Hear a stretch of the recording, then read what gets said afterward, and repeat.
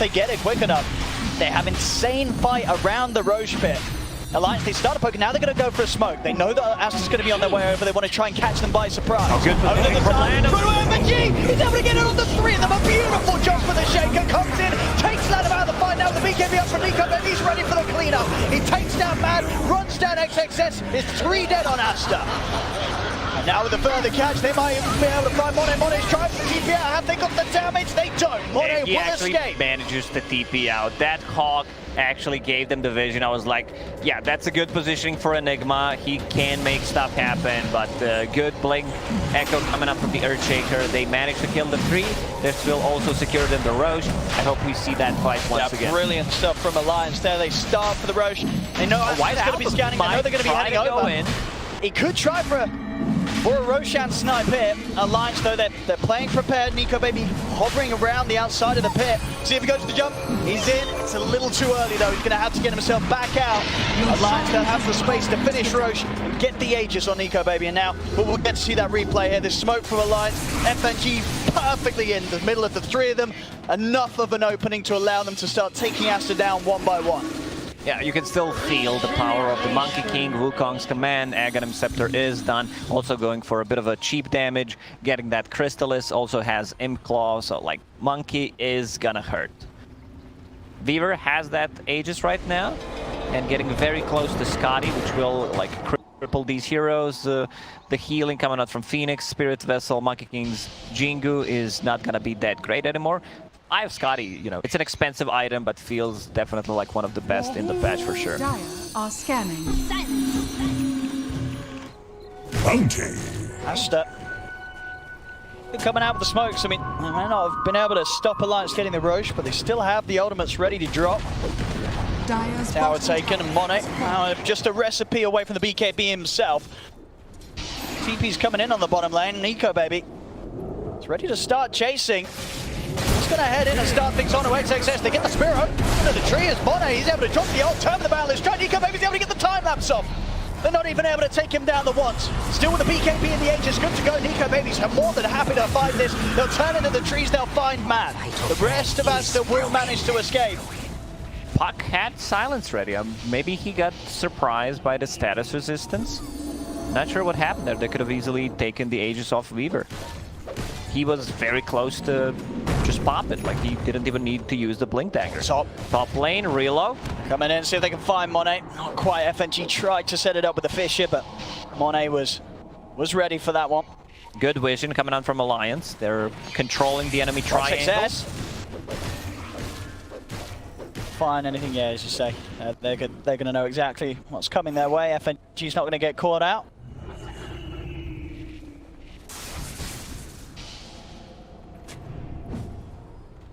Radiant's bottom tower is under attack. Protecting this vision that he's set up. Not leaving Aster any chances to get in on this. Radiant's middle tower is under attack. Aster gonna start the fight here onto S4. S4 gonna have the heals coming out from Hanskin. It isn't enough to keep him alive though. Nico Baby sweeping up. FNG jumps in with the sandwich on the opening on the Monkey King. Can they kill Monet? Black hole. Lennon, he's been able to find the lockdown onto the Weaver. Grabs Limp as well. They'll take down Nico Baby once. BKB. See if they can do it a second time. Limp, he's trying to run down Lanham up to the high ground, but the Sunray heal from Mads, keeping the Enigma alive. Jump forward from White Albert. They're looking to get in on Limp. XXS, a beautiful spear. Moves him straight back towards face of Aster. As they catch Lim, Nico Baby and Hanskin on the way out. Hanskin TP's out. Nico Baby the only one left around as, again, Aster coming in with a big hit. XXS, these arenas, these catches that the Mars is playing, it's allowing them to just break Alliance apart. That jump onto S4, suddenly Alliance don't have the full potential. They try and get back in with that move from FNG. But they didn't have enough damage. They need him in the fight. Like, they need him to use his abilities. They need the book. They need the primal roar. He needs to be the one initiating. If he's the one getting jumped, like you can see, even the heals coming out from the IO, the mech, it's still not enough to keep people alive. I was really wondering like why XXS did not upgrade his boots. He had brown boots for 25 minutes, and now he upgraded the face. And we're seeing as well, just each of these fights, I feel like it's been the third time at least where Lanham, he's just able to pretty much put the entirety of NiKoBaby's BKB to waste with these black holes. It's a position 5 Enigma. Like, yeah, he's doing at so the much moment, you really don't feel like it's a position 5. It's gonna become even worse once he gets that BKB. Yeah. Weaver has a basher queued up. Like, I guess he just wants to be able to deal with the BKB black hole eventually if Roar is not used, but I would love to see a bit more damage on the Weaver. You can feel that like he's not dealing that much damage, especially against the Monkey King. It's more of a tickling. Monkey King sitting at 22 armor. Got that BKB, got that Paladin sword, so he's ready to go in, ready to take these fights. I just want to see if NiKoBaby commits fully to the basher build. Radiant's top still tower holding is off under on attack. the investment, so maybe still deciding what's going to quite be the best fit this stage of the game. As you say, you know, the bash is not necessarily going to help in the damage aspect, but they're maybe just favouring the control, that potential to get the Abyssal down the line, have something else to maybe try and cancel these black holes, but that's going to be hard because most of the time Lanham, he is making sure that he gets NiKoBaby every single time. Yeah, that's his target. Like, he needs to be able to control the Weaver. They have enough. The silences, White Album. Like, this is kind of his build that I've seen a couple of times throughout the DPC League. You know, getting that Veil, getting the Dagon, not going for any like defensive items.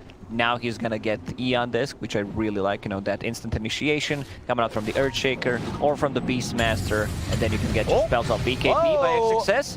All right.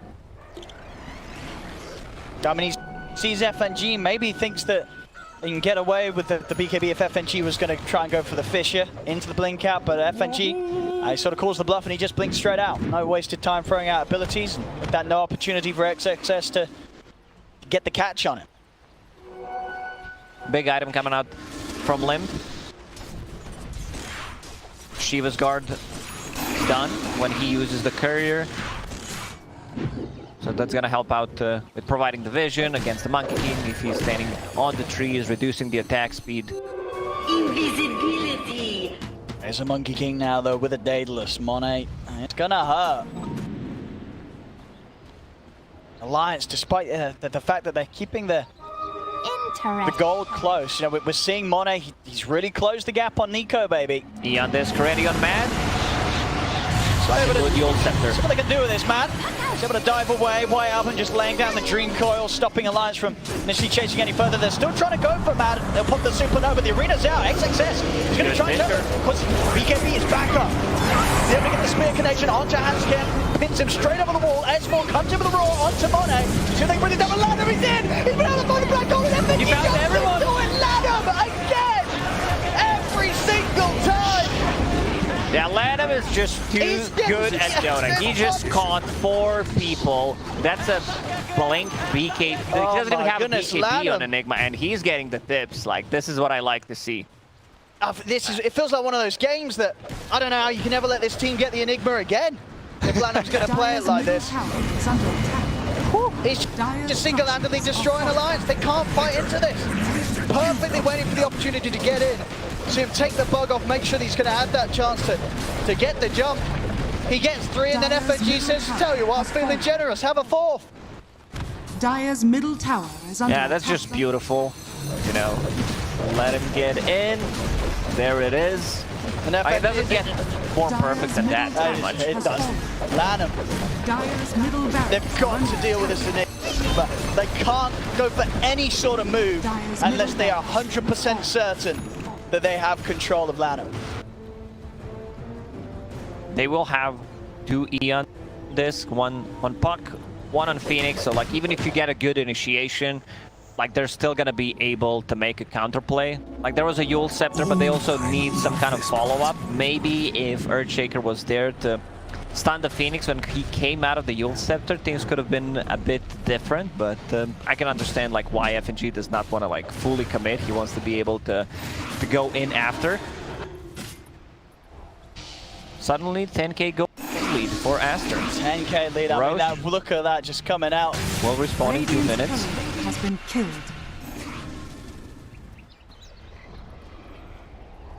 Earthshaker has a shard, but it's not an S tier shard anymore. It's not good. It was a bit OP before. A bit OP.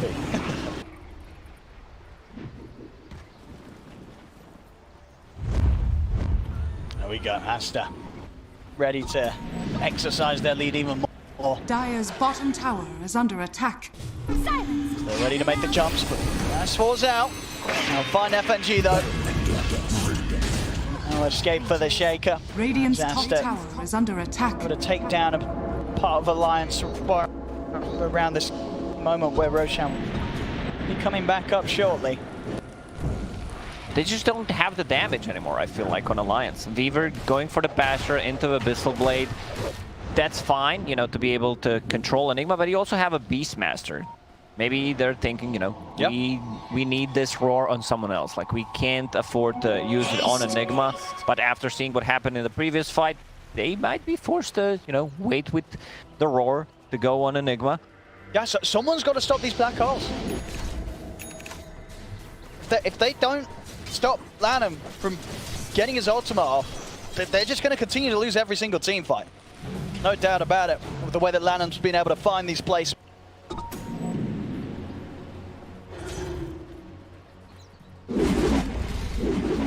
Yeah, this game, without a doubt, it's Dire's top tower is very under difficult attack. for Alliance. They did have that, you know, that solid opening at the beginning of this game. Nico Baby's farm just in a fantastic position. They just weren't able to do enough with it. Yeah, it feels they didn't take the fight when Weaver was strong, and now it's kind of backfiring. I think sort of the beginning of sort of the tough times for Alliance was that move that they did make around the tier 2 mid, and they tried to go in a bit too aggressive onto Monet, played that chance to maybe take the team fight, but it's too deep, close to the tier 2 and in an awkward spot. And you have to be so careful overextending against a lineup like Aster's because of how phenomenal their team fight is. Monet has been playing so well this game. They didn't even manage to kill him once, got his farm, has actually enough gold to buy a full Abyssal Blade.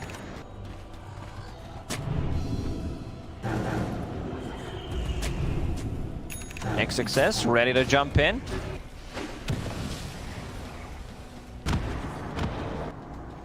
This Roshan is not something that Alliance can go for unless they take some sort of a fight. No chance of doing it whilst it has to have the full 5-man alive. Aster's on the hunt. They know that Alliance is going to be playing this high ground, waiting for some sort of movement around the pit. The question is, are Alliance prepared for Aster to come in from this angle? Coming in from their own jungle, XSS looks for the jump. FNG's out to the side. They'll find Limp, though Limp's alone. He's getting burst slow. Are they able to save him? He's able to get himself up in the open Yules. Monet tries to lay down the Wukong's command, but the Fisher from FNG puts a stop to the cast of it. As Limp will live for now. S4 has to put the BKB. Nico Baby's turned up. He's looking for Matt. The Supernova down. There's the arena. Can they take down? Taking time to get the roar out onto XXS. The end will get taken down by Nico Baby. They've lost Limp, though. XXS is deciding to back out of this, but the bash is there.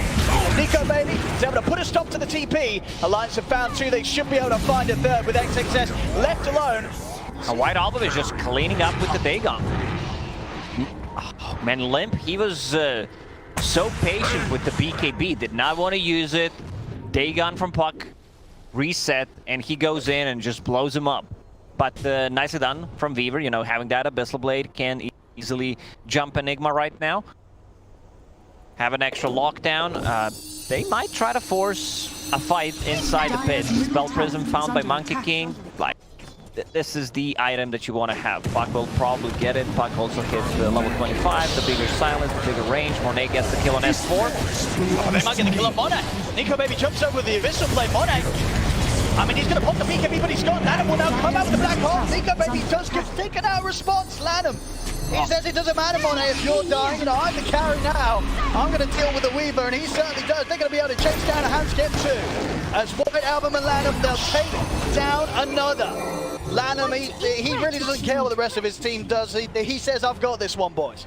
Every single time, he just uses ulti on Weaver. Unfortunately, Hanskin did not have enough mana to use the relocate.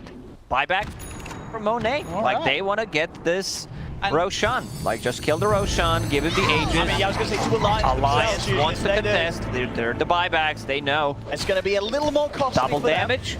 No one scouted that one out. Penta Edge Sword found by Monkey. It's a really good item on the Monkey King, especially with the Aghanim Scepter. Yeah, you just can't escape the statues. As White Album gonna scout the action. That DD's still not been taken. It's gonna be pretty huge for the next fight. Sue's able to get their hands on it. Nico Baby's charging in. He's able to make his way over towards the DD rune he is. So Alliance, they'll be able to have the DD rune ready to go back. Jorien makes the jump on a Handskin. The arena's down as well as the Supernova. Handskin, he's gonna get second now. He's gone for 99, over to the side, jump over the missile on the Nico Baby.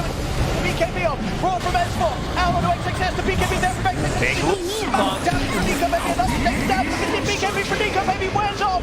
The Dream Coil catches him, that's the Weaver down for 2 minutes. A dieback from Nico Baby as Aster will have no trouble cleaning up the rest of the fight as it's only Limp and FNG left alive. They can't take this fight with only 2 heroes. Aster can just go inside the pit. Monkey still chasing. Has a Abyss Blade ready soon. And the Boundless Strike, but a bit out of range. I think Alliance will have one more fight. Like, they need to kill the Roche. I don't think they have enough time to just kill the Roche and go end the game. Oh, hang on. FNG. He's seeing if he could go for some sort of wild play around the pit. It wasn't to be the case. And he ends up giving up another kill here to Aster. 29 to 13, 16k lead. This Aegis. It's gonna be theirs. 70 seconds without Sheever. Let's see what they can do. They can take at least the top side. Yep. They're taking the outpost right now. Dire's top tower is under Just before that 40-minute mark, they're gonna have that benefit taking them. Okay, Alliance did have the bottom one under their control, so at least Alliance won't miss out completely on the XP. Still 50 seconds. Now they need to go through Aegis, go through the cheese. Aeon Disc will reset by the time they take the fight. Maybe Weaver, kind of considers Abyssal Blade a bad choice. Like Nullifier, I think they would get a lot of value also from that item. But yeah, Aster knocking on their barracks right now. This is the second set of barracks. Dire's top barracks has fallen. Playing the fights against Lanham's only going to get more difficult now that he found that ninja gear for himself. It's going to be constantly set up in the shadows. Lights have to be so sort of strict with the way that they force themselves to try and at least get someone around from the side, around from the back. Dire's bottom tower Lanham's just going to continue to get them every single time. Chance of a hold around these tier 2s. They've got to wait for the base defense, Alliance. The problem is Puck has Aghanim Scepter. With the Spell Prism, just if he catches 2 heroes, they follow it up with the Wukong's command. These 2 heroes are just straight up dead. Anyone who gets caught inside that combo is dead. Pretty much nothing at all they can do against it. Get caught. I mean, with the lead that Aster have, if Aster get any sort of initiation or jump, the fight's going to be pretty much impossible for Alliance. Love the itemization on that. Phoenix getting that Spirit Vessel to nullify some of the healing from Dead Prophet and Io, getting Aeon Disc, a lot of value. He also has a refresher, so if he feels threatened, he can just refresh. Not even going to be able to force that out of him. TV's coming in. Nico Baby knows that he can't hang around any longer. Handskin, he's been left behind. Most of Alliance able to get out of there, but without the IO for a minute. A save won't be available.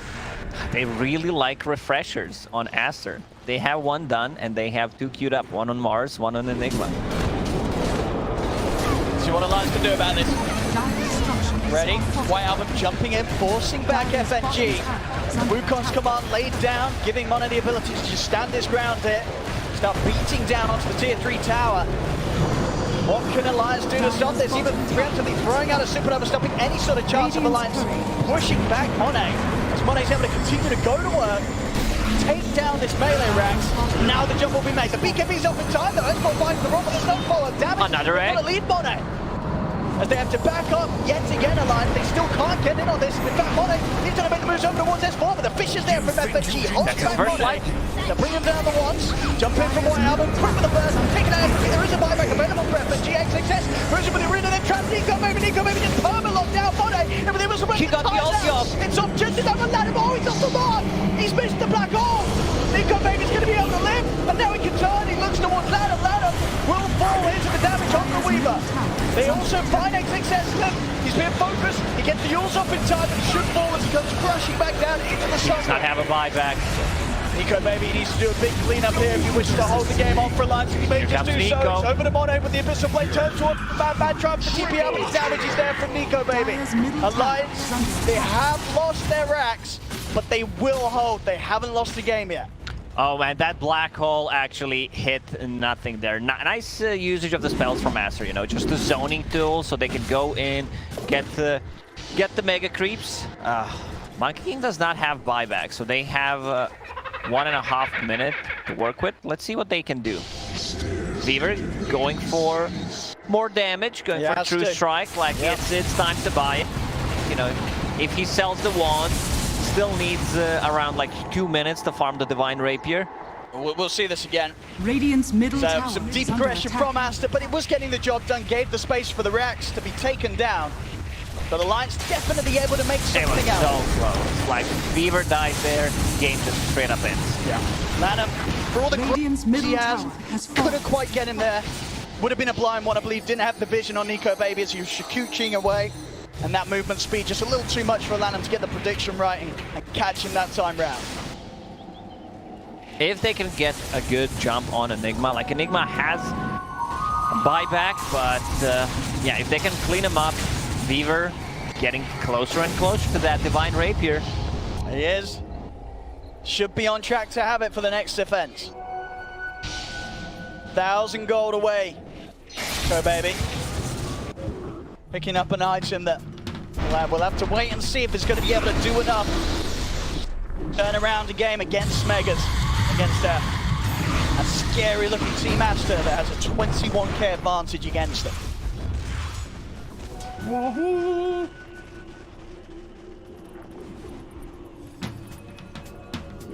Very close. Divine Rapier just 300 gold away.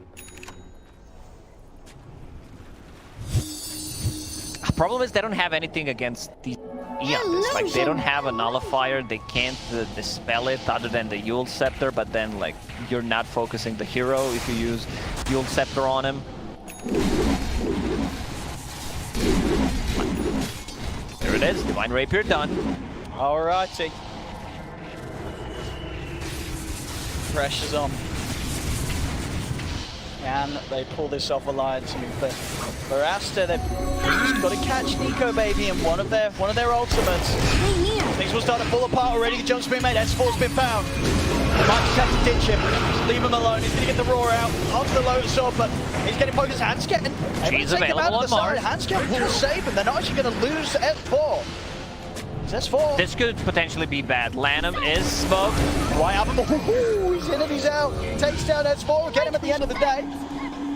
White Album still chasing. He's got those low cooldowns thanks to the Octarine. This will be problem. He's popping the Exorcism. He's going to start trying to force them away. The Supernova's out. Limp steps up to the side. Nico Baby has got the damage to take down White Album. He has it. White Album's able to jump out and away with the illusory orb.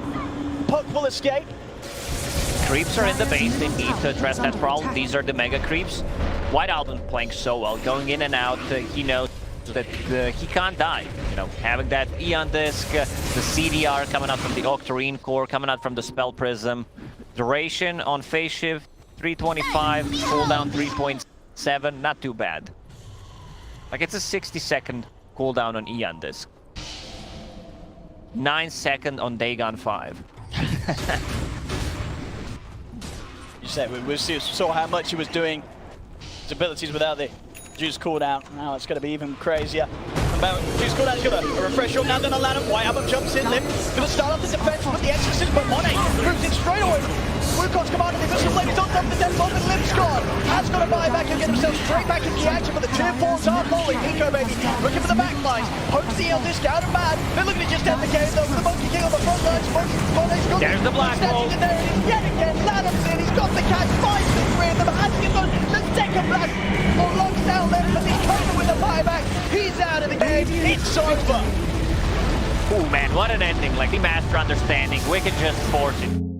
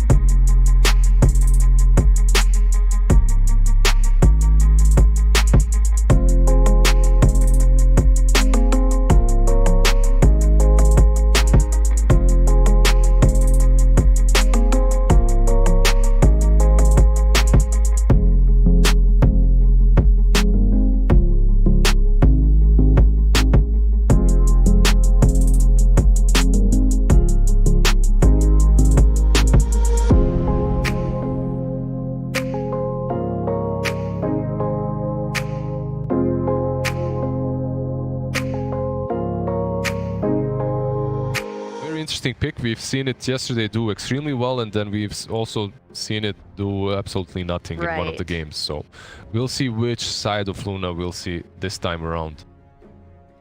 Looks like Alliance is taking a little bit more time to pick their 10 heroes. seconds remaining. The first time around, it seemed like the draft was pretty fast, especially toward the end when they were 5 locking in their last seconds heroes, but remaining. now they're doing their extra time, so... I'm not sure. Yeah, that Prophet is still in the pool, something that they can think about picking once again. I don't think that there was a major problem with the hero. I think that it did what it usually does. Unless they just want to pick their support first, maybe. I guess figure out what the FNG hero is going to be. When you pick this IO, you're not getting stuns out of your 4 position, so generally you need stuns out of your 5, and FNG is going to tusk it, looks like. Alliance's turn to pick. Can't say how much more I like the Tusk 5 over the Shaker 5. Tusk 5 just feels much better. It's easy. Don't get me wrong, FNG had some pretty sick echoes in that last game, but he needed time to get to that Blink Dagger. Yeah. He needed time to get there, and Tusk he's online from minute 1. And especially because Alliance had such a good early to mid game, if they had a 5 Tusk, it felt like they could have seconds snowballed a lot more. I think Tusk was maybe banned though in game 1. I think was it banned Possible. first too by Alliance even? I don't I remember. can't, maybe not, but But we've seen Tusk do some fantastic things in the games yesterday and the day before, so Yep. I think it's a good pick. this is a great Queen of Pain pick though. Yep. I like this a lot. Why? There's no stuns other than the Tusk, who's not like you've got to snowball in. Like you basically there's nothing to lock Queen of Pain down. It brings a lot of burst damage to the table, which is what you need against IO in general. Support IO's always healing up your carry, so you have to blow a hero like Weaver up really quickly if you want to kill them before time lapse, before the IO heals. Yeah, we saw that in the last match, right? Like they had a little bit of a lock. They had a lot of a lockdown. They had Black Hole Arena, and still Weaver was just surviving through every single initiation in that early game. But all right, Darkseer. gotta go fast, team. That's it. Darkseer, Weaver with Sumichu, IO, And then a getaway or an initiate with Tusk. Team movement. and pretty I would assume this will be Darkseer plus Tusk 10 on the offlane, seconds remaining. and then IO Weaver safe lane, right? And Yeah. the good combination of heroes. 5 seconds A very remaining. low pick rate so far. Do you Yep. think we'll see more of Darkseer as the games go on? It's possible. I'm not exactly sure because the hero doesn't feel Radiant that team strong, alliances but in some turn to situations he ban. can definitely be very scary. Like this, Darkseer plus Tusk should dominate the Luna 5 lane. Maybe even put this Luna somehow on the offlane with Mars and set that Phoenix on safe lane because he can at least dive out of danger. Yeah. Meanwhile, Luna should pretty much suffer there. 10 seconds They should find a remaining. hero that actually does well now versus the Darkseer on that core position 1. 5 seconds remaining. Yeah, we I think talked about in other panels, like the heroes that used to be good against the Darkseer, some of them aren't as meta anymore, like the Radiant Anti-Mage, team not ban. really a pick that comes out very much. Void ban. Yeah, I mean, it's a bubble, it's a circle. It's a circle, it's a bubble, it fits the teamfight composition the team Alliances master usually goes for. turn It's a void. But it's a void. playing void. Yeah. I don't know. Alliance is like, it feels like Are they sending a message? No, I feel like they prepared for China, but they slept through half of their classes. So half of them they know, half of them they're like, was that the Void Spirit or a Void? Just ban any of them. I don't mind it because I think they think of like what are the heroes that can do well against the Darkseer in lane and what 5 hero would work well in the draft. seconds Void for sure. It's just not a hero Radiant that's team pick. relevant in the current meta per se. DK yet to win a game here in Singapore and Alliance. A safe pick versus the Queen of Pain, right? Something that a hero that can sustain himself through all And they the shadow needed strikes. stuns. Yeah. And They had nothing. very solid stun, very solid lockdown versus Queen 10 of Pain. seconds Plus remaining. another hero that benefits quite a bit from the Darkseer, Iron Shell. They go with it. Choose your Yesterday, we mentioned AM and we mentioned Jug as heroes that are strong versus Darkseer. I mean, maybe they do put the Phoenix with the Jug, and then you've got Sunray as well as Healing Ward. You got a lot of sustain against the Iron Shell, which is just going to constantly kind of whittle away at you. So, I think the Jug's a solid pick here. Pretty alright. You have a lot of sustain, like you said, Sunray and Healing Ward. However, this time around, I'm going to go with Alliance as my. I'll predict first. Yeah, I think in the first game they had a much better draft. It was way more solid. That's why I went with them.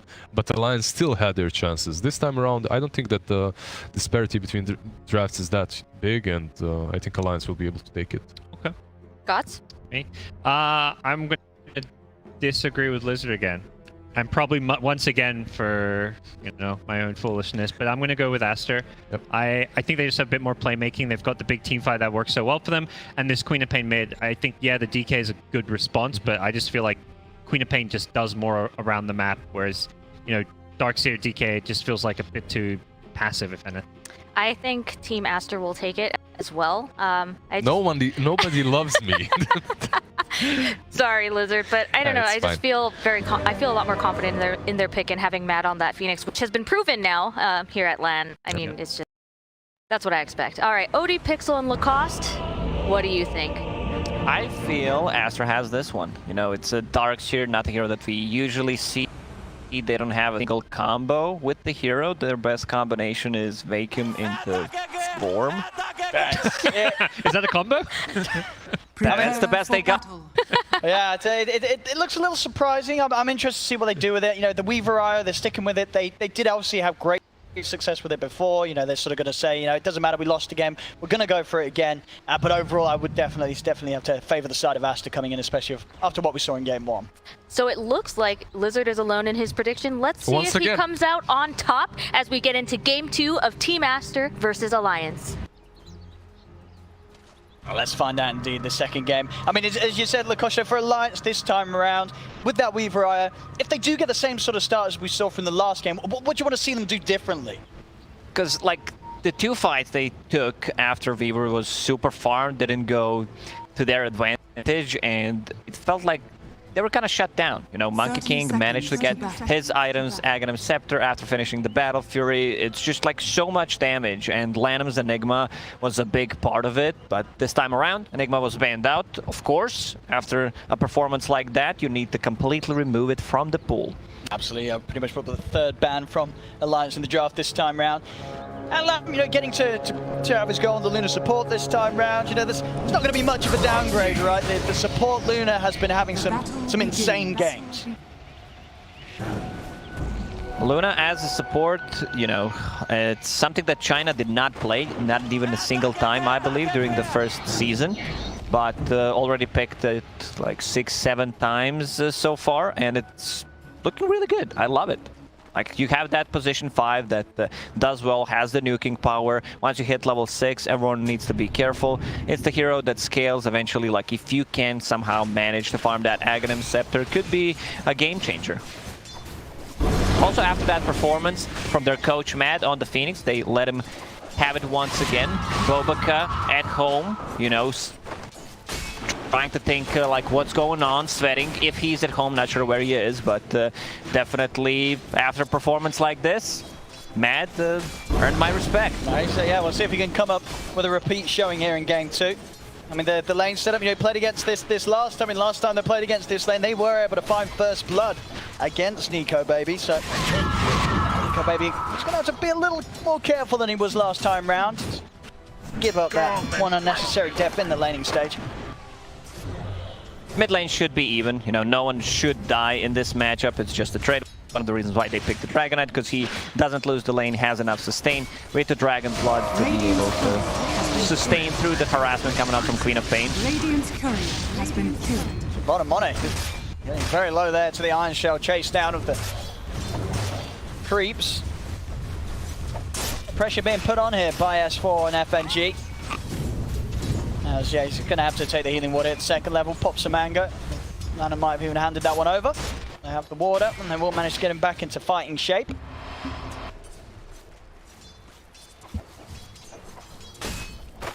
It's the same lane on the top. Mars, Phoenix, plus Io and Weaver. We'll see how that one goes. Nico Baby, once again, because he has the sustain coming up from the Io, that the region plus the tether, can afford to get the Maelstrom as the first item, something he's done in the previous game, which allowed him to stay on the top of the network, was extremely farmed.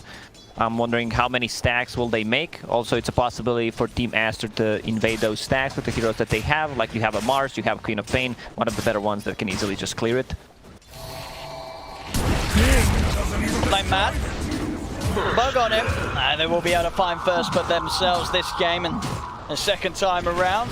Bottom lane as well, they get the trap onto land, and they've also got the trap back with the vacuum. Alliance picking up kills in both of the side lanes. Much better start for Alliance this time around. On the top lane, they get a kill. Urn of Shadows already done by Hanskin. Is gonna manage to get the pull off. They're playing the top lane much better than they did in the previous game. Yeah, not leaving any sort of opportunity for Aster to catch Nico Baby by surprise. Do you think these teams are memeing? Because like every single time we see Davion, there's almost always Luna against him. There is actually. I mean, they are two popular heroes, but you know, you'd like to think that everyone has, of course, watched the anime and is keeping it thematic. I want to see Luna buy 6 Lotuses. Just for the memes. Not gonna happen. Not gonna have that much farm, but one can only dream. Queen of Pain actually bullied out of the lane. She's level 4. Very tough. Already time. forced to go back. Dragon Knight, aka Davion, will be level 5. Has a bottle. Something that we usually don't see on the Dragon Knights. Most of the time it's just, you know, Magic Wand. Unfortunately, he will not be able to get that regeneration rune, but at least Tusk will pick it up. It's gonna definitely be a sort of tough game for White Album to get the momentum going when he's having this bit of a slow start against Limp in the mid. He's already going to be a bit down on the levels, and when he does hit that 6, Limp's very much going to start beating down onto Aster's tier 1 in the mid lane. So it could be tricky for White Album to make those early moves this time. I like how Valve updated, you know, people were complaining on Reddit that Davion was not showing off when you type it in, when you're choosing the heroes, and we had a patch. I really like that. Like, he stonks are on the rise, for sure. Like, you need to invest in Davion coin. FNG. It's looking pretty dead here. And so he'll get the snowball off onto Lanham. Lanham's got stick charges, so he won't go down. FNG will. This is the same move that Med made in the previous game. Like 5 minutes in, go for the rune. He left the Mars alone. Get him the solo XP. XXS has decent amount of farm, has a bottle, has 11 magic wand charges, and once again going straight in for the blink dagger. We're gonna see that pressure from Limp now in the mid. He's 6 whilst White Album's still trying to work his way through the 5. Start really pressuring this tower. We'll see if that's to bring over anyone to try and push back the TK, but it's going to be tough. FNG hiding as well in the tree line, maybe ready to make a move if Aster do try and step forward. Bottle refill from Lanham. White Album still not level 6. He's going to get caught out by the stun. The snowball connects, but not enough lockdown. Still able to make it away. Alliance, though, really forcing reactions around this mid lane as Mad also ends up having to head over. Everyone just refilling the bottle for their mid laners. I mean, they just know that White Album's having a really tough time here. Trying to solve that a little bit for him. He's catching up. Arena. But nothing happens. We'll pretend that it didn't happen. It was a tough kill to get. You know, you're level 6 Mars. You don't have your spells maxed out. Weaver is 6. Once again, it's going to be around like 7-minute Maelstrom on the Weaver. Juggernaut. Monet, he just loves to farm. He loves to hit the creeps. Going for that Battle Fury. FNG is getting very aggressive here onto Lanham. They do have the wall down from S4. Illusions out. I turn. The Sonic Wave will finish off the Tusk. Lanham is going to be able to live. Not enough damage coming out from the wall illusions yet at this stage of the game. Alliance with the 3 observer wards, just connecting. They see both runes, they see a bit of a jungle. This is something that the Team Liquid also loves to have. Sometimes even put down the 4th ward to see the enemy triangle, see if there are any stacks, possibly evade them. Move faster. See bottom. Over they go towards Monet, but Monet and the Blade Fury up. There's not any sort of threat against these two, the Tusk and the Darks here. They can't do too much about That's Joe getting There away we are. every single time. Pretty much the same timing, you know. Hanskin has been stacking. It's a huge stack. The Nico Baby has the swarm ready to clear it a bit easily. So once again, they will not be able to contest the stack. Top lane completely free farm for the XXS. He's in, he's pinging it out, he knows. But it's gonna be a bit too late. Yeah, and they're gonna have this already cleaned up. Nico Baby, he is low though, but yeah, not gonna take any chances and caught by XXS here by the looks of it. What the green trying to say that? Oh, okay, XXS, he is able to catch him. He gets both of them. All right, I mean, they may have farmed the stacks, but XXS able to farm their lives. All right, easy kills for the Mars. Mars, suddenly top 1 on the net worth. Level 8. And they're going to be able to take this stack, or maybe have a bit of a poke at it. I guess actually no, White Album, can he do this on his own? A few screams will take some of them. He's just farming the items. He found Faded Brooch, now not too bad. Move speed and the mana is always going to be good. He's going to get it. Fairy's Trinket. Yeah, so that is a decent amount of the jungle that Alliance did prepare, taken away by White Album sticking around. I like how he leaves the golems, does not want to take everything. Gotta watch out for XXS. Getting a little punish for the greed there in their jungle, you know, wanting to stick around as low HP as they were, to just be as efficient as they can with the clearing of the camps. XXS just perfectly punishing it, getting a huge push up there in golden XP. Dire's middle tower is under attack. That's gonna be such a good timing on the Blink Dagger on Mars. He actually decided to go for the phase boots a bit early, which is kind of a standard on Mars. You want to have that movement speed, you want to have that extra damage for the God's Rebuke. He upgraded phase boots last game around like 18-20 minute mark, which was kind of a weird. Phoenix collecting some XP on the bottom, only level 4. 10 minutes in, we'll need to buy the tome. Lanham also level 5, like the supports are a bit under-leveled on side of Aster. And we have an Alliance diving in. I mean, this is going to be responded to straight away with the double TPs coming in. The surge coming to an end. White Album going to try and chase down S4. Man's diving in. I won't commit on him though. For just the cloak still a little too tanky for them to deal with. Radiant's middle tower is He's going to have ample time to be able to surge away once more. White Album is continuing to chase. He's got enough burst. Sonic Wave, it's enough. He got him.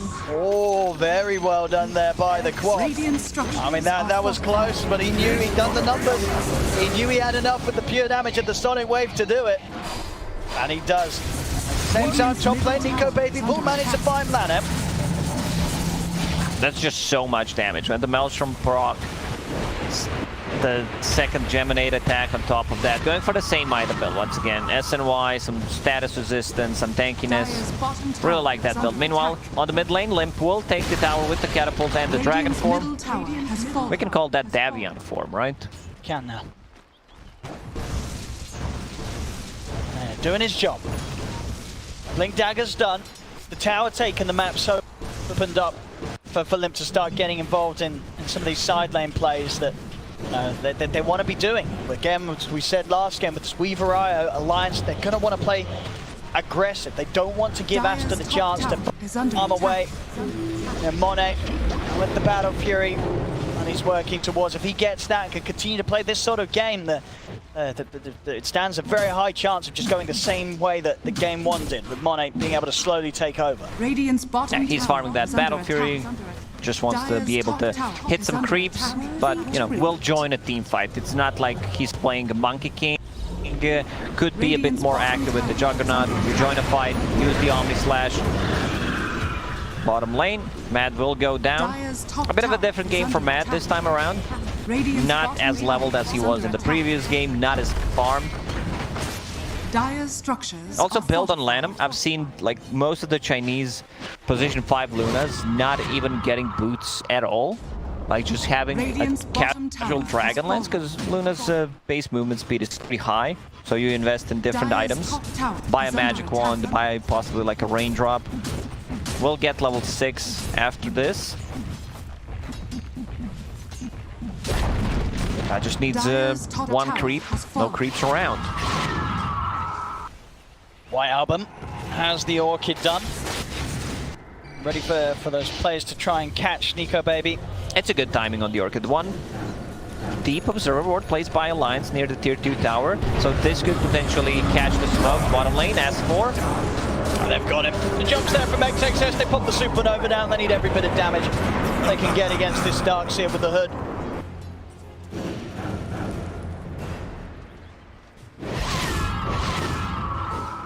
We can see a different build from XXS this time around. Going for the Yule Scepter, relocate mid. Sonic Wave is going to be able to push the forward and back, and that's going to allow White Album to big link out of there. They're going to try and chase on a little bit towards Lanham, but Mone's up on the high ground, and he's ready to help out if Alliance do continue to charge into them. They're not Come on, going to. Luna, kill one creep. We'll get you to level 6. There we go. Quick reactions there from White Album. You know, Limp jumps in instantly with the Orchid, silence, stops. Nah, he was any so ready setup for with that. the Dragon Tail. Smoke. Yeah, I believe that was caught by Dire are scanning. Alliance. I talked about this ward, which is kind of non-standard ward. You don't expect them to have this deep ward 14 minutes in. They should know something is up. White Album, he jumps in.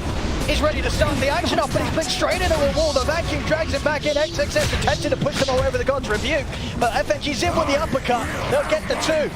A good block. FNG got him. Oh, and he's able to put a stop to the CP as well, rolling in with a snowball. Aster falling straight into the trap of Alliance there. You said Alliance just with the better map info.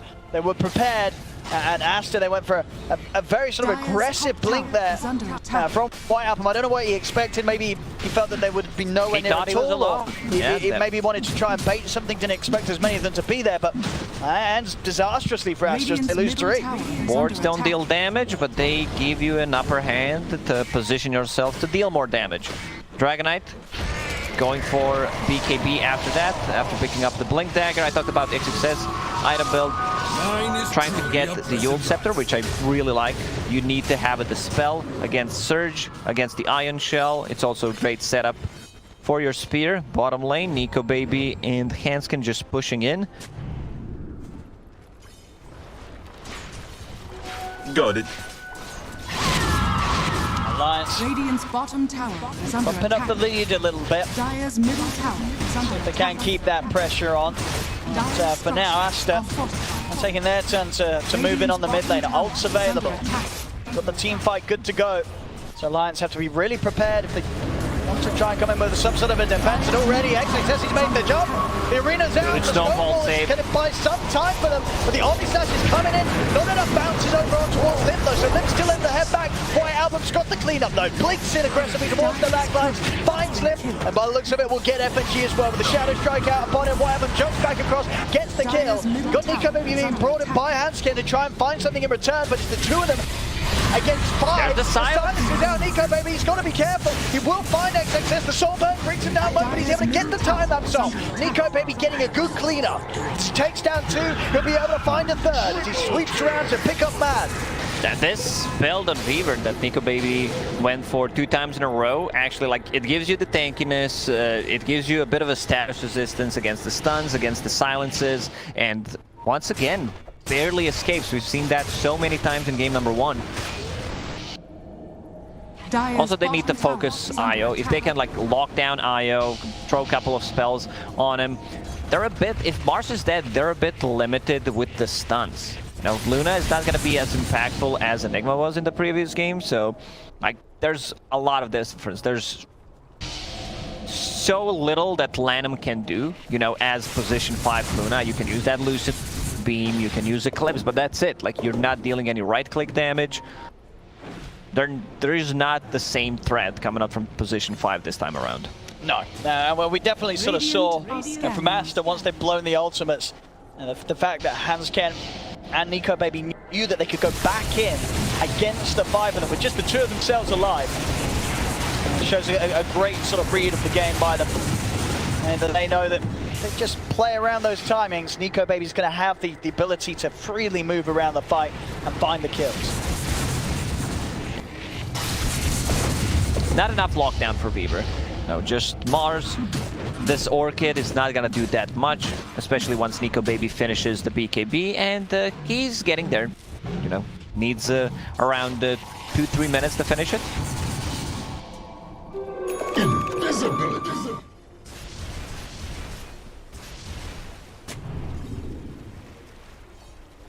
Aster. Trying to catch Alliance down here on the bottom lane, but Alliance then up. I'm going to try and hold for this tower. So Aster, I'll be able to take the objective. Radiant's top tower is under attack. Will be some wide goal pretty much done here for Monet. Dire's bottom tower. Some Monet or Monet. Dire's bottom tower has fallen. Mad. Caught out again here. Alliance able to make these moves with the jump, the catch that they do have. So Limp with this Blink Dragon Knight. No struggles getting the setup to Excuse me, sir, what did you just call him? Davies. There we go. So Alliance will be able to take tier 1 tower on top. There's not going to be any defense. Dire's bottom tower is under attack. It's a possibility that Alliance, they get 1 or 2 kills. Could potentially transition that into Roche. They have enough damage with the tag team, with Weaver. They could also like try to go in with 3 heroes. I think they have enough damage, but if you use the Swarm, if there's a ward around the Roche pit, could potentially scout it out, but they definitely do have enough damage. BKB getting very close for Weaver.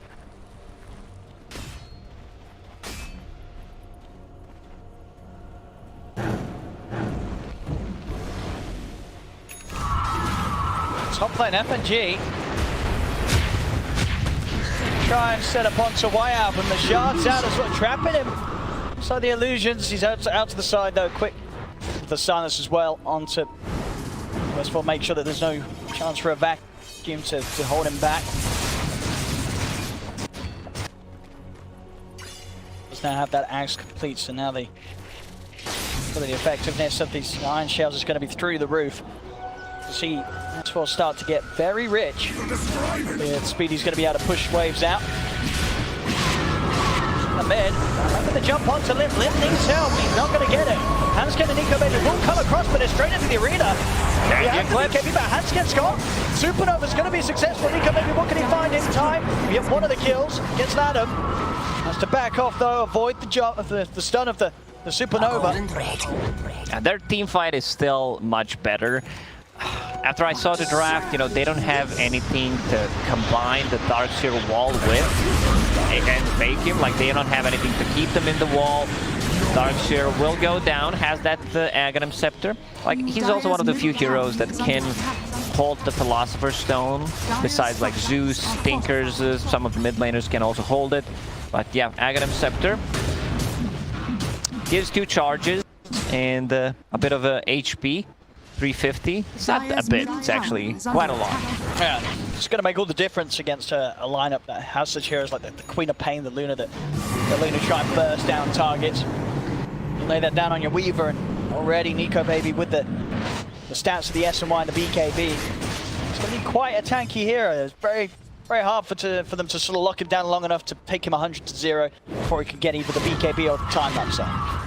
Monet finishes the shard on Juggernaut. It's one of the better shards. Like, it's because it scales when you get the items. It's so good. And going for the Aghanim Scepter to be able to like deal more damage, use that mini slash more often.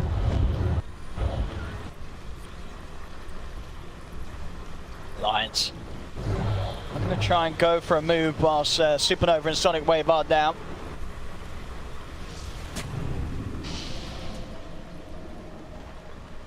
Good move at this point, could set them up for Roshan. Oh, nice reactions. Like, you have to be extremely fast to do this. You need to be like pre-casting it, you need to have a quick cast as well, otherwise it's not happening. This is what I talked about, them getting inside the Roche pit, have a ton of damage, they will not be able to get there in time. Like, the minus armor, the tag team is just too much. It really is. They're just too quick. Aster, despite being by the tension, they couldn't get there in time, and Amon's going to get jumped there. They're dragged down with the arena down. Let's go caught by the spear. They take down the Darkseer. The Supernova arena combo is going to be able to set off and catch Slip off the side of the snowball by some time. It's not enough. The Supernova stun still connects as they come out of the snowball. 3 dead on Alliance. So if they can get Nico Baby on the way down, Good they can. spear. XXS. But the relocate to the gets him wall. out. Yeah, I mean, Io will pay still with his life. They did not lose the Aegis. A good move from Nico Baby. He TPs to the outpost for the possible dinner, but there is the silence. Like, they tried. No, bro got him out. You gotta help the bro out to possibly get him out. Didn't happen, but White Alpha, man, he loves Witchblade as well. Like, he's going Witchblade as a third item. That's a lot of damage. It is. A lot of damage. A lot of overtime damage combined with the Shadow Strike on top of that. Problem is they have, like, no abilities that go through magic immunity. Juggernaut's not that afraid of a Walrus Punch. I'm thinking about more like a Roar type of ability, Black Hole. Yeah, and we saw sort of a good effort from FNG there to try and counteract the stun from the Supernova, time that snowball, but unfortunately didn't have the distance of travel with it to keep them in it long enough before that stun went off, as Mad able to pretty much catch all 3 of them with the explosion of his ultimate.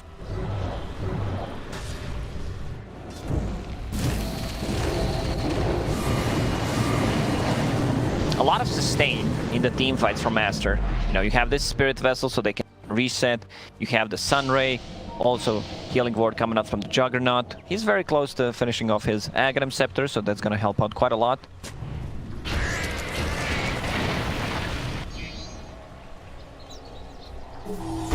Lions, Radiant's bottom tower despite is the under rough attack. team fight, just having that Aegis, they can get back to business. Radiant structures Taking are these fortified. objectives. Are fortified. This tier 2 won't be defended by Aster. Aster just using this time to continue to make space, find areas of the map for Monet to be safe in. As the Aghanim's just 500 gold away for Jug.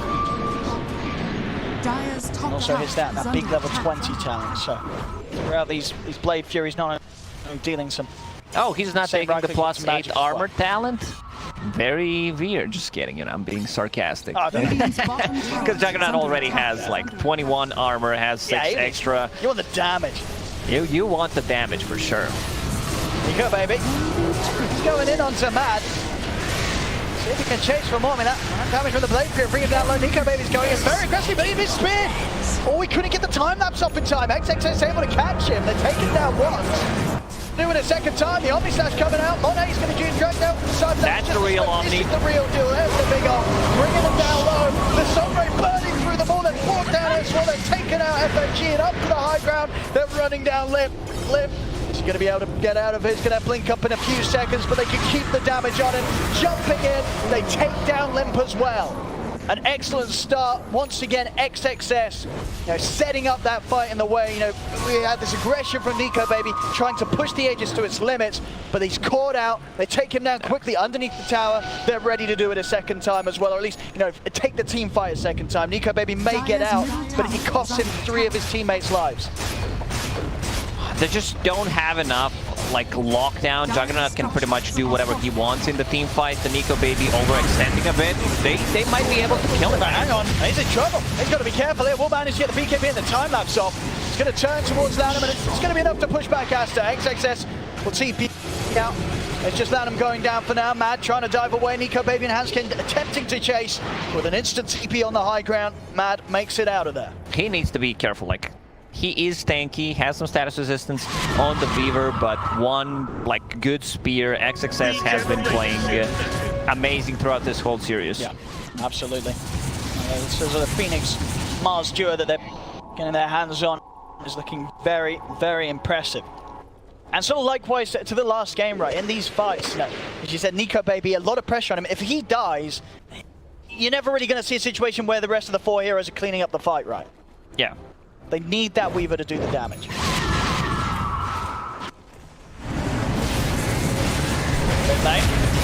Success is getting gone upon.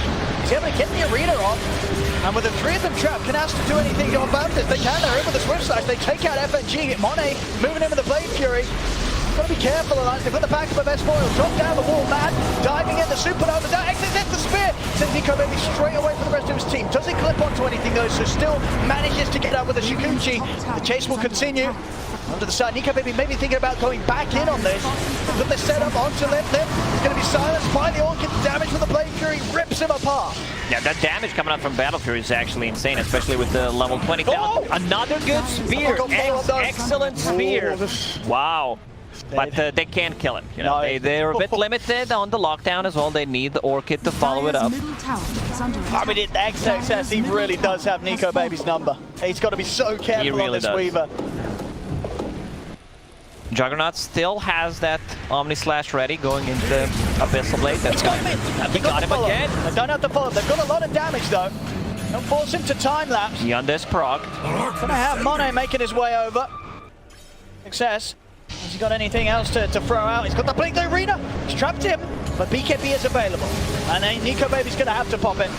He's gonna have to pop it. Can't risk anything else coming out from Aster. But XXS just toying with this Weaver, keeping Nico Baby on his toes.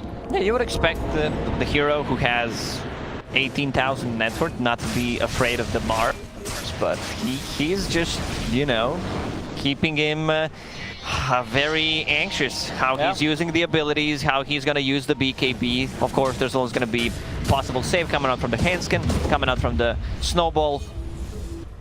But needs to be careful. XXS. It's going to be able to make the jump, gets in onto the Phoenix. Can they get the Mad off in time? He's able to dive out to the side. He'll live. Solid Wave pushes back to the rear of the arena's out. They've trapped X4 against the wall with the spear. Hands gets down. Nico Baby trying to move it onto White Album. White Album. They will get White Album. Oh, FNG. Blade Fury chased down. Monet's over towards Nico Baby. Nico Baby's out the side with the Shikuchi. He'll live. They'll get the Weaver out of there, but they've lost 2 Alliance. And with the BKB coming to an end, Limp's in trouble. The chase is on Monet. XXS and Lana running down. And yet again, Aster claim another team fight. Unfortunately for Phoenix, he did not have Eon Disc. Supernova would be ready in a couple of seconds. They had the vision with the bug on him. Dragonite just jumps in, finishes him off. White Album needs to also be a bit careful. What's with the brown boots? Like, Queen of Pain has brown boots as well.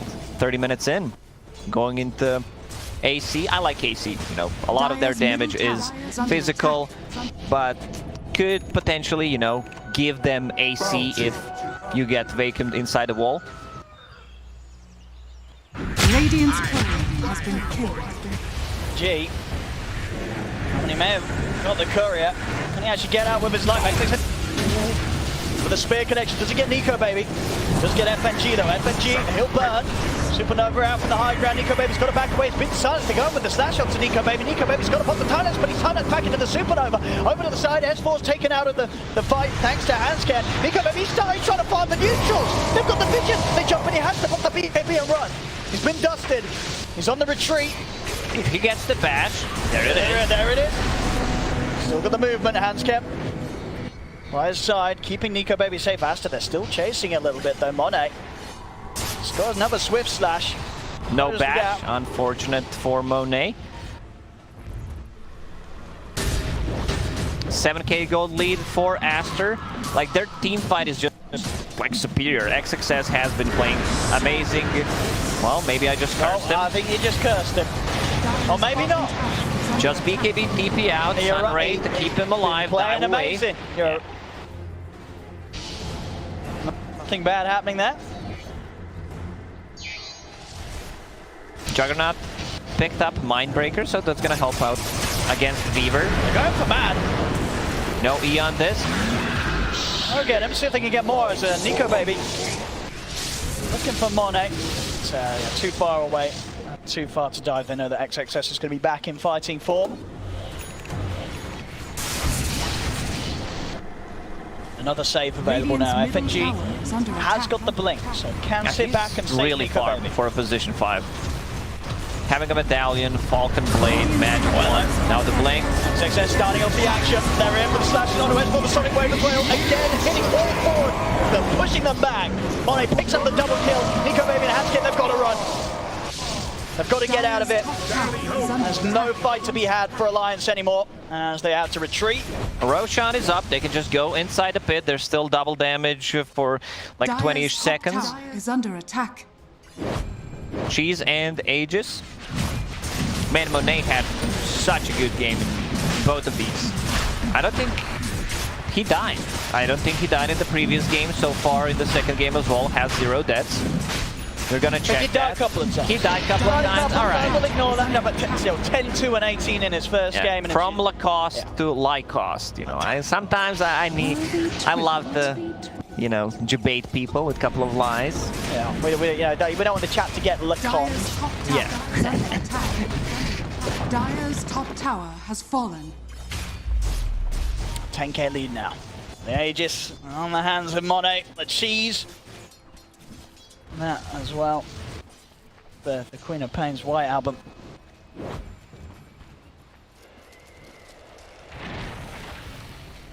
What has Alliance got? A similar situation to last game. Decent farm. Good farm on Nico, baby. Not quite able to enable him enough against Aster's lineup that just built around such a solid foundation of team fight. This Mars Phoenix. Yeah, it's their bread and butter, you know. They left them 2 heroes, like what could they potentially pick? They will just go with the same stuff because it worked out nicely in the game number 1. You know, what I was wondering, like, why does Sanj give HP regen and lifesteal amplification? Like, it makes no sense. Like, look at the item. If you seen the item, what would you say it gives? Like, I would say, you know, a bit of a damage, some stats. Strength, yeah. But you saw these extra little, wow, extra little bits. I mean, they're pretty big bits. Radiant's top tower is under attack.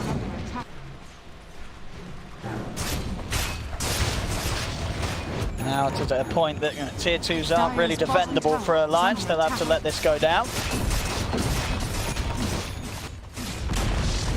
Gonna come down to base defense again, but I mean, Alliance themselves, they just don't have any sort of big team fight, right? There's no sort of combo, there's no wombo. You have, as you said at the start, you got a vacuum, but there's nothing, there's nothing that's anywhere near as threatening as that of Aster. Like, even if you blink, fake you into like swarm, 5-man snowball, your 5-man into their 5-man snowball.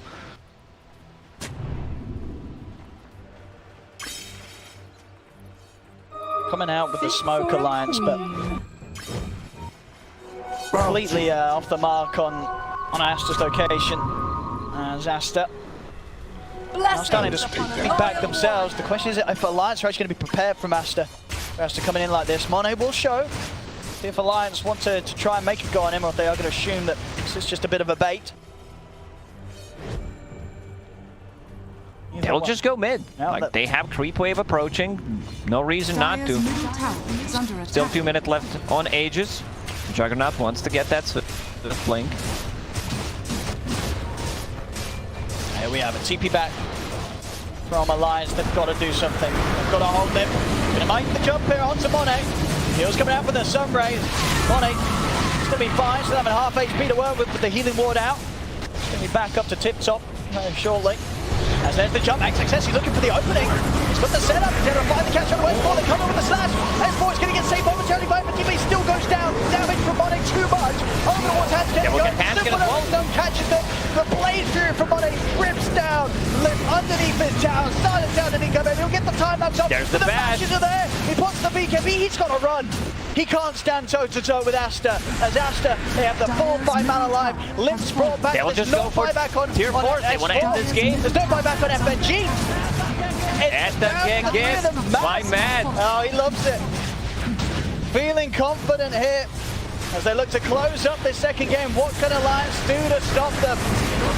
As another slash comes out onto Limp. Limp can even make it back to the mountain. He can't jump over with the Abyssal towards Nico Baby.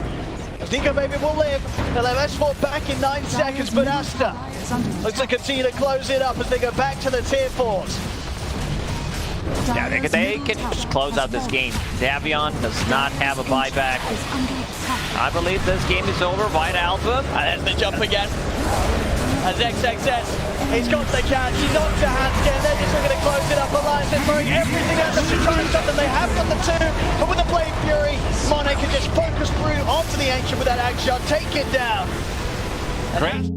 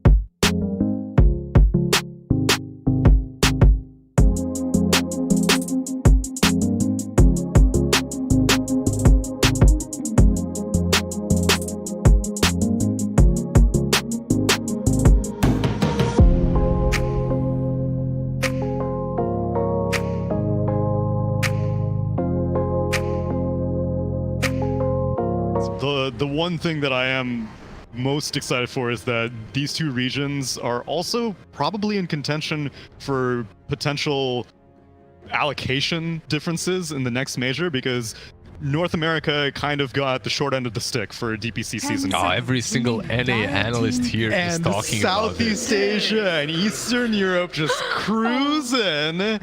And I feel like maybe a wildcard slot should be allocated to North America. We'll see if Quincy Crew can perhaps confiscate one of them from Southeast Asia. We'll see. Yeah, it's possible. 10 There's a seconds lot of remaining. it's hard because I feel the same way Parker feels. Every single 5 one of these seconds regions remaining. feels like they deserve For sure. that slot, right? And if you give it to CIS this time, maybe you can allocate someone else the next one. It's fair. I agree. But we'll see OB Neon actually snatching that profit away from Quincy Crew. That Look did at play those it. bans. Yep. Look at the bans. Just the heroes that we see so frequently. We won't see Aya. We won't see Puck. We won't see Enigma. Maybe they saw the last match on the stream and was like, let's take that out of here. The heroes that are played very often, right? Like the IO needs to go after the wild card, I believe. Yeah, and I guess during the end of the wild card, we saw the 4 positions be heavily targeted in the bans, if not the IO and the Puck. But here, the 4 positions are kind of question marks. Paulson on Quincy Crew, how comfortable is he with this lineup so far? At least they won 1 game versus Vici. And same thing for Neon with all these role swaps. Both these 4 positions are kind of like, maybe we shouldn't prioritize them too hard. Let's just 10 worry about the seconds heroes of the remaining. wild card and the beginning of the group stage. Overall, I'm very worried for OB team Neon because the way they swapped, with the Bill being there safely in position 1, he's also the main guy of this whole team. He's the in-game leader, out of the game leader, he's the drafter, he's the captain, he's the voice of the team, and now he 10 also has to seconds carry. remaining. It's I'm too pretty, much. I'm pretty excited though to see this 5 Pangolier because their seconds OB Neon's Pango is 7-0 Yep. right now in the year. Oh, wow. So that is a strong Pango. So SCA's Pango is the Pango to look out for. Radiant Okay. Like, team we've back. seen all the 11, we've seen the Chinese teams play Pango, but really, I believe the hero shines in the hands of SCA teams. They just love the hero quite a bit. So then, why did they take it away from Playhard then? Why were they giving him Legion Commander towards the tail end? He had some Pangos. It was the hero just got banned as well. so Oh, okay. that's the problem. T1 played Pango 5 times. Oh, wow. Yeah, so In this is a wildcards. SCA special then. Yep. And it didn't really work out for them. 5 seconds remaining. But 7-0, that is a contender. Okay, but also keep in mind that every time you bring up these stats that they have like 7-0 with some hero, these teams that did come to the major usually Dire have team back. like 7-1 overall score, right? So, True. I'm trying to put some respect on these players' picks, okay? nah, I agree, for sure. Void Spirit picked up by Quincy Crew. This is your Quinn special. Yeah. So, what is it? 10 What is it seconds looking like remaining. here? Because it looks like Pango was a safe choice for 5 seconds for remaining. Team Neon, but Quincy Crew, it seems like maybe I thought that maybe they would have Pelosin pick some heroes that he's familiar with, right? A Radiant Singapore team native, yay! But maybe have him pick a little bit of a comfort hero like Dire Undying or team back. Ogre because of how quickly this replacement had happened. Yeah, I'm not sure because those are usually 5s, right? Right. I believe he'll be a 4 here, right? True. Or is that not correct? Let's see. We'll see. I'm peeping this Vici Gaming series. 10 What seconds was remaining. old Paulson up to? Tusk in 1 game, and 5 seconds it remaining. looks like Mirana in another So game. 4, yeah. Yeah. Tusk can be switched, but Mirana is most exclusively played on 4, so we'll see. He can play this Phoenix as well. It can be played on 5 or 4. It's not really a big difference. As long as they give him a hero that he's comfortable with. They obviously won versus Vici Gaming 1 game, so something is working for them. That second match, Quincy Crew had a little bit of a interesting draft with the Naga being there too. It's not really my favorite hero currently, so Why is that? it just doesn't do anything. Soaks up the map, all the farm, and then does nothing afterwards. It shows up and sings. Yep, that's Dire it. team Yeah, Has a beautiful voice at least. That's all. That's true. I guess split pushing is not particularly popular right now, it seems. Like, the Nature's Prophet fell off pretty significantly. Naga Siren Illusion heroes in general, like your Phantom Lancer that you were advocating for from China, haven't seen it at all yet. 10 It's seconds very teamfight oriented, as I guess China's kind of setting the bar right now. One of the reasons why you don't see PL as well is the Morphling is banned. You see Morphling banned quite a bit, and then there's no reason to be... PL is really strong in certain circumstances. One of them is versus Morph, so... It looks like Morphling is not banned. Not in this match. Yeah, okay. So do you think that maybe they will pick that? For Neon, probably not. Not sure what the Bill 2000 or Scam's heroes right now are like, because he obviously didn't play position 1 for a pretty long time. They did pick Oracle. Now, this is interesting. Are they going to do something crazy? Are they going Liquid's way with a Huskar or... Maybe. 5 seconds It's doable. Alchemist is banned out. Troll Warlord's a possibility. Banned out as well. Oh yeah, never mind. And I guess the Death Prophet synergy is just already... It's already pretty good. Yeah. We see a lot of similar... frequently picked heroes for Quincy Crew, especially with that Void Spirit. I've seen so much Void Spirit in NA Dota, and the Wraith King as well, which is one of their strengths. And I do believe that that is also one of OB Neon's strengths too. Yeah, I have so many questions on what Dabiel's hero pool is. Because that's a hero that used to get banned a lot, and then just started getting ignored. Yeah, we've seen it once yesterday, I believe, and yesterday or today that Liquid played with it versus TP. They lost. Yesterday it was banned out a couple of times too. It's not a hero that's necessarily bad. Lycan still can work. There are just cores that look way stronger than him. So I was saying that maybe Split Push has died. What is Lycan played as these days? Is he team fighting with like a Necro book and Dominator and stuff like that? Yeah, exactly. You just go for Necros very early on, and you send your 2 Wolves and Necros on a hero and he dies. Like when you look at this Grimstroke, you know that he's going to have problems already.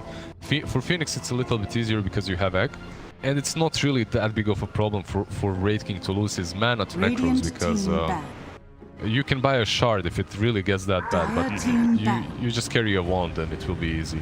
So for OB Neon, who are they kind of focusing their build around right now? Is it Lycan with that Necro book? Because we have Pango to like roll around and stuff, and Oracle to cover, but they're very early skirmish oriented. Early skirmishes with objective taking capabilities. That's really what makes this draft so far tick for Neon. But they need some more. I really like how incredibly fast and mobile with the Earth Spirit as well Neon's team is, because like if you think about a Quincy Crew team fight, you Supernova, everyone on Neon's just gonna scatter like cockroaches when you turn the light on.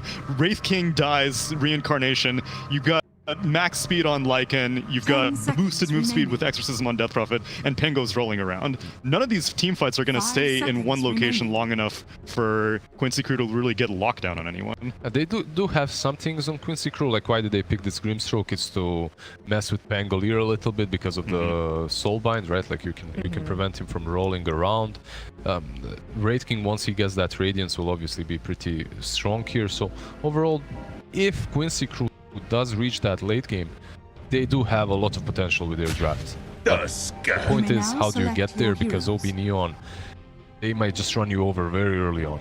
So with one team having an early skirmish build and then one kind of cycling around that late game, who do you think is going to take it? I mean, it's... Okay, is that... It's Lelis on the Tusk. Playing Tusk, okay, that's very... interesting. I've seen some Tusk Necros, Orb of Corrosion Necro, and then tag team and you just die instantly, which is a pretty good build. Also, the build is playing the Death Prophet, Rappy is playing the Lycan. But 100% this Death Prophet is going mid lane. You want to be playing versus the Void Spirit. It's a very good matchup. But who's gonna take it? It's hard for me to say. I'm kind of leaning Quincy Crew's way, not only because of the draft, but they won versus Witchy Gaming, and they do have stand-in, but he's playing on his position. Yeah. I am intrigued by the Lycan. I have not seen enough of it yet. I think it's one of the many carries that I'm surprised is not being contested more in bans or picks. And I want to see what SCA brings out after the wild card, so I'm going to go Neon. All right, well, I mean, you can probably predict my prediction. I'm going with Quincy Crew. I feel like they have a very strong team. But we're going to see how that goes when we not go into game just yet. We're waiting to get into game, but yeah, I feel like Quincy Crew is just very strong. Yeah. I think that's just NA bias. I have seen what that Void Spirit can do. I'm surrounded by NA people. That's here. why I was playing devil's advocate here. Attacked. Like this guy wants I'm more. repping your region. I did one for SCA. On You this want one. more wildcard spots? Yeah, I do actually. You change my prediction. I'm going Quincy Crew actually. Change the plans. Full panel. Perfect. We're all Quincy Crew fans here for this game. Yeah. I think maybe you might defect later. No, I overall I love SCA Dota quite a bit. I think it's very chaotic. It reminds me of CIS a few years back. I really enjoy watching it. And I like Neon as a team. My problem is they have all the stand-in and Scam playing position 1 now, maybe position 2 here as well. So. All right, well, let's take a look at this game. Game 1. Take it away, Black and Xyclopz. This whip is made will take 30 seconds to battle. Hello, oh whoa, what are we getting into? We're getting into a brawl fight between the two teams, and welcome everyone to One Esports Singapore Major 2021. It looks to be a 5v5 right from the start, ladies and gentlemen. Welcome to Southeast Asia. You're here with me, Xyclopz, and Mr. Black right here. First blood about to fall down, and that's it. It's Y and Balls. 2-0. It's already the third kill of the game. Oh my goodness, it's 3 down. A crazy game it is right from the start. They keep on going. The rule is not even out. LOA is running for his life, still being chased by GP Esports. What are we experiencing? Woo! My goodness. That's 2. Oh my god, that is 4 kills. Definitely what a flying start for Team OB Neon. Yeah, 1k gold lead right off the bat. Got a lot of bounty runes secured as well. Reminds me of SEA. And Neon had a team fight minute 1 where a Coddle had an ultra kill before the game even started, like 20 seconds before the horn was rang, and I don't know, it just reminds me exactly of that. Neon is so good at these early skirmishes, they always seem to find them. That being said though, I still think Quincy Crew is gonna take it simply because on paper they're a stronger team. Shall we do the intro again? No more intro. Well, you can look at the fight again. First part here right away. The 5v5, they were not prepared on Quincy Crew here at all. Like, they were quite scattered, whereas Neon was standing all together pretty much, except the Lycan. And Quincy Crew just got surprised and got completely taken down. No chance for them. Yeah. I mean, I heard the panelists saying that will Quincy Crew survive until the late game as they have a stronger carry, but they got to deal with these kind of crazy play style. I thought CIS that we saw in the wild cards was crazy, but this is a whole another level. Yeah. Neon and SEA Dota in general is insanely crazy. Like, you won't see anything crazier than that for sure. Now we see it here again. Now you can do the intro again. All right. Welcome everyone to the One Esports Singapore Major 2021. This is the first day of the group stage. It's going to be match number 2 between Team OB Neon versus Quincy Crew. This is their first time meeting each other. A clash between regions, Southeast Asia versus North America. Do you know the Quincy Crew have a pretty impressive match so far against Team Vichy Gaming. They almost 2-0 Vichy just now. Yeah, but only managed to win 1 game, which still is a big feat because VG is one of the stronger teams in my opinion. And Quincy Crew, of course, is playing with a stand-in as well. But so is Neon. However, Quincy Crew stand-in is playing the position he's used to, whereas Neon, they had to adjust their positions, which is gonna be a big problem for them, I think. Yeah, you're casting them in the Southeast Asia Upper League. Can you explain a bit about the role switching within the Neon teams? I mean, he went to offlane from post 4 to offlane, Scam did, and now he was really good on offlane. Like, he was very comfortable, but now he had to go back to carry because the carry player Natsumi couldn't make it, which is always going to be a big problem. Like, you know, you practice one role for like a month or two, and suddenly you have to change. It's a big problem. Like, you are not going to be as comfortable. We will have to see how they do, but I think it's going to be quite problematic. Yeah, and one interesting thing that we are going to see for the first time, Earth Spirit mid lane by Yopaj. Yeah, what's the reason behind that? I mean, he is pretty much the only guy in the region that plays it, and the reason why is you get the really fast level 6, and then you can kill the side lanes very easily, because you deal a lot of damage. And that's usually his playstyle. Like, he just wants to be in your face, be really active early on, so the hero suits him very well. It's a decent laner, not the strongest, but he can hold his own. See, yeah. And one interesting thing that we saw from the stats page just now is the when it comes to farming, it's Team Quincy crew. But when it's come to the pushing power, like damage to tower, and GPM that got from kills, it's on Neon Esports. So this is definitely the fight between two playstyles. Control versus crazy. Yeah. Definitely, Neon is definitely the more aggressive team.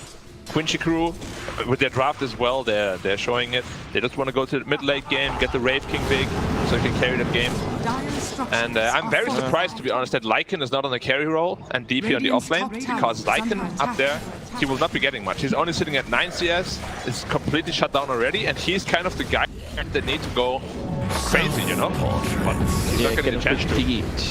However, the other lane, they're trying to make space for Lycan, try to draw attention. Another attempt to get in the mid lane. Well, cannot take down, but it's some kind like make him scare.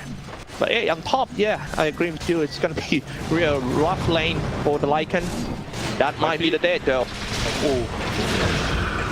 No. Oh, going in. All right. Go. Whoa, whoa, Jawar and his buddy coming in a little bit too deep.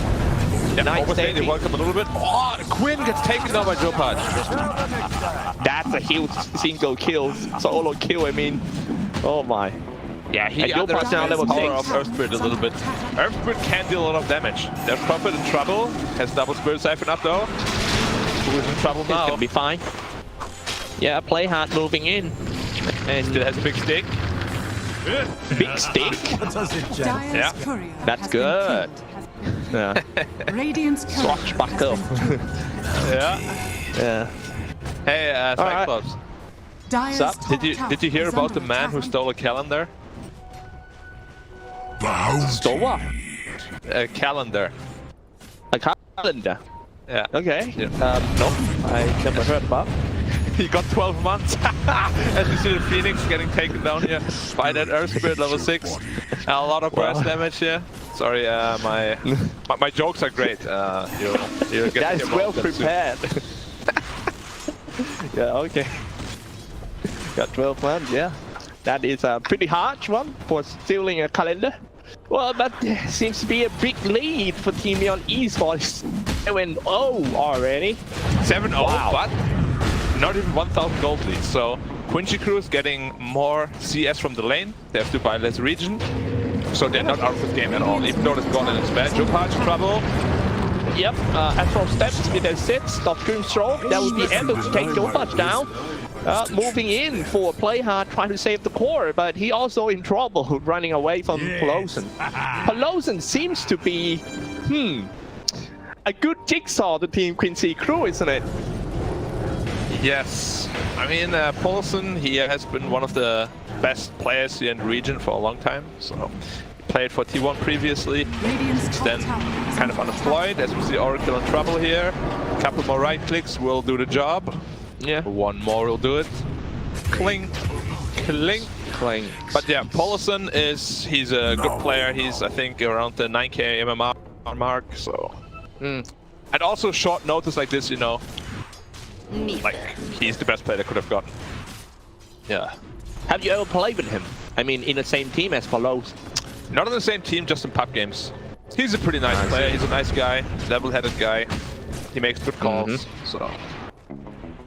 Alright. Yeah. In the previous we'll see how he performs on the big stage, though. It's very different from pub games. That's true.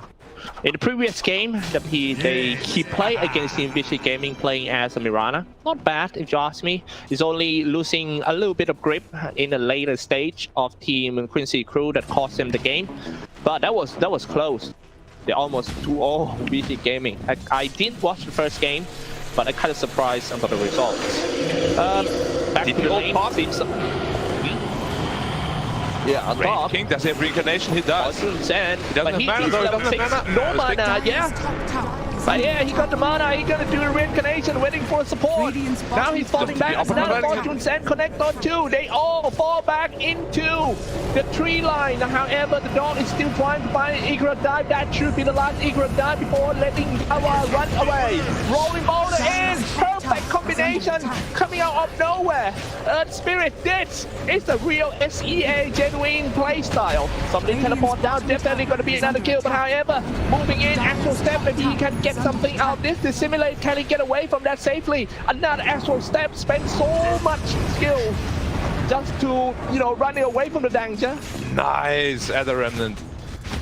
I think it's that roll connector from Earth Spirit. He has no defensive tools ready, he'll die, but a perfectly placed Adder Remnant saved him there, no problem. And this is the kind of aggressive play that we expect from Neon, you know, like DP reaches level 6, instantly TP's top, ganks the Wraith King, and they just want to slow down the Wraith King like as much as possible. As soon as he gets his Radiance, he will have a very strong timing that Neon will have a hard time fighting into. So they're gonna make sure they control him as long as possible. I mean, it looks nice right now. You know, it looks sexy diving in the tower and playing super aggressive like that. But just that, I kind of afraid that when it's come to the mid game, they will lose control. That's the only thing that I, you know, as a SEA fan, don't want to make it, let it happen. But we'll see, we'll see. PC Crew seems to starting to know how OB Neon is going to play. And now it's Quincy Crew turn to just dive in. Walrus Punch, secure 1 kill already, rolling motor out of the tree line. But not yet both match. Your part just keep on hitting, teleport away. Will be enough damage to kill him before teleport down, and then build 2000 of scam. Keep on rolling. Your part are trying to fight Quinn, but that's nothing to stop him from teleport. Yep, Lycan now picked up his Necro once, so he wanted to pressure a bit, but good TP by Quinn just to protect the tower. As I said, like all they want to do on Quincy is delay this game, so they want to protect the towers as long as possible, give the Wraith King as much space as possible, and try to open up the map for him. But so far, Neon is doing a very good job in protecting their own towers as well. Middle tower is under attack. All right, we having Scam playing the Date Prophet. Yeah. And a Lycan. The role of the Lycan in this lane is kind of in this game is kind of weird. Playing as the off lane on top. Yeah, we have seen it quite a bit. Usually they go into Necro 3 and then after that Aghanim Scepter just to bite a carry. But this game they don't really have a very good carry that can make use of it, so they'll probably adjust this item build. But carry DP, offlane Lycan, mid Earth Spirit means you're all in. Like, you want to end this game in 30 minutes. Because if this game goes late game, as we said, you're going to lose. Wow, this is a really strong sending the message to Team Quincy. If we can win you within 30 minutes in the first game of the series, definitely we're going to roll over you 2-0. And we'll see if they can stand the chance. The push of Lycan on top is about getting the tower. I think the tower is getting lower and lower. Yeah, they seem to be giving it up. Quincy Crew no interest in defending that one. And they are grouping up and try to make something happen at the bottom lane. LizZard on touch. Started off with a snowball, maybe high shot, a walrus punch, and kill one already. Is play hard down. There's not a core. Oh no. Earth Spirit also needs to walk away from his own magnetize into the tree line. That's not doing good. They're getting dived by Team Quincy Crew. Oh, Quincy Crew. Now they're diving it back. They're not afraid at all. Fighting into this exorcism here.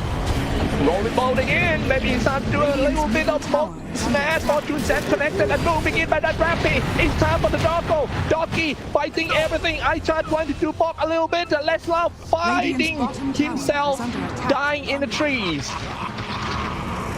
He's still going for the next kill here as well. Rolling Thunder, used on the Grimstroke. Oh, he gets pushed down the cliff, which could potentially just save him. Oh, resonant pulse. And now next thing you know, he's standing in the middle of Team OB Neon player. He's trying to run away with the simulator and also the astral step. Icarus dies in. It's time to choose from Sunray in order to slow it all down. Where are you gonna go? Lycan very low. He's still being saved by Hornwell. Hornwell with his comfortable hero Oracle is doing the job right here. Every single team fight, every time they simulate. Oh, astral steps away. Your part finally falls, and there goes the snowball. 13 kills, and oh my goodness, what a crazy game. Yeah, a lot of aggression coming out here, as we expected from Neon. They need to finish this game quick, but Quincy Crew is getting the better trades right now. Wraith King had a lot of space to farm. He is now top 2 on the net, where he was previously on the bottom 6 slot, so he's farming a lot. And Exorcism was used to fight, not to get any objectives, and they still lost that fight, so it's a big step back for Neon. And Quincy Crew is very happy with this kind of trade. Quincy Crew have shown the sign that they are not afraid in playing toe-to-toe fighting at all. Because I saw it from the Vichy gaming game. It's a really high-octane game. Both sides keep on fighting until the end. It's team fight all the time. It's really worth to watch. Well, if anyone missed that, just go back and watch it. Crazy game. 2 games in a row. Where these guys get energies from? I'm really surprised actually that Quincy Crew can fight them, because Neon's draft is designed to just fight in the early game, but Quincy Crew somehow is still winning these fights 4 versus 5. Like, they are the strongest or second best team in America. They always fight very close for that spot. Oh, LizZard. Nice shots blocking off the Rolling Thunder here. And you can just see how good they are, man. Like that. Woo, that Rolling Thunder is just like a boomerang. You block him, but he always comes back. And now he's running out of mana and standing in front of the whole group, Team Quincy Crew. That's not doing good. Play hard needs to fall back. Still being paid by the Red King though. Supernova that was not the best Supernova ever, unfortunately. So now they have to be careful. LizZard in trouble. Getting kicked up to the high ground, then connect up with the Fortune Sense, Swashbuckle, everything, but LizZard is quite tanky. He brought himself in with the night shot. He's stuck in there, no problem. For your part, you rolling boulder in. You can roll, I can roll too. Who rolls better though? Well, I think your part is a little bit better with a green roll. They can roll more like that too, green and it roll. looks more, like it looks cooler as well. True. That's the, I still don't know how they're gonna stop this Wraith King though. Like, he will have his relics soon. Once his Radiance is up, he's gonna farm at an incredible pace. And then he will have BKB at some point, and then they can't really fight him anymore. Like, this Wraith King is going to be a very strong hero soon. Yeah, but Red King doesn't have a good win rate during the wildcard though. If I'm not wrong, I think it should be around 30% win rate for Red King. But we'll see that this one can bumping up the win rate for Red King or not. Yeah, well, 31%. Yeah. Right now, they are grouping up, trying to take down mid-tier tower. About to go down. I remember they're from not really defending it. Yeah, I'm a little bit surprised because this tower is very important for Quincy, but they don't have the Phoenix egg. Now they do, and it's just very tough to fight if you're not completely ready. They're just farming the side lanes right now, trying to get as much out of the map as possible. All right, here we go again. Rolling ball into the tree line. Started off in the Spirit Siphon as well. Quick Swarm dealing some damage, and that first one goes down LOA. Next one gonna be on top is Peloton getting caught as well. 2 supports seem to go down, and now the Simulate pulling support back. Hardware, what is he doing there? He needs to use the Pro Promise on himself in order to get away. Well. Getting back to regroup, setting up a new formation, and we've been trying to push forward. Do you think, Black? I think they're fine with what they've gotten so far. They probably wanna... Oh, he has level 2 Exorcism already.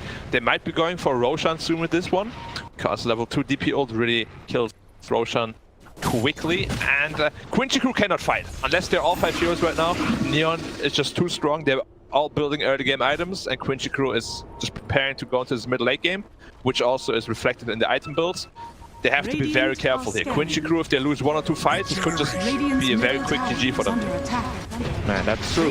They're trying to strike back. Diving in that light is quite crazy.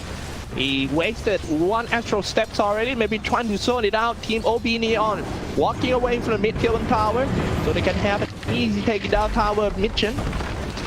Moving in, Java stays in the front line. He also has his reincarnation ready. Need to chop off all the creep first. Let's see how OB Neon gonna start the fight, but it might be a Quincy in first. Quinn playing super aggressive. The way he walking, it's like he's not the guy you want to mess with in a bar. Definitely. Yeah, although he doesn't look like it, he, you know, like the people that look the nicest are oftentimes the ones that will mess you up the most. So you gotta be careful. That's sharp. Have a little pause coming out here, and they took that tower without Radiance even. So Neon is very reserved. I thought they would take the team fight because this Wraith King is not strong yet. He needs 200 gold for his Radiance. It's kind of like an anti-timing, but they got away with it. So now he's gonna have the Radiance for the next fight, and it's gonna be a huge power boost for them. However, Necro 3 of course can still burn all his mana, and there's like they don't want to fight yet. Wraith King wants to farm like 2 more items, then he's ready to carry this game. Man, this is very, very interesting. I wonder if 2 games of this series is going to be the same, like a real fast-paced game like this. Quincy Crew. Hey, talking about Peloton a bit, you play with him a lot, and well, if you compare the 2 stand-ins between Peloton and Rappy, which one is better? I think they're very similar in terms of achievements as well. It's just Quincy Crew got the better end of the stick because, as I said, the Polar Sun is actually a support player, whereas Rappy, you know, they had to change positions for him, which is just... So if you ask me like what's better, I would definitely say Polar Sun is better for Quincy Crew, simply because they didn't have to adjust anything. But pure like skill-wise, I think they're like very even. Very even, yep, indeed. Peloton. And I heard that team OB Neon is doing a very good job in the Southeast Asia Upper League that you have casted with LizZard maybe 1 month ago. And what happened to them? I heard LizZard saying that they having a little bit of shaky in the end of the league that cost them that playing in a group stage when that potentially can play from the playoff instead of Team Fnatic. Yeah, they were 5-0, and then they lost their last 2 games, and they just barely made it into the group stage. They played against T1 at the very end, and it was a very close game. Like, they could have lost this game very easily, and then they would have been in the wild card. But yeah, towards the end, they definitely got figured out a bit. Their playstyle got figured out a bit because they're very aggressive. Teams started to punish that playstyle. I see. Like, you can see this draft too, they're very all in, and a lot of their drafts are like this, so it's very punishable, you know? Like, it's very risky to play this kind of playstyle. You have to win, as I said, in like 30-35 minutes, otherwise you're in trouble. Yeah, one small fact about Team OB Neon is the CEO or team owner, he's the professional poker player. So maybe, well, you're talking about all in. Maybe that's come from him. You think he taught him the how to all in? Yeah, who knows? This is when you all in, and this is when you bluff. Yeah. All right. Well, 1 down. A team easy pick off on the Phoenix, trying to get some deep wards in to make sure that the Wraith King can farm in peace. Who now finished up his Radiance. So he's pretty strong now, but he's still quite vulnerable as well. He needs 1 defensive item, which is going to be his BKB, then he's ready to fight. Yeah, don't you think he needs some stats item first? I'm really not a fan of going straight to Radiance like a big one without a Bracer or maybe a Drum, I don't know. It's just so you accelerate your farm as fast as possible. I see. Like he chose to skip the Midas even, which means his Radiance came online a little bit earlier. But I like his item build so far. And once his BKB is up, he's gonna be the king of this game.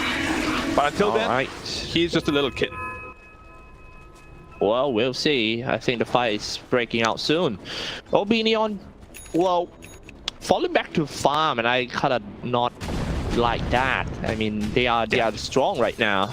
They're very strong. Exorcism of cooldown, Lycan Shapeshift of cooldown, Magnetize of cooldown, everything is off cooldown. And they choose to just kind of be defensive and farm against the Wraith King with Radiance. It's not what I want, really. Like, they need to step up the aggro level a little bit. Yeah, they gotta keep on pushing until Team Quincy Crew break down. Now look at that. Now the magnetize a rolling boulder. And snowball is gonna keep him alive for a while. But not for so long. LizZard will go down anyway. Make a kill. They got 1 kill. They need to find some objective or maybe forcing Team Quincy Crew to come in for a big fight. That's what I'm talking about. Maybe another kill would be great. And try to push the mid tier too. This is what we want to see from them. Aggression, start moving towards objectives, and really start pressuring the map. Because you can see, even though they are leading by 11 kills, the net worth is not really in their favor. It's very even, which benefits Quincy Crew quite a bit. Void Spirit is still scaling very well, and so is the Raven. But they actually got a free kill on the Oracle. Well, that was a mistake by Team Quincy Crew. They lost 2, and the 3 guys are just kind of lost in the woods. And Quinn is running away, here. But it would be hard running away from the play hard. He would get swashbuckle in, rolling boulder, boulder smash. And yep, all the spells for Quinn. Well, they got it. King spree broken. Then at least they had to commit quite a lot of heroes on him, so Wraith King is happy about this. He only needs about 2,000 gold to finish his Black King bar. BKB. I just want Neon, honestly, either use that exorcism to get Roshan or get it to 2 tower with it. They're very strong right now. They need to use that timing now. Like, there's no reason to wait. Yes, agree with you. Come on, man. Yeah, do it. Do it, man. Yeah. Come on, just do it, man. Yeah, I mean, well, we as a caster, we always want to see a real crazy fight between 2 teams. That's why we encourage everyone to just run in without any thinking. All right. But yeah, I think they got their plan. I think they are waiting for something, maybe some key items or some key levels or talents. Yeah, but if you're always going to wait for something, you know, then you're never really going to be the aggressor. And I think it's a free Roshan. They have Pangolier, they have Lycan, they have DP. It's a free Roshan or force the fight at the tier 2. It's just every time they fight, it's on the side of the map, which is what Quincy Crew wants. Even if they lose a hero, they're nowhere near objective at all, you know, which is a big problem for Neon. That's a very good point. Thank you very much. And it looks like they are going into the big fight at Straight Siphon. Nice eye chart to block, and nothing happens once again. Team OB Neon need to do something, maybe pushing lanes or like you say, going for the Roshan hit, something like that. But it seems like Quincy Crew is ready to fight right here too. F4 steps in and probably quite low, already being saved by the 4-4 miss, but the race is going down. The first one down is the mid 2000. That's not looking good. That is the core damage. The next one too. And it turns out to be Team Quincy Crew who going in straight into the Roshan pit. And this is what happens when you wait too long, you know? You get a little bit itchy, and then you make mistakes that you shouldn't be doing. Suddenly, with this all-in push draft, you're gonna lose the Roshan. You didn't get any tier 2 tower yet, and you're finding yourself on the back foot. It's a big problem right now. If this Wraith King or Void will get his Aegis, the next fight will be so damn hard for them. Yeah. Void MC. Can they? And, okay, that's not looking good. Yogi down. Rappy, however, get 1 kill. At least they get something out of the big loss, but still not looking good anyway for Team OB Neon. Very close, but still very far. Void Spirit now with an Aegis. Wraith King almost as BKB, so they have to fight both the Wraith King and the Void Spirit twice, and I just can't really see Neon winning a team fight against this. Almost Axe completed as well on the Void Spirit, his next power spike. And from here on out, you know, they are on a timer, we said it multiple times. And this timer is just decreasing steadily. Tick tock, tick tock, tick tock, tick tock, tick tock. That sounds like a spider than the timer, brother. That sounds like a rock now, something. Alright. Running away. Yeah, well, I like that kind of sound effect anyway, since yesterday. Okay. Let it just make me some ninja sound, alright? Ninja sound? Okay, I got plenty of those. I'm just gonna keep it, you know, for the more... Oh, cool. Well, like for the playoffs. Yeah, okay, that's good. That sounds good. Okay. Well, Team Quincy looking very comfortable with a fast-paced game against teams, and despite they have a control playstyle background, but they don't feel, you know, bad at all going into the fight. Yeah, the problem is Neon is not really putting the pressure on. Like, they're still on their own side, and they're just happy farming themselves, which is, you know, it's gonna ultimately end up losing them the game. So now they're afraid to fight because Raging has Aegis. I mean, BKB as well as Radiance, and Voidspirit has Aegis. But they can't give up these towers, you know? You still have to try to fight because that's your strength. Is under attack. Just have to. I agree. You have to. Looking Like, there's no other way around. You have no late game carry. You pick this early game, mid game draft. You gotta fight. That's all you can do. What about trading towers? It's very good for Quincy crew. Like, they're very happy trading towers, but they might not even trade because they're smoking up and they're catching them off guard here. Yeah. Let's see if they can find someone. I think somebody gonna get caught in at a remnant, definitely. Astro steps in, resonant power first, use scepter setting all up, however. Phoenix might be the first one who falls here. Right, nice starting the fight by Team OBD. Neon running away, dropping quite low, already surviving, release, and Exorcism deals the damage from the BKB. So Red King start coming off. Use scepter, trying to dodge damage from Red King. Still being chopped anyway. 4 mid save on him. Changing the target already. Everyone getting chopped. You chop, I chop, and you get chopped too. Another snowball in, and he falls down. Rolling boulder in. Yogi, where are you? We need you all this long. And then it's double kill for debut 2000. Oh my goodness, this seems to be a very good fight between OB Neon. Rolling boulder away. What we got left, we still have the Void Spirit rolling back once again. And it's a triple kill for the debut 2000. Oh my god, just when we thought the team OB Neon already losing this game, they are coming back in the team fight. And finally, they show why their draft is so good in this stage of the game. This Oracle DP combination is one of the strongest in the game. DP was on like 20% health, gets Oracle ulted, 1 or 2 Spirit Siphons, and he's back to full health pretty much. Oh, play hard. A bit of trouble, 1 more nuke, and he's dead. Dodges, nice sidestep. Sunray, he gets burned. Fried Pangle here. Alright. Well, that is the light at the end of the tunnel for Team OB Neon. I mean, their time is running out. But they need to keep doing it.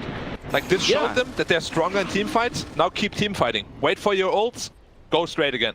Make the grab swings again. The only reason they won this fight is because Phoenix died without being able to pop a supernova. He was caught out first, out of position. If that doesn't happen, Quincy crew will crush this fight. Nice initiation here by LizZard. Easy kill on General. Oracle dies with just 1 uppercut. Yep, that's not looking good. But however, they still want to commit the fight for Team OB Neon.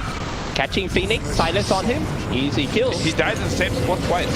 Raven, Blink Dagger. Yeah, the fight keeps on. Turn on the BKB for Yogi, and now he's walking around and now rolling boulder. Boulder smash a little bit. That's gonna be BKB. He doesn't have BKB anymore. Nope. Now he's coming back. Reincarnation. Oh, no, see how fast they can just melt down that Jawa. Next one gonna be Quincy crew. It's making 3 for Team Debut 2000. They are coming back to the game for OB Neon. Rolling Thunder catching 1 more. Next one gonna be LizZard. Swatch Buster. He falls. Get a double kill for Rampage. A bunch of very costly mistakes here. Wraith King popping the BKB with 10% health. Oh, Quinny in trouble as well. But he should be fine with double Void Step. And these mistakes are very uncharacteristic for Quincy crew. Like, usually they're a very stable team, but right now they're a little bit crumbling under the pressure here that they're putting out. Exorcism is off cooldown, no buyback on Wraith King, and no buyback on the Tusk. They might lose 1 Rex here. Oh no, definitely 1-7 Rex, but we'll see. It's only around 20 seconds to go for Quincy crew heroes to just come back and defend the top tier 3 towers, or maybe the Rex too.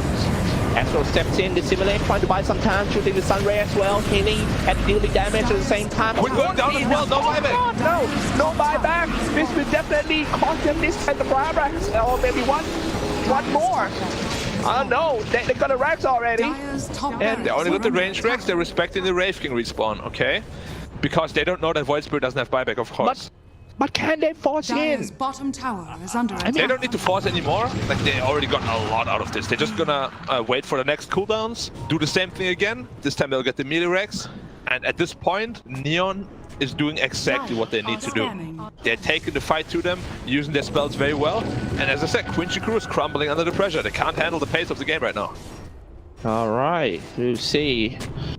Well, just take a deep breath for Quincy crew right now and trying to rest and make sure that Red King can farm, having some observer wards for him. Make sure that he can farm in a triangle safely, get more items, and in late game, hopefully he could just carry it with a voice. The big problem is they're falling very far behind now. If they get into late game with like a 10-15k gold deficit, Quincy crew will not really be able to fight them. Like this Wraith King, instead of farming, he has been joining the last 2 fights, and he died both times without really getting any kills. So his net worth has actually fallen behind quite a bit. Now DP's on top, and even the Lycan also surpassed him. Yeah. They really need that Assault Cuirass on the Wraith King to cancel out the Lycan's Assault Cuirass. It's really important.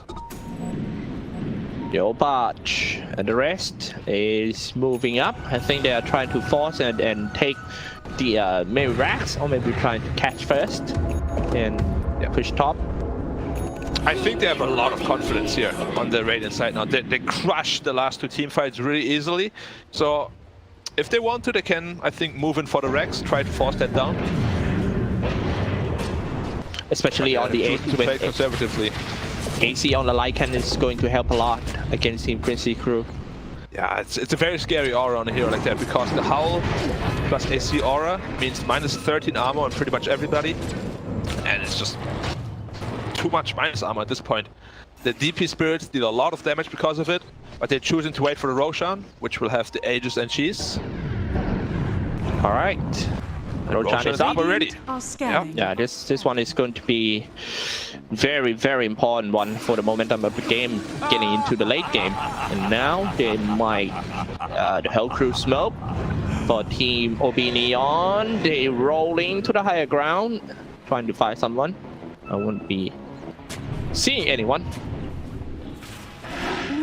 Yeah, so they have like 2 different choices here. One is force the top barracks with your exorcism, or force Roshan with the exorcism. But I think they should do one of the 2. Like, now is not the time to slow down the game anymore. You already know if you're stronger in team fights, so use that advantage. And the bottom lane, they're also being pushed. It seems like Quincy is trying to force him back. But yeah, well, that's a exorcism not trading. I have no glyph. This should just be a free Rex pretty much. I don't think they can defend this. 3 racks and maybe fall back. They have to be careful. If they get caught without DP ult, they are very weak. So this is Quincy Crew's timing here. Maybe smoke up, try to catch them off guard. Radiant's bottom tower is under attack. But OB Neon is not going to wait. They know that this obsession means a lot to them. So they're doing a smoke, getting ready for Team Quincy Crew to attack on them. They fall back to the higher ground, turn on the shapeshifter as well. They are about to attack on each other. They're going in first. They simulate actual steps every stop, and where it's all being silent so he can not drop the magnetite. You Scepter, stop the dog from biting. Going in. No, Exxon system is not doing good. The Supernova right in the middle of the fight. The 14 OB Neon is fall back. Pop the BKB for Red King. Start to chop people. He cut him down and wedged them out. Go hard. Keep on rolling. Turn on the BKB as well, but he can't be the backbone for his teammate. The rest of Team OB Neon keeps spreading out and getting chopped one by one. This one is going to be Quinn. This one is going to be your part. But no, it seems like Playhard is fighting with the Red King right here. W2000 still doing a very good with kiting people and dealing damage with his Crypt Swarm, even though he doesn't have his ultimate though. Let's take a look at the situation right here. W2000 take down that King. Next one is going to be Red King. Where are you gonna go? Oh my goodness, he's getting bit by the invisible dog. Jumping away from the red fire blast. Very nice, but can he run away from the Fortune Sand? I don't think so. He'll be chased down by W2000. He'll be slowed down by Spirit Siphon. There goes the first light. Reincarnation once again. Coming back to the second light. Will surely go down. He was silent. Rolling boulder smash, everything. W2000 is on the godlike. And that was a fight without Exorcism. Like, Exorcism ran out and they initiated anyway and still crushed the fight. They only lost 1 hero and killed all 5 heroes of Quincy Crew. Wow, like, Quincy Crew is in big trouble now. Like, they lost the fight even though the strongest ability of Neon was on cooldown. The Staff Prophet has 31 Bloodstone charges now. 32 even. Building into a heart. This DP is gonna be unkillable. They have no damage to take him down anymore. And this fight was so long that Exorcism is off cooldown already. That was a real long fight, and now they're about to catch one more guy. Rolling Thunder. Now caught out position here. Rolling through. Double roll. Everything's missing though, but he's still dead. Died. DP is just going in 1v4, or 1v3 rather. He has no fear right now. He is hard, Bloodstone, 3.7k health. He can't touch him. Crazy. I never seen this. This is actually the most P region. the tankiest DP I ever seen. Yeah, he is insane tanky right now. Go away and dissimulate. That is only to buy some time, but they still cannot stop the damage from Exorcism. Man, this is so hard to watch for Team Quincy Crew fans. I still don't know how to take that DP down. How? I ask you. At this point, it's almost impossible really. They don't have the right heroes to do it. They need to catch him all by herself and pump in all the damage with 5 heroes. But, you know, this is what happens. You make a couple of bad decisions in a team fight against a draft like Neon's and you just lose the game. Because they're designed to take your base down super fast. It's like an objective, taking draft. Are scanning. I mean, at 15 minutes ago, at the minute 20, they are looking so good. They got everything under control. They got the game tempo favor on them. You know, the Raid King getting items and stuff. Oh my man. Yep. Not anymore. A few mistakes in team fight. No item progression. But yeah, they had Aegis on Wraith King. The whole game was under their control, but they made 2 crucial teamfight mistakes. And since then, Neon is unstoppable. 3.6k now. He's going for the 8 spirits talent. So now 32 exorcism spirits.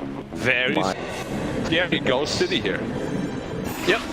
They're going into the Roshan pit. It seems like Roshan is ready. And definitely going to be a free Roshan for them. Roshan is ready to be eaten. Cheese Aegis.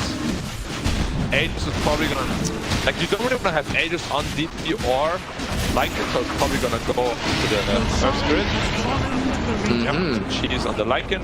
Because as we said, it is not really killable at this point. She was up as well. Plus the Uceptor, in case he's about to go down. Cyclone himself gets some HP back. He'll be fine. The regeneration rate is ridiculous. Now let's bomb lane. Very close. He knows the run though. Goes to the wrong side. And just keep on going. And then seems like the front line is meeting each other already. In the that way. Yeah, it's 2 old wasted though. Rolling Thunder, no Lycan ult. We'll see if they choose to wait for it. In this game, every time they fought, they didn't really wait for their cooldowns, so maybe they think DP alone is strong enough. We'll have to see what their decision making is here. I mean, this DP level 25 is really strong. Like, whoever he's above, they will. Radiant's courier has been It's like, yeah, only on lost 2 ultimates, so let's go in. Here we go. The third ultimate, they're just disengaging. She was Can't touch anyone. Yep. Exorcism. And now it's 3 ults on cooldown. If you're near, Dire's just bottom tower is under attack. wait for your cooldown, fight again. Get the CC tower. And lag. That's what I do all the time. I know, dude. You're super chill. Alright. I cast it from your bathtub. Who knows? Maybe on Touch again. Nope. Stop and then. 15k ahead. Gold now also wasted. Like the dispel usage on both teams right now is very hectic. Like just, you know, pressing button. Then I gotta use this, I gotta use that. Out of position, we can be ready, dog. Yeah, it's really not started a big team fight. Bkop is just getting on the cheese as well. The Red King stuck in the mid fight. Where is it? Uceptor himself wants to shut down, going to deal with a lot of damage. Supernova in right in the middle, forcing everyone to run away. But they build 2,000 health. It's very healthy. Full SP all the time. High generating Red King now trying to chop the support. Play hard to be coming down. Now he's on, but it's fine because he bought back right and the core heroes of Team OB Neon is still there and it's getting close. Rolling ball. away down Kick out by the Jorien. floor. And in the spirit, David is still on the top like ever. The light getting dropped down, and down now by the red team or the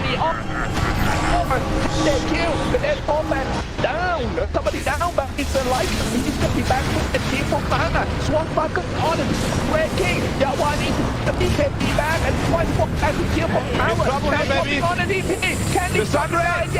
Yeah, connection. And also Sunray to slow down in the part one to slide with being shoot by the fire spirit falls too. Oh my dear. They still hanging on to this game team Quincy Crew. There was a 7-1 team, but there was 2 battles expended from the Oracle as well as the Pangolier. They still got crushed in it. No Icon ult, no Pango ult, and no DP ult. They choose to just take the team fight. This time they get punished for it. Game all back to even now, only 5k gold lead. Wraith King is getting to the territory where he might potentially be a little bit too strong.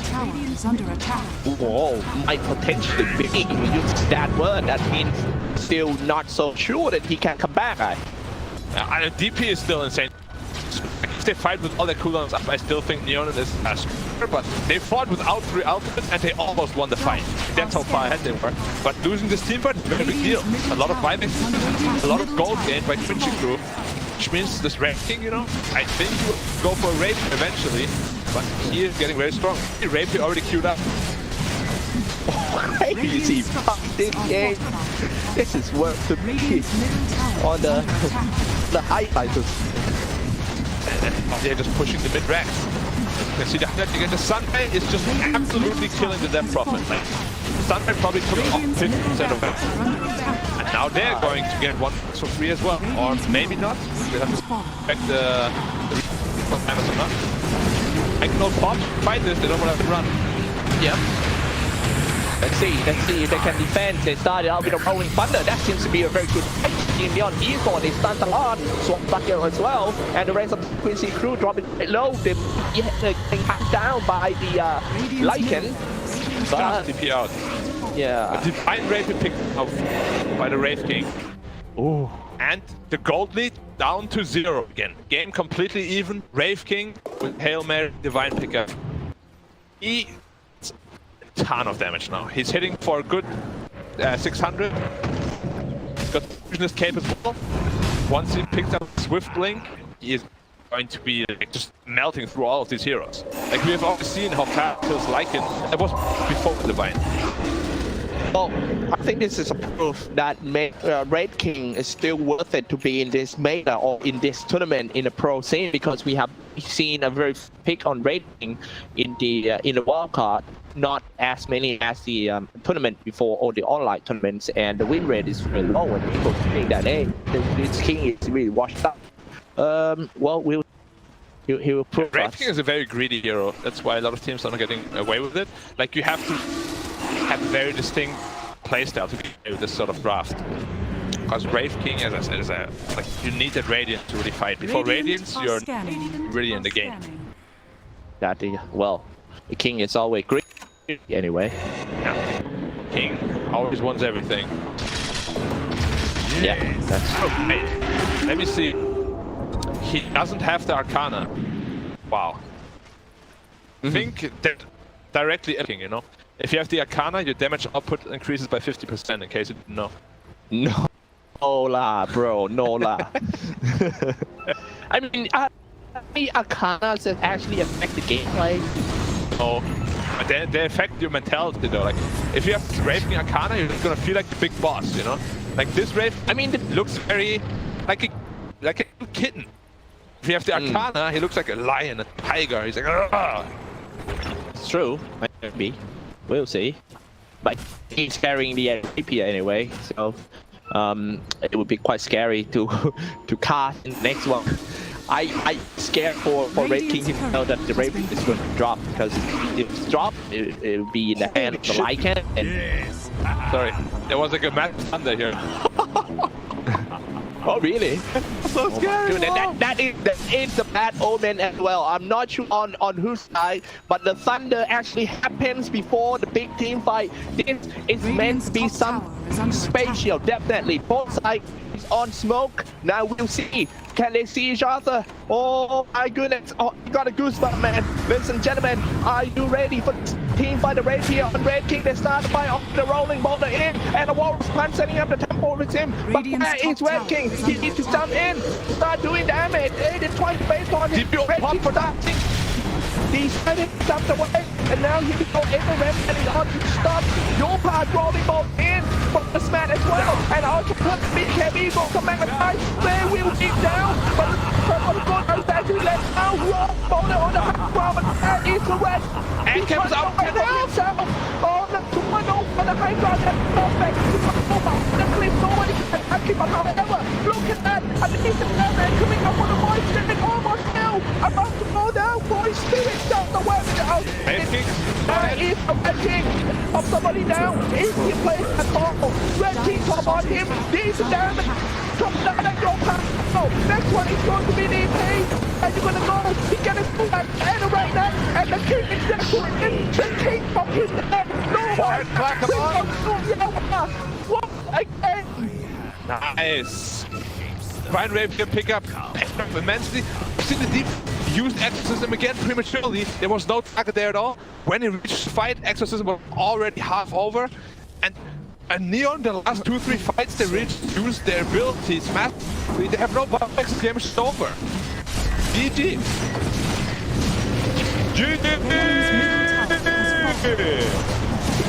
That's, I like it. That sounds like Korean commentator, and that's still GG.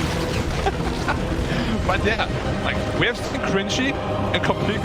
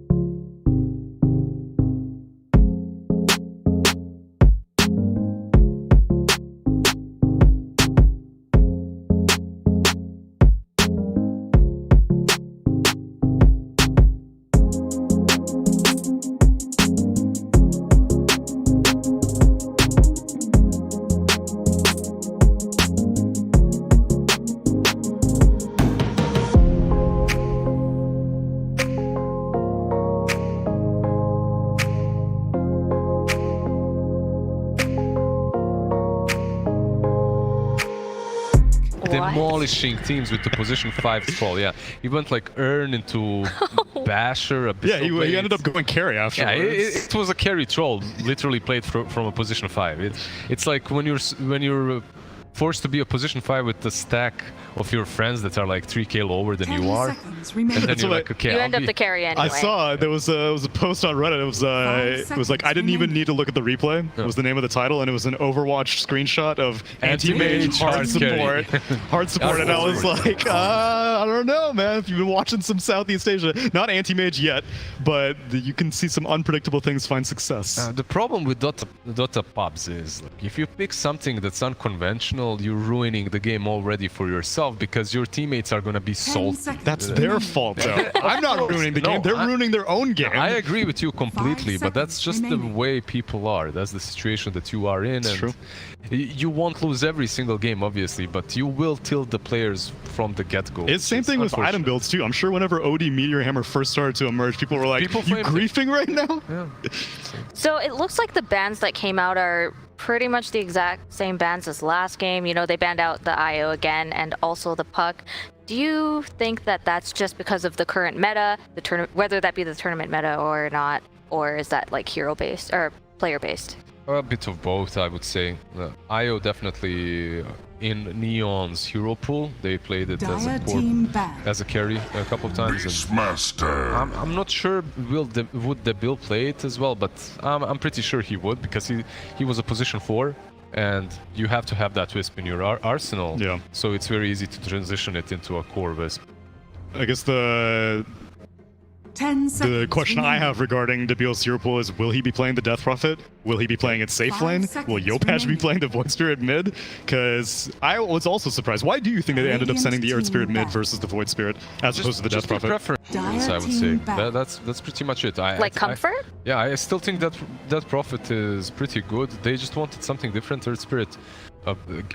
The hero does surprisingly a lot if given a lot of experience. Yeah. Mostly the experience that you get super fast. You get those talents that are really juicy for magic damage, and later your roll gets on a super low cooldown. Yeah. 5 seconds remaining. Quincy Crew pick up the Beastmaster in addition to their Phoenix. The solid pick that you're kind of taking away from them as well, as it's overall really good versus Phoenix. You also needed Radiant some sort of a lockdown versus Void Spirit and Death Prophet. Not showing too much with the pick. Secures the egg with the roar as well. But this ban, Enchantress, it's a counter to Beast. That's why they're banning it. How is it a counter to Beastmaster? You come into the lane and you take his board. And you hit him with it. That's it. It's a no-brainer. If you're playing Beastmaster, you're forced to go Axes versus Enchantress. But the thing is, MSS, I believe, plays a lot of Enchantress. I've seen him actually play Enchantress in pubs and in his games. But in SCA, you don't really see this hero very often. Anywhere actually else. Like you don't see Enchantress that much. I'm surprised that they even putting the effort to protect the Beastmaster, though, because I don't think Debil is playing like these kind of vulnerable carries. He plays more self-sustaining carries, and Beastmaster, if you want to abuse a lane, even if you don't have the board, Axis is not terrible. Well, T1 played Beastmaster yesterday. Or sorry, Enchantress yesterday, and I'm not sure how well that worked out for them. I do believe that they lost that game, but do you think that they're going to pick a hero to kind of circle around Beastmaster, or are they going to pick somebody else? Yeah, that's what, like, I don't know why you put the effort into protecting a Beastmaster. They actually put a lot of effort, even the troll ban, which is very popular in the SCA anyway, and in the Chinese region, it's like top 3 heroes. It's a good carry regardless. You've said that so many times. Yep. Like every time we talk about troll, you talk about how popular it is, especially in the Chinese region. The hero is really strong. He truly is.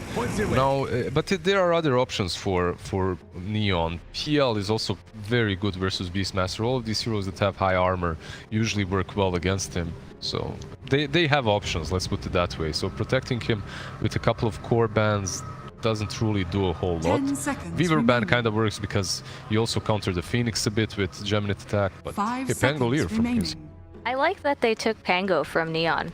Even though Neon did end up losing that game, Pango is one of their strongest heroes with that, well, now 7-1 with that 7-1 win rate, so interesting. Correct me if I'm wrong, Tsunami, but NA, especially Quinn, he plays it on mid as well. That's right? what I thought, but throughout the DPC, I don't think he did. It's like a pocket thing, but if anything else, I'm leaning toward it being a Paulson thing. But that's also weird to me, as in like, oh yeah, you're my stand-in. What do you want to do? Oh, give me something weird, like a 4-position Pango. People haven't been doing that recently. It's doable, right? The hero from position 4 still does a lot, but we'll see what how they decide. If you do decide to send a mid, is it just because you're expecting Void Spirit to be mid? Because I mean, if it's Death Prophet mid, then doesn't sound great. Pango's going to be stuck.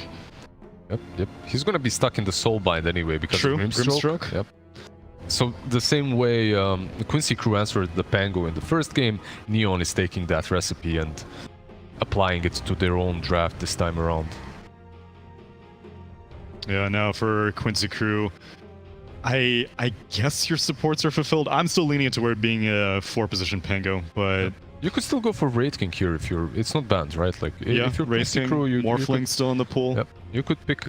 Wraith King and Morphling have a problem of playing against the PL, who also counters Beastmaster and has a lot of attack speed versus Phoenix later on. So if I had to choose, I would still maybe lean towards Wraith King, as you can at least itemize properly with the Radiance against him, AC Radiance, and you're good to go. I'd also like a Manta Builder against all these silences. Razor instead. Okay, this is... So what would make them pick Razor? I do think we saw Razor once on the mainstream on day one, and I don't believe that did very well either. I think Koikfo was picking it on Liquid, but I think it was like against a melee laner. There was a win. I believe we the one game that Nigma won with Razor as well. That was another one. Yeah, so overall, you're picking it to dominate the lane, but you don't even know who you're laning against. Yeah.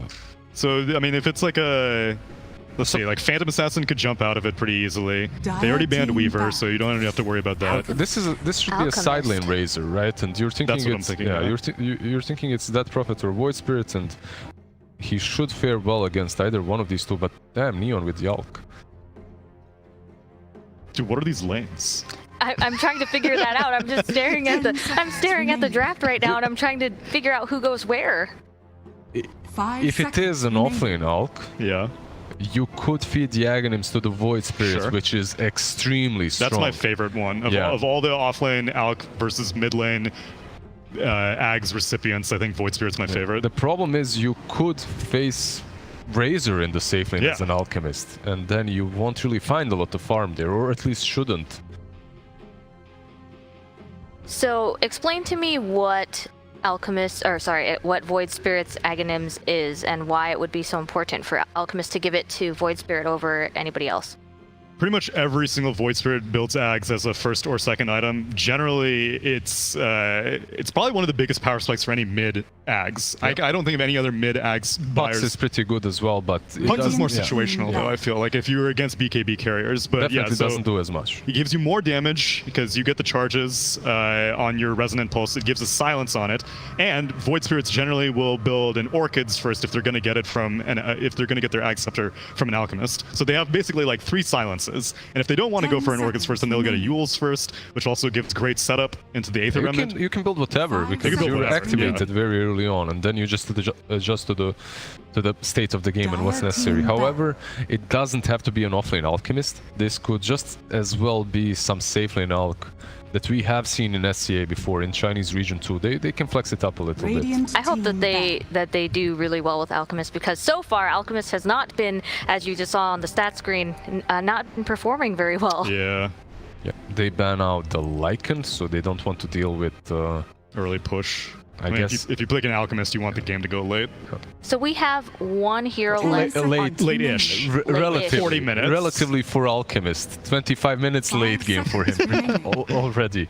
6 slotted. With Swift Blink though, Alchemist's late game potential has gone like way higher than it used to be. 100%. I initially thought he would cap out like after Abyssal and Moonshard, but with Swift Blink, like his cap got way higher. Earth Spirits again.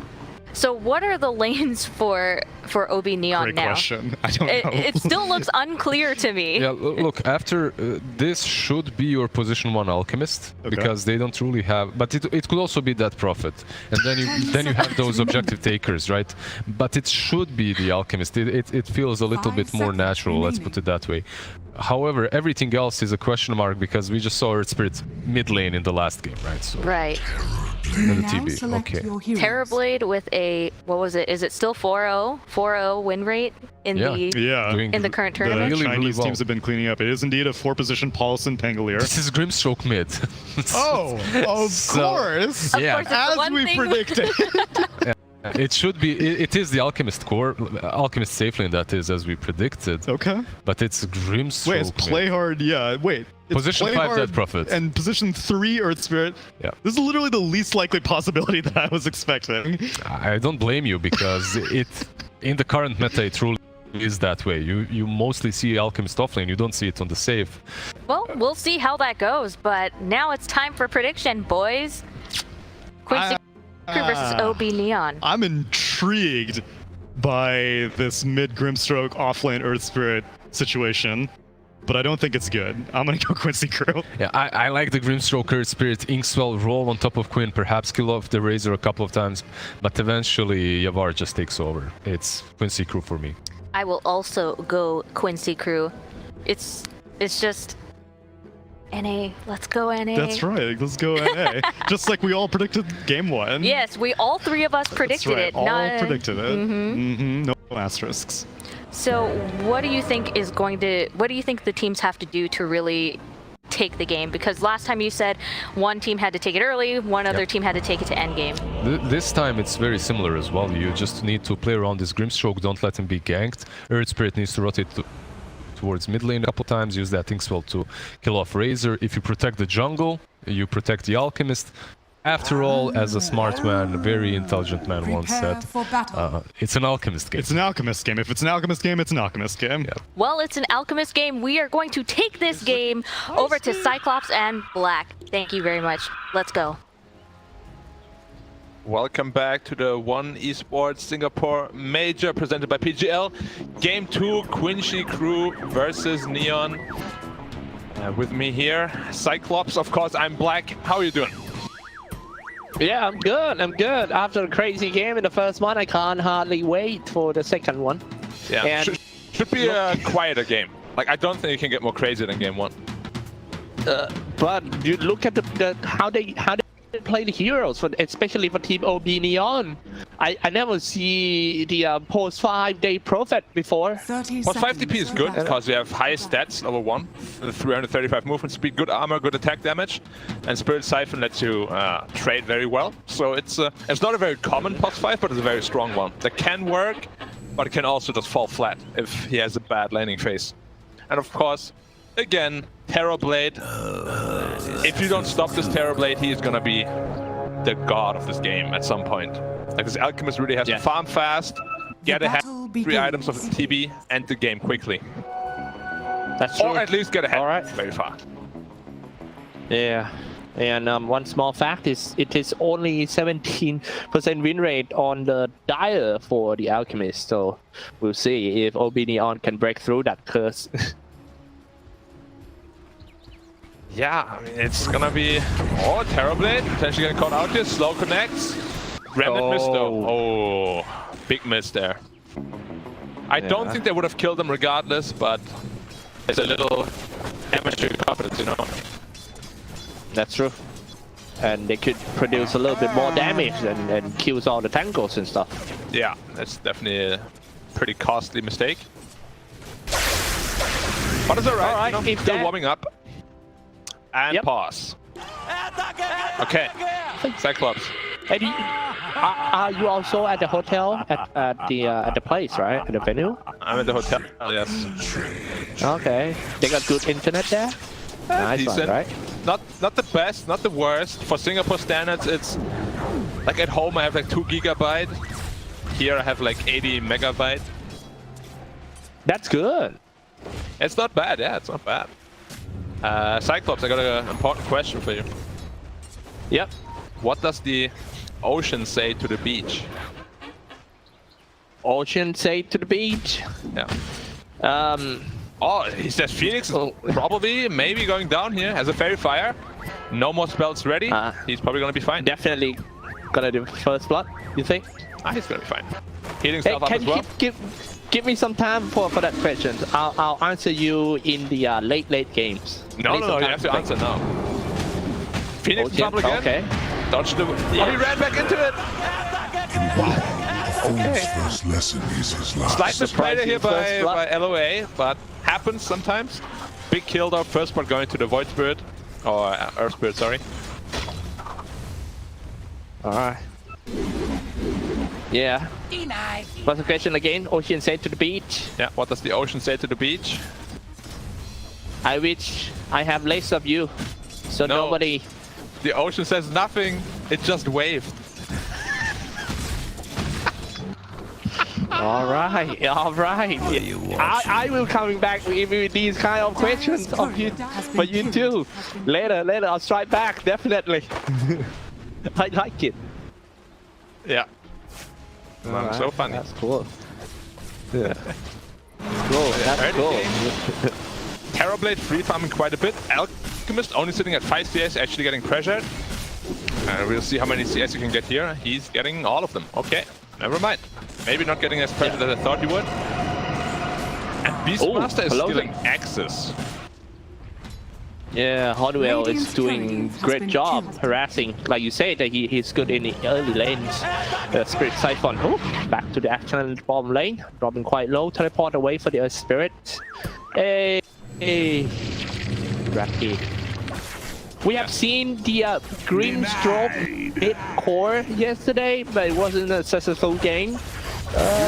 Yesterday was bad. This one Had no core. This game it's good because they actually have an alchemist and can make use of it. A little bit of harassment here. It's gonna be fine. Like yesterday they had, I don't remember, what did they have? Venomancer. Team Liquid. Yeah, Venomancer, Timber, and Grimstroke. Yeah, it was no carry that can make use of Inkswell or any of the Grimstroke spells really. So this game is gonna be a lot better. Draft suits Grimstroke mid very well. It's just yesterday from Team Liquid, it was just a casual Grimstroke mid. Not just casual, no combo, just give me that hero. Yeah. This one seems to be good. One of Bkop esports. They should fix the mistake. They're going in, and this is going to be 3v2 right from the start. Inkswell almost connected. Quinn getting body blocked. Here and there. Quinn, equal dive, trying to save that Quinn. Plasma field comes out. Quinn got away from the body block. Oh my goodness. In trouble. Nice side to the Quinn. Dodge once again for that Quinn. That fancy footwork, better sister coming out from Quinn. That is a PON8 individual skills. I heard he is a ballet dancer, but I'm not sure. I have no confirmation, it's just what I heard. And it looked like it here. Well, I believe that, definitely. I can see his steps just now. Yeah, like he's in control of the movements for sure. Terrorblade still continuing to free farm, but Alchemist is also left unchecked so far. And usually Alchemist, you know, if you get free farm in the laning phase, to get that fast Battle Fury, you can really snowball out of control insanely fast. Like, to a point where Terrorblade can't even come close to catching up. Yeah, Terrorblade, talking about Terrorblade, having a pretty good win rate in this tournament. It has been picked 4 times before, and it's 100% win rate for Terrorblade, and now he's in big trouble, getting pulled back by the Ender Remnant. Need to just teleport away and cancel. Yeah, he's like, oh, I'm not actually dying? Oh, okay, I'll cancel. Very high armor, this hero. Yeah, 15 armor at 5 minutes. That sounds very balanced. So balanced. 100% win rate. Yeah. I love Never lose before. His voice lines are cool. His voice is cool. His character design is cool. Like, he's just cool. Kind of like me. Like, I'm just cool. And he's tall. Yeah, just like me too. I'm strong. Yeah. How tall are you? 190. That's good. You could be. Thank you. You could be the T-Blade. Really. I am actually. But and I mean, don't tell anybody. Oh, Quinn getting rolled on again. Inkswell. Dealing a lot of damage with the ult here. They have to be careful. I don't think they can fight them. Going in, he turned on his ultimate. For that Quinn for the first time. Plasma field, easy kill by Quinn. Seems to be a mistake for Team OB Neon. They are supposed to kill Quinn, but this Razor is quite scary. You go in, you make a mistake, you two could die. Yeah, too much damage has been sucked away. Plus that ult, which has recently been buffed on single target damage. Whoa, Polarstone almost died here from half health. I think so. Oh! Not on range. Dire's middle tower Almost. is under attack. Oh, Quinn. He's getting his Terrorblade stomped. He's like, haha, Yawa, get stunned, bro. Yeah. Alright. Debut, doing some stats. Big stack here for him. The ways to deal with the alchemist, I still want to ask you again that the best way to deal with alchemists, especially post-1 alchemists, do they have to invade and trying to hunt them in NC? Wait, going in by overall for the first time. And yeah, statically plasma failed. They might get one more. Can start a little bit of damage, but it's just not enough to kill the core Grimstalk that is teleported away. This is perfect. They're invading at the right time. They're taking all the big creeps away from the Alchemist. He has ult now though, so he's quite strong to fight. But this Razor is very strong. Oh my god, General just died from full health instantly. Yeah. What happened there? I mean, because the damage from the Queen is just too much. However, they still got one more stacks here. Around 3 stacks. Alchemists are killing with the acid spray. Moving in once again for that Queen. Plasma failed trying to steal some last hit. Get a little bit. Almost all creeps away from Alchemist. Oh, this feels real bad for him. Like he would be around 4.5k net worth now if they gave him the stacks uncontested, but because they contested them, they're now sitting at a gold lead, which of course, when you're playing with an Alchemist in your team, you always want to have that gold lead. Yes, that's true. So this actually, oh wait, looking the manfire right here. It's Pelosen. Support Pelosen on the falls. Yeah, Rappy TP'd in to help with the stacks, and then he ends up killing a lonely little Pangolier. Radiant's middle tower is under attack. Yeah, I heard the panelists were saying about the this could be the off-lane Alchemist giving a feed Aghanim to the Void, but even though it's a position 1 Alchemist that have to farm a lot, but does he still have project to give the Aghanim to the Void? Oh, Hasted Razor just completely obliterating the just that, no way out. Just roll out. Okay. He's diving at that. Be careful here. Diving a tower, that's crazy, but Haste Rune at level 8. Razor is going in. Where are you? Where are you out of haste? Swashbuckle. However, Quinn got caught by the tower, and also the rest of team OB Neon. Rappy moving in. Little too much. Like his haste was running out. He's still committed in very deeply. He gets a support kill, but losing your own life for it is not worth it. At least he forced some rotations, which means Terrorblade as well as the Beastmaster can get the top tower. And there shouldn't really be any trade. Because TB, Beastmaster, 2 of the best building killers in the game. Yeah, push very fast. Yep. I remember once I used to base race against TB. That is the most stupid thing I ever did in Dota 2. It doesn't sound very smart, yeah. Yeah, I should have gone back already. Getting pulled in? That. Yep. Well played by Resonant Pulse. Let's see. Let's see. Now let's take a look at this one. It's Plasma Field static link going in Swashbuckle by the Pangolier, walking up to the high ground. He's playing super aggressive for Quinn. CCNC is back in the form once again. Trying to sweep this series 2-0, but I doubt if they can. It's too soon to say. Oh, it's gonna be a tough game. Like Alchemist is still incredibly rich. Sitting at 6k net worth, almost battlefield completed, just needs 1,000 more gold. But Terrorblade is somewhat keeping up. He's top 2 net worth. Inkswell again on the Beastmaster. Can he get a roll before he dies? Yeah, he's about to go down from the very fine, but he can walk away. He can, and the rest of just moving in. Perfect timing. Eager dive and the Supernova. Now his question is, Rappy, can he run away from Pelosen? They're chasing him quite fast. Natro, no gun guy as well. Woman nuke. Plasma, simulate that torch. Into the green line. Fighting against each other. Trying to do. Oh, juke a little bit. Oh, stand in. Rappy got away. Can he walk away? He's level 8. Plasma field. Out of range. One more W. Just a little bit more. Oh, nice to be out. Extra step. Dire's middle Okay, tower well is done, under attack Nebarapi. under it. He must have been a very good 100-meter sprint runner. That's good. Very fast. Very fast, yeah. Actual Feet stats. like magic. Light Light like a magic. feather. Yes. Were you good at sports in school or no? Yeah, I'm good. I think. No, you're not. I think I'm pretty good. Not I bad believe at you. all, you know. No, I believe you. I've seen a picture of you. You look very intimidating. In shape, you look right? like, yeah, you look very fast. Yeah, I do fast. I am fast. Being fast is not always the most important thing, but sometimes it is. Yeah. All right, let's see if this game is going to be fast. If you see the rate of the game, the way that they play, you think this game gonna end before 40 minutes? Like if the game ends early, it's Quincy Crew ending it early. I think if Neon wins, it's gonna be like in 30-35 minutes. But Quincy potentially, you know, with like 2-3 big teamfight wins, Terrorblade, Beastmaster can snowball very fast and end this game quickly.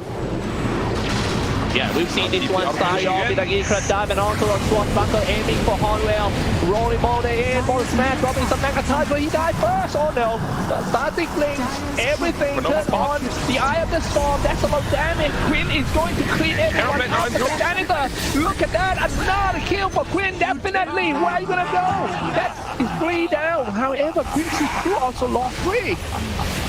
But one team lost their winning condition and the other did not. Terrorblade is the big winner of this fight. He killed Alchemist, which will now give him some time to catch back up to Alchemist's net worth, who is still sitting like 3k ahead of him. DP a little bit out of position here, but still a very good Grimstroke ult, hitting both the Pangolier as well as the Beastmaster. They can't get any spells off. No roll, no roar. Egg comes out just in the nick of time. He gets killed by the Alchemist, but he trades his life for it, so it's not really worth it for him. I would still give the win to Quincy, probably. Yeah, definitely, because you know the way that the Quinn play, he produces a lot of damage and also stays in the front line for his teammates, taking a lot of damage as well, and breaks Team OB Neon formation into 2 parts, forcing everyone to run away, and then at the end, Terrorblade, T-Blade moving in, easy kill for him. Like you say, the biggest winner is the T-Blade, but I think the biggest performer is Quinn. Yes, Quinn is doing super well in the Razor. Falcon Blade, Boost of Travel already picked up, going into the BKB next. Once he has his BKB, there's really nothing that can stop him this game. Like, DP is a support hero, so Exorcism is usually, nice DD snatch it, but he might just lose his life for it. Is that worth it? Probably not, but maybe he can get away here. Roll coming out from Polson. Bong. One more. Bong. And he's gone. This Razor will be unstoppable. Because DP, hard counter to Razor, yes, but as a +5, Well, let's go. Diving the Grimstroke here. They're gonna go in for game for the Fire Spirit, slow everyone down to the Sun Ray as well. LOA, Astro steps in, Rappi trying to fix the situation around here, but that might also cost his life too. Dissimulate into the high ground. With the cliff, he's stuck there, and now that's where he's gonna lay. Oh my goodness, 10 feet. Not like Star Wars. In Star Wars, if you're on the high ground, you're in a disadvantage. Here, if you're on the high ground, you're done. You cannot escape. Dota is a game, it's a very brutal game. Much more brutal than Star Wars. That's true, and do not turn to dark side. Don't turn to dark side. Although, as we said yesterday, anger doesn't make you dark, necessarily. It's maybe a light fighter. Okay. Let's go. Yeah. I think I've had my best years when I was full of anger. Now I'm just a nice guy, you know, I help people. Back then, I destroyed them. Yeah, black. We can talk about that another time. We have more important matters on our hand. Getting slowed down here on the Grimstroke. Raw is still available.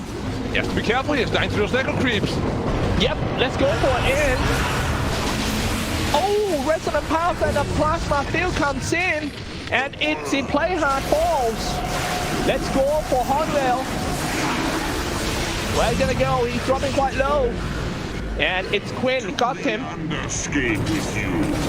Yeah.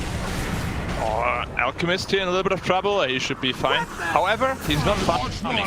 You can see the gold difference is only 2.5k now from a Terrorblade to Alchemist. It's not looking good for Neon here. 4k gold ahead on Quincy. despite fighting an Alchemist. Black, can you It's not show a good me how position for Anger gonna give you comeback to this game, Black? Anger probably doesn't help so much. You gotta find some ways to kill this Terrorblade. I don't think Anger is gonna help with that though. Like you need very strategic, good movements, you know. So you probably don't want to be angry. You want to be level-headed, calm, collected, positive, PMA. You know, your Alchemist is tell your team, it's alright, I'm still farmed, guys. I can carry you guys. Don't worry about it. Smoke up here, unsmoked, on the high ground. They can't commit to this. Beastmaster Raw, still on cooldown. Quinn going in. Just poking a little bit. Roll coming through.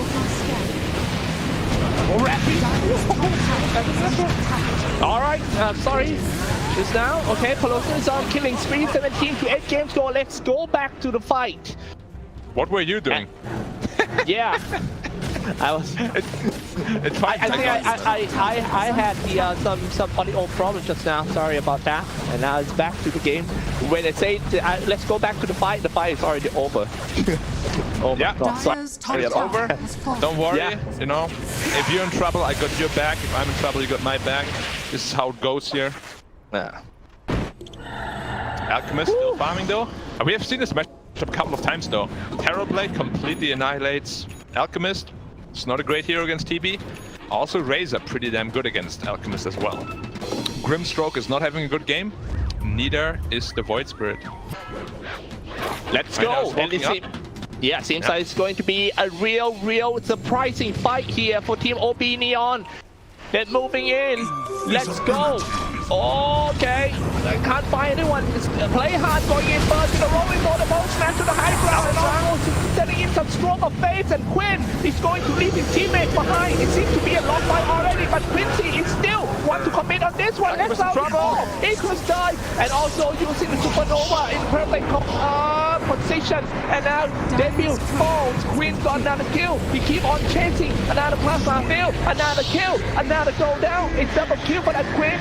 Keep on chasing and use Scepter in order to stop him. That is a perfect item to have in order to stop Quinn from moving forward. He's charging in like a medieval knight. Like a medieval knight. Yes. I mean, it's just it's so tough to fight for this Alchemist in this game. Against Razor, against Beastmaster, or Rappy, potentially in trouble here. Linked up, is there enough damage? There's not. Not even close, fake hype. I'm a liar, I'm sorry. Terrorblade and Pangolier, two of the best Roshan killers though. They're getting right to work. But getting back to the point, like Alchemist, you just can't really fight against this lineup. Beastmaster owns you, so does Razor, so does Terrorblade. It's gonna be a very tough Alchemist game, and he's already not having a great game. Roshan's gonna die before they can reach, I think. Yeah. Yep, it's false. It's an achieve. It seems like Quincy Crew is going to wrap this game up real quick. So for OBDR, need to do what it takes in order to stop it. Yeah. Next objective for Radiant here. Wait for TB Metamorphosis. Take some towers with that Beastmaster TB combo. Maybe they're not even waiting for Metamorphosis. Maybe they'll just go straight away. They think they're strong enough. This Razor right now is a beast. Like, he's unstoppable. Almost hasted permanently. Yeah, he's running in. There's no way you can run away from this guy. Look at that. You can silence him, you can mock him, but you can't stop him from moving forward. Look at that. Oh, no. Maybe they can. Alchemist maybe they can. Razor. Exactly the first time, and Razor is dropping quite low. And that is going down. Now you can see the light at the end of the tunnel. It's OBD on my winning this team fight, but however, they're taking a lot of the damage from the supernova itself and also the swashbuckle. Xyclopz dives in, shooting the Sunray. Sunray going down is trying to release before he goes down. He's not going to be able to do so. Pelosi stays in pre-line, keep on chasing. Now finally moving in with the Primal Roar. Going to be an easy kill of that next round. It didn't kill him. No, not kill yet. I didn't kill him. He stopped this attack. Houdini. My goodness, that was magic. Amazing play by Rapid. They're mind controlling Leslie. Lelis? Why did I say Leslie? controlling Lelis, mind controlling him so he doesn't auto-attack him anymore. Lelis moved away from a suspicious, mysterious power, control, and he did not finish him off. Very good job here by Rappy. You can see the team fight again. They're rolling in, stunning the Razor before he gets his BKB off. And then he BKBs with like 10% of his health and gets taken down by the Alchemist, but Phoenix coming in clutch, one hit off dying, Supernova explodes, he kills the Alchemist. Super well played by LOA here. Mid lane trouble again. Yep. Yeah, play hard being brought down. This is looking very good for Team Quincy Crew. Black. How are we going to come back on this one for OB Neon? I mean, you know, our job is to be kind of neutral and objective, but in this game, it looks like it's... The draft is very one-sided. This Alchemist doesn't really have what he needs to fight. Razor is already on him again. He's going to be out there. No Euros available. It's just, he's fighting against 3 counters who are heavily farmed. So it's gonna... Like, they need a good Grimstroke ult, a good Alchemist stun on multiple heroes. And DP just dying in 1 second. To Lelis, Leslau. What a beast of a beast monster. Yeah. It seems rough, man. It seems rough. Like, we have to see what they can do. Maybe Alchemist needs like, you know, the Divine Rapier Swiftling kind of build, so he can kill people by himself. But right now, Razor just counters him too hard. So does Beastmaster. Terrorblade as well. All right. Yeah, really hard. 10k ahead in only around 22 seconds. I'm sorry, 22 minutes. Man, this is what a rough game for OB Neon, and this is not looking good if they lose the first series of the tournament 2-0. Man, I can't imagine about the moral for the next one. I mean, that's just the problem when you're using a stand-in, you know? Like, even though Rappy is doing quite well individually, the team is not the same as it was before. Like, the different movements, you know? Different shot calling, like everything is just very different because you have to change the positions. And you can see it impacted them quite a bit. They don't look like the same team that they were. But Quincy also using a stand-in, even though they are using, okay, the natural position for player, but they're also using a stand-in. I mean, it's kind of incredible how the deal happened. Getting Pelosan. Okay, let's get someone in Singapore. Let's take a look. Oh, we got Pelosan here. Let's call this guy up. I mean, yeah, it's incredible. Imagine if there was no +4 player in Singapore. They'd be like, who do we take? I mean, they would definitely have taken me, obviously, because, you know, I am me. But, yeah, if there's no +4 player, they're in trouble. But they found one, so they're doing quite well for themselves. If they win this game, 3-1 already in the group stage. Very good for them. Well, Pelosan might get to move to NA after this. I mean, if they're doing well, finishing top 3 or something. I mean, I don't want to get ahead of myself, but of course, top 3 in the group stage move on to the winner bracket of the playoffs. Yep. And place 4 to 7, I believe, move on to the lower bracket. Is that it? Yep. Yeah, and the 8th place eliminated. 8th place eliminated, yeah. Only one team out of all of these teams will be eliminated. That's gonna be... You don't want to be in that place, you know? Like, you're gonna feel real bad. That's true. All right, 25 to 11 game score in only 24 minutes. We have a real action-packed game. And another big smoke coming out from Quincy Crew. TB is ready to destroy the Alchemist.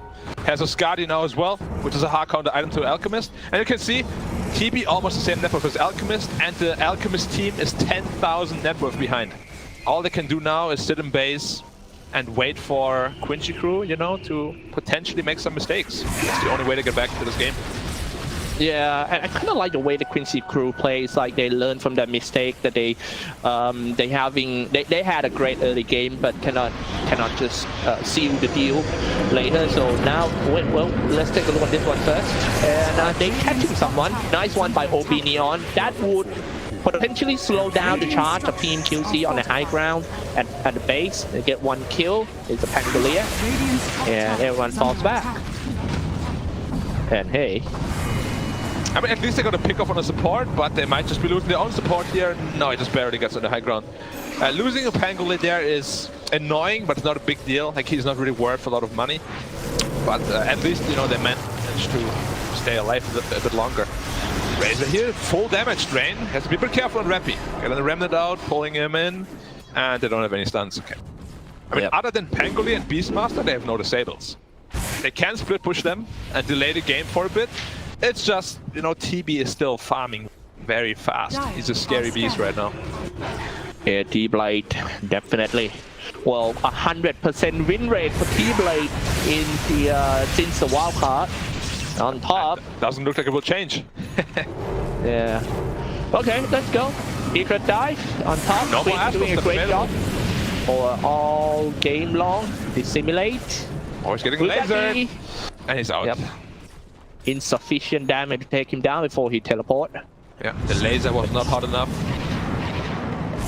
Aster trying to split push, but he's rolling in. He's gonna reach him, maybe. Oh, just barely. It was got him. 1 second.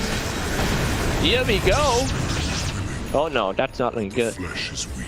So, are we forcing in black or just go back wait to for the the Roshan pit? Wait! Oh no! Waiting for the high ground on the wrong And General that too. Definitely, this is going to be a golden opportunity for Team Quincy Crew to just go up in the high ground. T-Bleed is here. And, yep, everyone is ready. He's still on the better ball. Whoa, buyback for Rappy on the Void Spirit. Alchemist needs to do some magic here. He needs to blink in, and he needs to kill everybody with one hit. How he's gonna do that, I don't know. That's his problem, but that's what he has to do. Let's see if he can do it. Okay.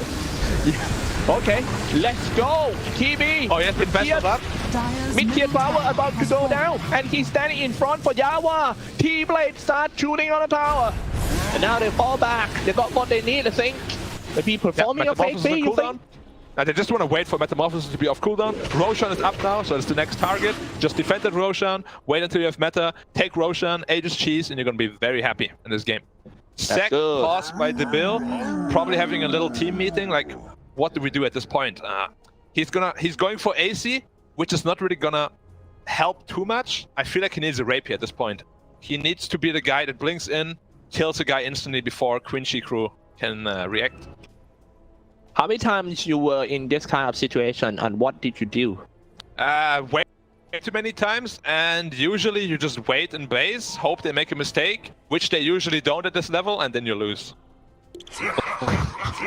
That sounds... I mean, it's very tough, you know, like, they have to smoke out and find an opportunity while Terrorblade doesn't have Metamorphosis. However, Quincy Crew is a very good team, obviously. They won't just let that happen, you know. All the lanes are pushing in constantly, and it will be a very obvious smoke out from Neon here. But they have to try it. They have to try something. Man, what a great start for the Quincy Crew. If they win this one, it's going to be 3-1. But however, it's just going to come out for Team OB Neon. That's quite risky. Rolling Boulder, and trying to rolling Boulder away. Now they immediately regret their decision, walking back to the high ground once again. But it's a little bit too late because some of them already commit. They're going. Oh, being chopped by the sun rays, slowing it all down. Even Suntan Roshan is not going to help you. He's trying to walk back to the high ground, but he might get hit by the rolling thunder. He used to use that on that one. TB, where is he? Where is my T-Blade? Let me in. And then he going inside the base, killing people inside, in front of the fountain, forcing a DT out of the That's it. That's it. It's over. Yeah. Quincy Crew taking it 2-0. Unfortunately.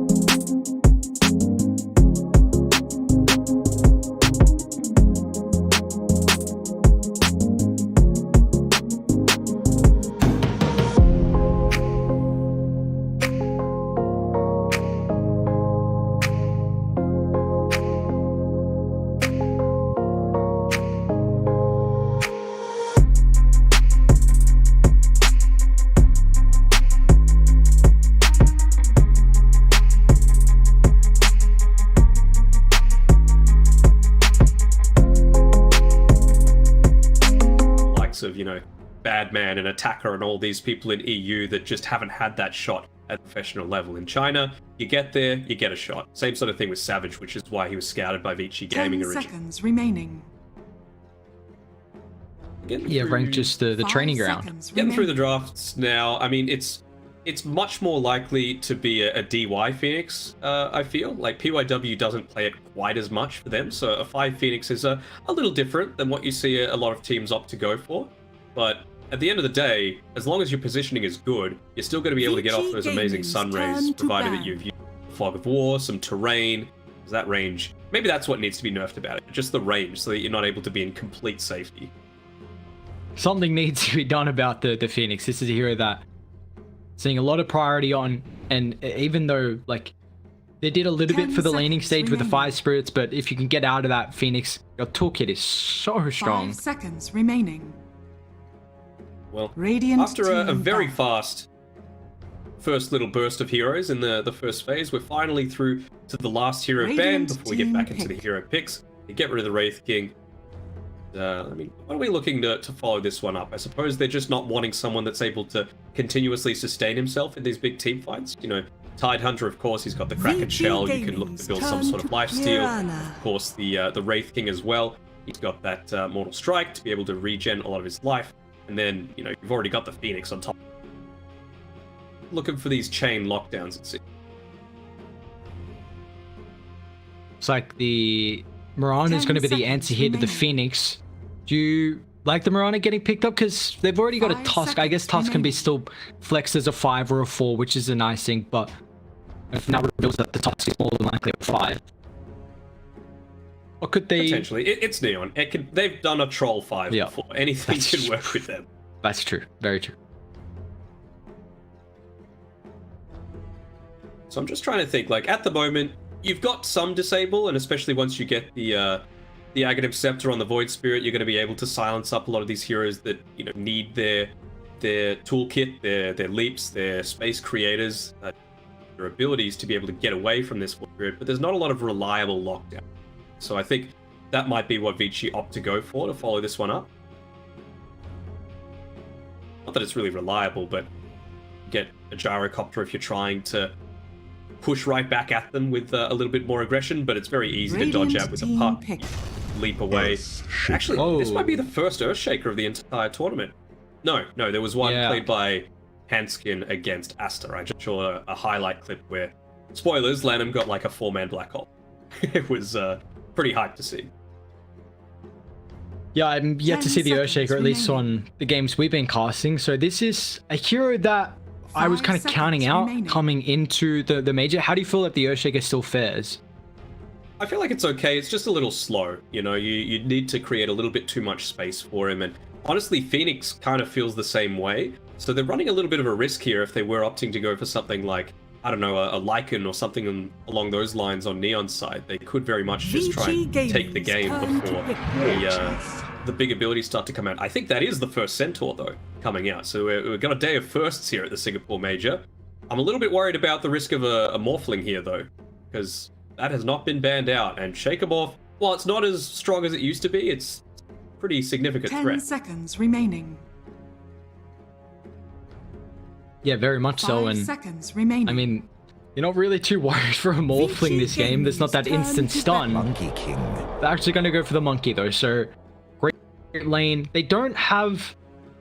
Stampede's really good this game for Neon. Like, it's pretty much all on the Earthshaker to lock heroes in place for the Wukongs, for the Supernova. Mars is actually banned out from OB Neon in the first phase, but you know, Stampede is going to be very, very impactful here for Radiant to reset these fights whenever Vici commit heavy with their ultimate.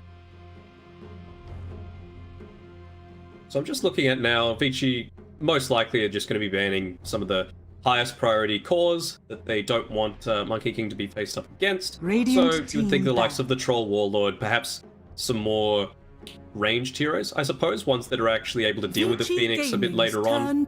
Might see something like a Terrorblade get removed from the pool, although I suppose it's not actually a ton of magic damage that they've got super early on, so you're not going to be at too much of a risk. saw that the Naga Siren wasn't incredibly effective 10 in the remaining. previous series that we saw against Vici Gaming with Quincy Crew, so I think they're not too 5 concerned about seconds that. remaining. What do you feel like the position 3 could be here for Old 11? Because a lot of his heroes are banned out. Mars, Pango, the Bat Rider, some of his 3 best heroes. They've, Timber, Tide, Sand King out on that as well. I feel like the Nature's Prophet is way too greedy. You've got plenty of ways to cancel his TPs, you've got good scouting, so they're not going to opt for something like that. Alchemist, they've removed... 10 seconds remaining. 5 seconds remaining. I was about to say Razor, but you haven't seen the position 1 yet on Ruby Neon, so do something that is easily able to get rid of that static link. Really thinking about it though, it was a very targeted draft towards Old 11 with what he's able to do. And I mean, look at him, he's got a little crowd next to his name. He's the one doing it. He's like, man, this guy's doing. Banning out all my goddamn heroes. I need some help here, boys. And I just got nothing left available. I mean, I'm trying to take a look. I see nothing that's really left. LC, Radiant maybe, team just for a bit of a hard dispel. Underlord. Okay, I mean, if they're going to run at you, yeah, good way to especially protect your high ground. And then we've talked about before, Shaker, maybe not as much, but Phoenix is the best scaling support in the game, in my opinion. And if you're able to hold them off for that 10 extra seconds 5-10 minutes on your high ground, that can be the difference maker. 5 seconds remaining. And that extra little bit of root against the puck is going to be super annoying as well. They didn't have a way to keep those towers alive. Like the Earthshaker Phoenix can't stand that ground. So now you got the Underlord, put him there, get a lot of the attention, and at least it kind of has some AoE crowd control as well for the Wukong Supernova, which is something they were kind of lacking. You mentioned the Void Spirit before as well, with the type of things that he's going to be itemizing towards. You mentioned the Yule Scepter, which gives you that guaranteed setup against the puck. Works really well in conjunction with the Underlord as well, right? Yep. You just get the full root off, Yules them up, gets the root again. It just allows you to dish out that much extra. Is Ursa in the pool? Ursa's available. I don't mind it. It's a good lane matchup. You've also got... You mentioned having the Centaur to be used to just able to run away from the Wukongs, run away from the Phoenix Egg, but if there's any sort of spell misusage by Vici Gaming, you can actually use Stampede if you were to go something like an Ursa to just run them down.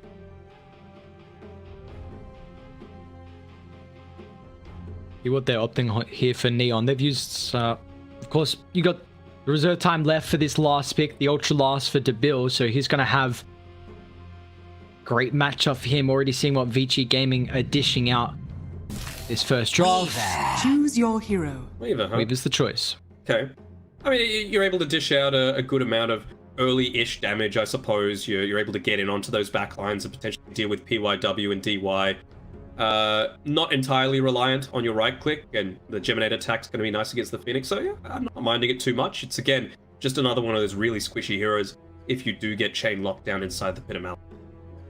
Which I definitely think they have ways to chain lock down the Weaver. You've got Visor, Boundless, Roots there, Ori's locked down, and there's no... I mean, Januel can have this factor of a snowball save if he has a pretty good game, but, I would like to see, again, Neon maybe open up with the tri-lane, get a kill early on the Underlord, and then reset the lanes and go back into a natural duel-on-duel. Yeah, that's the thing as well. Kind of the same sort of issue that Mars has is that if you do bully the Underlord super heavily, really early on into the game, he has a bit of an issue with making a comeback. Yes, you can go to the jungle, but it just feels so slow to be able to use that Firestorm to start to build up your network. I think that's exactly the way that they need to do it. And I mean, you've got the utensils to be able to make something happen. It's just, are they going to be able to pull it together after what would have been a discouraging first series going down 0-2? Let's see if Neon can turn it.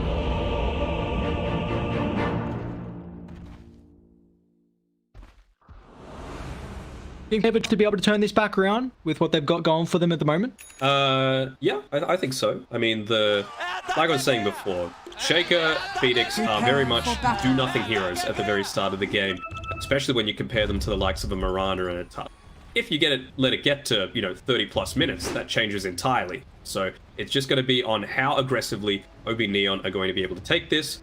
They've definitely got the playstyle for it. They've got the heroes for it. It's just about the execution now. Very aggressive movement as well. The PYW's teammates a little bit too far away, unfortunately, to link up with that potential early first blood. Well, might scout him out. I think he's just out of range. PYW just chilling on the opposite side, beating his drum a little bit. Let us fight! 30 seconds to battle.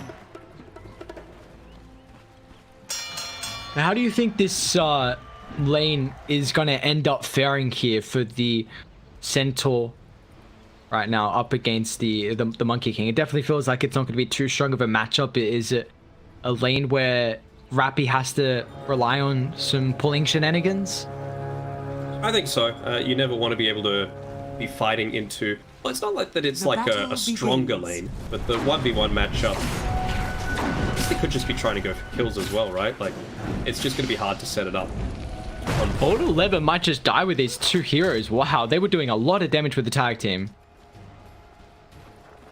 But yeah, whenever you're in a stronger laning matchup, you always want to be able to take a 2v2 engage. When you've got the weaker lineup that you want to be going for these sorts of pulls, or if you need the extra levels, or, to deny things away from the enemy team, that's when you want to change it up. And I mean, Phoenix Monkey King isn't the strongest lane at all. Like, Monkey, very, very strong hero. Phoenix, very, very strong hero.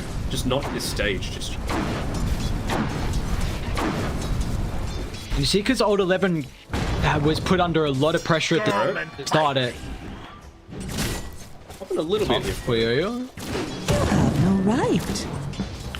The fact that the Underlord was getting going on at the start meant that the Earthshaker wasn't actually able to block off the first wave with the fissure, so they opted to just shove it in completely so PYW could get around to the next Great Wave and drag that through instead. Yeah, I mean, this goes exactly to the point I just made, right? Like, this Earthshaker, like I said, is a do-nothing hero, and you can get really aggressive on an Underlord super early on. Whereas you're going up against a Tusk and a Weaver that are very fast, very capable of outputting a lot of damage. So you want to dodge that 2v2 as much as possible. As we can see here, PYW is at least going to be able to secure himself a little bit of farm, get the wave naturally pushing in towards the tower.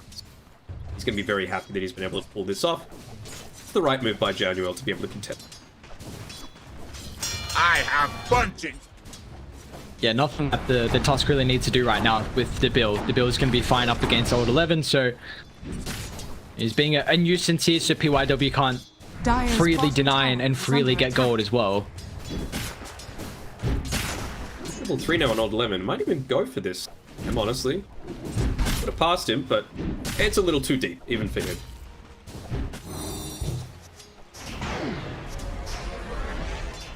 More regen delivered out. We've seen a couple of attempts on kills on this top side. Resulting much of anything. Play hard. He scoped out the fact that the crew was up there, but... Silence. It was taking a bit of damage. Our bit one way here for the Marana. It's got to be careful because a balance into dive. It is still only level 2 on the Phoenix, which is the issue right now. So just the two supports playing around, trying to force out as much resources early. Yopaj is having a nice time in this mid lane though. He's already hit up onto level 4. He's I would say out regenning Ori at this point, and last hits to pass. Very decent.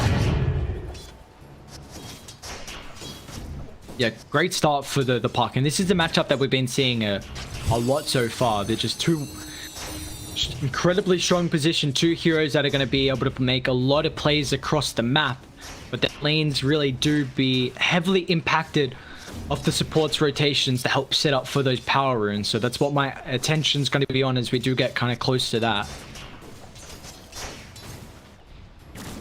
Now, the Tusk, he's looking to be a little bit more of a nuisance here. He's got the Orb of Venom, he's got the Boots of Speed. And now Skimmy's got that 1 point in the Swarm as well. So if you let that tick up too many times, the tag team starts to absolutely crush your HP. Rotations coming through. Tusk one of the... I mean, Weaver is very self-sufficient on the bottom side of the map. You're not having to be babysat quite as much. Zhao, he's scoping out if there's any stacks built up. Phoenix is going to end up going down up top, actually. First blood. Great body blocks from Play Hard. Even though he missed the arrow, he was still able to come through big there with allowing Rappy close the distance there for that kill. Zhao gets zoned out a little bit here by PYW, so again, it's going to be another instance of Arun potentially turning around the fate of a lane. 5 to level 4 still, but he's going to secure his own level 5 with this range creep. He's also got the haste to enable any sort of chase. That was the kill that Neon were really hoping, being able to get that first kill, take advantage of the relatively weaker Phoenix in the lane. Still not yet level 3, so lacking a little bit in the damage.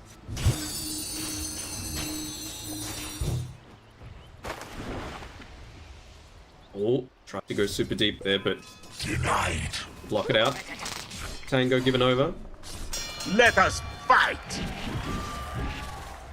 He's going to be going for that really early Falcon Blade that we see pretty often here for the Weavers now. Is there everything you might want? 5-minute rune. Big rotation coming through here. Arrow gets used, and Radiant's middle Zhao's going to be able to pick it up. Bill's even able to cut around here. He's going to be careful. Zhao's got that time to be able to utilize, but it's Ori that's showing up with the haste. So Genuel Your bravery get chased down. Really nice maneuver from Ori, using that haste to full potential there, and not really going to give away too much mid. We've seen a couple of missed arrows so far from Play Hard. It hasn't been too good of a start for the Mirana in that regard. Yeah, I mean, they don't have anything that's going to secure it unless you've got that Tusk, at least the level 3. It's got the ice shards available as well. They're going to land this arrow, though. Yeah, it's the arrow. That's the one you're looking for, and it makes it count on such an important hero like the Void Spirit. That's why we see, you know, so many times the Sand King being a high priority. Oh, they actually get the courier snipe on Weaver, so big deal. Happy. Dire are scanning. Instantly rotating up towards the top side. Still not yet level 3. That ice shards is going to enable many more arrows to Radiant's hit. bottom tower is under attack. Yeah, probably just another creep. The range creep gets denied, so it's going to delay it that tiny bit further. They don't care. They're just going to go. Missed again, though. Wolfstorm combine. We'll end up whiffing. And the Ori with the damage might actually be able to turn this back around, and especially with the rotations that Vici Gaming are pulling out here at the top side. Rappy will pay the price. Ori gets the fame for that one. As well, might be in trouble. Resonant Pulse just clips him. It's a double for the Void Spirit. The Opage has come over.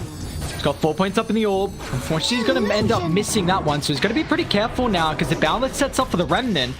The Opage, has he got the health to be able to keep himself alive until the orb's back up? It looks like he does. But at the tower, Ori gets punished. A nice arrow with the burst potential of the orb helps him find a return kill. And they're back alive. They want to keep going here, but unfortunately, there's no stuns to lock in Vici Gaming's retreat. He's going a little deep here, but realizing that well, they're lacking a little bit in mana on the Vici Gaming heroes, forcing the Icarus dive away. He's done his job. He's taken a lot of pressure off this top side. Opage getting active across the map here early for the puck. That's exactly what you want to see. A great start for the position 2 from Neon. This is a player that we've been so incredibly impressed with through the upper division at PGL, and he is looking to continue that now at the major. I mean, have a look at him. He's 700-800 ahead of his closest competitor, and well, that's not looking like stopping. Again, another miss spells coming through from these supports. This is going to be a big deal against a quality lineup like Vici. You cannot give them an inch. Vici Gaming punish you with any opportunity they get. It's going to be a 1-for-1 trade here. You see just how much the OB Neon are putting on the map. They are so aware, like you highlighted, that the Earthshaker Phoenix kind of do-nothing supports at the early stages of the game, so Neon are using this to their advantage. And that's why it was such a big deal that that Falcon Blade did get killed on the courier as well. It prevents Skeb from actually making that rotation. Now he's finally picked it up. He might look to get the Javelin before joining in on any team fights, but still, just the fact that that was hindered means that potentially they've missed out on a couple of kills, which they definitely need. Radiant are scanning. Behold!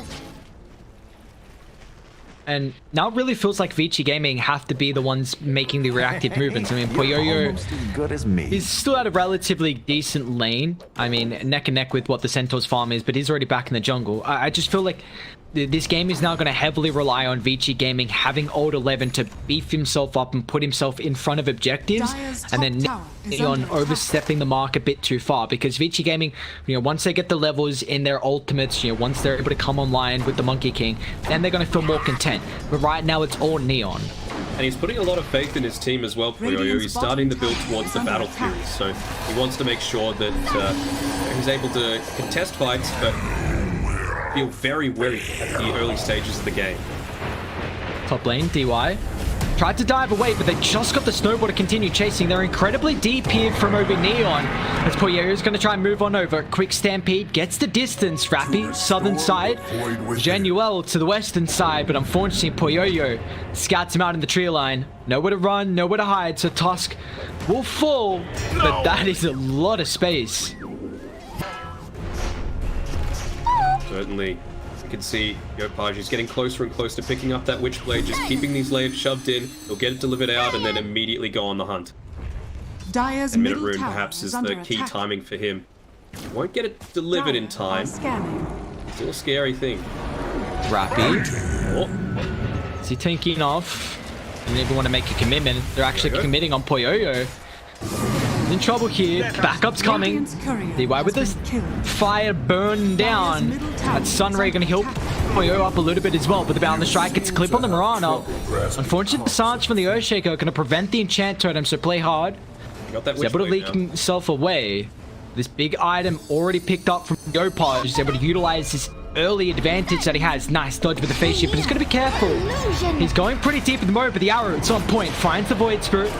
He's still pretty tanky. The physical protection of the Resonant Pulse, and they're actually unable to take that fight here. Tusk tries to get away with the snowball. He will not be successful. At least it's Puck that gets out. But the big factor is, again, Vici Gaming. They're actually being able to man fight now, finally. Yopaj is doing a lot of work, though. Look at this Witchblade and with the early levels. He's trying everything that he can, but now you've got the risk that the Shakers at least got the Echo Slam. They're fighting in these small, confined areas. Phoenix, he's starting to level up more points into that Sunray. Supernova, even though it's not amazing at level 1, is starting to become a factor. So, the window's slowly closing on Neon's side. Yeah, do you feel like they carrying a much greater net worth lead at this stage? I mean, you had to get at least a few kills onto this Monkey King. Like I said before, he's going into this Battle Fury build. He's going a little bit greedier. He wants to stay farming for that bit longer, but you can't give him the freedom to.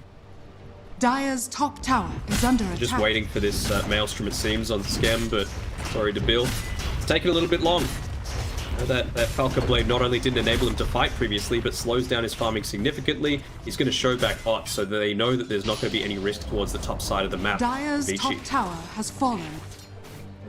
Yeah, Bill hasn't even thought about really showing up to any of these fights, just playing a little bit more of a slow game, trying to get as much farm in the pocket of the Weaver.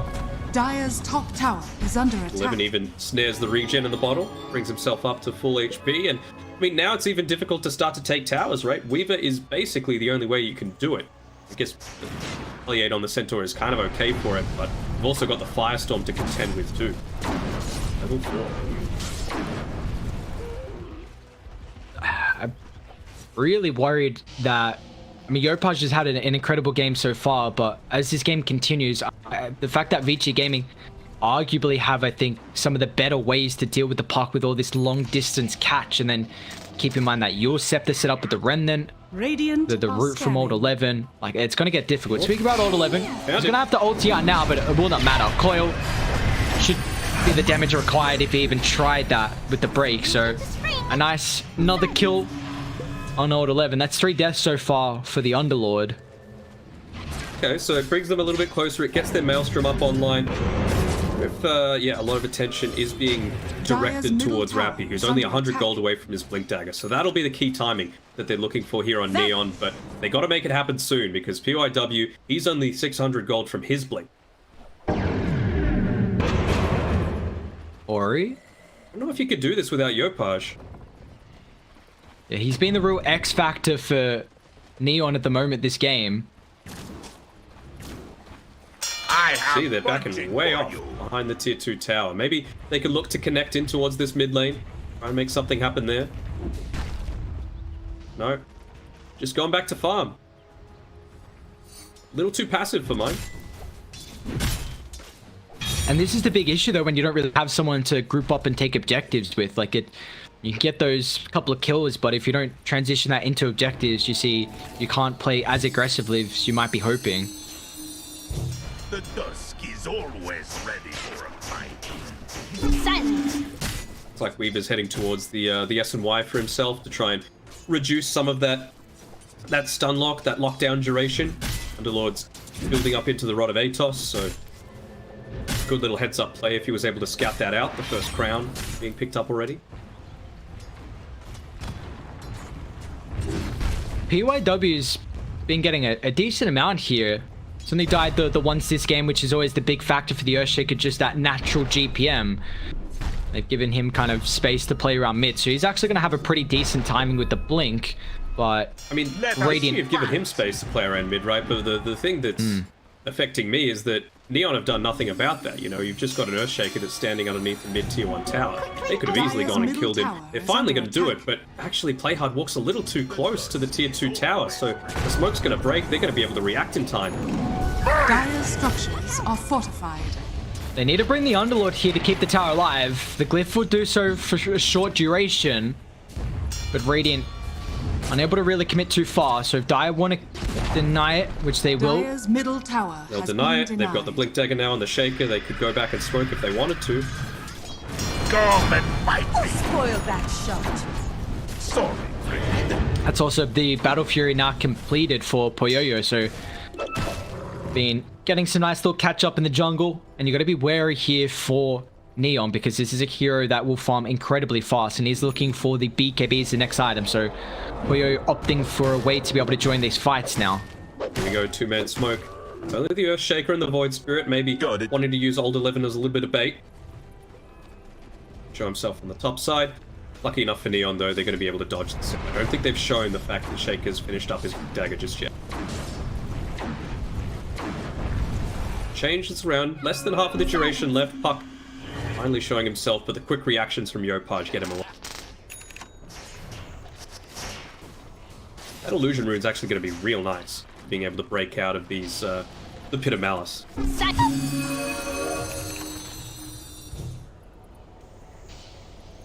How's it work with the Remnant, the Aether Remnant? Can you illusion out of that as well? I can't remember. Nah. Why getting rid of some of that deep vision that they've been able to secure up on Neon's side, but I just feel like they're playing a bit too much of the waiting game here on Neon. Feeling like they can out carry a Monkey King and a Phoenix and an Earthshaker, and I'm not sure you can. Yeah, it's definitely worrying signs at the moment. I mean, it's a 2K league. Like it's not disaster stations, but they gotta do something.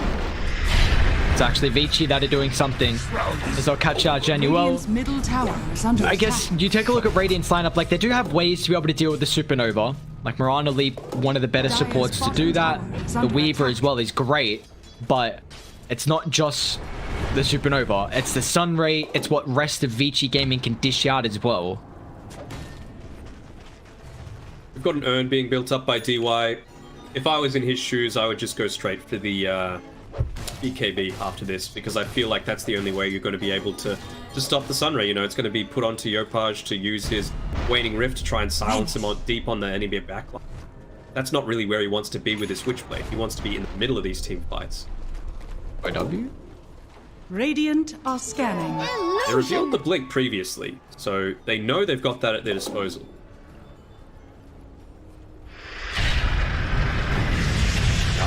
Staying next there.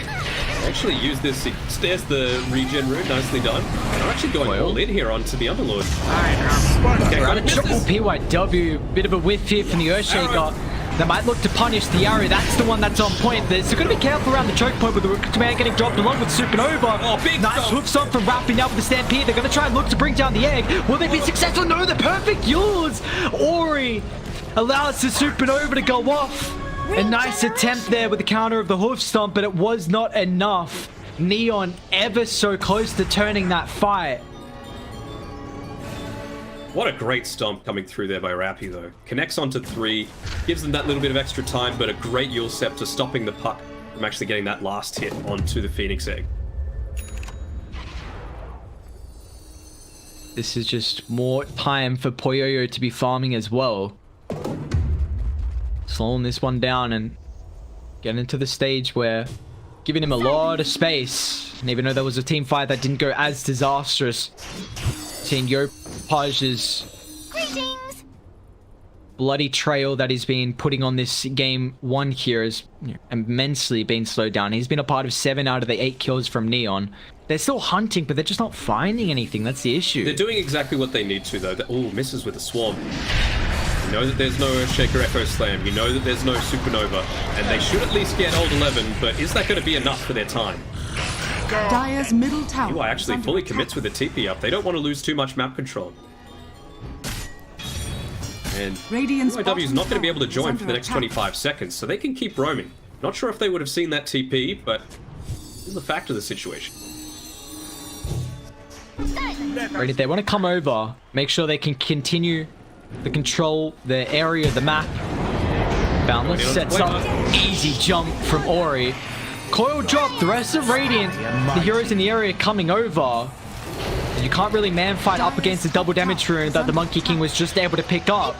But Ori's still going to be relatively careful with his positioning right now. Got some backup on the high ground. A little bit disjointed there, you know, you had Centaur at one area of the fight, Tusk snowballing somewhere else, and well, I mean, you can't fault the Mirana that much. He was playing around where the rune was, and he just got immediately jumped on with a boundless strike. My path leads to riches. This is the big timing for Vici. You've nearly got the BKB available. You're going to be able to stand and man fight just with the Battle Fury and that. Got level 12 is really what they're waiting for right now on Vici with the Phoenix Supernova. Close to that Ag Shard as well on the Earthshaker. Only 800 gold away. So, I mean, you've got about a 4-minute window. If Neon try and make something happen now, you've got 1 round of these ultimates, and then at least for the next one after that, it's going to be a very hard prospect.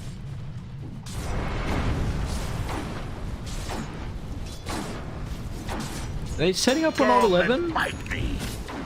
Genuel was thinking about something because he did have the puck and also Rappy moving over, but see, pretty even game at the moment. I mean, Debil is getting a lot of farm. Like, we have not really seen. He's got 0 deaths so far, 5 assists, so the Weaver is doing a pretty good job to be able to keep up with the Monkey King. Still feel like he needs a little bit more attack speed, you know? He's already got the Sanjin Yasha, which is going to give him a little bit.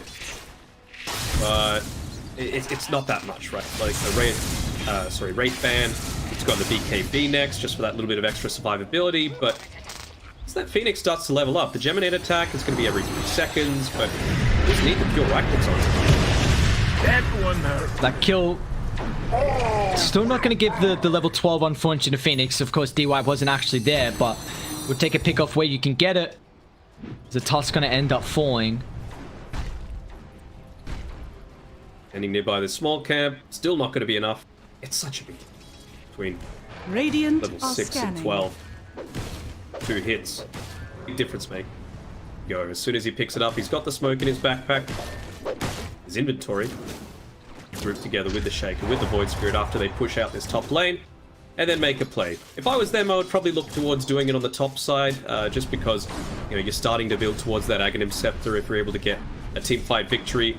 You know, it's not going to be a guaranteed Roshan, but it's certainly a lot easier, and you want to take away that potential from Neon, considering they've got the Retaliate, they've got the Tag Team, and they've got the Swarm, so plenty of ways to take down a quick Rosh. If you can take that away from a team's draft, then not going to get it at all. Yeah, honestly, Dire can do it pretty well with the % damage from the Firestorm, and then once the Monkey King gets that Ag, so either team have that in the back pocket. We're going to see smoke up though, Dire. Want to utilize this advantage they have. Swarm's not going to be available to fight, but they get the wrong way as soon as the smoke pops. So Ori's initial jump off the mark there. They're still moving in. That E-Blade. That's already picked up here. E-Blade for Yopaj. Fight! He's a one-man army right now. That he is. Had an incredible game 1. Just putting the boys on the back. And we saw the great kick play coming out from Xingqiu in that previous series with breaking up the Monkey King ultimate. See, even a 4-star here on Rappy, so I wonder if he's going to go for a similar sort of play. Try and disrupt that if he can. It's so good this game as well, though. Like, even if Ori actually gets a little bit of vision, so the double silence, and Centaur's going to get clipped by the fissure. Radiant, they're trying to sweep one down bot, but the bound the strike. Poyoyo's got the damage required here. Centaur will fall. Januel's got some vision of the small camp, but it will not matter as Vici Gaming hunting 2 heroes. I don't think they'll catch anything more, however. Although Ori's got a haste. Play hard, still got 2 more leap charges. If they get the Weaver kill, that's a lot more impactful. Yours sets up Poyo's even got to try and commit the BKB, but Dabil, Fissure a bit too late from PYW. That's a lot wasted there. The fact that Dabil actually made it out, BKB Wukong's wasted. Yeah, and I mean, he had the Echo Slam if you wanted the instant lockdown as well, so bit of a misplay there. I mean, it's definitely worth it against a Weaver if you're able to take him down. He's been the one that's just been sitting in the jungle farming the entire game. Yopaj, he started to make his way towards that fight. I thought, oh, this is looking really bad for Neon because the 3 other heroes that weren't caught in the gank weren't actually doing anything on the dire side of the map. But you could see at least the mid lane's pushing in as a result of Yopaj, and he's making sure top is as well. So there's at least some defensive things that Vici need to be concerned with right now. Yeah, but they're the ones... Yeah, that's... Could have been a really big opportunity for them. Like that kill on Dabil, because he's been freely farming, like very similar to Poyoyo. He has not been touched this game on the Weaver, neither the Monkey King. Both these 2 heroes currently flawless, and the fact that they kind of let that one go away. So and the 10-second BKB on the Monkey as well. Discount the effect of that. And the fact that he also went for it straight after the Battle Fury. So this is going to be, once you get to those later stages, that BKB is going to get lower and lower duration, and that's something always in the back of the mind of a carry. Do I pick the BKB up early, or can I get greedy and allow myself to go for it later on, just to then utilize those longer duration BKBs in the late team fights? You can see Yopaj, he just wants to put himself in harm's way right now. He's got so much escape potential. He's holding on to the Pupil's Gift with a little bit of extra strength. He's farming up really effectively. He's got the E-Blade to be able to stop the damage, as well as he could just use it on himself. Blink Dagger, and he's going into the Aeon Disc as well. He needs to... His role in this game is to take attention away from Dabil, make sure that he's able to get those consistent right clicks off. No, it really does feel like Radiant, with how these team fights need to occur. Like, you've got to be the ones that are forcing the ultimates from Vici. They're thinking about it. They can definitely rip through it. I mean, they know that the Wukong's down, they know the BKB's down, so they actually feel kind of content with forcing this. I don't think they have a smoke just yet on Vici either. They eventually buy it, but it's going to be too slow. It's a big one to snag away from them. They actually scanned incorrect. It's a little slow, this Roche, I'll be honest. Now they're finally TPing over. They can't take this fight. Roche is going to get claimed. They got to get out. Rappy, he's moving in the wrong direction right now. Oh, they're very disconnected right now on Neon. Weaver's not at this fight, and he took that Aegis. You need to be fighting. Is under attack.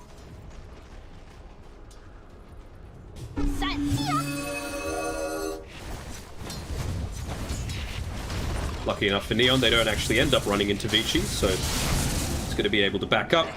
He's very close to finishing his BKB as well. That's the key timing they're waiting for. BKB level 20 on the Weaver, just to add those extra buffs to the Swarm with the 20 talent.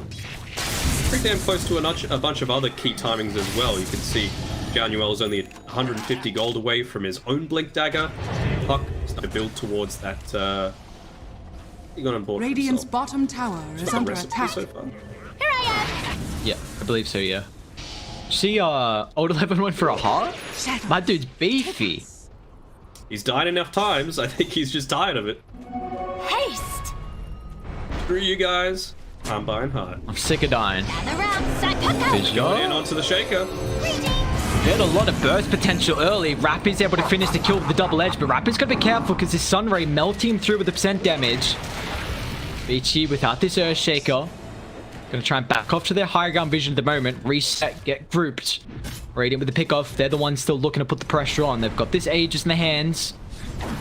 The issue is how can you kill old 11? Like, this heart now, already the Underlord is so difficult to kill. Now you just put him in the front line, chuck the Firestorm down, and he's just this immortal man, I guess.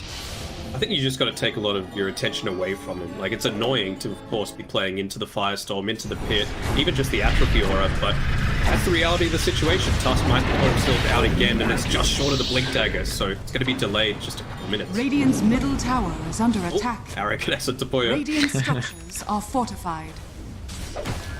Appreciate it. Dive actually got down. Yeah, you've got the Blink Dagger, though. Well available again. Radiant's middle tower has fallen. I got good vision in the area. Old 11 beats the arrow, incredibly tanky. That's already the hero they want to put a lot of attention to, but the Supernova is not protected by the rest of the team, so play hard to build. Going to be able to bring that down as Vici Gaming now have to offer a retreat. Old 11 Uber away. Puyo is going to be fine, but the rest of the team, unfortunately, Ori's not protected with the coil drop from Yopaj. That's a great target to be able to lock in, but do they have the extra damage? It doesn't look like they do. Ori, Astral Set, another one going to be up in a couple seconds here. E-Blade stops the damage from Davies. Old 11's coming back over as well, but a nice Astral Set. Snowball still flying on fourth. They cut the tree. No! Monkey King! He's still got the BKB along with the Wukong's man, but they chuck him up here. Echo PYW! It doesn't matter. Monkey will fall for the root. Davies pops the BKB. Age is going to get dealt with. The BKB completely wasted, but Old 11 standing his ground. Deals with the Mirana. What an Echo Slam from the Earthshaker. Gets the Ages. Helps him find 3 extra kills after that. It was just a bunch of misplays, unfortunately, coming through from Neon. You know, when they were going for, excuse me, that bunch of extra kills in their own jungle. You could see PlayHard, he was scouting around. He was trying to catch out someone, assuming that they had the guaranteed kill onto the Void Spirit. But if he's around, he had Yule Scepter off cooldown. He had his arrow available, so that should have been a dead Void Spirit. And then, like you mentioned, popping the BKB before the Aegis goes down is very much a waste from Davies.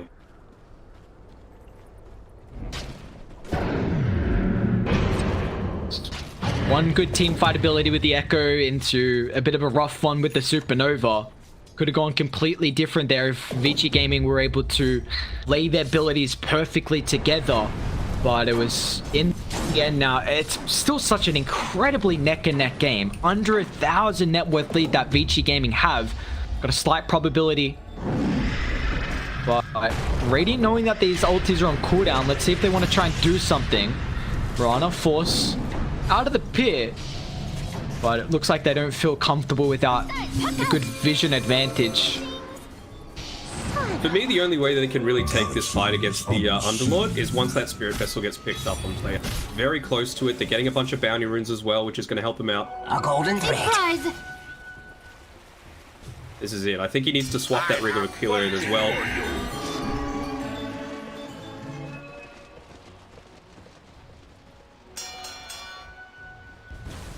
Yep, still playing a little bit too far away from his team for mine. Dire's top tower is under attack. Yes, you want to farm, but why not farm the enemy jungle? You've got the rest of your team there. You've got objectives that you need to be taking. Push out mid a little bit, but... And that I'm fine with. You're at least putting some map pressure on, but he can't just be staying inside his own triangle. 5 heroes from Vici just show out of nowhere. Or Yopaj, he can mid in. A on disc route, Yopaj gets a little bit of distance here. Can they follow up? Blink is available from PYW. Are they going to guess correctly? Doesn't even chuck anything out. That's so scary when you see the Underlord Rift coming through, but all of a sudden, there's just 5 heroes in your face. And Mirana's got 2 heroes in her face as well. Yours easy setup, Boundless Fissure. These abilities that you can use from so far away, the catch potential that Vici have can be really scary when they get a little bit of space on the map to play with. They have left over 11 solo. He's got a decent amount of armor, but you don't want to lose the gem. Centaur can even buy back to force this one out. Old 11, is he tanky enough? That's the question. Dire sweeping on over. They're getting pretty close here. Old 11 somehow still alive.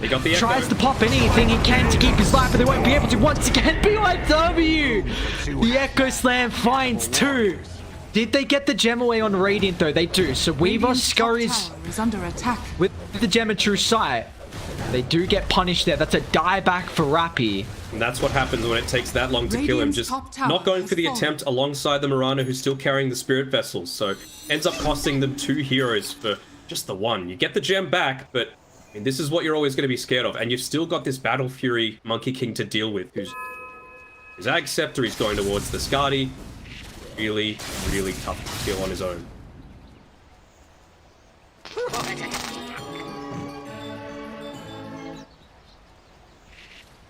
Even the Wind Waker being picked up by the Void Spirit. He wants to be able to snap that coil every single time. Yep.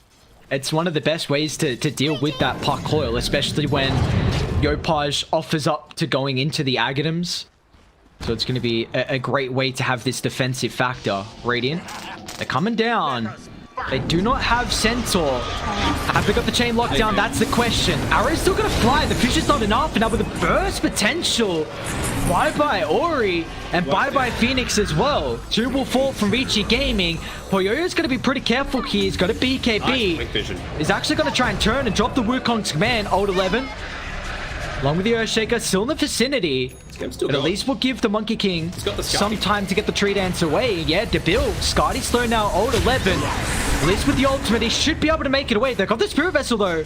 Not fast enough. Spirit Vessel and the Skadi as well. So that's going to be really effective at being able to stop him. Finally, they get a team fight that goes their way. And that's all on the back of play hard. You see the big difference when he lands these arrows. You know, you actually have the setup to, you know, take a team fight that goes a bit more in your favor. You're not having to worry about 4 seconds of silence coming out from this Void Spirit. Big difference. Yeah, and Weaver's also got the Daedalus in. Oh wow, yeah, that's a fast spawn for Roche. We saw what Radiant could do previously with taking. It wasn't as fast as we were expecting, but now that they have a lot more items, that one should get melted. But it's so scary taking a Roche fight into Vici. We've already seen some big Echo Slams from the Earthshaker, so you're super wary of going in a choke point like the pit. Scout out the fact that the Earthshaker courier is here to game follow the Roshan, the baby Roshan. Regeneration. Arguably has to be the best courier in the game, right? I cannot be convinced otherwise. The baby Roshas are just, I know they're expensive as hell, but they look so good. I used to have the, well, I still do have the. Have you done any of the new player tutorials yet? You get a bunch of couriers from them. No, I haven't. So one of them that you get is literally the exact same courier that I have that you used to only get from a shirt that you bought at like TI2. So I'm a little annoyed that now everyone has that. You definitely would be. What? There's no... It's a different name, but it's the same, you know, image. Looks it, yeah. Looks the same, it ain't the same. Just you don't feel, it had that factor of not many people had it. God, excellent. I can just see now in my pubs they'd be like, haha, you just completed the tutorials, noob.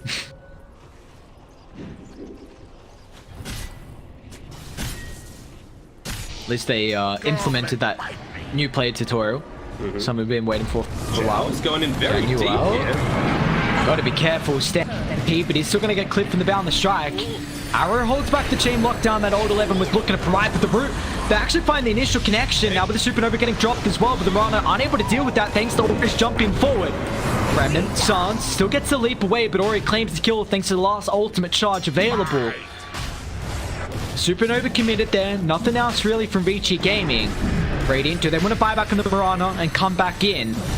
Foil along with the Stampede. Look at PYW, he's just pump faking that Fisher, making sure that there's never going to be any sort of instance where they can try and go for a snatch. Roshan has fallen to the dying. Oh, Yopaj. Oh, they got the Sans. No, Yopaj! Has he got any way to get away? Sans gonna last for too long. Fissure on point. PYW and Vici Gaming make way too fast of a movement here. Yopaj not aware. And I believe that was his first death of the game. So 689 gold now given to the Earthshaker working on the Shadow Blade. But they might think about forcing a buyback here potentially because Yopaj is down for another 70 seconds. Why not? You've got Aegis. I mean, the thing that you are considering is the fact that old 11 who just TP'd up towards this top side. He's got help. PYW. They're all grouped up. No, not again. PYW to another massive Echo Slam. Gets the BKB. He's going to try and TP out. He's fast enough, but you cannot group up. Time and time again, PYW is punishing you. You have to change how you're taking these fights. You are way too grouped up, and the Earthshaker is showing up. The Echo Slams are on point. They are for sure, and I mean, even just taking the fight in that general area where they don't have any vision. You know, you had an observer ward available on the Tusk, so you can place it, you know, on the top of the stairs to the north of the outpost. You might actually see the fact that the Shaker's coming, but the fact that they took that at night when, you know, there was potential for anyone to join. They could have joined through the tier 2 tower if they wanted to. Let's see. Who's going to win this man fight? Ori or Debil? Ori did use both his Astral Step charges, so Debil actually is going to move on forward. Ori. He's got the cheese. He's got cheese, he's got Yules. Still annoying to pop this if he has to. He doesn't go down to the low ground, but his ulti's back up. Getting a little bit gun shy about diving under the tower. Oh, arrows on the mark actually, Sunray. Is it going to be enough to keep the monkey alive? It definitely is. Puyo build back up to full.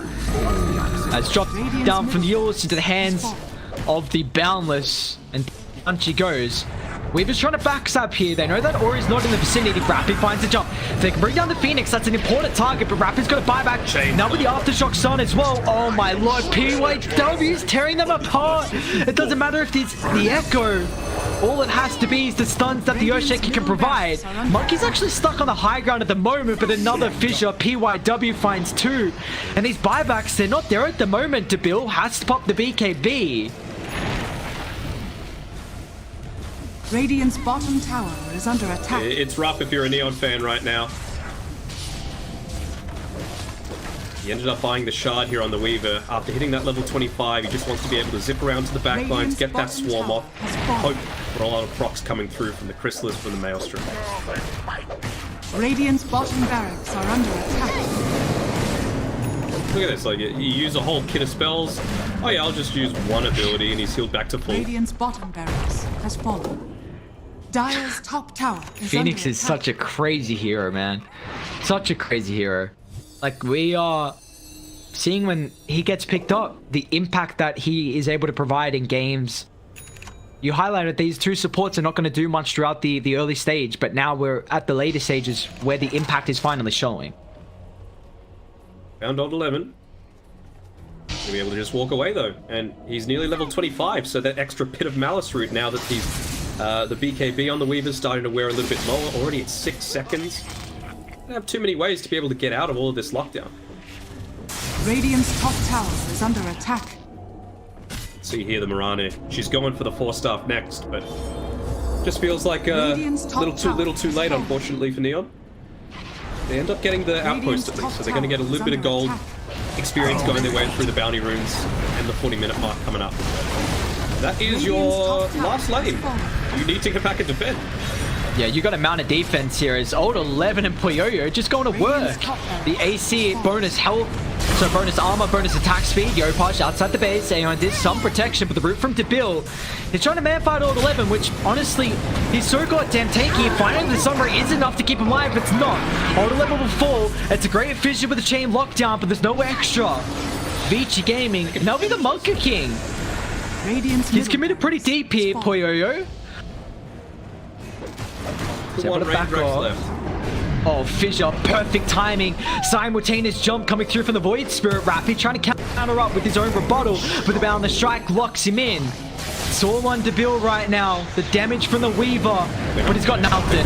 The one lockdown committed with the Echo Slam. This time they'll drop it, and they have to call quits. Neon tapping out of this game 1 as the G's have dropped, and Vici Gaming, a strong game 1 performance. A very strong game 1 performance. You know, being able to dodge out a lot of those early ganks, it just goes to show you, like, you can get away with like 1 mistake per game, basically.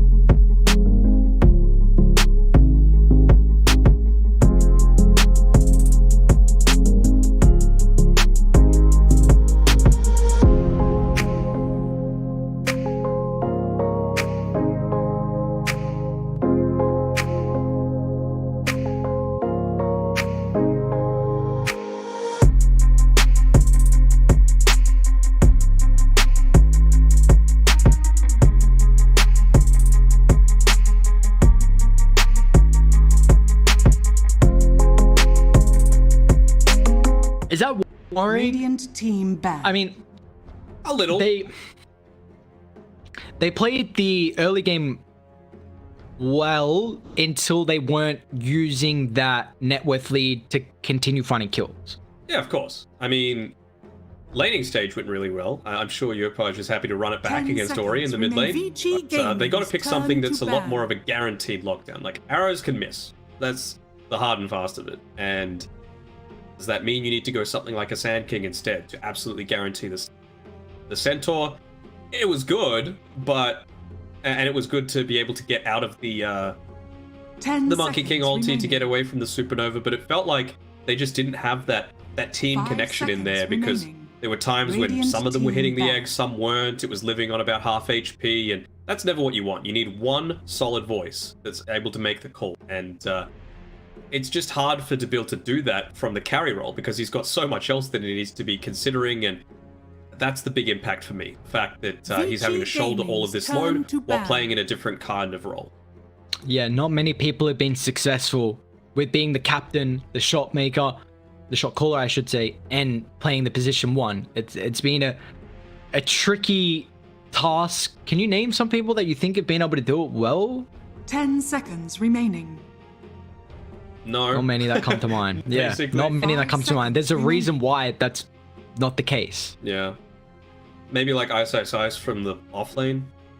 That's about it. Poor old 11. 4 heroes banned from his hero pool.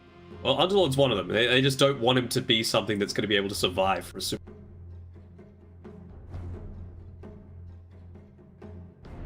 Yeah, we've constantly been seeing he's the one that is getting the hero pool pretty frequently. And it's interesting because often they were actually first phasing old 11's heroes. So Vici going a little bit different here. I mean, you just want the value of the Phoenix, right? And Void Spirit's a bad pick. Yeah.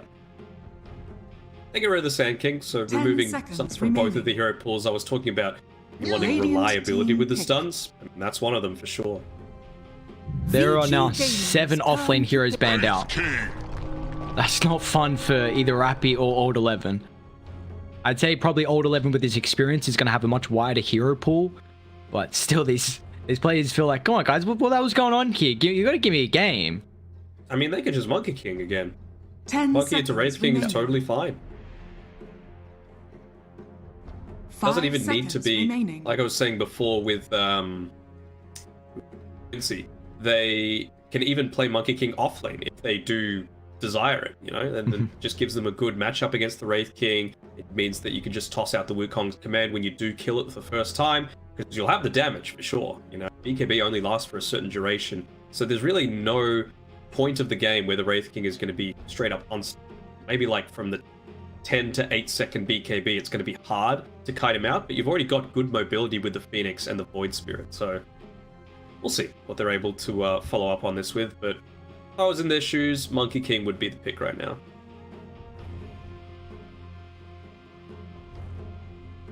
Is that what did they go in the 3rd pick? I can't remember, or the 15-16 for Vici. Was it? I think was it the Earthshaker? It was the Earthshaker. They went Monkey, and it was Neon that went Mirana instead of. Yep. Okay, yeah, I remember now. Yeah. Trying to play it back in the head. PYW Earthshaker, that's something to fear. An Earthshaker coming next, but Earth Spirit I think is just as good, and it provides you with that little bit of extra, lockdown for the puck compared to the Earthshaker, especially early on. I think they perhaps got a little bit spooked by the fact of, you know, well, they were actually able to put a lot of pressure in on us in the super early game. Earth Spirit's one of the ways to prevent that.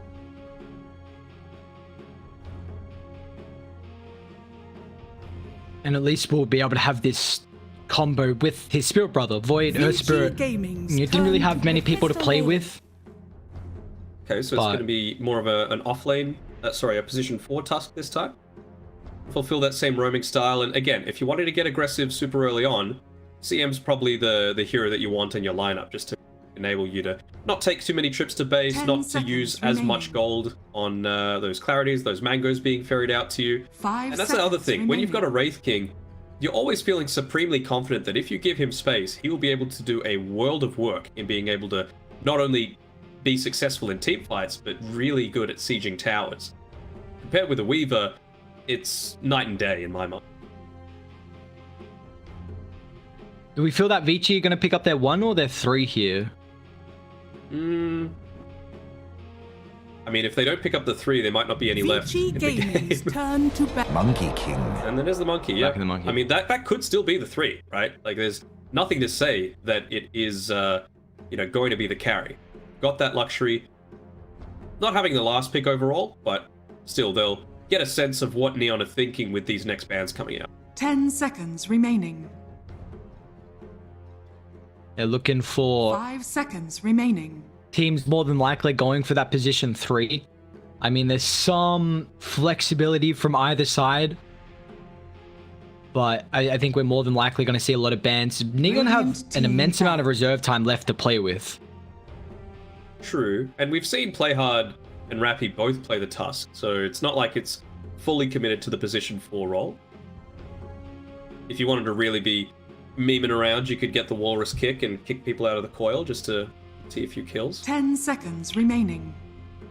Now, can we see something like a 3 Lycan potentially? Because this is something that Old 11 has played at Perfect World. Do you think it would fit them at the moment for Vici? It's something that Neon have done as well, which isn't the worst. We've got okay clear though, on Neon's side. I suppose not much of it is physical though. You would force Puck to go into that phase shift attack, opposed to more of that spell damage build. Turn to ban.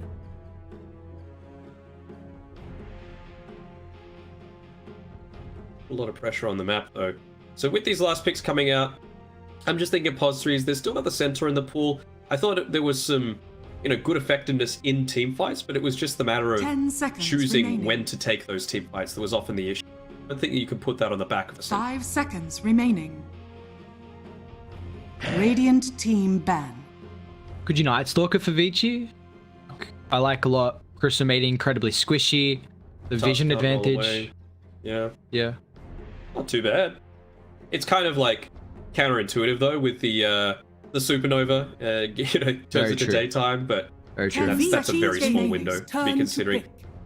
Have we ever seen that? Just 9 offlane bans? Oh, sorry, 7 offlane bans. All of Neon are just like, get rid of Old 11. Take him out of the game. But he is a masterclass player. He's going to find something, some way to play this. Remaining. I mean, that is 10 offlane heroes banned out. You can 5 even seconds potentially talk about the remaining. flex of the Alchemist, so... What about Razor? Razor into a Wraith King. Seems fine to me. Yeah, good lane. Very good lane. Yeah, what do they go for? Vici. Radiant 5 seconds will determine it. Oh, new hero PogChamp. Yuck. How do I feel about that? Oh, Necro. I'm just trying to determine what his role is. 10 seconds remaining. I'm sure Neon are going to spend all, or at least a lot of their reserve time thinking about this. Like, 5 what is Vici seconds trying to do remaining. with this Necro pick? If it gets laid on, sure. You've got the effectiveness of the Heartstopper aura against the Wraith King. They're going pretty quick with this, and it's a Venomancer. Okay. I Get aggressive? This will be a Rappy Veno. How are you feeling about the Venomancer getting picked up here, Mr. Smammer? I mean, it makes Monkey King have a very hard lane, that's for sure, and it's not like Phoenix is going to do much of anything. Are you going to be suffering if you move Zhao up there as well to try and, just completely push the Monkey King out of lane? Potentially, but I feel like this is at least going to stifle what Oyoyo is able to get. It's just what do you give up in exchange? And it did feel like as well they were going a little, not selfish because you needed the Blink Daggers on both the Tusk and the Centaur to be able to make something happen, but there wasn't any like aura items there weren't any big team items being built. And that's what the Venomancer really provides. You can go something like a pipe into a Ghost Scepter, you've got a good amount of magic damage, so even, eventually converting that into an E-Blade isn't too bad. Yeah, that's the nice thing about the Venomancer is that you have this flexible kind of itemization and also how you can play the Veno in different roles as well. But there was not much left here for Neon or Vici Gaming. Do you know if this is the first Necro pick? Of course, I haven't seen it, and I haven't seen it on any of the other games. So we're seeing a couple new heroes today on Stream C. So I brought up, I'm intrigued to see how many heroes are actually going to get played at the Major. And, day after day, we're slowly bringing that down a little bit. But I like what the Venomancer is actually going to be able to, because I'm worried that if they miss the initial jump in with the Void Spirit, with the Earth Spirit, then it's going to be so difficult. They've committed too far into the Plague Wards. Then Veno can drop the Gale, you can drop the ulti. So they've really got to be on point for Vici when they have that initial roll in or start to get down the Venomancer. The other thing as well is I'm just looking like, I'm still trying to wrap my head around this Necro pick, right? Like, could they have something up their sleeve with the Ags or the Shard? The Shards, it just feels like a nice little bonus to be able to have for your team. That little Death Seeker, the Big Daddy Death Pulse that splits into the little babies. But Ghost Shroud can't be... Sorry, the regular Scepter can't be discounted either. Oh no, Ori. He leveled the Simulate, but didn't dodge the Wraithfire Blast. Still gives him space. But play hard with Boots. He's moving on forward. The tag team.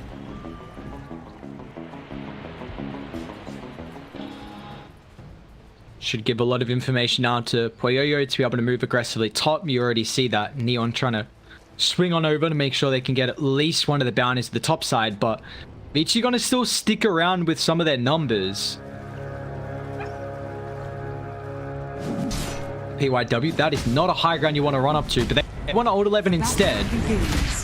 Fire Spirits can make it pretty difficult for the Tusk to really utilize that tag team. But it's actually PYW that's going to be able to pick up the bounty here.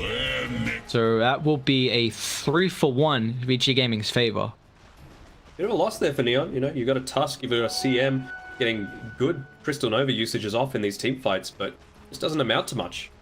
The Death Pulse to be able to stay relatively healthy.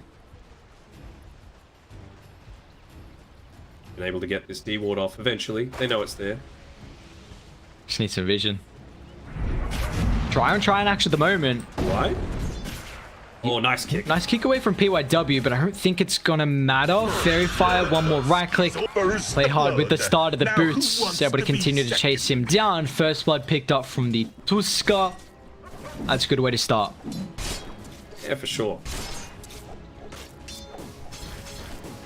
I'm just thinking as well with this Venomancer pick in response to the Necro. It's not like he reduces the HP regen anymore with like Poison Sting used to, and also it's just a lot of little damage over time, which isn't what you need to be able to take down a Necro. You need that burst damage. So not only are you going to have your Ghost Shroud with all of your own abilities, all of your own items, but you've also got the Phoenix that's going to be healing you up all throughout. So it's exactly a direct counter.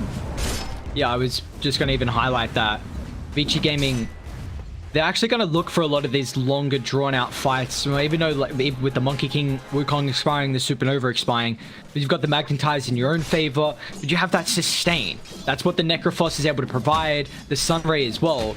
So they could actually sustain through a lot of this long fight that Venomancer usually thrives in. Dire's courier has been killed. This might be another game of how much can Scam and Yopaj get done. Yeah, well, they've looked incredibly strong in game one. They were both flawless for majority of the game as Old 11. Falling low, and Debil is able to bring him down there. Genuel doesn't have enough mana, unfortunately.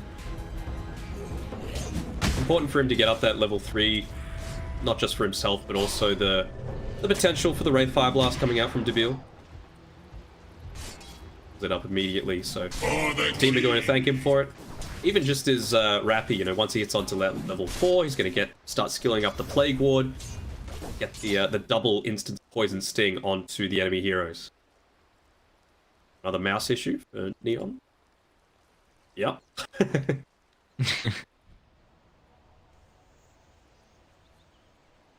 Well, again, I'm excited to see how Yopaj is going to fare this game. Had a very, very dominant laning phase into the early game.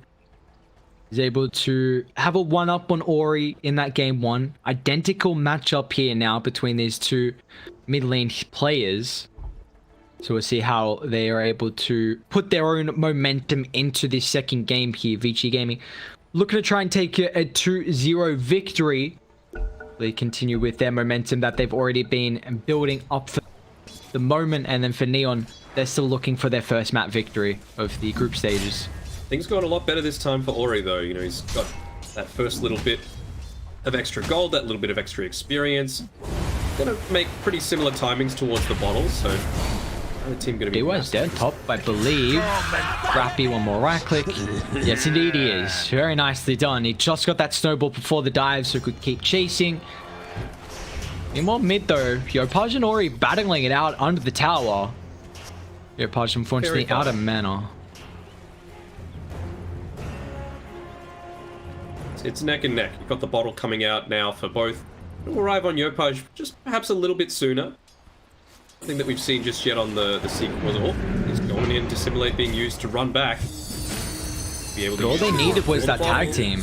Let us batter. It's worth committing it. Why not? You know, secure the kill, get the lane pushed in, make him lose experience, and it forces DY to just come to the lane to make sure it's not all for nothing. Is under attack. And bot lane is a mess right now. Heroes running in the opposite direction than the safety of their tower. As the build lines up for the crit, finds a kill on PYW. This is 5 early kills for Neon. And they want more blood as well. Straight on top of Old 11. He doesn't have the Ghost Shroud just yet. So now with the root, pops the 1. But the build chunks him down with the help of the Skellies. The undead army going to work. Just a little bit slow by Ori as well with the rotation through after he TP'd in. Didn't get the Remnant out in time to be able to contest that bot rune. Rune ended up being top anyway, but Yopaj could just reorb towards the top. So things just gone from good to better. So Neon are not shying away from the laning stages that we've seen in these past couple of games. Already ahead. I mean, 6 kills, minimal net worth lead, of course, but it's to be expected. But this is something then they can continue bringing that momentum into the mid game. As they just want to keep rolling down bot, man. Old 11 is struggling. They block-picked a lot of his comfort heroes.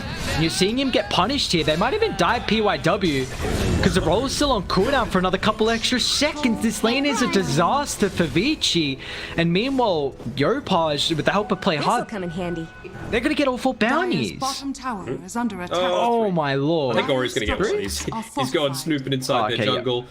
But yeah, it's looking a lot more rough. I'm surprised with how much the Monkey King has been able to get, to be honest. A lot of the attention has been diverted towards DY. See there, the walk of shame. Old 11 is taking down the bot lane. I know it well. That's not a good thing. Poor Danog. The walk of shame feels so rough. You got the team looking at the map as well, and you just... Maybe see someone walking down the lane in laning phase, you're like, oh, that's not going good at all.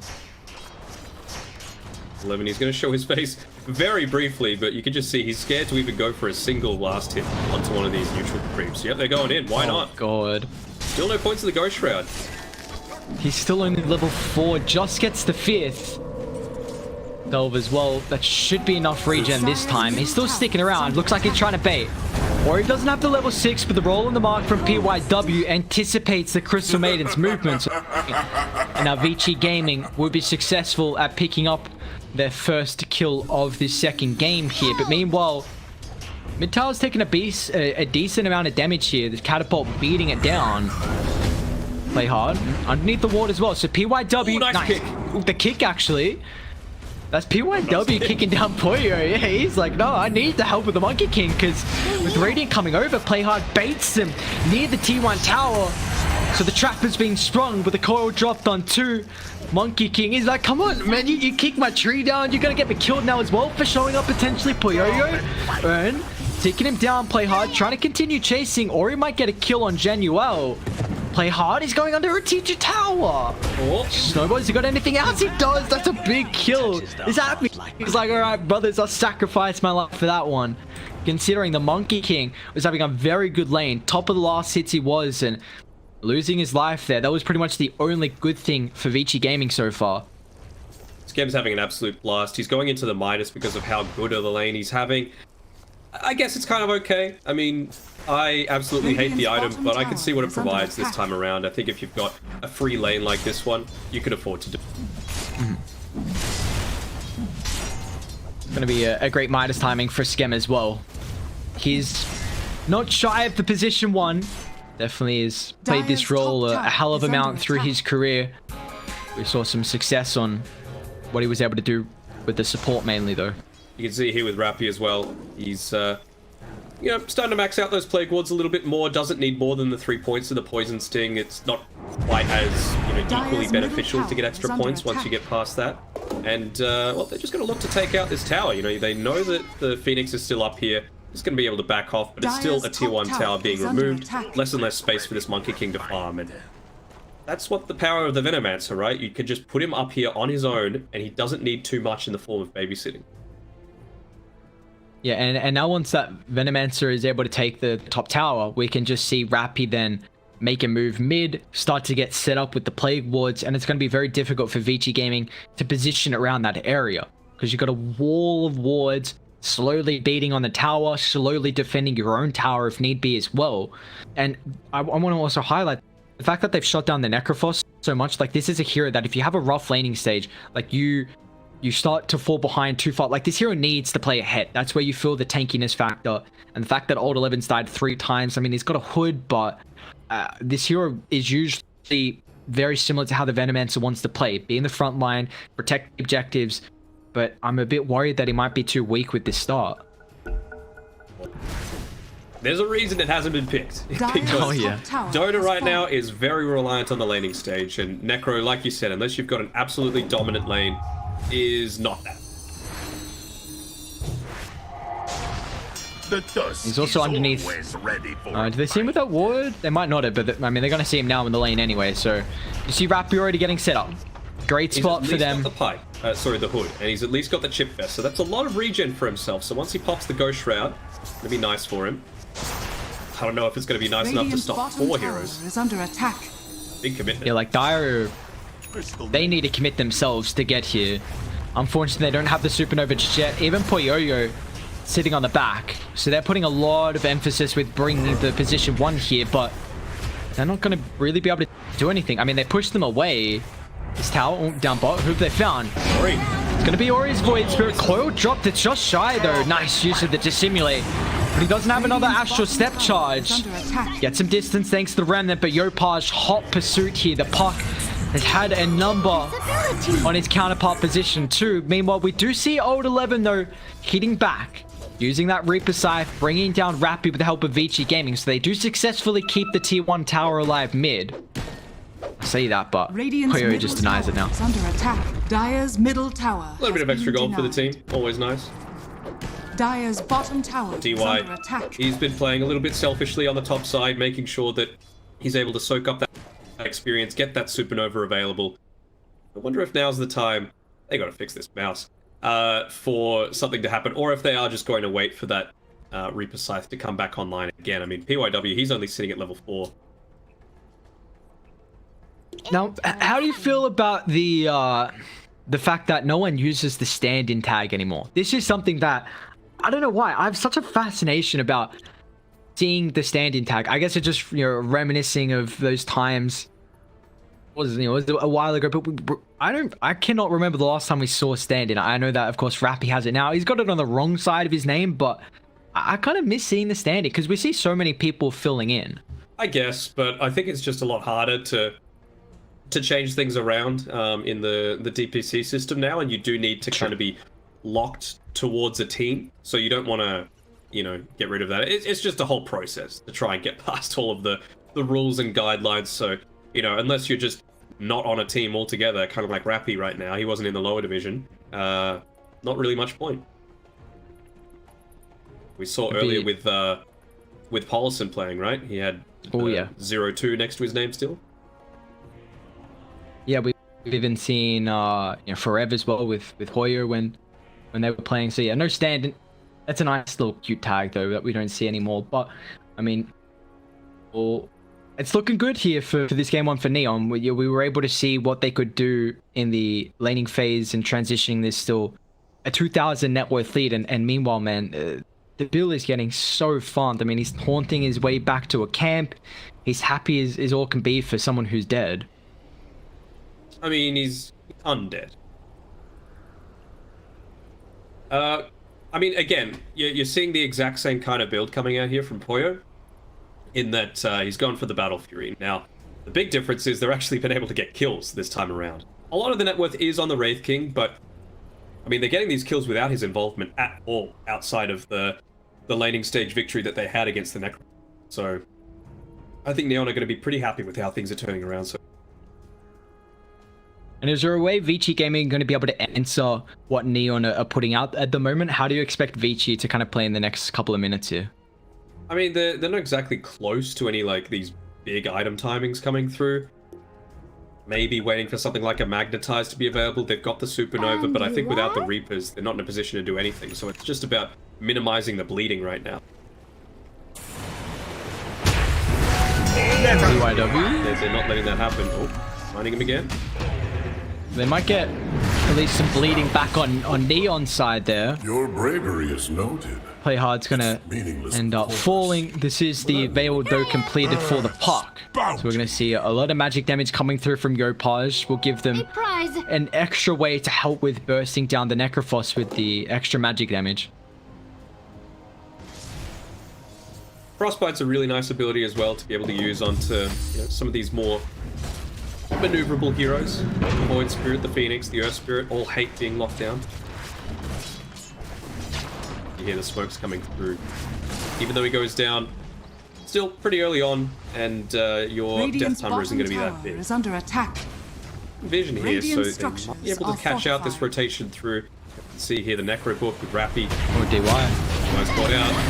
Oh man, that's so much damage here. He's unable to even get the Supernova off. Drops the coil, PYW. It's a nice Magnetize, finding 4. But they're going to be careful with the Poison Over drop. Vici Gaming going to sound the retreat here. Unfortunately with the Necrophos, not going to be able to do so successfully. John Uel, freezing field. A lot of abilities are getting casted, but no one's really dying at the moment. Everyone's falling super low. Puck, does he want to commit on forward? He does not. So Old 11 along with PYW will be able to make it back to safety. And they're actually still going to come down bot. Yeah, I mean, there's one of the benefits of having that Necrophos, right? Like, you use the... I think they got the Burn, 1 Poison Sting, and the Poison Nova onto the Void Spirit, and he's still able to get away because you got 2 Death Pulses off, he spent a couple of seconds in the Dissimulate, and then he just TPs out. So, lacking a little bit of that burst damage, they were able to take out the Phoenix, but it's still just a position 5. Did I feel a creak in my joint? With how farmed that the Wraith King is at the moment, though, it just definitely feels like even though you're trading farm with the position 1 from either team, that the... Oh, actually in the river, Yopaj. Silence prevents the fall from the Earth Spirit. His abilities were on cooldown nonetheless. It's mainly Ori, actually the one with the catch. I don't think he has the burst. They actually dropped the Sentry with DY flying on forward. The saving hand here, he's going to snowball even back into them. The Sentry dropped. Not play, gets the 2-man coil off. Where's the follow-up? It's just well. I dropped the Supernova, so with the Phoenix Egg getting committed, Puck's like, okay, it's time for me to retreat away. So Neon are kind of feeding away a couple of their heroes here a bit. Definitely not getting anything out of it. Yeah, I mean, you can't do that. Like we were saying before, Yopaj has such a good laning stage, and it's just given up by a couple of supports being in positions that they probably shouldn't be. I mean, it's good that they took the Invis rune away, but for whatever reason, Playhard just walked on back into them afterwards and used the snowball to break the Invis. He's getting got on, dodges out the roll forward. So difficult to commit forward when you miss the initial roll. Rappy, Magnetize is still enough. The trader 1 for 1. The Bill even showing up as well just to get involved here on the Wraith King. Cost them the Reaper's Scythe though, and didn't actually end up killing him, so he's still going to be up and available in the next 15 seconds. I feel like Playhard, he really needs that extra 40 gold so he can pick up the ending parts of his phase boots. It feels like he's a little less maneuverable than he might like to be. Chained down by this Monkey King when he does join the team. Only level 1 though on the shards, so it's not going to be just that. It's just going to come from the passive.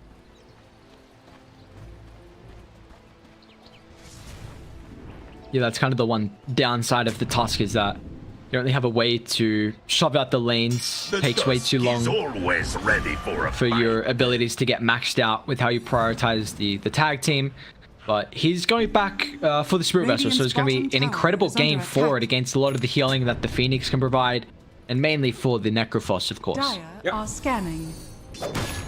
That's a very good Battle Fury timing, nonetheless, for Poyoyo. Even though he's a fair bit behind the Wraith King, which I'm a bit worried about that this Radiance is going to come out and Neon are just going to control the map too much by the time Poyoyo picks up a second item.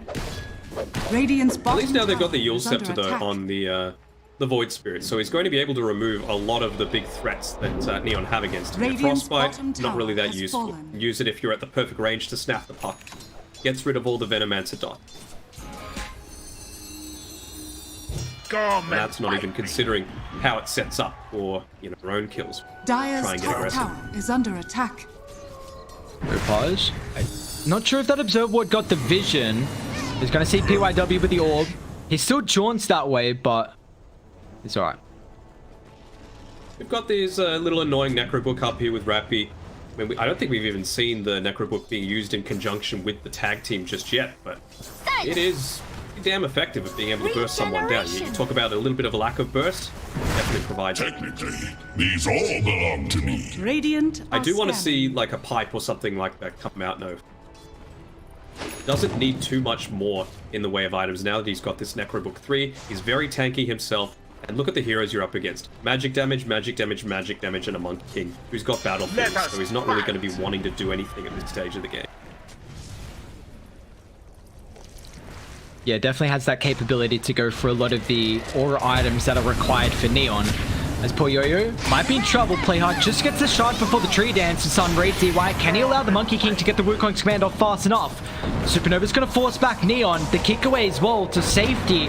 But Poyoyo is still falling incredibly low. At least the Supernova's going to allow another round of the Sun Ray, so he'll make it back to base, but the Earth Spirit will not be successful as the Bill crits him down. That is Radiance now completed, and they want more as well.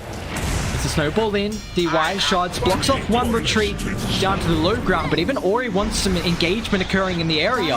Genuel, Frostbite, Vici Gaming, moving as a unit at the moment, especially with the old 11. They're going to be careful if they can chain lock him down before the Ghost Shard is able to get it off. A lot of heals as well, but Radiant, they're set up.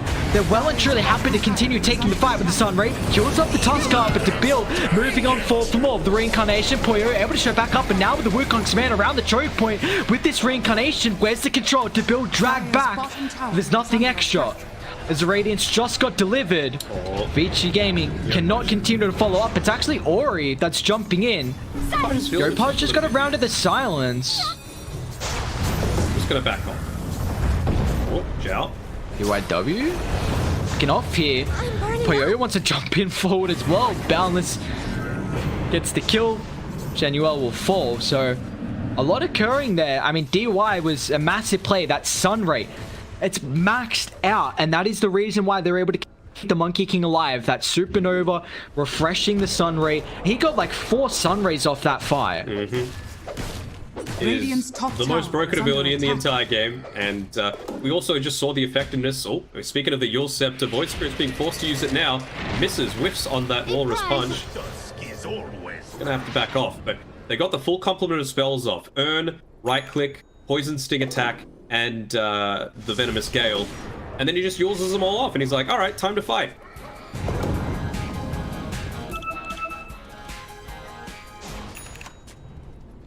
Dire's the fact that Neon have this Radiance so early, they've got the Implore as well. You know, we could see them getting set up around Roshan if they want to. You know, maybe pick off into that, but you can have Rappy dropping the Plague Wards in the area with the Necro Books, Tag Team, Wraith King in a good spot. This could definitely be an objective that they can get in the next couple of minutes if they feel in a comfortable position. I'm still not a huge fan of Rappy not opting to go for some kind of magic lock.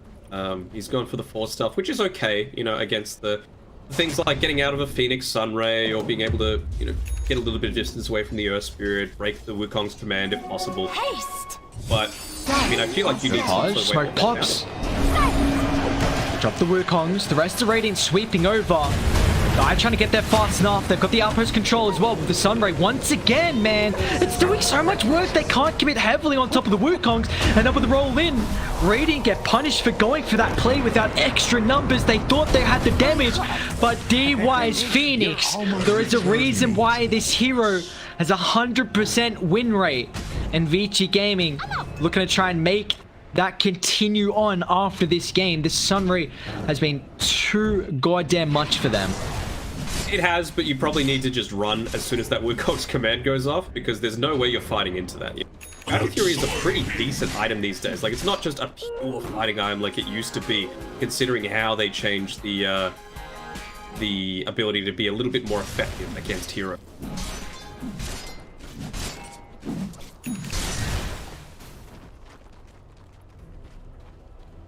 Again, it's just this instance of very solid laning stage, and bit by bit they're giving more and more stuff up just through a bit of sloppy movement. You only had a couple of heroes there. It's not like you had the Wraith King or the Venomancer alongside you.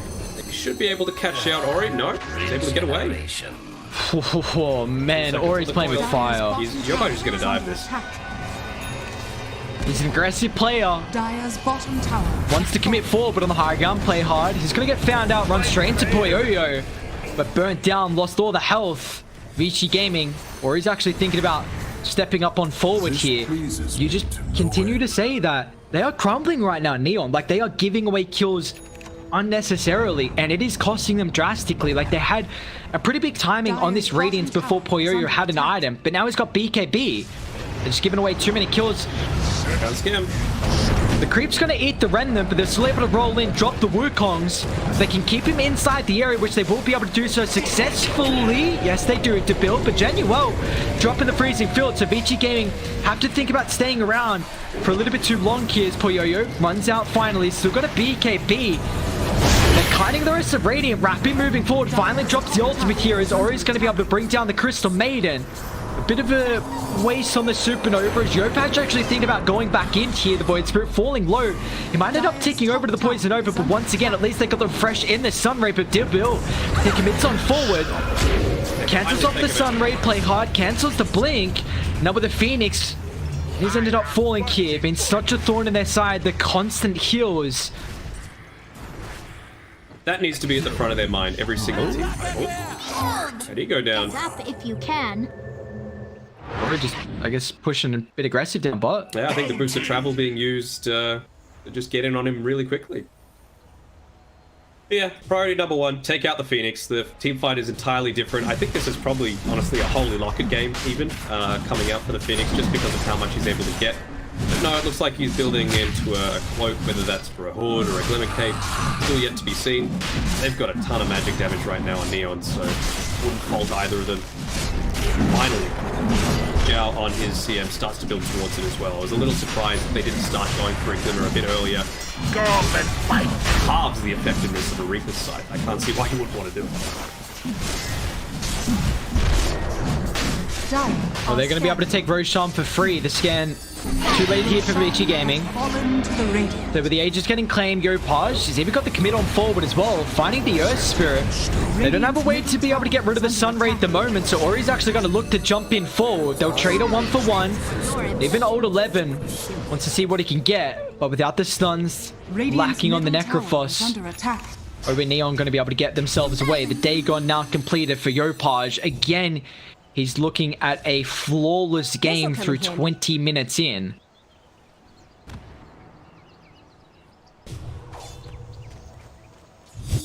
A beautiful set of clay. You just need to mold it, because there's so much potential to work with with Yopaj. Really level 18. There really is. It's making a lot of plays happen. Kind of feels like the Yopaj show a lot of the time. It really does. He's a player that, I mean, look at that. Like, he's so fast. the quick fingers, he just makes it out with ease, and now that's a lot of information with those heroes showing down bot. But he's literally just time and time again, game after game, making plays. They're going to be careful because Dai have their own ward up top. So seeing Genuel and Rappy away from the team, but they're actually wrapping through with the backline stab. Blink in to build. That's a perfect target to bring down. Phoenix goes down, chasing Old 11. He's used all of his abilities. They're diving deep. They're going to be careful because Phoenix has buyback and they can definitely turn it. You do not want to commit underneath the T2 tower. They actually get the yours. Sets up now for the roll with the boundless strike. There we go. The Phoenix buyback. They're able to deal with the Aegis, but can they kill them a second life? Puyoyo dropping the Wukong's roll. That's on the point. And now with the Scythe as well, they commit everything. 90 seconds. But they put him in the grave. Down for 90. And we see just either team, the recognition on who is the strongest heroes right now.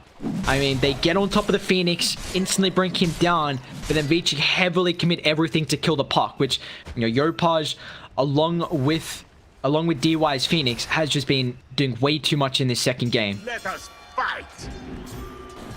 Radiant's bit of middle a tower is under attack. For lack of a better term, a half-assed rotation up here, trying to, you know, get a little bit of harass out, but you are nowhere near strong enough with this Venomancer and a CM on your own. You need a core with you that's able to actually dish out the damage, whether it be Puck with a day gun, and Scamwell, he doesn't want to borrow. He's sitting back in this safety of his triangle, farming away. He might look to go onto Old 11. He's got the Blink Dagger, but going onto that high ground is a risky proposition.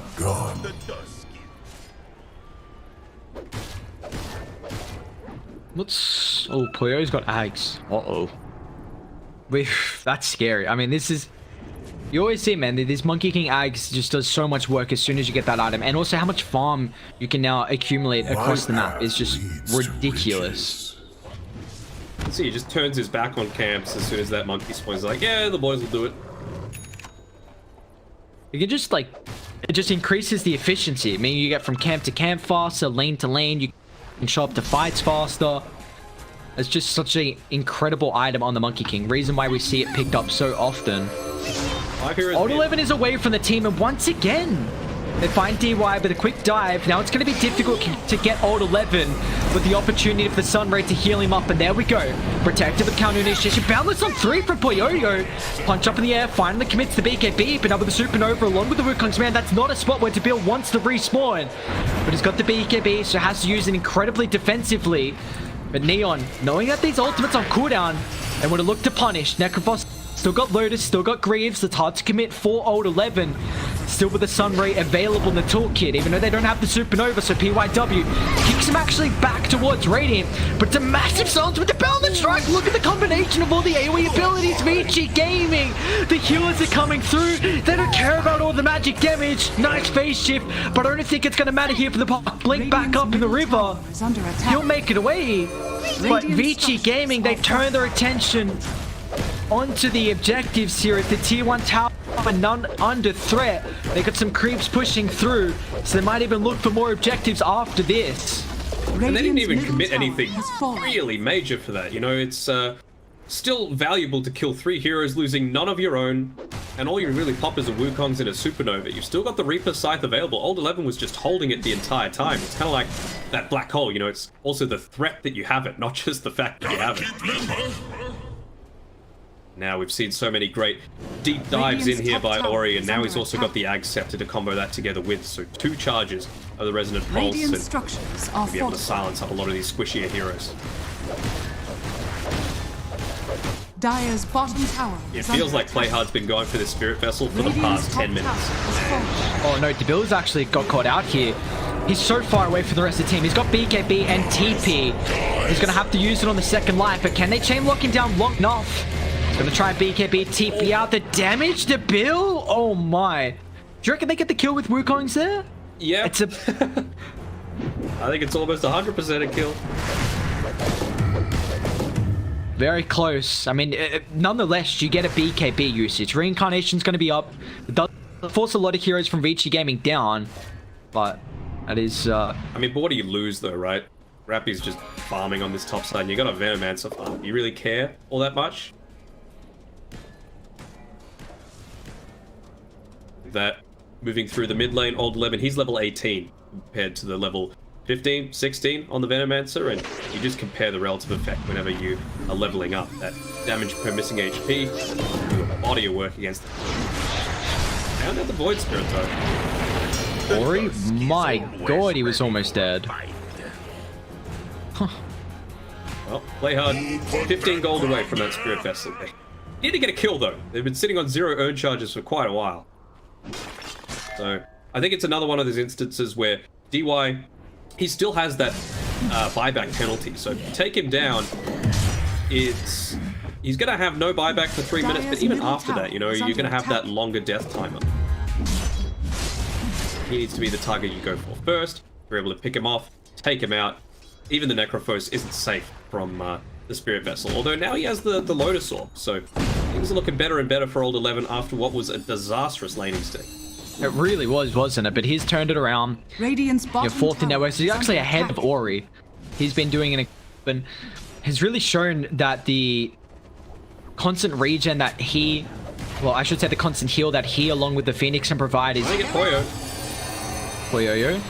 He's got BKB and also mainly some backup coming through. It's a nice cute attempt with the Psychic Headband to pop the coil, but now that one is on cooldown as he's got backup. Old 11 DY in the area.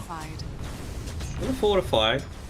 It's gonna end up going down anyway. Radiant's bottom tower is under attack. Feel confident in being able to go for this. Looks like they will.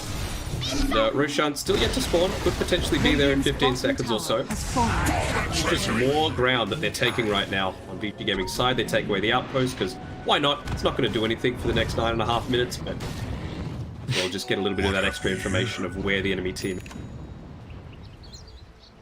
A nice TP point as well for any cute pick off, a quick move play. But it's now, I mean, it's a 1,000 net worth lead that Neon have, but time and time again now, this game 1 and game 2, they had an incredibly strong laning phase. The early game was relatively well played for them as well, but they started to make some pretty sloppy plays and getting picked off too many times, giving away freebies, which, you know, cost them this lead that they had, and now the advantage is almost in Vici Gaming's favor, honestly. Yeah. Win probability saying a very slight Vici favor. I think that's just because we've yet to see a truly coordinated team fight coming up for Neal. They've got so much potential here. You can see Yopaj, he's going to nuke out this wave. That's going to get him his Dagon 5. You've got the Arcane Rune, you've got the AC on the Wraith King, you've got the Glimmer Cape on the Crystal Maiden. Now's your time to make something happen. Even the Spirit Vessel on top of that, right? You've got everything you could possibly want. Courier has been killed. Matter of smoke and make something happen, but see here. Coming out from Vici in response. Still going to be 30 seconds until this Roche comes up. Radiant are scanning. Just clips the end of it with the scan. I don't know if this is the place to be walking scan. Bill? That's not a good spot to be away from the team. They've even got to chuck the Supernova on his head along with the Wukongs. He needs help and he needs it now. Pops the beat. And people, look at the physical damage. Even with the Assault Cuirass, the armor is not enough. The coil's going to get dropped. That should allow Neon to retreat away. But Poyo is hunting. Straight on top of Rappi he goes. Even Old 11 and PYW have some form of follow-up. There is no buyback available here for the Wraith King. And just in time for the Roche to spawn. Not that they have vision of it just yet. Void Spirit's going to have the Sange delivered through to him. More durable himself, but he's probably going to check that in on the way through. Know that that's a free objective for them to take. Huge benefit and a massive blunder coming through from Scam. They used the scan, they knew they were there, and he just walked through without a care in the world. They're just continuing to make mistakes. They are mid lane.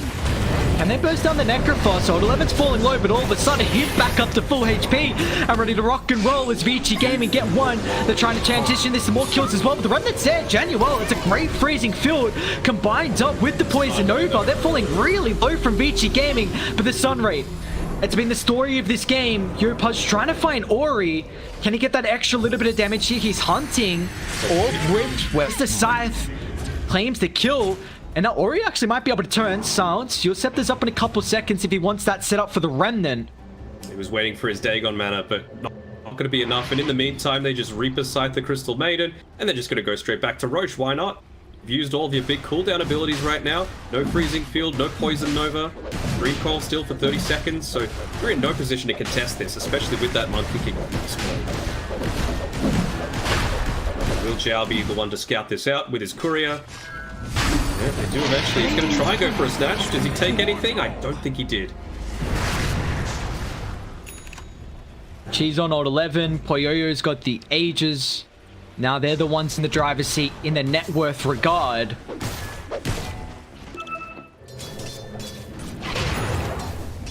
Radiant's middle tower is under attack.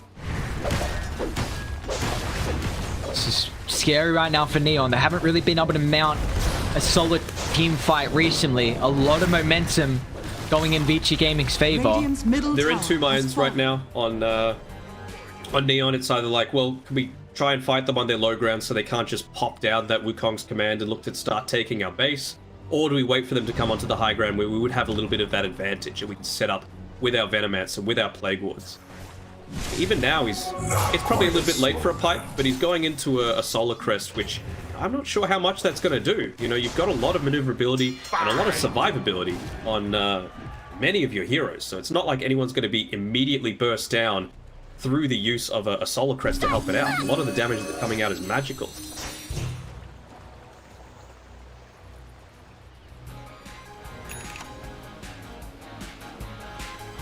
Oh no, not a Bastion now. The Bill? Oh, he showed? Not again. That's almost the same spot. I thought they were going to move on over because they're Puyo and Old 11 there, but I'm worried. If he oversteps, man, we've seen them lose a couple lives. I mean, yeah, but there's overstepping when you have no idea where they are, and there's overstepping when you literally just scared. So it's a big difference. You can somewhat excuse him for it, right?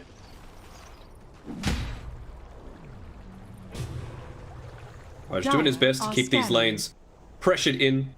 Doesn't want to give up any more of the map than they already have. Still all the tier 2 towers standing, which means that outpost control is something to be concerned about. Rappy, you can see here trying to take back a little bit of their jungle, but the maps are kind of blind for both teams. Very Page. Headband gets the coil break. PYW is able to utilize the essence ring, but meanwhile Ori just melts through the puck, and then with the rest of Dire, they're trying to move on over. It's going to be a 1-for-1, but it's a big kill getting rid of the puck. It's been a thorn in their side, dealing with a lot of the side lanes. Fight no war, Tusk? I give you war.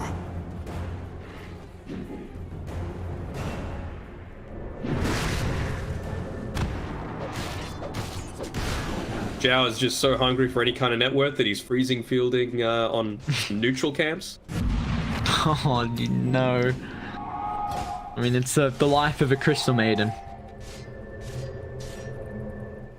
I mean, sure, but you might want to be using that to clear some of these waves because you've got a Monkey King, level 25, Aegis for still another 2 minutes, and a Siege Creep coming towards this bot lane. You don't want to have to buy back on the puck, but you'll really be forced to. Dire's structures are fortified. Everyone has buyback except the Monkey King. Necro's got enough in 50 gold.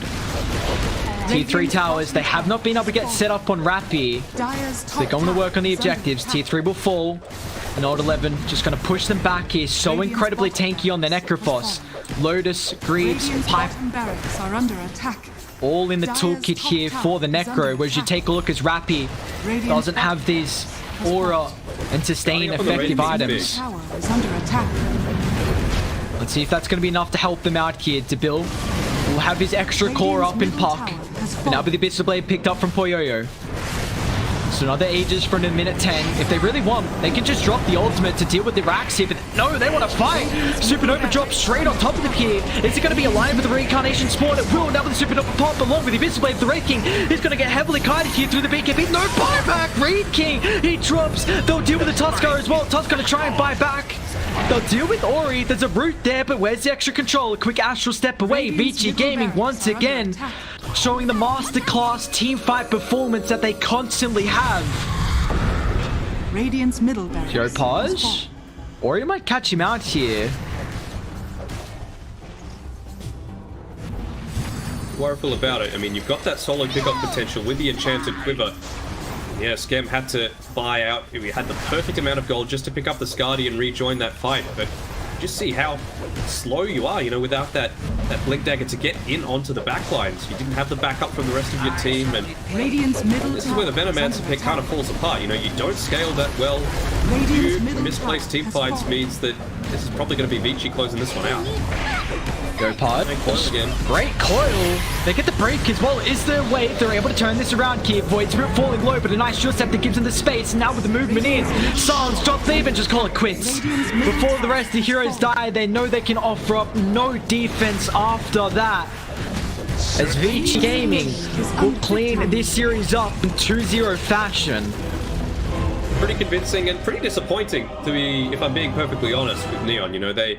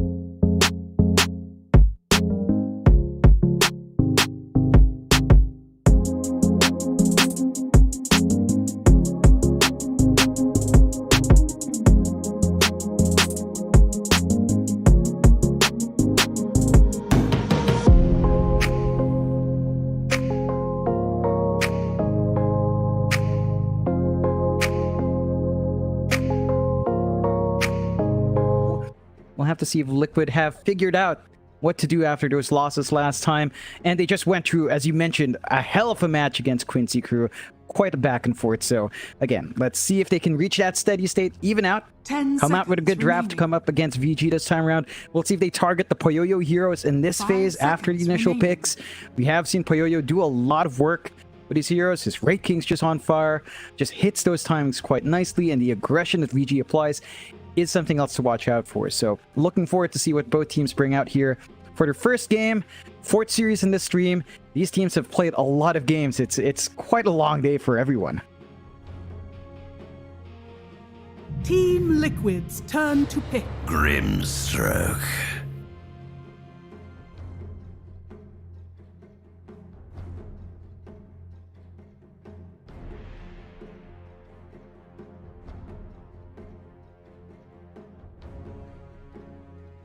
Ten seconds remaining.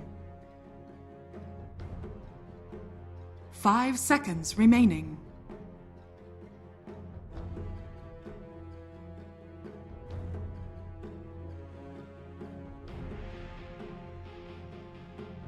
I mean, you don't know. Maybe the Grimstroke goes mid. It's a possibility. It looked pretty good for what it was trying to do. Grimstroke 5 with a Tusk 4 still works out though. So it's kind of open. Team Liquid, we'll see what they opt for. Earth Spirit on hand is already stable for them.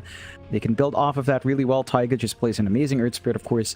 And we just need to see what else they build up. Are we going to see a focus on some of those cheesy heroes they love? Are they going to try to lock in the Oracle? Go for the Husker down the line? We'll see. Maybe they just prioritize the Lone Druid again for Koipa. He has just played it in the last game they played. Didn't quite work out that time, but they prioritized the Storm here. So they come out with Storm. Lots of zip potential. Vici, they only really have the Grimstroke silence to set up first, and beyond that, no reliable stuns. So this should be a relatively easy game for the Storm to just constantly go in and out, at least if we're assuming these are the two supports, which again, it looks like it is. Tusk and Grimstroke just don't hold down a Storm long enough to really lock him in place.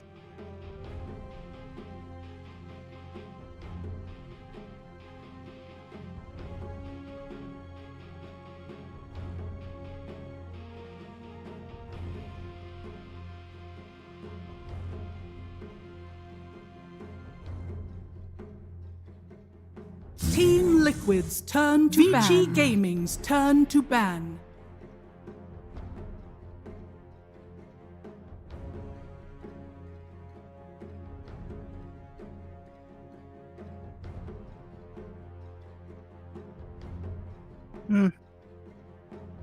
Yeah, I was watching the game on the main stream, so I managed to see that. I was reading chat as to what happened as well. Some big black holes were coming out in the first game, which we didn't catch because obviously we were casting. Second game was really back and forth. Like, I love seeing Lotus Orb plays.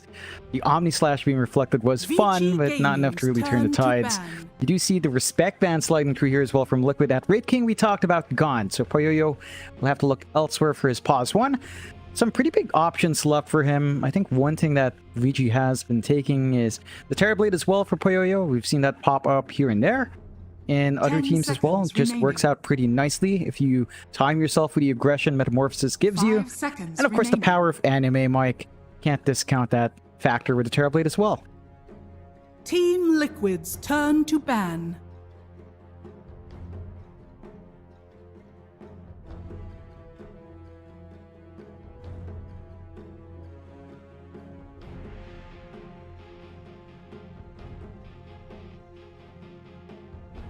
Team Liquid, VG Gaming's turn to pick. Yeah, it's here that gives them a lot of push just with the Exorcism. Flexibility on hand, could be support, likely or off lane, but you never know. Maybe even, no way it's mid with the Storm Spirit, but support or off, still options for Liquid with the Death Prophet. Now, DP plus Earth Spirit as support duo is kind of wonky, like it can work, but you are relying a lot more on the Earth Spirit to land your initiation, so you do have a Storm to zip in. So perhaps you can just kind of ride off of how mobile Earth Spirit and Storm Spirit are. VG, they've got some time to kind of counteract that. The Tusk could maybe go for a Spirit Vessel to sap away from that regen on Liquid's end. if they are worried about the DP just living for too long. They got the Void Spirit now as well, so that's going to be your mid matchup here for VG, holding its own against the Storm.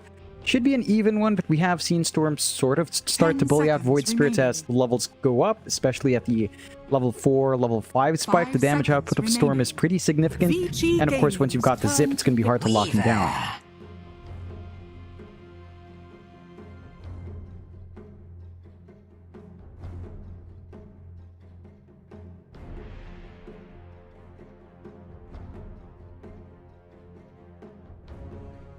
Ten seconds remaining.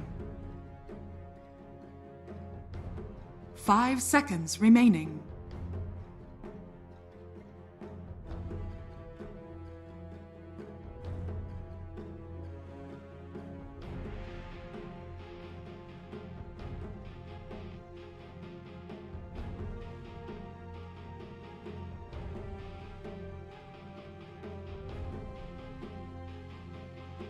Well, you're not wrong, Mike. I took a quick look at the stats on hand.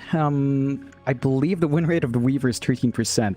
One win, 7 losses. So it's not had a good time in groups. It's been squashed down, that bug. We'll see if VG respect it, what options they have on the off lane. They do have the option for, say, the Timbersaw. Like, we've seen Timbersaw against Weaver work out really well for the Timb. Weaver just doesn't have a lane to play in. Very squishy hero. The damage from the Timb can be hard, and the physical damage of a Weaver, which you already mentioned felt lacking, against a Timbersaw, it feels even more lacking. So could be a value pick for VG if they want. They go into the Sand King instead to tie in their team fight. So you've got Sand King Grimstroke. Inkswell Burrow Strike combination is very potent. They've got a lot of setup on hand. They can run down you really easily. Liquid still have this sort of run and gun strat with the Earth Spirit Storm. So they can dive in real quick, and they can still control the backline if they manage to find the right targets. But the Sand King does make this a lot easier for VG when it comes down to bigger 5v5 team fights. Turn to ban.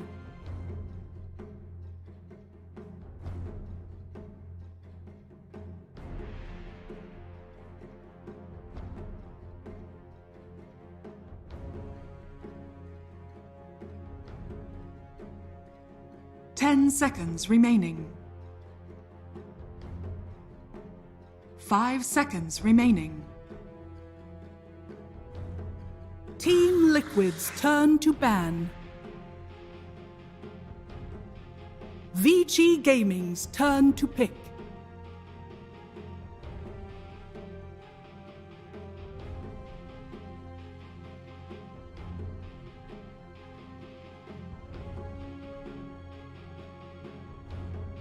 Still a lot of meta heroes in play. You've got Troll, you've got Ursa, although no real reason to pick the Ursa in this case. I think the Troll could be potent just for the factor of Root.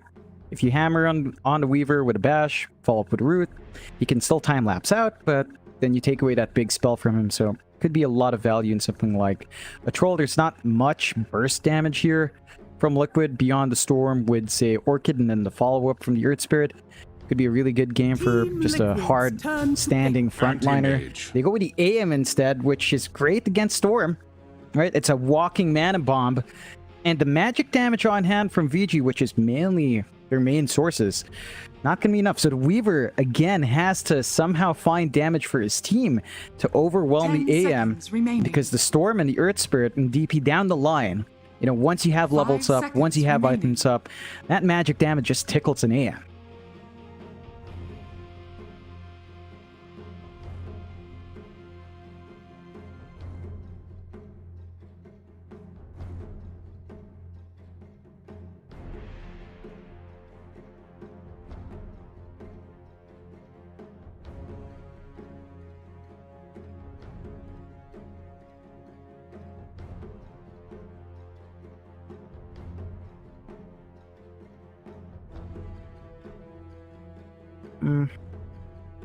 Yeah.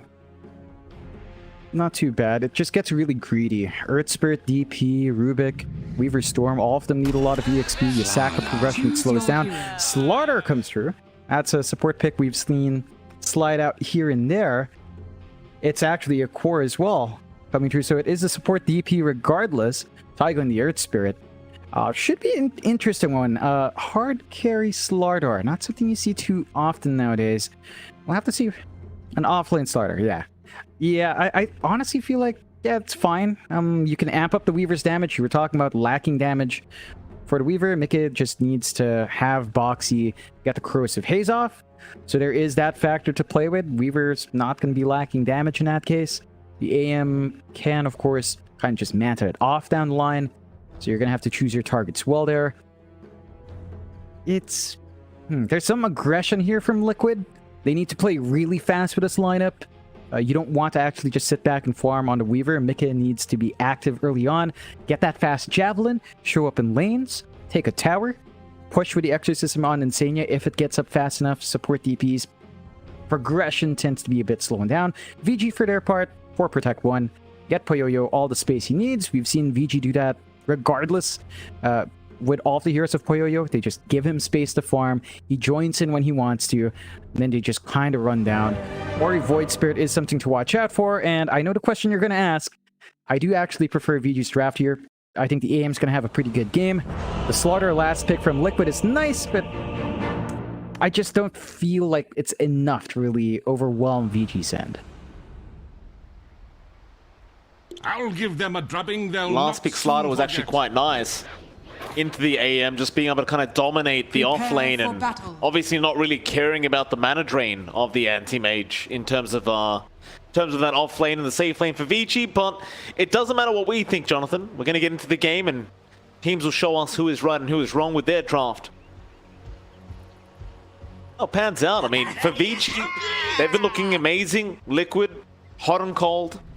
It's been a bit on and off for them, but like you mentioned earlier, it's been a bit of a tiring day for them as well. They've had a lot of games. They just came out of a bit of a slugfest with Quincy crew. Just wondering how they will perform. It's one of those things, right? You play a lot of series and they can wear out on you. And obviously Liquid just went through quite the series beforehand. They didn't start their day off all too well as well, so we'll have to see if they can bounce right back through. As it's been touch and go for the side of Liquid so far from the wildcards. Like, they had that amazing start, then day 2 comes out and they don't win anything. Group stage so far has been shaping up all right, a mixed bag. I think they'd look for more wins. And we'll see if they can get themselves into that mindset and just start applying what they want to do. Battle begins. Bot lane. Well, you're just going to allow Boxy to walk away with that bounty. 2 for 2 trade anyway. Won't matter really too much. This bot lane is what I'm intrigued with as well. Like, you look at this combination. As long as Tiger, if he can connect the roll, once Boxy's level 2 or 3, you get the follow-up stun off, you get the bash the deeps off. And this lane can get very difficult for Poyo as time goes on. Because he is going to have DY to help him out. But I don't really see the Grimstroke being able to do much if they connect the roll and get the initiation they need. Yeah, it can be dicey for Poyoyo. It's down to DY to ensure that he blocks the roll, try to find the angle every single time. You want some levels on the Grimstroke here as well. If you do have Inkswell up, you have some way of breaking up the initiation. It's just on a pretty big delay, so you're just going to have to watch yourself. And Boxy just, you know, playing around with Slitherine Crush, securing last hits. The wave is shoving in. And Taiga is going to get the pull-off, so he's going to find that steady EXP that he wants to get on the Earth Spirit. DY not really able to punish that one too much. They're not. Of course, over in the mid lane, you've got Ori there up against Quaver. Quaver Storm, one of his specials. Good to see it coming out in the group stages. So far, he's doing a great job. 8-1 in comparison to the 6-0 of the Void Spirit by Ori. If anyone's going to know how to abuse the Storm Spirit timings, I think it would be Quaver in this matchup. Or he will have to be somewhat cautious about that level 3, especially once he does have that first point up in the Vortex. Yeah, there's going to be a lot of turn potential for Quaver if you overextend. So we'll see just how well Ori can hold out. He's not lagging too far behind. 10-1 up against 9-0. Not the worst starts for the Void Spirit, and you can easily just get your own EXP up, hit your own spikes. We'll have to see if the supports can help them top up their bottles. Again, both Spirits just really need the bottle top-ups from the power runes, and that's going to be down to the last set of supports that we're going to see. Insania on that DP up top. You have him around with Mikke on that Weaver. Of course, on the other end, Old 11's on that Sand King, and PYW's on that Tusk. So, Sand King Tusk combination is potent enough. You're probably going to wait for some levels up to really start to apply that aggression. But you start now. Tag team out, but PYW, he's taking a lot of damage. He's going to be fine. That's one of the things with the POS 5 DP, is with that Spirit Siphon, you can turn back around and try to just fight. For Insania, it doesn't feel like he took any damage. No, it's a DP. Spirit Siphon is a really busted spell early on, and you just don't quite have the burst. Like, you don't have Caustic Finale, you don't have a Creep Wave to just pop it on. So again, you might want to wait for some levels here on the side of VG before truly looking for the kills. That is enough to apply some pressure on Insania, but Mikke gets so much space from that movement out. Finding all the farm, getting the levels up. Level 3 now in the Weaver, whereas Old 11's still about to hit that mark. Mid lane Koipa, he's getting very aggressive onto Ori. Ori just trying to run.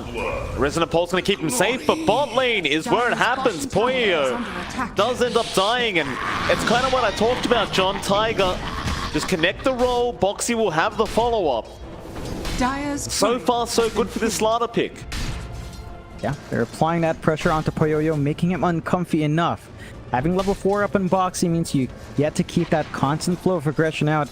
DY, the one thing with Grimstroke is early levels for it aren't amazing. You want level 3 to be up, likely level 4 for your spells to be balanced out, and you can counter that initiation. But just having that kill on hand means that Taiga gets to leave lane, camp the 4-minute power runes, and both supports from Liquid are actually on hand to secure those power runes. That's what you want to see. Rune going to be down at the bot rune spot. Ori, he's going to walk over, force Tiger to take it. Definitely don't want to allow Koifa to walk his way down. So both mid laners left with an empty bottle. I love the fact that that we do see Tiger sending that illusion in, just annoying Ori, keeping him away from Koifa's creep wave. So far, looking really good for Liquid. I mean, you look at that CS board right now, and top 3 CS are all Liquid cores. Bot lane, snowball in, PYW trying to get a fight started, but he's going to be punished now. Boxy has a lot of damage on that Slaughter, and PYW, he has no way out. Insania the one to take that kill. It's an 0-2 just before the 5-minute mark. That'll ensure that both these bottom bounty runes at least are secured by Liquid.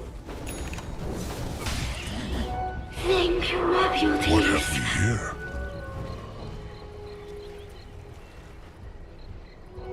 I'll take your treatment. Tiger. Stupendous!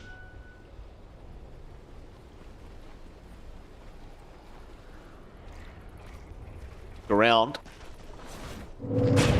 Lane, looks like they are trying to go in again. Poyo just fine. Boxy, the one targeted. Inkswell there. They get the Slaughter kill as well. If you look long PG Gaming getting a little bit of revenge out. Or Poyo. Gonna make it a 1-2, but already a 2k net worth lead for Liquid. Now Tiger, gonna go on to PYW, roll in, Koifa trying to follow up, does have the zip, and will go in after the Tusk. They have help coming. Snowball will delay things. Ori now with the Inkswell moving in onto the Earth Spirit. They have the stun, and Tiger is set to die, but Koifa wants to keep going, but he is very low on mana. Has no choice but to really back off. Gets a DD rune though. Feel quite nice for him. Meanwhile, Poyo is fine, being left alone there. No worries for him.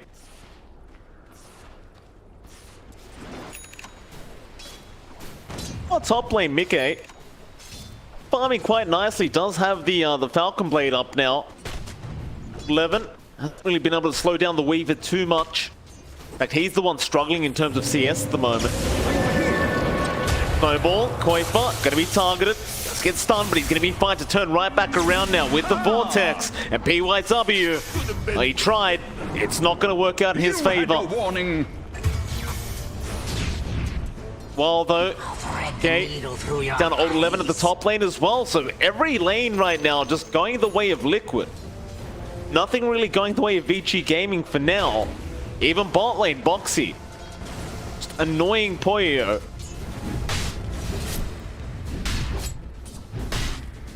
Radiant's top tower is under attack.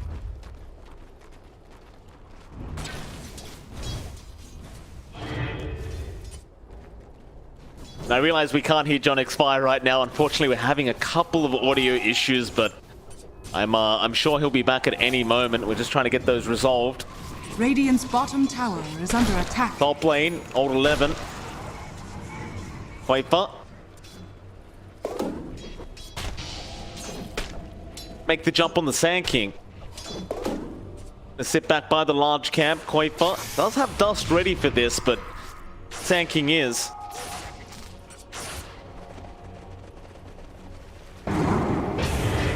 Oh, Tiger trying to fight over the power runes. He does get snowballed on though, but a nice kick away. Roll back in. The TP attempt might just be enough, but no. Tag team out.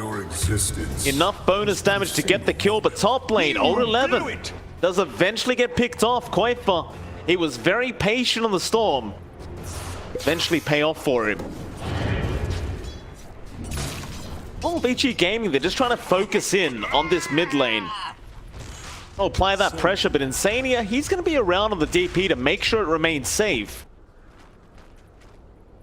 The supports of Vici are going to have to start making their way over somewhere else. Perhaps down to the bot lane to try and deal with Boxy.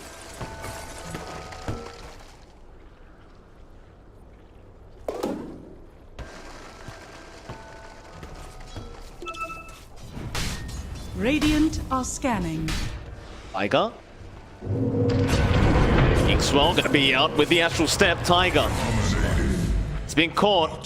To deny my wisdom is to choose death.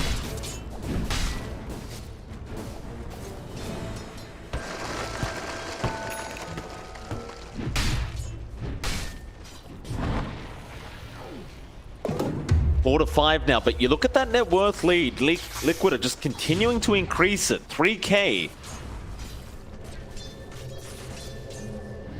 Ian from Tiger, making sure Koifa has the full bottle. Hello? Radiant's bottom tower is under attack. Round bot. Boxy keeping his distance, making sure he's not out of position.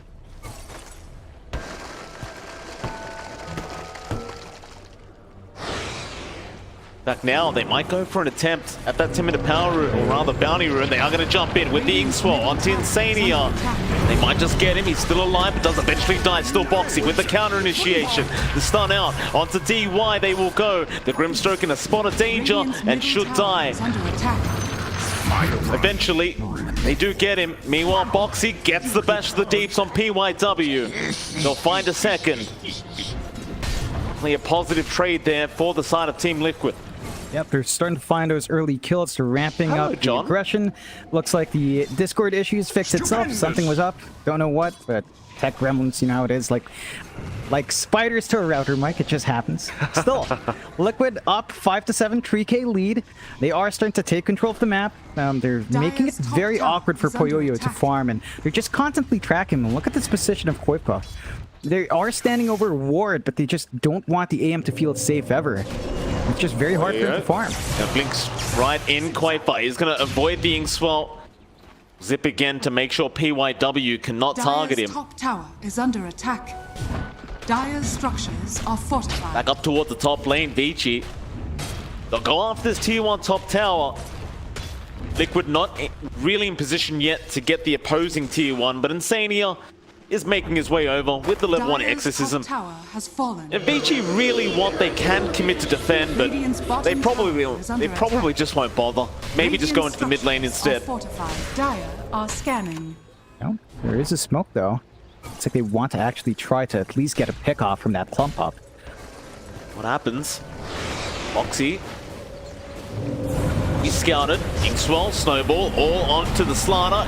It will make it in time, just barely, but Boxy is still very healthy. Now the Burrow Strike back into the Slanner, but Old 11 in big danger, is going to die. Back on a DY now, the Grimstroke cannot survive the damage output from Kopilow, and now we go on to Ori. Are there steps left? He has one, but he has been controlled, and he will die. A triple kill out for Kopilow.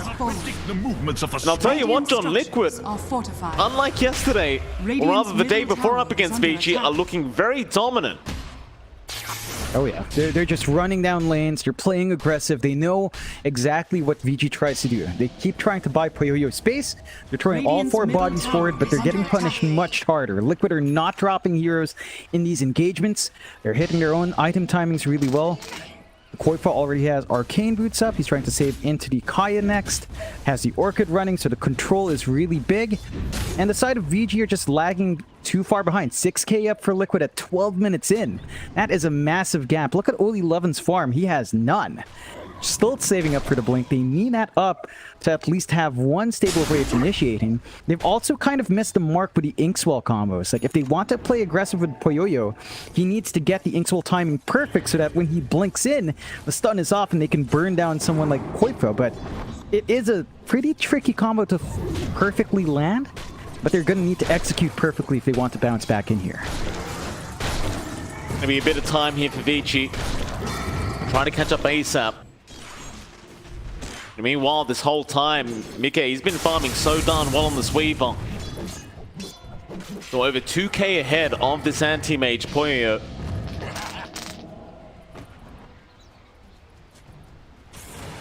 Tarned up as well. Snowball, top lane. They're going to go after Insania, but he has help around. The only problem being is he's going to die way too quick. Seem to have trouble grasping cards. Of course, the Weaver, he's actually going to stick around here onto PYW. He actually hits like a truck right now and almost gets the kill, but not quite.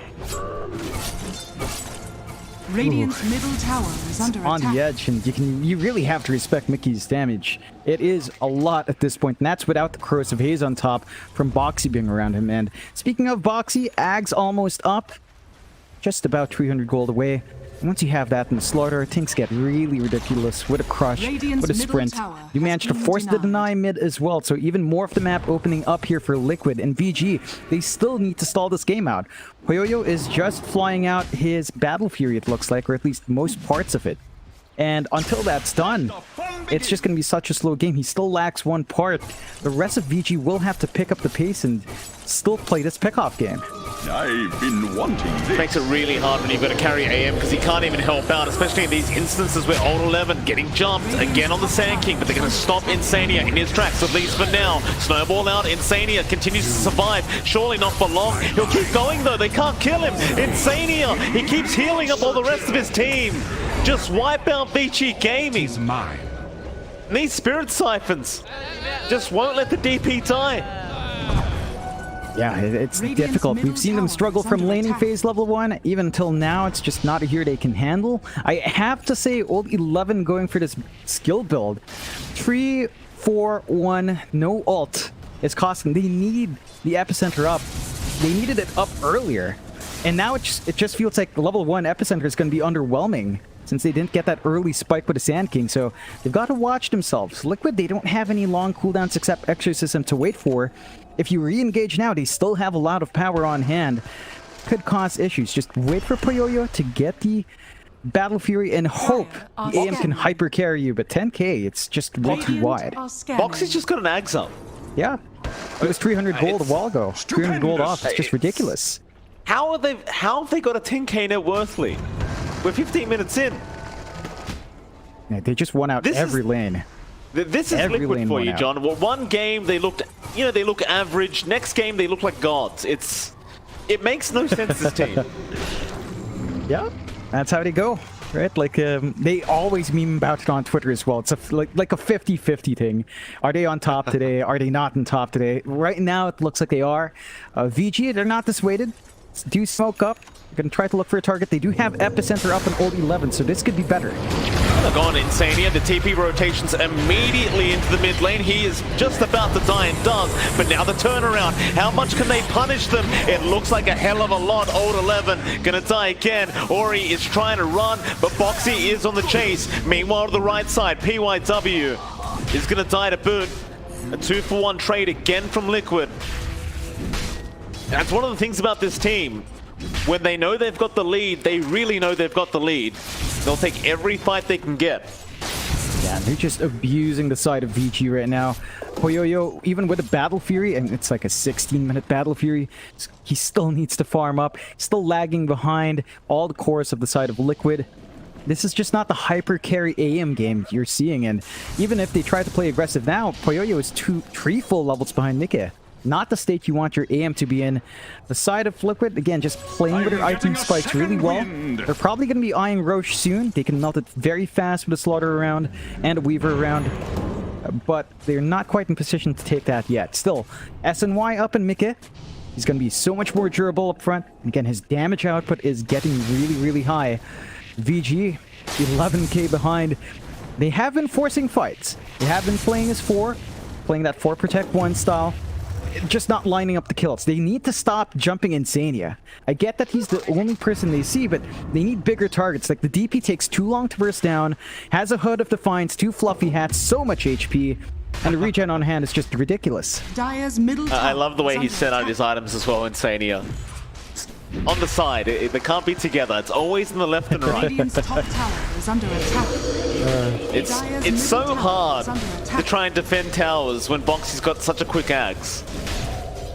You've got the Slaughter, 2.4k HP, crazy HP regen. There's no answer. I mean, Vici, all they can do is avoid the side of Liquid and keep farming up on Poyo and hope for a miracle later on. Tower is under attack. Yeah, they're starting to lose ground. That Roche we talked about happens now, and of course Boxy with the Corrosive Haze. Look at it melt. It's not going to last too long at all. No, it is not.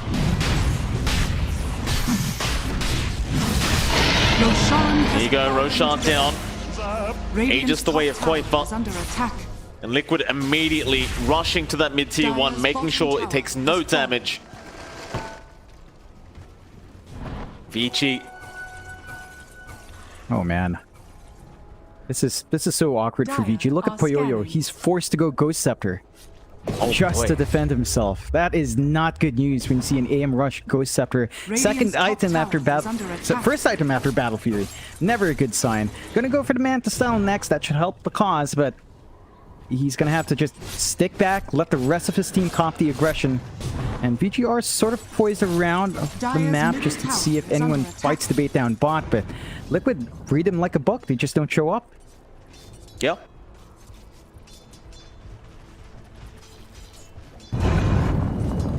Roll. Tigers having a gander. You have a look.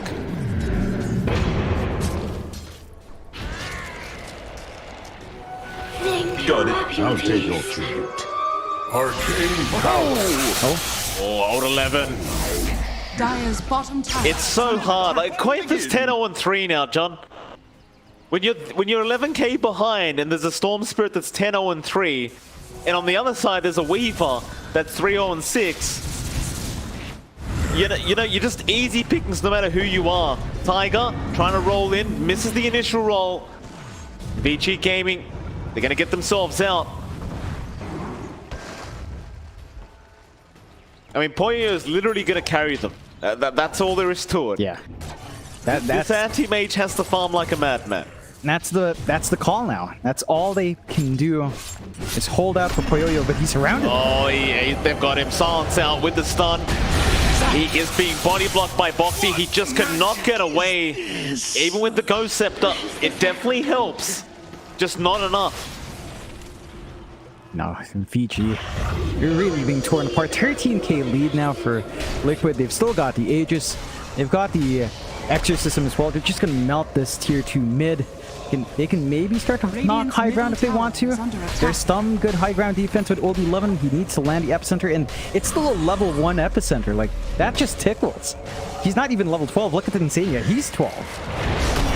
Right W, shards off the mark. Boxy right back in with the stun, but there's the epicenter. It does no damage, however. Boxy is outreaching the damage. Now Quaper right in onto PYW, gets one into Ori. They whip him before they take him out. He's been silenced. He'll go down. Boulder Smash off the mark, but it won't matter because Boxy is there with the follow-up stun, and there will be just a complete massacre as Poyo tries to go in for the mana point. It may cost him his own life. He gets ink swelled. At least he will survive for now, but Quaper's back with the silence. They will get the AM. In fact, Quaper, he's not done yet. He wants everything. DY just trying to run back to his fountain. It's going to be no good. It's a full team wipe, they call it.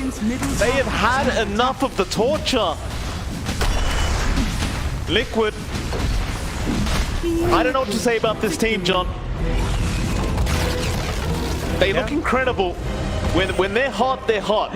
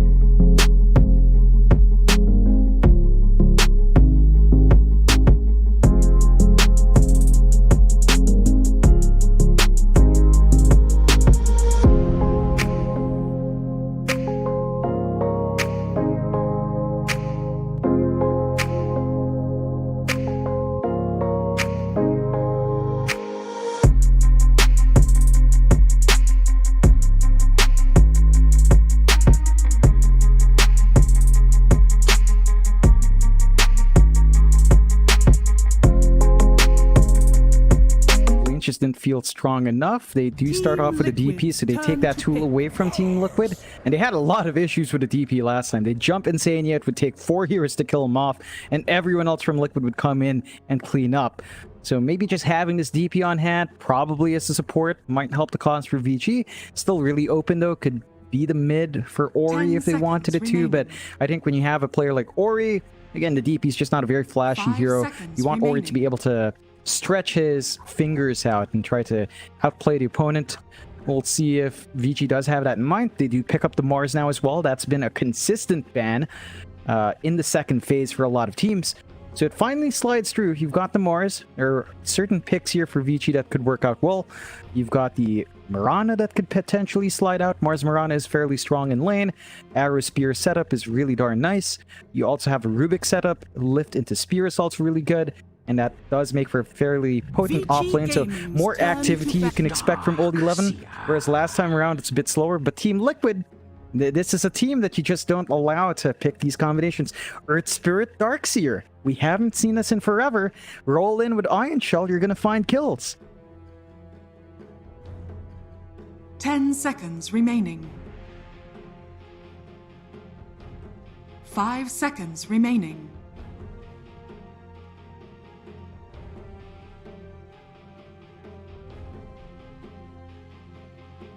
Team Really now? Liquid's turn to ban. VG Gaming's turn to ban. Irish.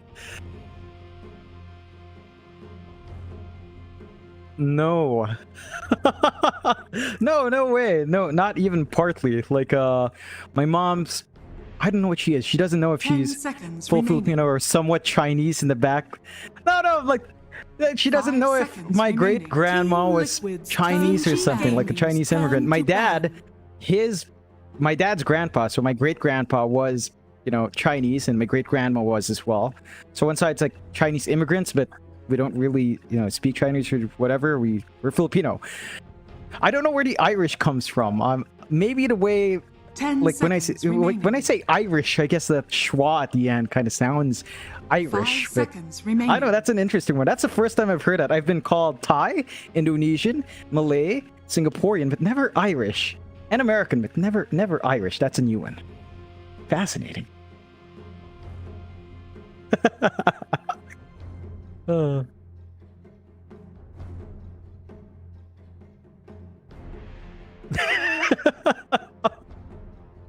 Oh, goodness. Yeah. So. Team Liquid's turn to ban. Team Liquid's turn to pick.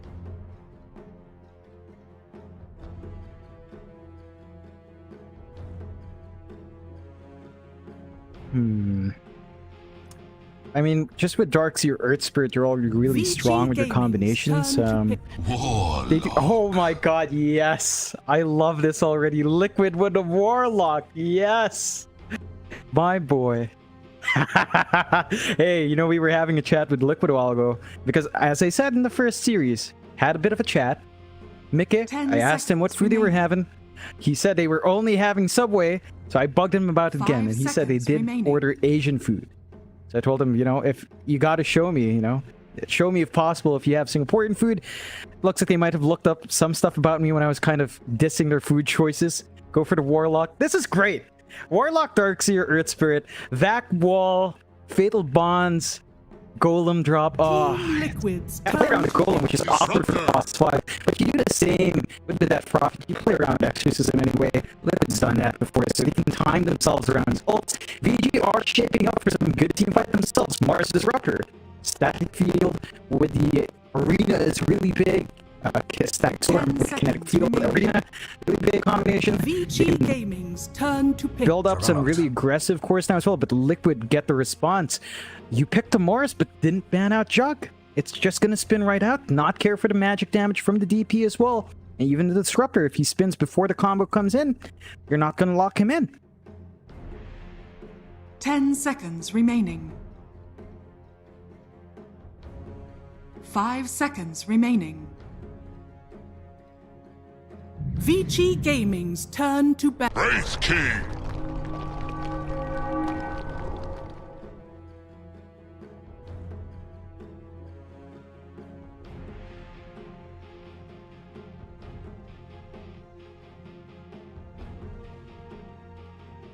10 seconds remaining.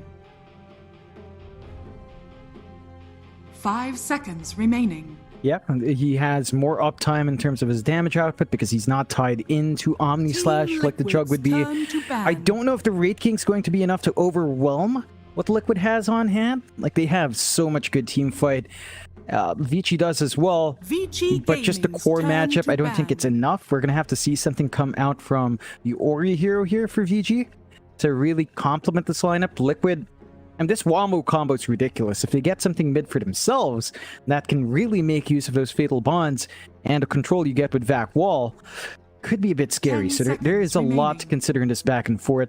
You also have to note, like we mentioned, Earth Spirit Darkseer. Down the line, Jug Darkseer spinning on you with the Ag Shard. That is also pretty devastating here from Liquid.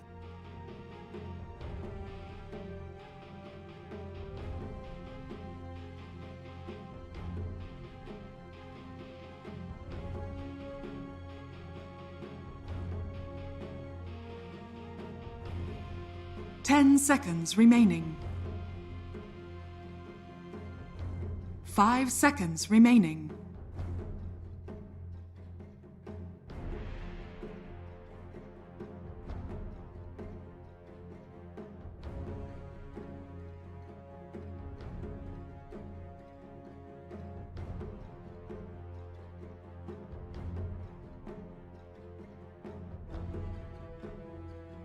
It just feels like VG might want something that plays with the arena a bit better. I think a Storm might be good, as you mentioned. You only really have the Earth Spirit to worry about. Beyond that, there's not much lockdown actually in Liquid's end, and that's one weakness of going for the Warlock. Right, you're stuck with Earth Spirit for stun and control and initiation. Every time Golem's down, Liquid's gonna have a hard time taking control of the bigger team fight. So VG could just abuse that, go for something slippery here down mid, and Liquid, if they don't ban it out, pick up for VG.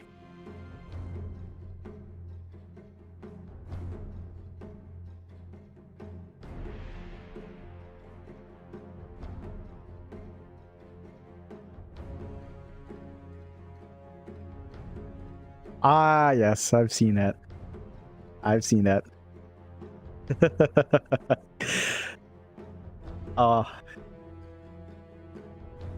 There's a really good tweet from DogChamp as well, and I love that ban on Storm. We were talking about it. Good tweet from DogChamp. They asked, "What's more unstable, NA roster shakeups or EU tournament performance?" DogChamp, you know, those NA teams are really fond of the trash talk there, you know. 10 seconds remaining. 5 seconds remaining. Oh gosh.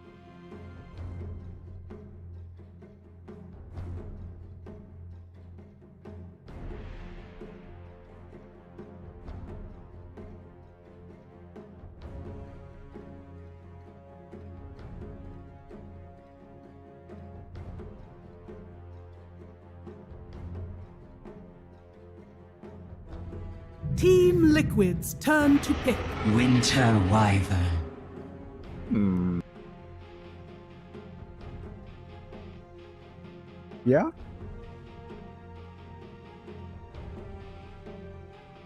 That one's spicy. We have seen Core Wyvern before. 10 seconds I kind of enjoy remaining. watching it, even though it's like really awkward with timings. I do enjoy watching Core Wyvern.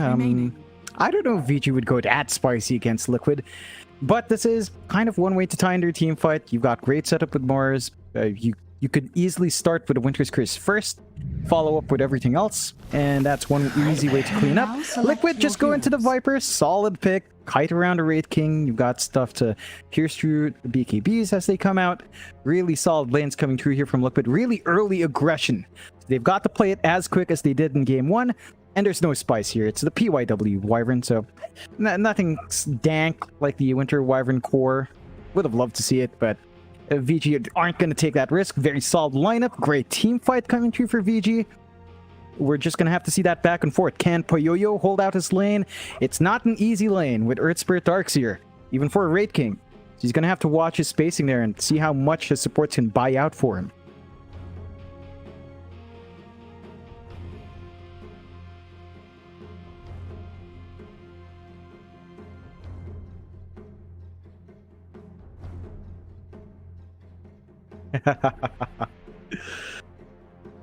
Yes.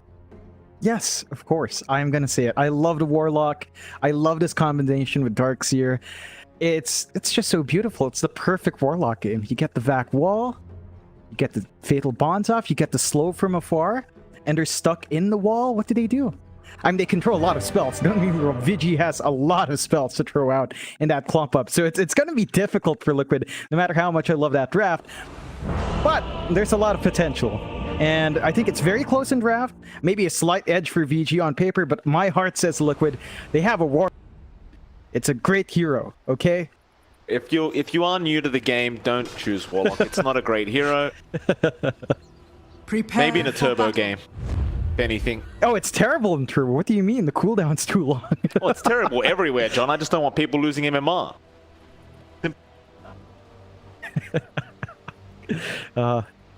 Really nice lane as well. Like, they're going with Warlock Jug. This is going to be hard to zone out. Some potential for aggression. If you do get a good Shadow Word on and you spin on top, could be nice burst damage on hand. There's an early smoke here from VG, but they're not being aggressive. They plant a forward ward, expecting some movement out from Liquid, but they're already at bot, just kind of zoning out, and shouldn't lead to too much action here. Although Insania, you don't want to cop too many hits from the Mars early on.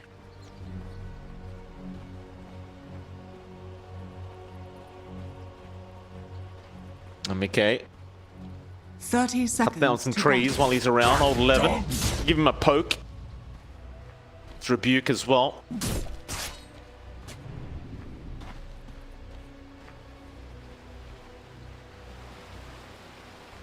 Three people up top, so they want to try and go for this early first blood attempt. Because they've shown they have the GoDz Rebuke, so nothing like a spear. Double? Is that a double sentry? Double sentry. Double sentry. The battle begins. New Just metal. to be sure. You've got two eyes, you need two sentries, Mike. Absolutely. To my fiends. Boxy. He did manage to swipe away the bounty rune down at the bot side, and that's actually 4 bounty runes, the way of Liquid. VG Gaming, did they really not manage to get one? No, they did not. Yeah, really good zoning out from the side of Liquid, just forcing them to run up top, making them ignore runes, just snagging them away. That's going to be a huge gold boon for Liquid, as that should allow some early item pickups, especially mid. You can see Koipa is going to playing there up against Ori. DP versus Viper. It's actually a pretty steady lane for both sides to hold, so you can kind of just get that going for yourself early on. You can see some aggression up top, and Senya does opt for level 1 Fatal Bonds to zone out. You're not going to have the burst heal on hand, but you should be able to get level 2 relatively soon. The issue is this shoves the lane out just a bit, so you're going to have to watch yourself, and Insania finds all the sentries and the Obs Ward. Bit of XP there for Insania. Very nice on the Warlock. Dire's courier has been killed. Over in the mid lane, you do have Koipa up against Ori once again now. Even though Ori's playing the mid DP this time, up against the Viper, it still can be rather annoying, to say the least. I suppose that goes for any kind of hero into a Viper. Ori, he's getting some free space to farm now, but well, actually bot lane Tiger just chasing down TY. He'll give his life away for this, but first blood, the way of the Earth Spirit, and it goes back to what you talked about in the draft, John. Iron Shell Earth Spirit is very, very nice to play with. It's just really hard to counteract here from the side of VG. You can see how far back Poyoyo's playing with the lane. Looks like they did get a creep pull at least to stabilize it a bit. But this is just not a good time for Wraith King. Like, Wraith King into Darkseer is just not fun. Constantly being iron shelled up, constantly getting that harassment. You need to gap close to get your farm. So you are tanky, but you don't want to really cop too many iron shells on hand. Boxy. Iron Shell's out, but it's taking a lot of damage. DY, not level 2 yet, so he doesn't have the glimpse on. Can't force Boxy to come back. That the Darkseer just gonna salve up and be perfectly fine. It's like Tiger's gonna make his way back in anyway, just in case he needs the help. But as the levels go up on Boxy, things are just gonna get that much harder. That level 3 power spike, it feels really nice on the Darkseer. Of course, once you hit that level 3, you just put it on Tiger and let him roll in. Yeah. Can easily just run down. You already saw what happened to Poyoyo in that engagement where he was trying to be aggressive. 2 iron shells level 1 just got his HP to less than half. He was forced to be salved up by DY. You don't have any regen left on Poyoyo himself, so he's going to have to watch how far forward he's willing to go for the creeps. And that just sets up for Liquid to have a great time. Boxy just finding all the creeps. It is a Darkseer. He will just clear out these waves, and Poyoyo starting to lag slightly behind. Poyoyo. He jumped on now. There's the Iron Shell out. Boxy, he's trapped up by the kinetic field. He's going to try and surge himself out, and he's not going to make it. DY able to make sure he gets at least the final last hit off. Only get this pesky Darkseer. Tiger will be left alone for a little bit. Yeah, a bit of a small mistake. They placed the Iron Shell on Poyoyo, so didn't manage to really get the damage off because it was on Raking. Have to watch that when you're kind of clicking around. Hitboxes can be awkward. Still opens up maybe some potential for movement for Tiger. He could try to move out of the lane, secure those 4-minute power runes. Not very important for a Viper. More important to just ensure Ori doesn't have a way to recover in this lane. Fatal Bond's really starting to get annoying as well. Top lane on old 11. The damage output. This poor Mars. A very fun time at all. Back down to bot lane. DY been chased up. Boxy's here with the Iron Shell, and that'll be a dead disruptor. He tries to get the Courier of Tiger at least, but won't even get that. It's kind of a helpless situation as well when you're playing Pos 5 into a Darkseer like this with an Earth Spirit that could just roll in. Poyoyo, he's gonna try and get something done, but now Tiger shows up. They've got the Iron Shells out with the roll follow-up. Poyoyo, he's still trying, but he just can't get it done. PYW, he'll TP in to get the job done instead. And meanwhile, Quaifer and Ori both going down in the mid lane, but Ori did get the kill first. That's pretty good for VG, keeping up with the aggression. Still not going to be very happy overall. I mean, you dropped your core down bond, even if you kind of win ahead in mid. Slowing down Poyoyo can be detrimental, and we have seen that, especially in that last game. You will have to watch yourself. You do manage to even out the bounty rune trade this time around, so you're not going to be too upset about it, and like the initial bounty rune spawns. But I think Liquid overall just having better lanes. 4th, 1k lead up for Liquid. Their aggression is starting to match up. Mickey's farm up top is much better than Poyoyo's farm bot. So just from that factor alone, I think you'd be very happy on Liquid's end, slowing down that Wraith King.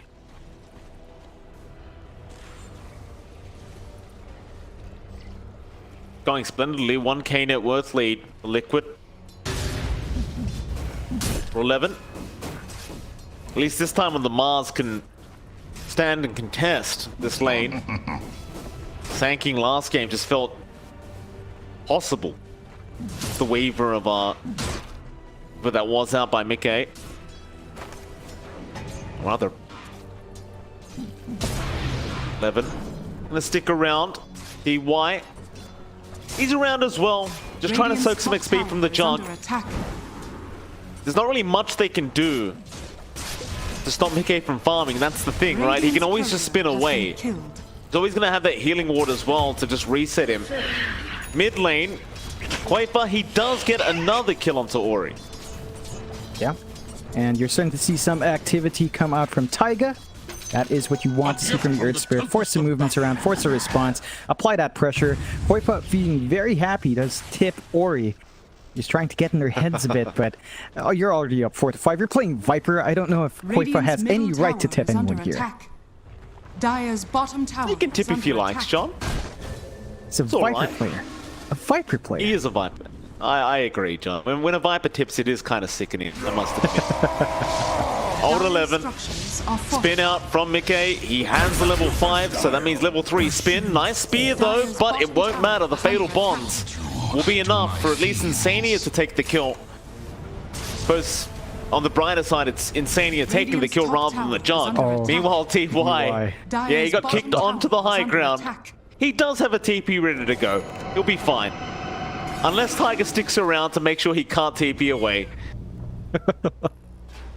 Oh, that sounds like griefing to me. Still down mid. PYW, trouble, roll, Tiger. Trying to close the gap. Old 11 misses the spear. DY now to show up.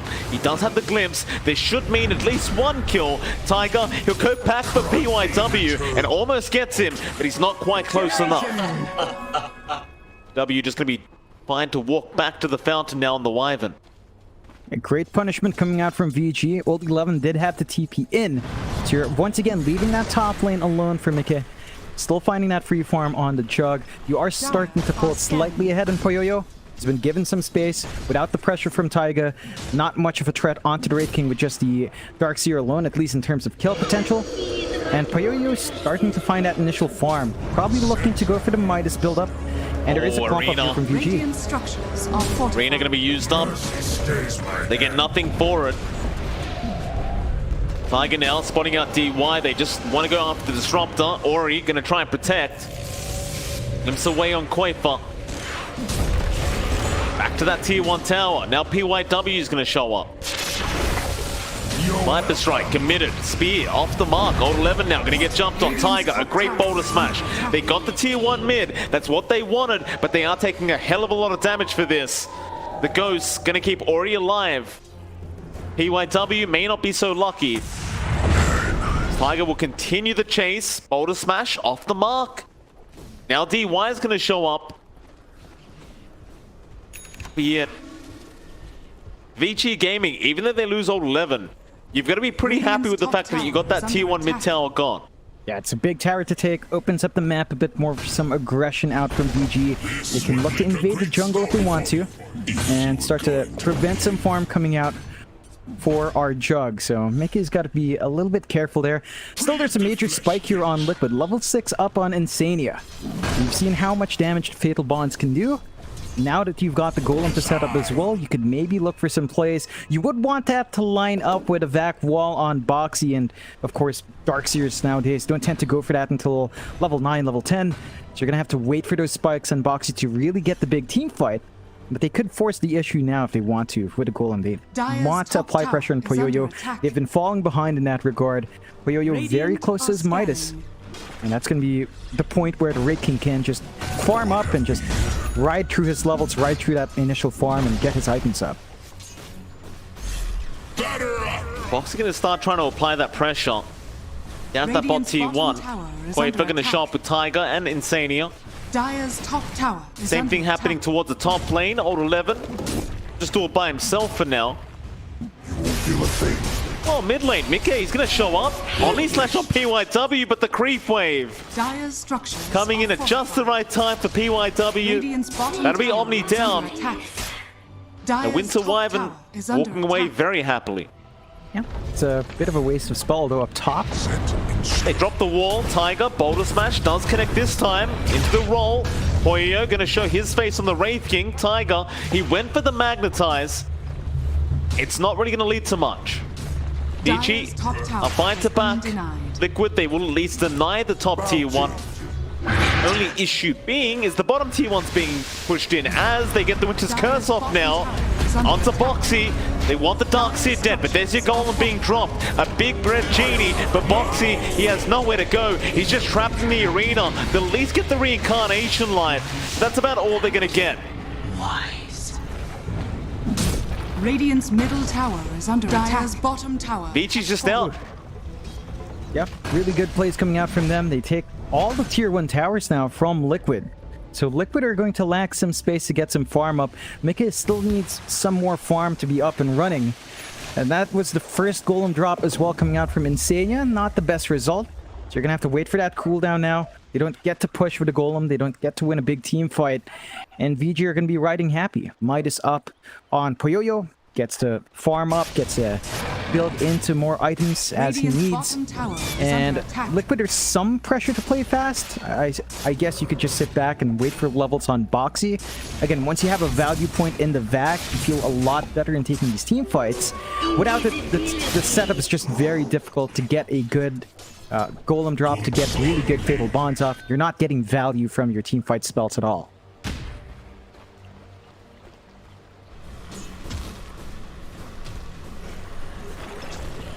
Aghanim himself to build up now by Boxy. It makes it that much more annoying to play up against the Darkseer having those 2 charges of Iron Shell.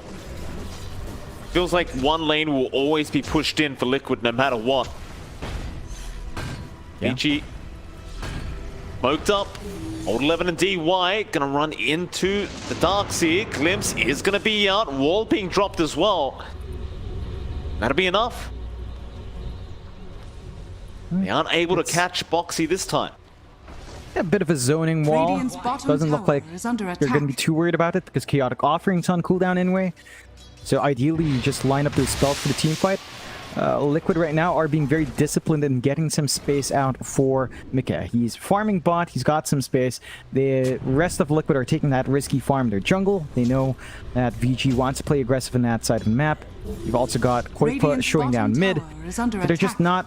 They're just protecting Mickey right now, ensuring that the movements out on these other heroes have to be a bit cautious, as VG's still getting a lot of ridiculous farm onto Poyoyo, and he is going for the Radiance next. Midas is available, but he's got nothing to use it on. A little bit unfortunate here for Poyoyo. Massive Midas, I believe they call him. That it is. Never like seeing it, but, you know, you're farming Ancients. You don't have any other camps right now, so what can you do? Not much. Gonna have to go elsewhere. Radiant are Good scan scanning. out from VG. That does mean they scan out the smoke. And Liquid, probably even pop that smoke as well. Oh, nice roll in, Tiger. Right on the mark, into the Golem and the Fatal Bonds, into the Viper Strike, everything just being thrown out. And Insania gets credited for a double kill. Yep, Warlock gameplay. Very high skill from Insania. He presses Q, he presses R, and he finds the kills. Isn't that great, Mike? High Radiant's end. middle tower Top is shelf. under attack. Into the mid-tier 1 tower they go. Radiant structures are I do like the Golem cosmetic, by the way, John. I know you're not a big fan, but I'm a pretty big fan of it. Look at his arms, though. That's some wonky eye case. Oh. Roll out.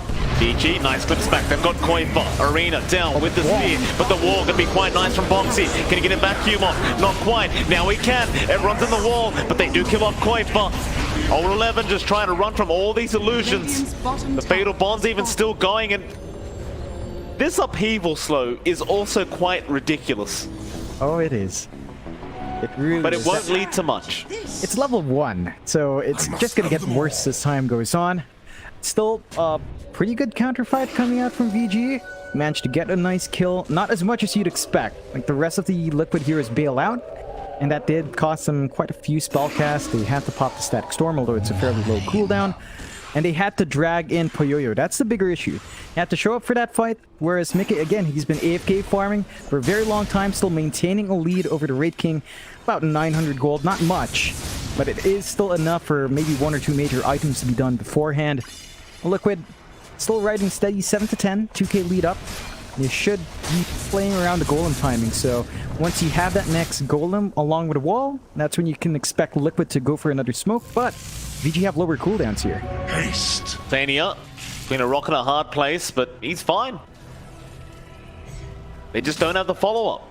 Dire are scanning. 2k net worth lead for Liquid. This whole time, Mickey's still just freely farming up on the junk.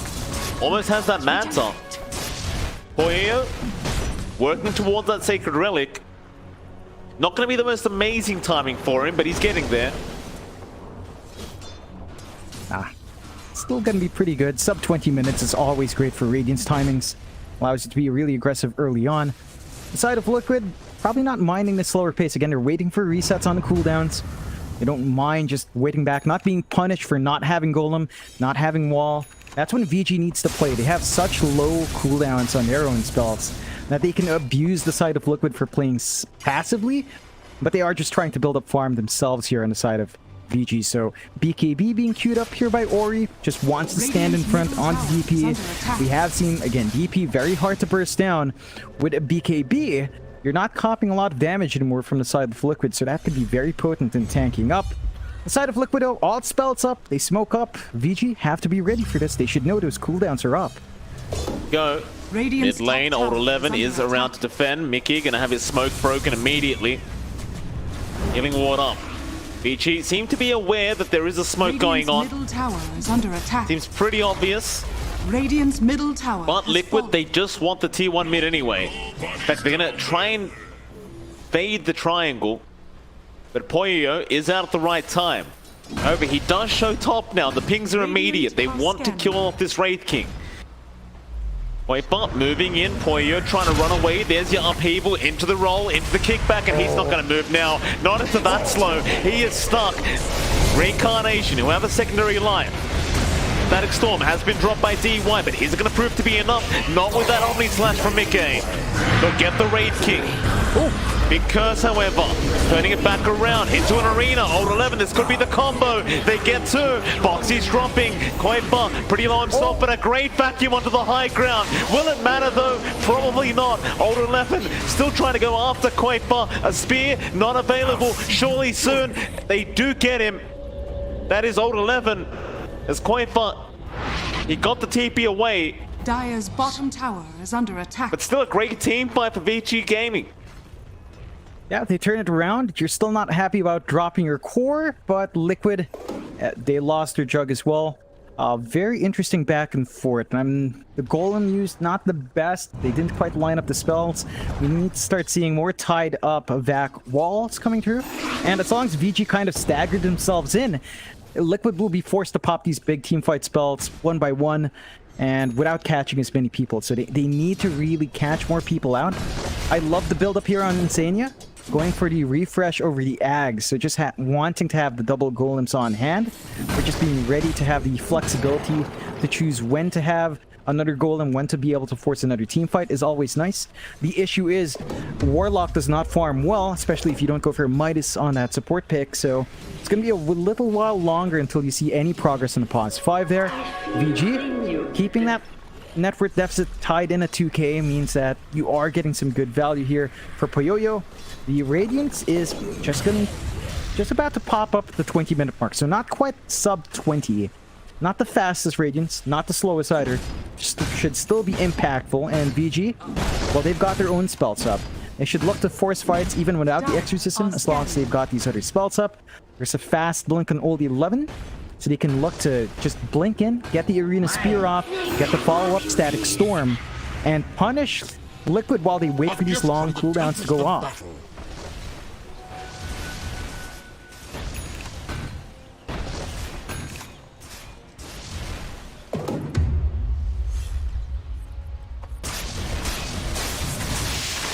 Illusion.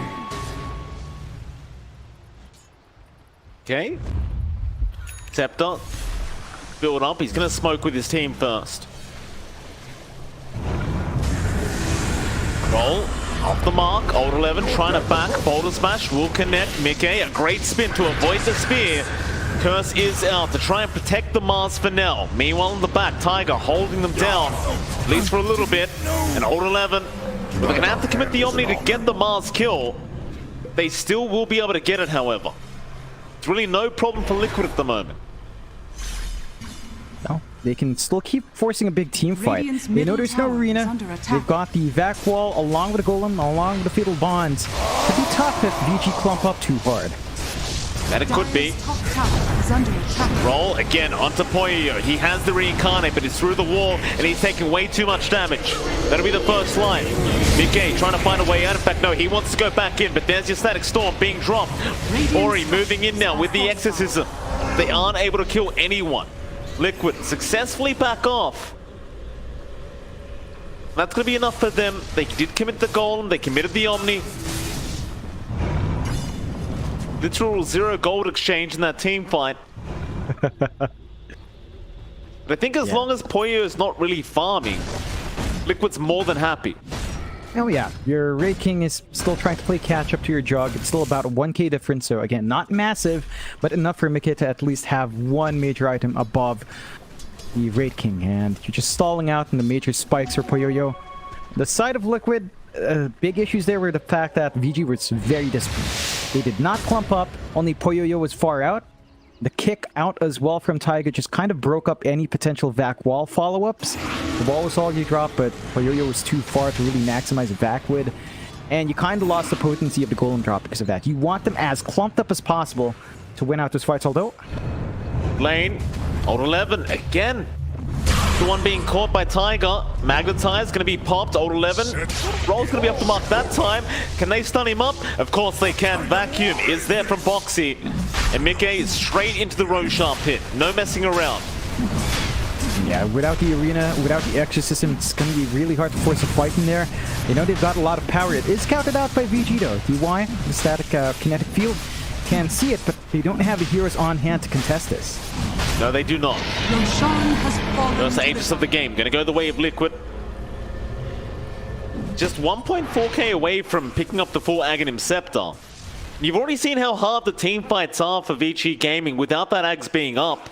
Once the Ags are there for Mickey, it's such a big power spike for the Jug. You start to wonder how VG plan to deal with it.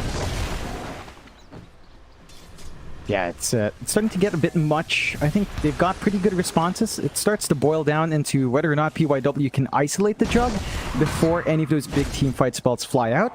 So it's all down to a big Winter's Curse, preventing any sort of initial slashes off, getting your position right afterwards, and kind of going from there. So some pressure here onto Winter Wyvern to sort of handle the Jug before he can Omni Slash out. Of course, we've seen a lot of plays against Jug with, say, a Lotus Orb.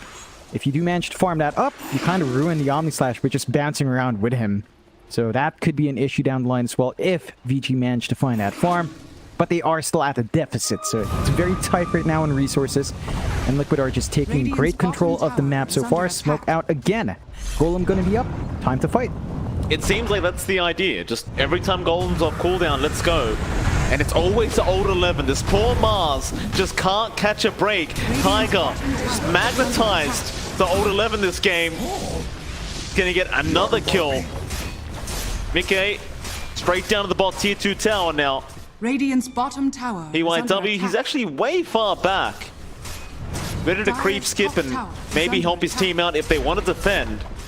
But Liquid, they've already left. They've left Mickey behind. Into the mid lane they go. They just want to fight. They still have the Golem. Radiant's bottom tower is under attack. Back to what they're going to find here. It's going to be Ori, Koifa, getting jumped by the Exorcism. The Boxy around. BKB pop. The Golem dropped immediately. Koifa still copying a lot of damage, but he's going to be just fine to back out and maybe just reinitiate it. They roll in again. Tiger trying to find DY, but the Static Storm was there in time. Poyo coming in as well. Are they going to commit? Liquid, yeah, they are. There's your Swift Slash out onto the Wraith King. He'll lose his first line. They kill him a second time. Curse is out. Koifa slowing him down. Old 11 now with the arena is quite nice. Defensively, that is. The Wraith King is barely able to get himself out thanks to Old 11. But it does seem like the Mars has sacrificed himself for the cause. Another Swift Slash. Spear not going to connect. He'll go down. And Poyo, he cannot stand his ground right now. He can't stand there and fight. No, he's not tanky enough. Only has the Sange on top of that Radiance. It's not nearly enough stats to man up to the damage output of Liquid. He's going for the SNY first. He's going to need the BKB to truly be empowered up front. But even then, you've seen Insania. He's not afraid of dropping a Chaotic Offering just to waste BKBs. So it ends up being an even trade in terms of spell use in that case. And Liquid, they find a tier 2. They don't really have the opportunity to go high ground without their team fight spells, but they know they've already popped one BKB charge on Ori. In fact, 2 BKB charges on Ori. They can just sit back, reset once more, keep building that farm up on Mickey, and just wait until cooldowns are off. Radiant's top tower is under attack. Radiant's top tower has fallen. T1 top tower. Ichi still without an answer. Radiant's top tower is under attack. I mean, this draft from Vici, it seems like it's slowly falling apart. Either that or Liquid are just playing way too well.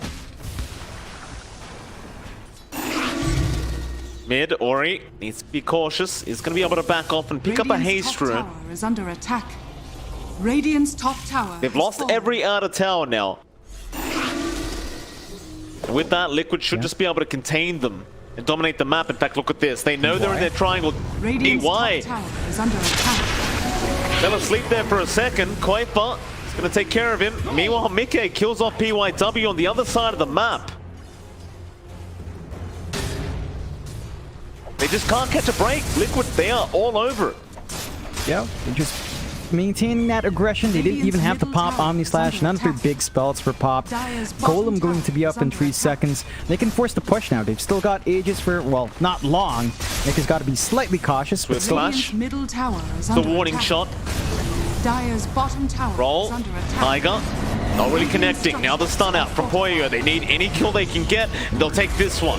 The Omni Aegis does expire. They found Boxy. Golem has been dropped. They're going to try and fight back with the Omni. Bit of lag. It won't matter though. They just shred them to pieces. Static Storm has been dropped. Ori, Poyo. They might be able to keep fighting, but Mickey is not interested.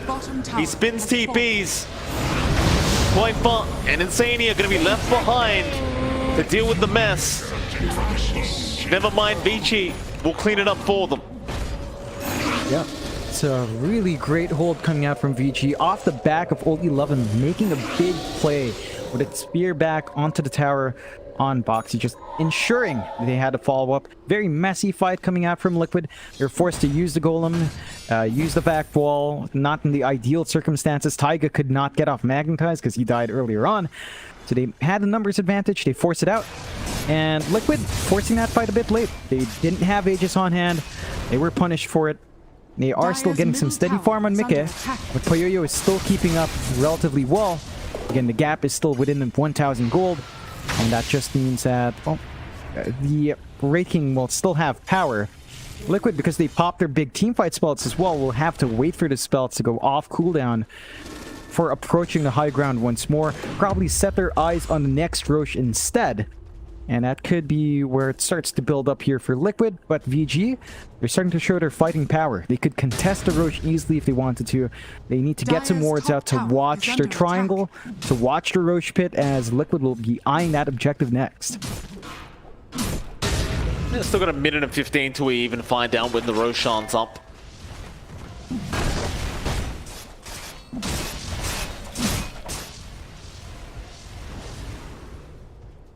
Tiger's still just trying to work towards his BKB on the Earth Spirit. Scanning.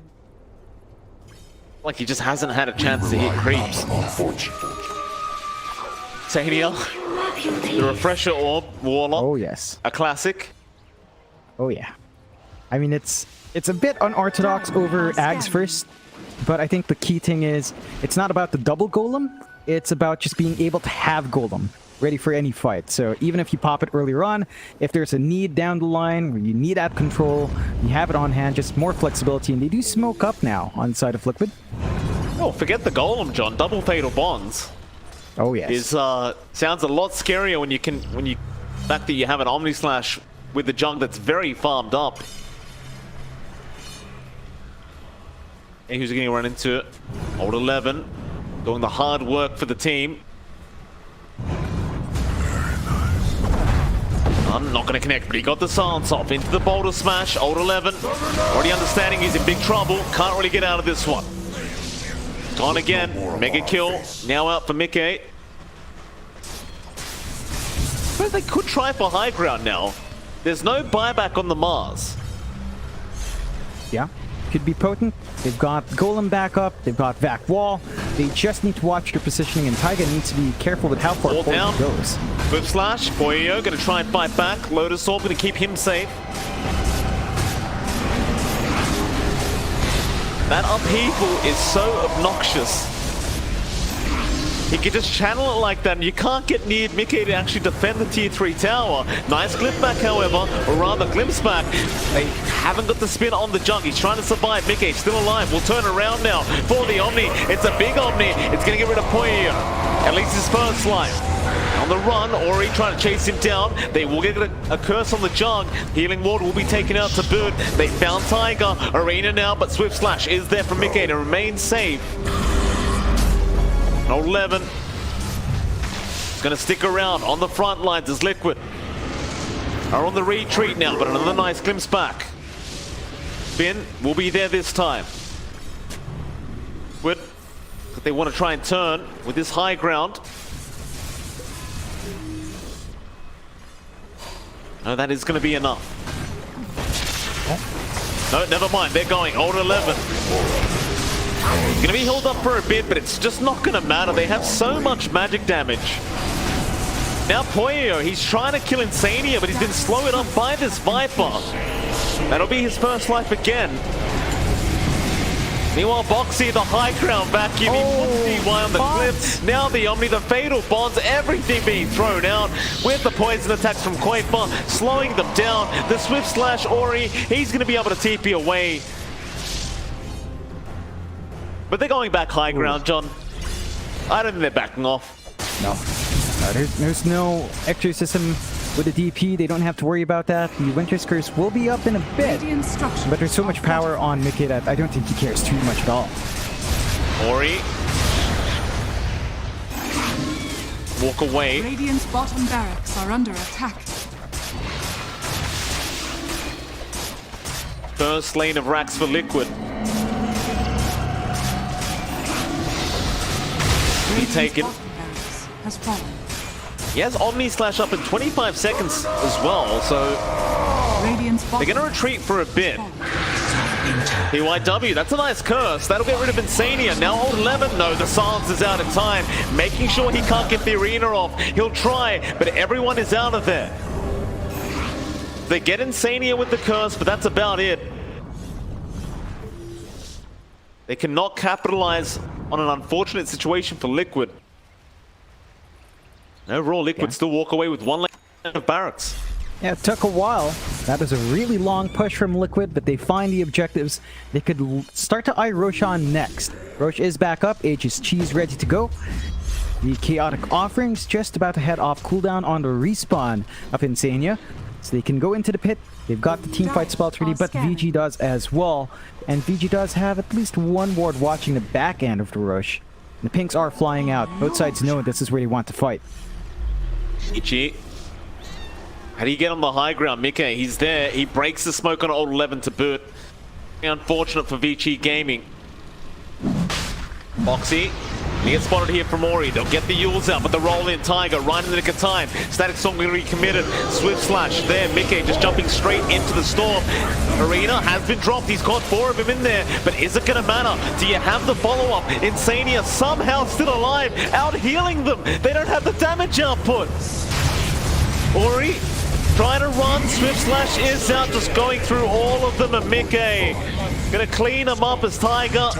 Moving in for more. PYW, he gets caught. Poyo, all he can do is TP away on the Wraith King. And it's into the Roshan for Liquid. Oh yeah, that's gonna be a really big rush for Liquid. VG, they tried to force the fight before going Roshan. They didn't have a good position. They only find a Warlock. At that point, Insania already dropped his spell, so he didn't care. And now you have to contend with Aegis Cheese on the side of Liquid. 2 lives in Mickey. Koipa with a lot of burst heal on hand, and at the least you don't have to worry about the Warlock, but respawn is fairly short. No Golem on hand though. You still are really annoyed by the Fatal Bonds and the Upheaval. That is just way too much control, way too much damage being split up. And the one thing about Fatal Bonds is it's just very hard to play against. You know, if you clump up with a vac wall, and you will be clumped up because of how much kite ability Liquid has with the Upheaval on, then it's fairly easy to just land some big Fatal Bonds, and the damage output is just ridiculous, especially since you can kind of just have all of these AoE spells from Liquid, like Nether Toxins there, the spin from Mickey, if it's landing on multiple heroes, just burns them. The Iron Shell, it's a lot of value. And talking about sustain, Liquid, like you saw how long it took for Insania to die, right? He's got the heal, they've got the Ags upgrade on Boxy as well, so there's a little bit of an HP shield on the Iron Shell, which makes it really hard to actually dig through heroes, and that's something VG has to watch out for. In prolonged fights, if you don't take care of the Darkseer and Warlock, they're just going to heal right back up.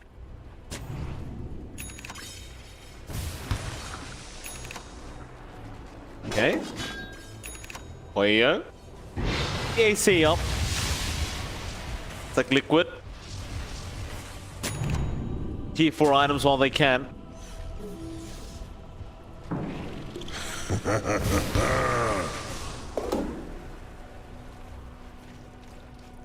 It's really always a nice one.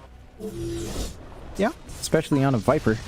But it does look like Kopilow is just going to stick to the spider legs. Just more mobility for Viper is great. Side of VG. Wait a minute, that item on Insania, that actually amplifies Fatal Bond's damage, right? I actually don't know how Fatal Bonds kind of reacts with Spell Amp, but I think it does. I can't confirm because it never shows up proper. The bigger thing is like the upheaval duration lasting longer, the stun duration lasting longer, and chaotic offering. And along with that double golem anyway, you're going to be held down for a long time, true BKB. This Jug just so confident. Radiant's top tower. To move up and get the tier 3 tower, but now they may make him pay for it. The spear back, the golem has been dropped into the back wall. They've got everybody in there. The Omnis are just ripping them to shreds. Ori, he'll buy back immediately, and so will Old 11. PYW, he's gone. How do you stop this Rax being taken? Static Storm, they've caught the Jug. There's no follow-up to it. He's still hitting the Rax. He still has the Aegis. There's a gem on the deck. Radiant's top barracks has fallen.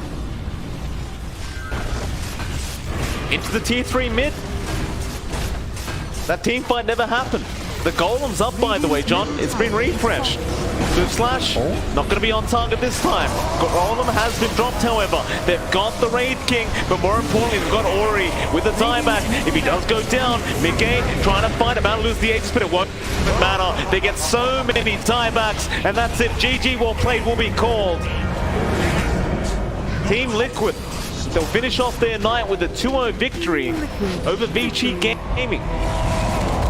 A really great performance out from Liquid. Warlock, Mike.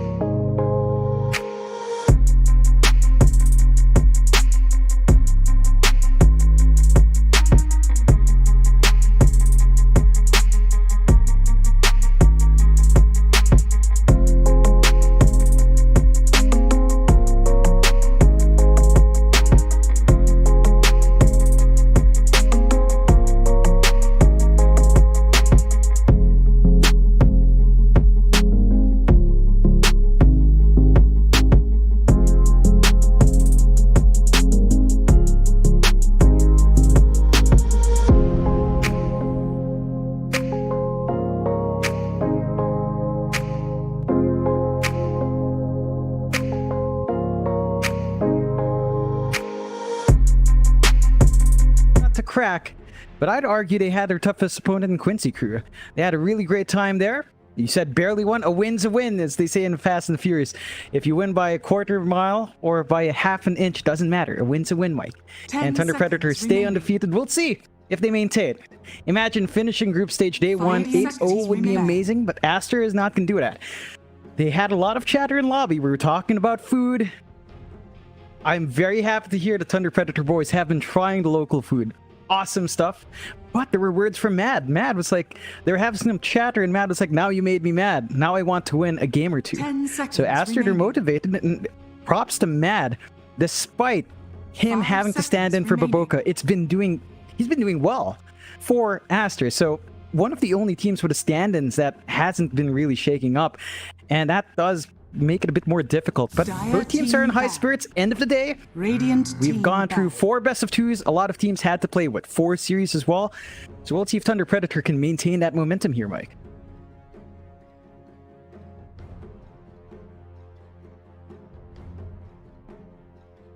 No. What does that have to do with liking cars, Mike? You know, I love golf. I don't play golf. You know? Hey. 5 seconds remaining. I like fast cars, you know. I don't need to drive them. I just appreciate them. I can't afford them, Mike. You know?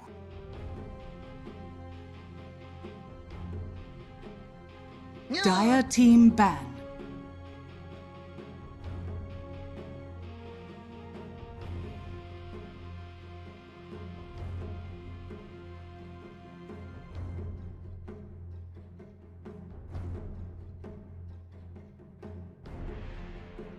Ten seconds remaining.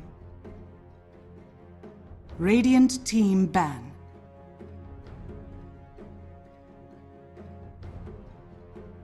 Radiant team pick.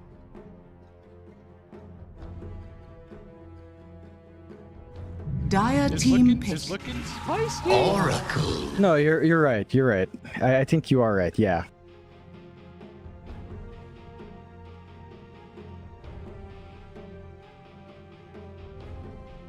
Yep,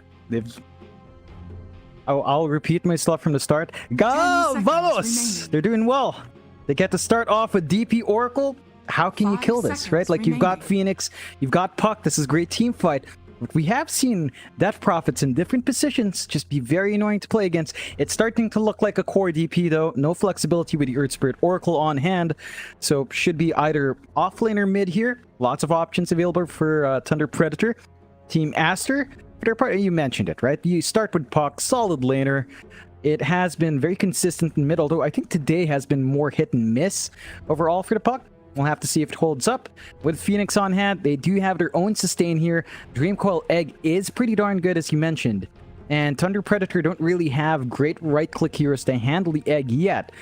See if their Pause 1 sort of compensates for that. At the least, they've got the Oracle to sort of dispel perhaps those fire spirits in laning and in team fights to enable them to be just knock down the Egg without having that slow on the attack speed. So some good back and forth for both sides.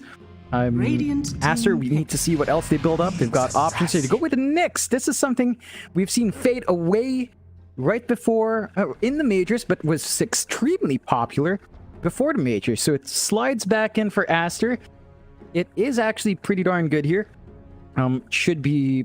It's looking like maybe a hard 5 Nyx of Phoenix 4, but you can maybe run a core Phoenix on hand here for Aster, so it's kind of open. We'll see if that's the mad hero or not, but there's a lot of options on it. You've got good stuns, you can punish the DP. It's one of those high-int heroes that the Nyx assassin loves to punish. Even a Crypt Swarm makes it easy while you're in Vendetta to just pop the Spiked Carapace, just bounce it back towards the DP, and it gives him a nice way of jumping the backline. So with the Vendetta up, you can hunt the Oracle down, prevent that sustain from being an issue for Aster.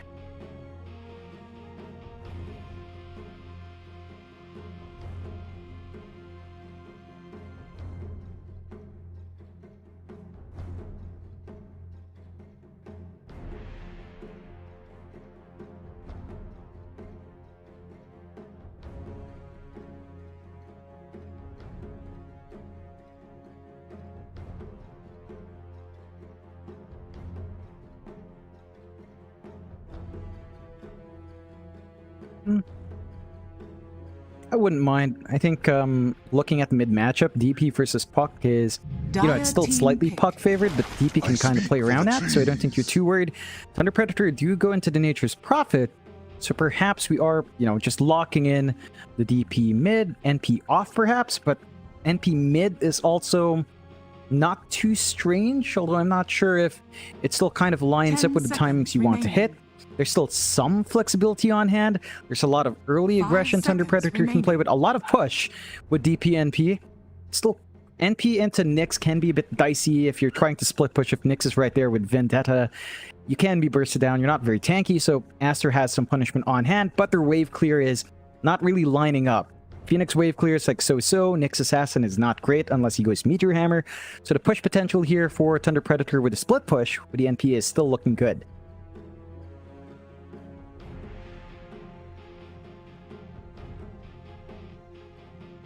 Dire team ban. Lycan. Ooh.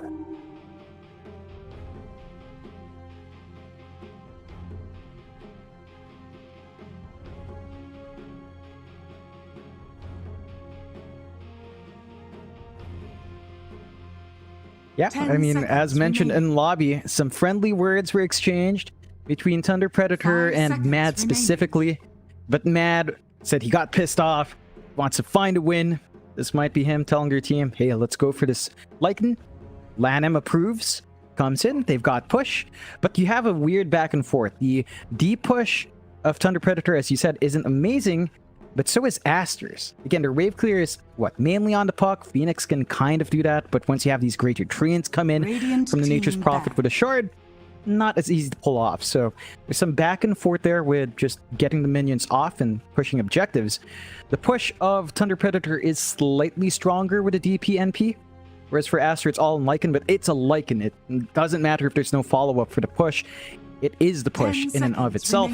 We'll have to see how Aster closes out. Looks like they will lack maybe the offlane pick here if we're assuming Phoenix Nyx support, which it does look to be likely here. Thunder Predator is still lacking their safe lane hero for MNZ. We'll have to see what options are left. Up against a Lycan, your hold here isn't amazing. Maybe you get a good sprout off. Lycan would probably have a Quelling Blade early on to cut out. You have the Oracle Root. Maybe set that up for the Earth Spirit roll. You're going to have to find the burst in that downtime, in that stun period. Very tanky. If you don't have that innate burst on Thunder Predator's side, you're going to need it on your pause 1 if you force these big fights out. It's looking spicy. It's looking spicy. It's looking spicy.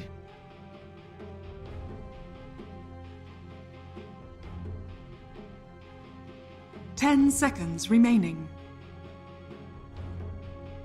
Radiant team ban.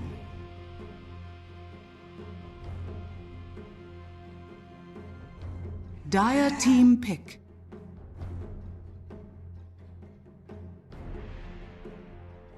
Radiant team pause ones pick. here.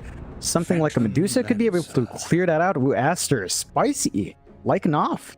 Or Lycan mid. It's a possibility still. Should be off. Oh, yeah. Definitely. A long time back. So, there it is. I'm wondering now if we will ever see Lycan Ags. I want to see a wolf clone, a wolf army of the Phantom Lancer running around. Wouldn't that be ridiculous? Right? It's scary. It's a pack of wolves. It's the wolf pack. It's psychological warfare. What do you mean? What does it do? It just costs 4,200 gold, but it sends a message, you know?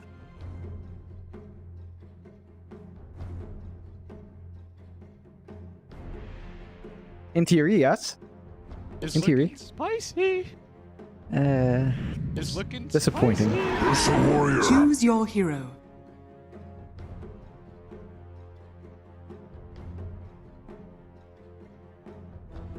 It's looking spicy.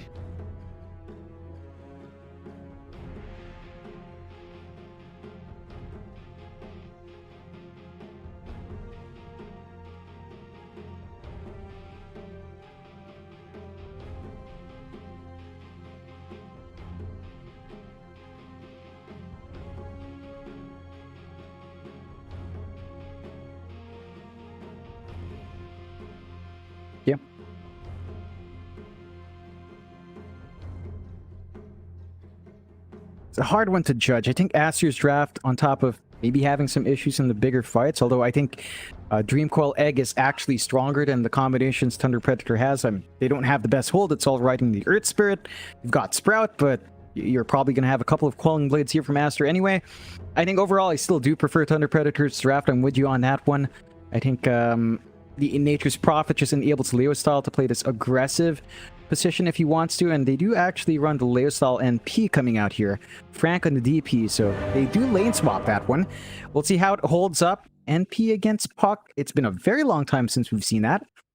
And the Puck, of course, has ways of clearing out the treants coming in, but it should lead to a great back and forth. Both sides have push timings they want to meet. Both sides have farm timings they're going to want to meet. Aster just a little bit greedier. They're going to have to find a way to get XXS his initial farm, along with securing Monet that smooth ramp up on the PL. And, you know, the PL, we haven't seen in a while. We've seen a little bit of it in NA and SA, mainly NA teams. Yeah, I have to. I hope Monet hasn't been watching those games and thought, gee, that sounds like a great idea. Rush the Octarine. Please no, Monet. He has more sense than that. Shout out to Arkosh Gaming, by the way. Probably the most evil PL build-up I've ever seen. Disgusting stuff. Luckily, it doesn't work. Good. But it could. I mean... But it could. Yeah, I mean, if you were smurfing, John, but Valve's made that bannable now. Don't want to risk it. It's looking of course spicy. not. It's looking spicy. Still, you see that tip onto LAN M. They did commit a lot of spells to clear out the treants.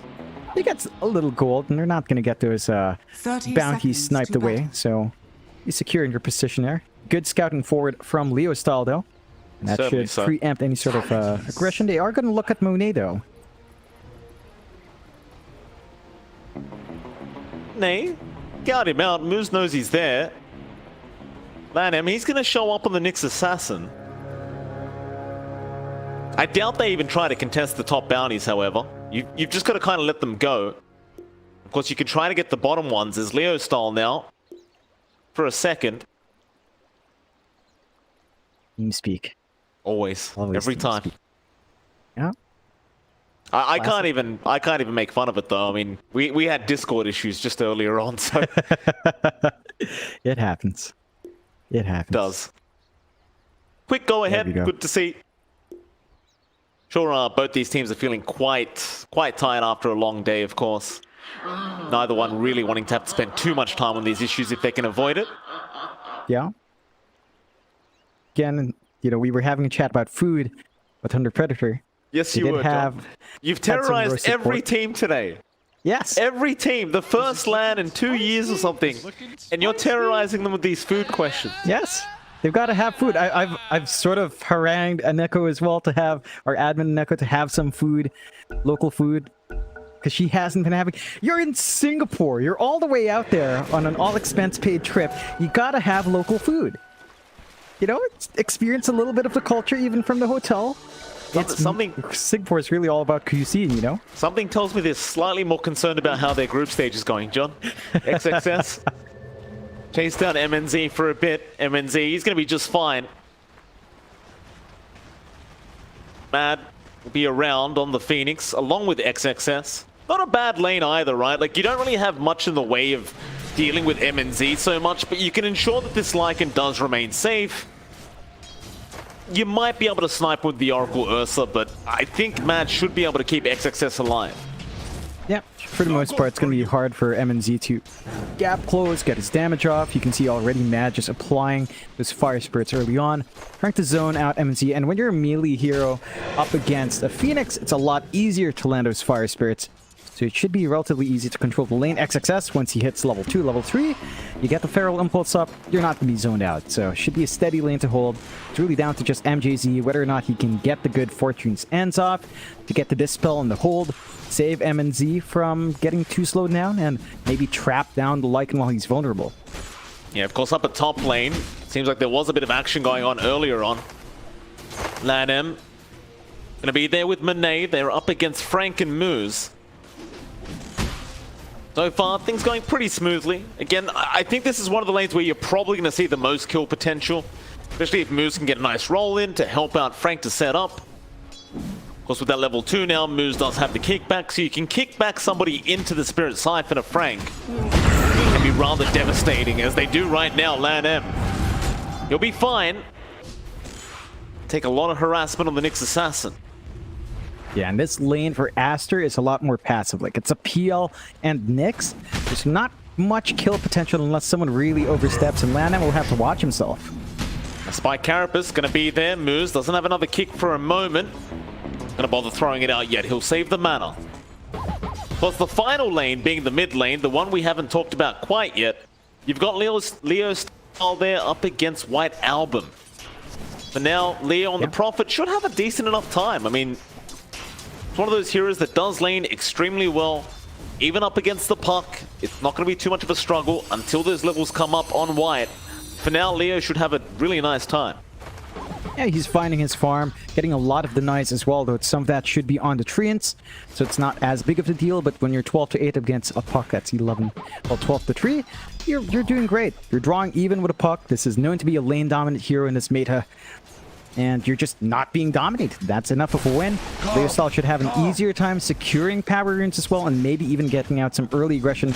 White has to watch himself trading like this. Like, with a Blightstone and an early Glove of Haste, the attack animation of NP is very tight, and you can easily just zone someone out with just your pure right clicks. I'm gonna look back up at top lane, because Monet, he was taking quite a bit of damage on that PL. No first blood hasn't been achieved yet. In fact, as I say that, down a bot lane is where it happens. Mad. Does go down to MJ. The Oracle, of course, level 3 timing, Purifying Flames at level 2. A lot of damage. Mad could not really handle it. That'll leave XXS down this bot lane alone. Speaking of this bot lane, though, MNZ is farming a little bit too well, I think. On this Ursa, 26 and 5 already. XXS sitting at 13 and 3. Still gonna have a decent enough time for the Necrobook timing, but MNZ's having a very good time. In fact, now they're gonna try and go for a kill attempt. XXS, they're gonna leave him be. They don't want to dive the T1 tower yet. So XXS has been left alone because Mad had to TP mid to fill up the bottle of White. Does do so. Yeah, you really need White Album to hit off here on the puck. You want to have that smooth start on that hero. You need to hit your level 6 timings. LizZard already slightly ahead in levels. It's going to be hurting just how much White Album can get. And you can see LizZard just so confident every single time. Gets the treants up, gets a Blightstone off. The treants hit that much harder. And the puck only has 3 base armor. So -2, you're left with 1 quick mats. And it's just very hard for White Album to trade when his spells are down. Top lane, big impale out from Lan M. Boulder Smash gonna be pretty on target. Lan M now gonna be in danger. He'll try to run, but it looks like he's gone. Moose able to pick up a kill. Monet now gonna have to sit back on this PL and just kind of wait it out a bit. His farm not really going great, John. 19 and 1. When you compare to the Ursa, 37 and 9. Huge difference. It's just such a passive lane for Aster. Like, you can't expect the Nyx to set anything up with a PL laning partner. It just doesn't work out. At the least for Aster, Mad gets a very good snipe on the bounty rune and does get the rotation out. They do. Icarus dive in with the impel. Frank in big danger. Tries to Spirit Siphon 1, but doesn't really get away with it. Rotation there from Aster now. Buy Monet a little bit of space. Easy. Just got the brown boots coming out now on the courier. Oh, just the state of the game does seem to still favor the Radiant. Yeah, they're hitting their timings here. Leo Stalk's already 6, so if you get someone low enough, Rat of Nature flies through, you can just easily burst them down. The offlane for Aster, again, as you mentioned, MNZ's just uncontested. And an Ursa that's uncontested means an Ursa into Battle Fury at a really fast time, which means flash farm just all over the place. They are trying to play aggression top, though. Monet, he's going to be just fine. Moose, stick around. Mad is also there, so they're going to be somewhat careful. There are 3 heroes around. In fact, they're going to try and make the jump in now onto the ES. Monet just going to charge in, and Moose is going to actually boulder smash. Turn back around. Leo, he's there as well. Mad, he's the one falling low and will die. They could not kill off Moose, and now Lan M, the second to fall. That's the scary part about a mid MP is, well, John, you could come in at any moment. Just never know you're coming in. It's so strong. If you play this active and you get this early start, look at the base stats of the NP. 84 damage, plus 12 from Wrath of Nature, and they find again. They get the silence, but they won't have the damage. Monet's going to be just fine. We haven't really seen any rotations out from White, and Dream Coil. Gonna be off the mark. He tried. Right on the edge, but he wasn't quite there. Gonna say White has been a little bit quiet so far on this puck. Yeah, it's been a slower game on the puck. I think the Dream Coil is fine because he had an Arcane Rune, so it's not too long for cooldown. Just trying to get lucky doesn't. And it's not too big of a risk to take. Aster starting to lag a bit behind, but they're trying to match that aggression top. They just keep eyes out. They have let Monet leave, so Monet's just taking mid now. Just the two supports. Nem's in danger. Fortune's End gonna be channeled up all the way into the boulder smash. Where is Frank, however? He's been sitting back. They'll bring Leo in instead. Leo might have enough damage, and they do. With the Purifying Flames, they'll get it done. Mad, he really just can't help out on this Phoenix right now. Over bot lane, MNZ, he's getting dived. He's going to try and fight back. Dream Coil will be committed, but he had the Enrage going. He'll break the coil. Heal's coming out from his Oracle. Now the Fortune's End, MNZ, pretty low, but not low enough. White, he's going to try and get himself out, but Moose is on the chase, but he is out of mana. White should be just fine. Walk out of there now, unless MJ could find the vision for the Purifying Flames. And, well, White, he doesn't want to risk it. He gets out. Very close call. Tight. Forced to cancel the TP, because if he stayed still, he would have been dead from that burst damage coming through from the Oracle. So smart play. That does delay his trip back home. There's just a lot of time Aster's losing out on right now on the map. Much more efficient plays from Thunder Predator. The aggression is starting to pile on. MNZ top of the last hits board.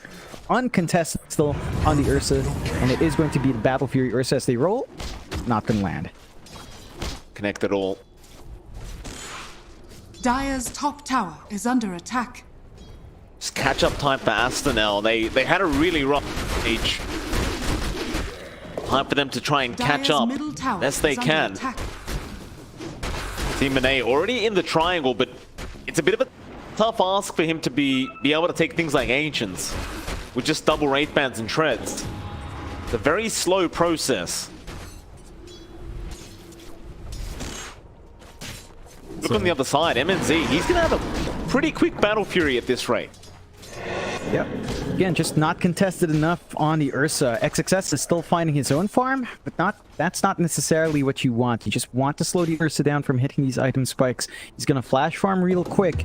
The PL can sort of keep up with Phantom Rush, can kind of be efficient across the map, but it's not as amazing flash farm, so some pressure needed bomb. Rotate Mad back in, but they don't have the egg yet, so it's going to be a bit longer until they have some big team fight to cancel out MNZ. Wish fulfilled. There was a TP out from MNZ down to that bot lane. Roots and run. Could not catch him now, Leo. TP right back up top with the Treants, just pushing that tier 1 tower by himself. LANM's going to try and get in range to get an impale. In fact, they'll get the Dream Coil first, but the turnaround immediately out by Thunder Predator. Frank will find LANM, and White is just forced to orb away. They always have an answer, these boys. Onto the bot lane now, XXS. He tried a TP. You heard the TP sound, but it wasn't fast enough. MNZ is able to take the kill on the Ursa. It's 6-1 now, 1k net worth lead already for the Radiant side. The only positive here for Aster is that Monet has some space out, tries to shove in the mid, but the field does not push well. Has the siege creep up, so there's some good chip damage being done in that mid tier 1, but they lose their top tower. And Thunder Predator, you can just TP in Leo style, no problem on the NP. Get that farm going. Speaking of Leo style, the Orchid not too far off. And once you have that, the rotations but on the NP is going to be a lot more effective with the silence to start up. That is going to cause issues for Aster. They're going to have to be very careful with how split apart they are, because Leo Styles NP will be ready to punish that with the Orchid. They will.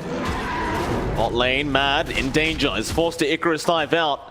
While that's happening though, mid lane is being forced in by Leo now. LANM trying to be around to defend. Silence is there from Moose. No boulder smash. Dire's middle tower is under attack. How do you slow this down? You haven't really got the draft to defend tier 1s like this. They'll bring in White. That'll be enough. The rotations are forced, but LANM gonna move forward now with the Dream Coil onto 2. Fate's Edict gonna save the day for Moose for now. Egg gonna be committed as well. Everything being thrown up with the false promise. Is there in time?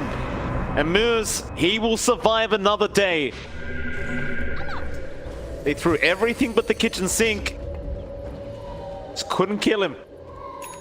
Yeah, it's the issue we see when teams play against Oracle and DP. So much sustain. You don't have a natural Spirit Vessel up yet. It's going to be a while longer until that's up and running on Mad. So you're always going to have an issue there with just the raw regeneration coming through from Thunder Predator, and they can just reset, look down mid again. No exorcism up, but anytime LizZard wants to join in, that tower will just melt, and they don't have Egg, they don't have teamfight anymore in Aster's end. That'd be the T1 mid gone. Instead, they're trying to focus down to MNZ. He's going to try and man fight up against 3 of them with the Enrage, but he'll turn right back around. Jay's there just in case. They may give it another crack as they pop the wolf form onto the Oracle. That's the target they want. In fact, that might be the only target they can get right now, and they'll take it. Frank will TP in with the Ursa. Gonna jump in. Wolf form still going. Frank just spirit siphoning his way to victory. Leo, a nice sprout on the Nyx. They kill off Mad. Into the Nyx assassin now. Moves right on target. LANM with the Vendetta might just make it out. But it's still a 7-2.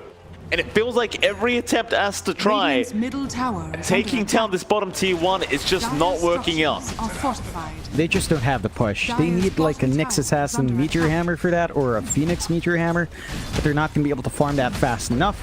And the push of Thunder Predator is just that much better. Like, there are issues clearing out these waves. LANM actually has to watch his positioning because the Cleave can rip through his HP as well through the Vendetta. They are coming back in, but it's just too late for the defense, and all of Thunder Predator just get to TP home. This is against the Lycan draft, by the way, John. Foil? Oh no, second one from White. Oh, what was he aiming for? NP. Right at the edge of that TP. Misses out. Good channel from Leo style. They have left moves. They should be able to find this tier 1 bot, maybe find a kill. I mean, you're more than happy to let the bot tier 1 go, though, surely. Moves, no, he wants to roll in, he wants to fight. Magnetize, Egg gonna be forced down. Leo, he's trying to focus down the Egg in time, and he will be able to get it. Now they will turn right back around onto Aster. White, he's gonna phase shift, but he has no way out of this. They will at least get the Oracle and the Earth Spirit. I thought for sure they just let the tier 1 go. But Thunder Predator will continue to defend it. Look at this up top, MNZ. MNZ just all over the place on this Ursa, onto the PL and Monet. Just melts. Oh man, this aggression from Thunder Predator, it catches teams off guard. Everyone's tipping MNZ, and Frank has to be the one guy that Tim slanted. What did LANM do wrong, John? That's just respect, you know, LANM, a big veteran, just ensuring that he pays his respects out to LANM. MNZ now, this is the timing of the Ursa. 15 minutes in, Battle Fury up into the Roche pit. With some treants up and with some casual hits, it's just easy. That it is. LANM, find moves. Impale does connect. Where's your follow-up? Silence. It's just going to be free food here for MNZ. Spike Carapace is out. Sunray, it's not going to help. In fact, the roll forward. They found the Phoenix, but moves. He's the one dropping low. White will finally get himself a kill. The wolf form has been popped. They want to go after this Ursa. In fact, never mind. They want MJ first. The Oracle with the false promise. They want him dead. MJ, he tried to get the false promise on the Ursa. He couldn't get it in time. They'll get the Aegis. Now the wraparound. There's your Enrage. MNZ. He's going to try and fight up against 3. The TP's in from Frank and Leo. And they'll be able to get White. 2k net worth lead. Just such a brawly game between these two. But that seems to favor Thunder Predator. They're just constantly keeping the aggression up. Monet is getting some space to farm up. because all of Aster's going out to buy him that space. I don't know if the investment in the PL will pay off. Like, PL into Ursa late game is actually really nice for the PL, but... They've got a really nice target. Leo, he's going to try to TP again, but it's not going to work. Very nice. Yep, that's the kill they needed. Slowing down Leo just a bit, but Monet... Got Doppel. He's actually max Doppel. How aggressive Thunder Predator have been. Able to get away from him. Yeah. It's a good shakeup from what we're used to seeing. I think we've been seeing, of course, a lot of Spirit Lance maxes because of the Octarine buildup. No such silliness here. So Monet going for the same build. Diffusal next, and again, as the game goes on, the Diffusal PL is great, although... They get the silence, they get the Fortune's End. Oh, bit of a misplay from MNZ. He's stuck. Hits out from LANM. LANM gives it right back, but the Yules is going to be there from Frank to lock him down. Surely, this next assassin, MNZ, he will take his time with him. Good to see both teams in good spirits after such a long day. Yeah, I mean, they have had fantastic runs. Aster still a bit of the middle in the pack. But, of course, Thunder Predator at the top, feeling great. Have to be a bit cautious. Their lead isn't that big. 1k, 2k, swinging around. Aster still getting some space out for Monet. You are really tying in your network to MNZ for the most part, and you have to be careful about overextending. Moves, roll, gonna get blocked off by Mad. More TPs to fly in. There's the impel from LANM, and they've got him. XXS will be happy with that.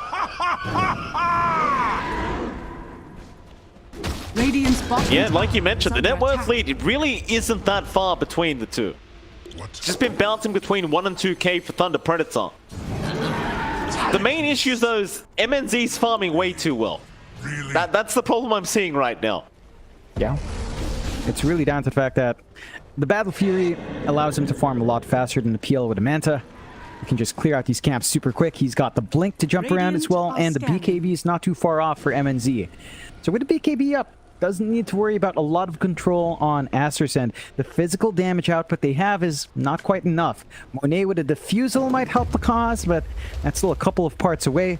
So that timing's not going to line up that nicely. Thunder Predator, for their part, they haven't managed to progress onto Tier 2, so Aster's been very good at forcing fights away from these bigger objectives, not allowing Thunder Predator to transition into taking more towers, which is great in maintaining their control. And Thunder Predator have been sitting on this Exorcism on Frank for a while. Might want to get level 12 up, level 2 EXO up, just look to group up and smoke up, and that's what they do.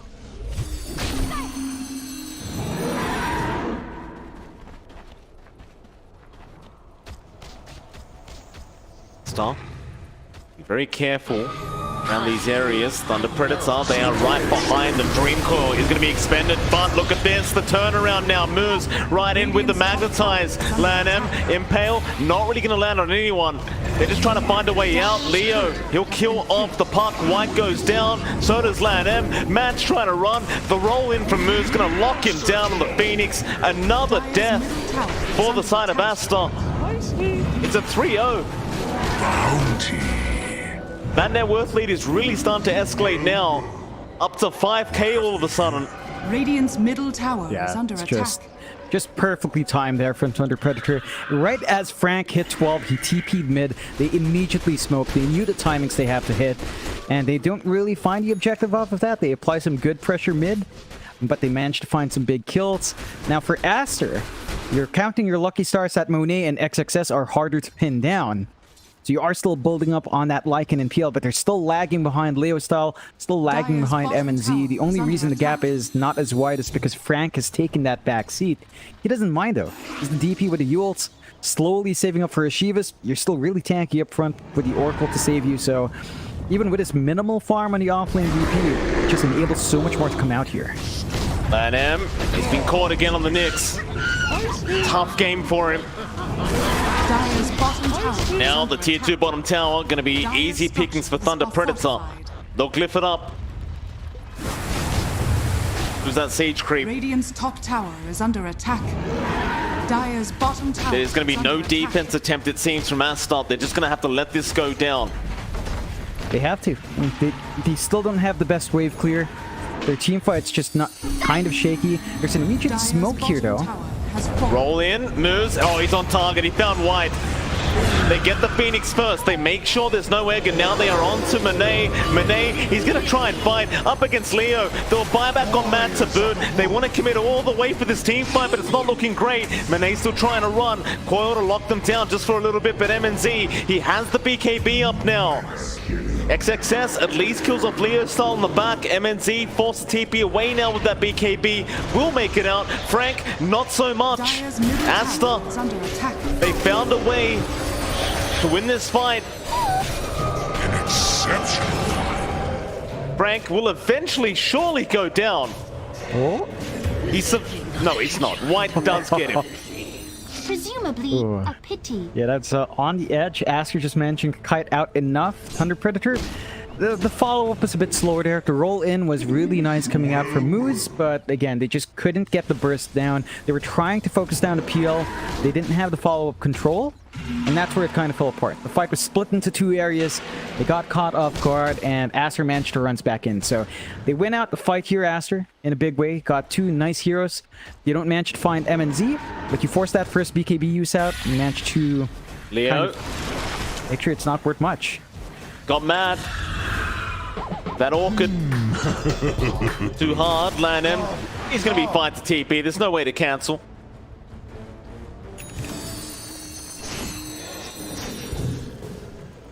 Asher now up on the Ursun. This is when MNZ is going to feel very powerful. Not quite the Abyssal Blade yet, but you can pretty much rely on the Basher with your Fury swipes and Overpower to ensure you basically get a guaranteed one with that Overpower. Yeah, it's going to be really helpful in isolating that PL and isolating the Lycan. So you have to watch yourself here. MNZ, of course, going probably be saving up for that Abyssal. And once you have that up, much more consistent stuns coming through. The follow-up is going to be there. Aster still lagging behind at 6k. The build-up is there for Monet. Rushing the heart. Once you have that, it's going to be a lot harder to lock down the PL, although. Lan, that's a nice setup. Be able to follow up. Not quite. Huh? He'll be fine. Just walk his way up the stairway. Ooh, a double Roshan's damage. up. Double damage and a Roshan. John, sounds like a great idea for Thunder P.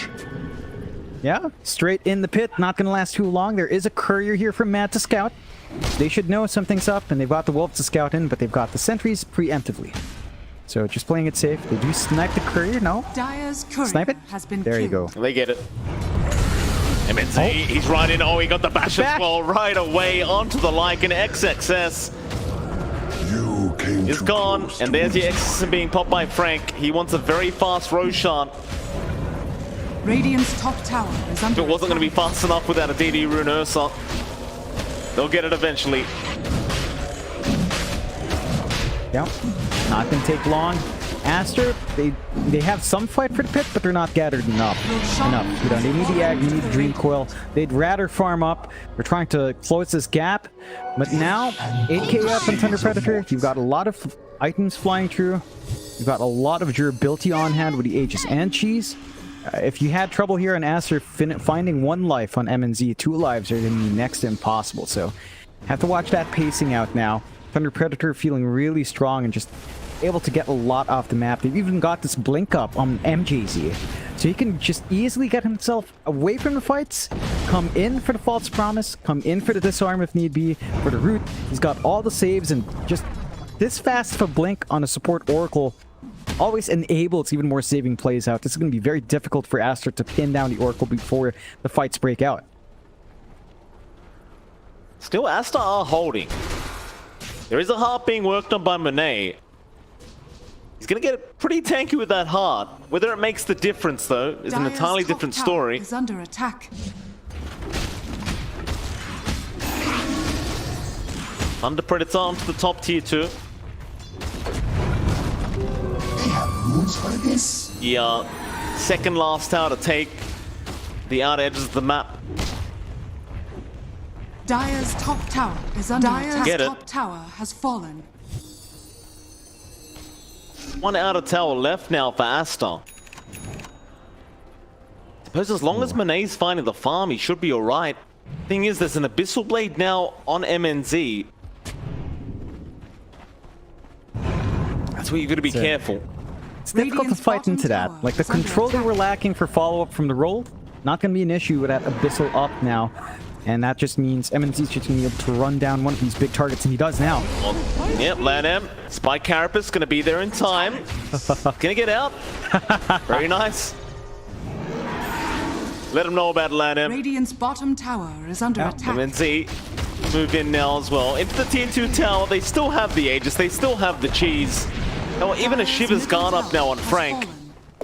On top of the AC that Leo Style has. A lot of bonus armor for the team. Scanning. Yeah, they can set their eyes onto high ground. Slowly but surely, Exorcism is up. Ooh. Gets in the second time, LANM.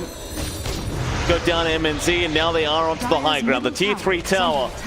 Their objective. They've committed with the Exorcism. Monet is going to be around. Thunder Predator, they don't want to force anything too far. That'll be enough for them. Forcing the rotations back into the base. Yeah, I guess they're happy enough. They know how far ahead they are. You don't want to tempt the high ground just yet. There's a lot of good defense Aster can do. Egg plus Dreamcoil on such a tight spot can be highly effective. They might want one pick off first before cleaning up. That they do. MNZ move in. Goes straight for the Phoenix. He wants Matt dead. Matt just about to fall, but he's not quite gone yet. They will get him in the air. Onto Monet. Gonna be just fine. Leo instead gonna go onto LANM. They'll get the Nyx Assassin. Another 2 dead. On the brighter side of things, Monet does have the heart up now. The assassin cast is reborn. But he doesn't have buyback gold, so if he gets taken out, things could get pretty bad for them. Yep. Gotta be cautious. It's a bit of a weird double-edged sword. Let's say it's a big team fight, Aster's clumped up, and MNZ focuses Monet. He gets so much more value from actually stacking Furious Wipes on PL because he's going to have a lot of cleave damage coming through as well on the rest of the team. It's kind of a weird back and forth where the tanky you are against an Ursa with Battle Fury, it kind of is okay for Ursa. He's one of a few heroes that doesn't mind too much. And he's caught out Monet. That's the big target. But Monet, very tanky now. Not going to be that easy to take down. Still moves, kick him right back out of the base. That's a great kick out. Monet! No buyback. He's dead without buyback. Moves does it again, but a Dream Coil to make sure they at least get something. They'll kill the Earth Spirit. Thunder Predator, they are in a position to go high ground again. They've got a creep wave coming in. It's a matter of whether they want to commit for it. They may not realize that there is no buyback on the PL. Yeah, I think they should just go for it. They don't have too much time in the Aegis, so it's just about 10 seconds left. If you get caught off here as MNZ, it could be a bit dicey. But the Fortify is going to save the day for now for Aster. 13k net worth lead, Thunder Predator looking to try and getting a massive advantage, but the Aegis is just about to expire. That'll be enough. White move in. Leo, he's going to turn around and start right-clicking away onto LANM. Now the Sprout shot. They've caught the Phoenix. MNZ, he's right back into the base now. They'll still have the BKB and Rage, but they see Monet's about to respawn. They don't want to risk it. Surgical play here from Thunder Predator. Now, they're not being impatient at all. They know when to take these fights. They know when to back off. Still sort of constantly forcing them in the base though. Like Aster cannot leave this mid area. You need to constantly de-shove the wave. They can't go after their jungle to farm. They can't go after the side lanes to farm. They're just stuck in a very awkward position where they can't build up a gold lead back. And Thunder Predator just abuse that. They're just constantly all over the place. You can see MNZ very close to that MKB. Again, boosting his damage output by a huge amount. You're also reaching a point where LizZard will have that full Gleipnir up if he's allowed to just free farm. And the AoE control that gives is going to cause so many issues for Aster in these fights. What Aster needs to do now, they've got the heart, and they need to try and find a good Dream Coil egg combo. That's been lacking for a very long time now. They need to just find a good position and force a bigger team fight and punish Thunder Predator. Here we go, roll in. They're going to try XXS. The wolf form is out, but the Abyssal Blade right onto land end. He'll survive for now. The egg is popped. It's a pretty nice egg, but Thunder Predator, they're going to try and back off. Dream Quarter locked down MNZ. Egg does end up popping. They're actually chasing down Moose, who's trying to roll TP away, and it looks like he is going to make it. Nobody going to die on either team, but it does feel like it still favors Thunder Predator.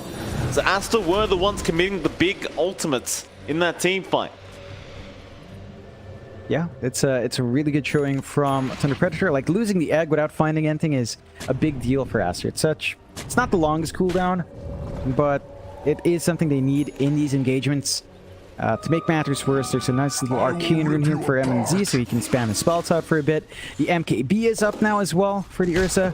Of course, he doesn't have a slot yet because he's got the cheese inside. Once he pops that cheese, his damage output's just going to skyrocket. The right click speed going to be insane once you pop the overpower. And the side of Aster, down the egg, not too bad. Wolf form as well going to be up in 40. They've got the AC to sort of tank up in front, coming out from XXS. They are holding steady. It's a 17k lead for Thunder Predator, but they're not able to really pierce the nut that is the high ground. So all things considered, Aster are actually holding out fairly well. They are. Hey, he's going to start working towards the Bastion now on the PL. Will be a stage where the PL could just outscale the Ursa later on. You still got LizZard to worry about to boot, don't forget though. The Nature's Prophet, you know, it's a position 1 in and of its own. Its own way. Yeah.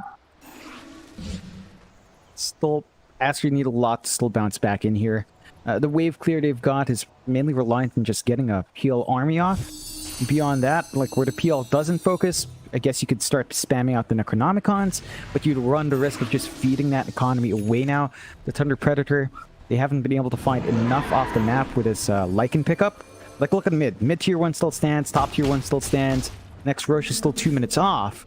So there's a lot of time here for Thunder Predator to just turtle on, prevent any movements out, although they are clumped up. Oh, Impel's not going to land. MNZ links out. Still, they go in with wide.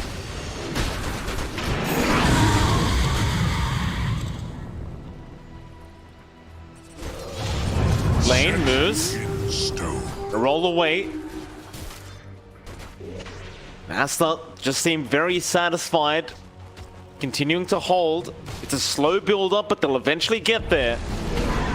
They now queuing up the Eye of Skadi pickup. Meanwhile, MNZ is going for the Swift Blink, which is a very balanced item. Oh, so balanced. Like, that move speed, excellent. The attack speed, excellent. Combine that with overpower, chef's kiss. Mwah. Very good stuff. Aster is going to have a hard time against this. Do they even have like a Heaven's Halberd up? No. So, hey, no disarm means the Ursa just gets to run around. It's the Dagon build-up here as well for White Album. Wonder if that's going to be enough. Level 1 Dagon by itself, not quite. But once you hit Dagon 5, with the Nyx Vendetta hit, that could be something to build into. Perhaps. Aster, they've smoked up. It seems like they're only really smoking to just get in position to farm, but maybe they go for a pick-off. They'll scout out the Roshan pit, but that's 20 seconds away. They are right by Leo style at the moment. That'd be a great pick to find. But instead, they're going to find the rest of Thunder Predator making their way over. XXS, he gets the wolf form up in time. Meanwhile, in the back, they got MJs already. Egg down, Monet moving his way in, back onto Moons. Moons dropping low, still mad. He'll die on the Phoenix, and Moons is still fine as he goes back after Lan M. Dream Coil again going to be committed onto the Earth Spirit only, it seems like. As Lan M, he'll die. It's a 2-for-1 trade, and unfortunately for Aster, Roshan has respawned. Oh, and that's going to be so annoying as well. It's got an Ags blessing up for Thunder Predator to play with. So perhaps a free Ags coming in for MNZ, which means he's going to be able to enrage much more often, and enrage true disables gives him so much more to play around with. Another cheese on the deck as well, and it is indeed MNZ. So 18-second cooldown on enrage. Popping that off when he's disabled. If he I mean, they had some opportunities with locking him down. Now they have very little. And a 30k lead for Thunder Predator, but they're playing it safe. I like this. Like, they're not overextending. They're not getting too cocky. They respect that Aster has good high ground, and they don't want to throw away the lead. So slow and steady wins the race here. And they're just going to have a lot of items to play with. And Aster, I mean, they've got a really tanky PL, but it just hasn't amounted to much. And there's that very balanced Blink Dagger for MNZ. Absolutely. Top lane.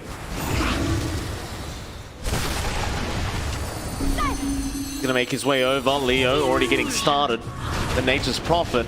MNZ now with his look at that. Jumping in. They give him the Dagon. The warning shot there from White. Now Dream Coil off the mark. What? Number 3? Or even number 4, I think. I believe that was number 4. Yeah, that's... I get what White Album's trying to do. He's playing on the edge. But man, that has got to land at some point. You can't afford to keep missing. It's your setup for egg. Without it, the egg is just not going to be that successful. On the bright side, they are still holding high ground. Thunder Predator, even with the 31k net worth lead, have not found a way to breach. Pale out. Monet, slowly but surely getting much bigger on this Phantom Lancer. Frank, he's had enough. He's popping the ulti. They're going. They're committing for this. White, he's in. But there's your Abyssal Blade right onto Lan M. They want the next step, and they'll get the next step. He'll buy it back immediately. Back in, onto the Lycan. The Wolf trying to run. So close to dying, but he's going to be just fine. Meanwhile, MNZ still going. False promise. It does come out to make sure the Ursa won't die once. He still has the Aegis anyway. Will go down. But Aster, they are successfully holding high ground. White, gonna Dream Coil. Lincoln's blocked there. They've lost the tier 3 tower. Thunder, they're moving in again onto the Phoenix this time. So Mad goes down. The roll in. Mad will fight back immediately. Magnetize, pretty nice from moves. Back in onto the PL. That's the target they want. They will get him. But he'll buy back. Buy the fountain. Here we go. A 5v5. But Leo, he's actually going to drop Monet. Gets the kill. And the melee barracks, it stays standing. They get the range racks, but that's about all they get. Yep. You're going to be very pleased if you're Aster. You did have to buy back in 3 heroes, but you prevent any more from being lost on your top set of racks. So the defense is working out. The threat of the team fight's great. One thing that's bugging me here is that every single time MNZ comes in, he gets Yuled up, and he has no save. He doesn't pop his BKB preemptively. He wants to save it for when he pops the Enrage, but that just means he gets kited around more. So this more cautious play of saving that spell immunity is sort of costing them some initial kills. The burst damage just doesn't fly fast enough. He doesn't manage to get the swipes off before the Yules comes in. So there needs to be some follow-up. MNZ needs to line his initiation with their Earth Spirit. And Moose just has to be able to jump in as well, although... White Album just poking again. Dagon 3, starting to hurt it a little bit more. Once it's Dagon 5, I guess it really starts to hurt a lot. So, once he gets time to pile up there. Cape. Monet. Ah, beautiful. Illusionist Cape on appeal. What a balance thing. Just beautiful. Send it down a lane. It'll clear out everything. Be fine. Oh yeah.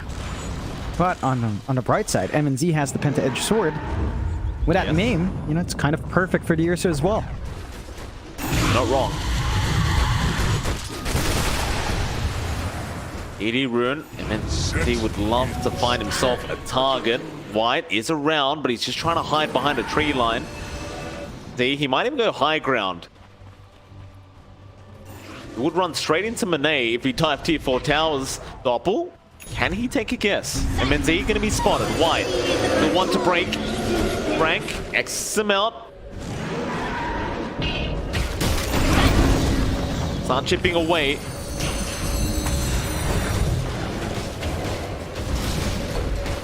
Dire's middle barracks has fallen. In onto the mid racks.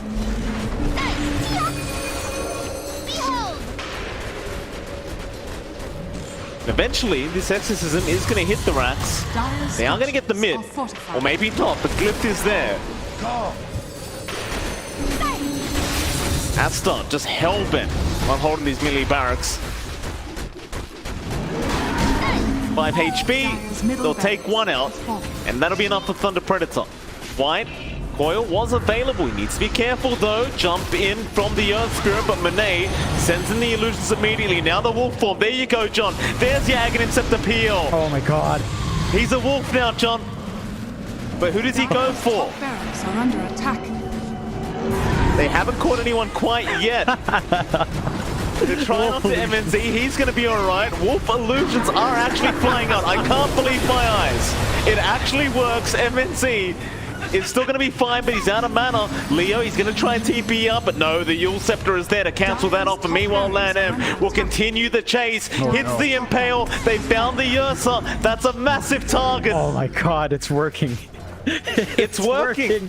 XXS. The Lycan Ags gives PL Wolf Illusions, which have max movement speed. Oh yes. It's that. They get lifesteal. It's insane. And they get that crit as well. A 40% chance for crit, so it's a huge DPS boost for Monet. And this is the problem. Thunder Predator, they don't have buyback on their Ursa. 700 gold away, and it's still a Lycan. They can lock these objectives so fast. What, are you telling me that Lycan PL is going to ruin the streak of Thunder Predator? Is that what I'm about to see? They're going to go high ground. They're going to give it a shot. I have Skadi up now, Monet.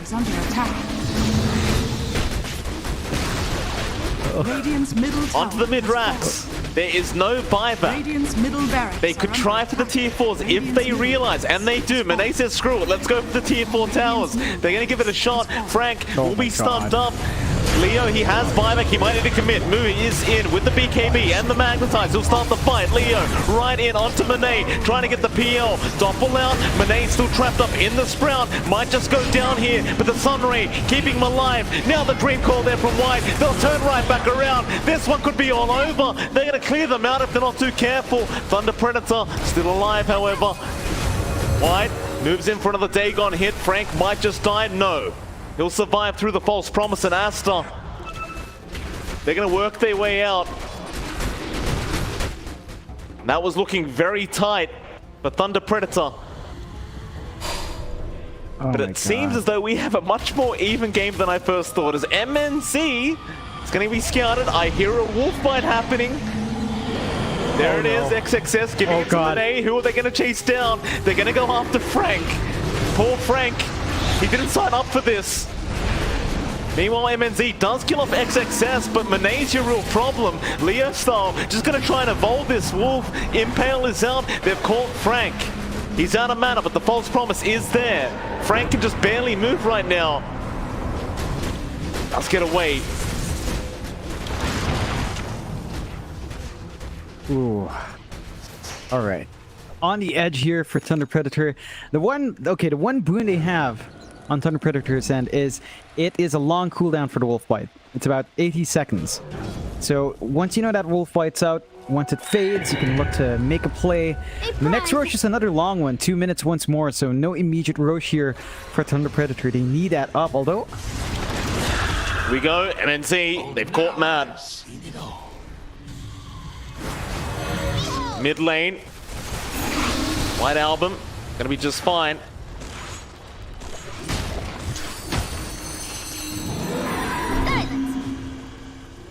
Did I not just see a Divine Rapier pick up on somebody? Frank, Hex, out. They found White Album. They'll get the kill.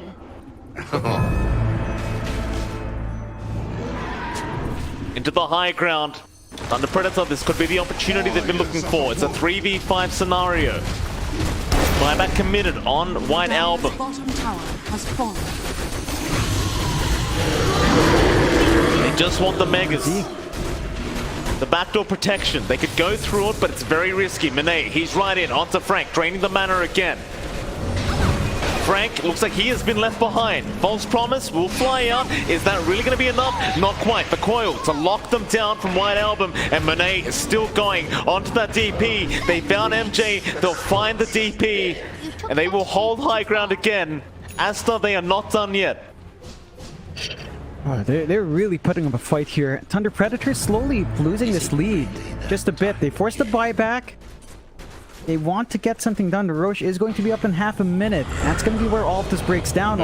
He's jumped in. This could be a little bit too early. He pops his BKB now, but Manet is going to chase him down. This Earth Spirit will try to roll, but it's going to be blocked off. Still MNZ right in, right after that Lycan, but XXS trying to run, won't get out, but it's up to Manet now. Can he get the job done? Can he take down the Crazy Bear with his wolf form? Maybe not. He's trying to run. MNZ's chasing him. Frank, he gets the Yules off. Manet bashed up. He's in trouble. Manet, doppelganger. He does get away just barely. In fact, turning back around, but he is going to die. He'll have buyback. He'll commit immediately, but White Album has died back on the puck. Onto Lan M. That'll be the Knicks gone. They have to fight for the Ursa. Rather the Roshan. Comes out right in time. They got the Mega Creeps from the wave just shoving in, along with Leosol perhaps just getting a couple of sprouts off. And this has everything. Aegis, Cheese, Refresh, Ags. This is going to be a big spike for Thunder Predator. They do not have the bodies to throw forward here. And the Wolf form is not enough. They get the Ags up onto Leosol, so that's Ag Shard and Ag's Blessing on the NP. Lower cooldown on the Rat of Nature. The duration is scaled up. And it is going to be a lot more coming out here from the NP when he gets a good Rat of Nature off. Down to tier 4s here for Aster. Not out of it yet. Respawn on XXS is fairly short. He's going to be back up soon, but there's a double damage rune here. If only Thunder Predator could see that one. Could be big. Could be. DOTA Plus still giving a 23% chance to Aster. Manet's gonna have the Abyssal soon, that will help. Megas are coming in though. Menzi very slowly walking his way over. He's got no boots up. Give him away. Exorcism going to be popped. They're going to try for the tier 4s immediately without the puck being around. MNZ jumping in, but Lan M immediately with the impale. Roll from Moose, not going to be on target. MNZ still fine, jumping back in now after the Nyx Assassin. They might just get him. Lan M going to try and run away. He does make it, or rather not. Mad also dying. They'll buy back on the Phoenix now. Still willing to fight. Onto Frank. XXS, he's dying to Leo style.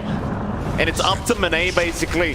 Manet and Mad versus the world. Rolling from Moose, kick him right back in, and he gets bashed by the Ursa. MNZ just about to die, but not quite. Because it looks like this game might finally be over. MNZ still trying to deal with Manet. Manet trying his best. They'll get the Aegis, but can they really defend? No, they can't. That'll be the dieback on Manet, and that'll be the end of game 1 between Thunder Predator and Aster. That'll leave one game left for tonight.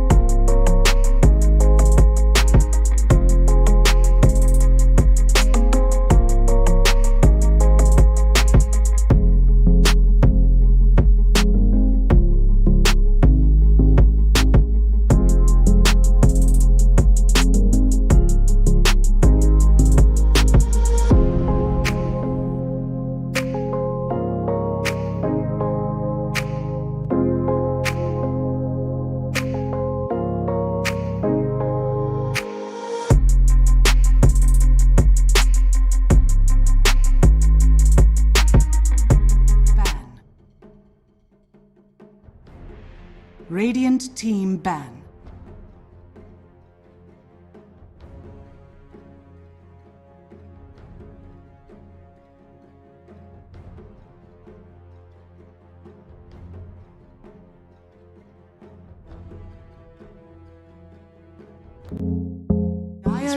Very excited, Mike. Very excited. Again, the same thing I said the first time we came in. Go! Vamos! One more! One more Thunder Predator. Can you imagine South America's second seed team going undefeated? And Beast Coast. Oh, Beast Coast couldn't come. Imagine if they were actually in the playoffs with how strong Thunder Predator's looking. It's such a shame, but Thunder Predator's carrying that spirit. And the South Americans are loving it. I'm loving it. The games are outstanding. Aster played their hearts out. Ags, Wolfpack, Clones, not enough. The Wild Hounds were not enough to stop Thunder Predator, and they get to start off once more with Earth Spirit, Nature's Prophet. No option for the DP. But they've still got this amazing push. They've still got this amazing presence that could come out from Leo style. And we saw him match up against the puck last time. That was very good for him. Wouldn't be surprised if he pulled off that same laning performance here today.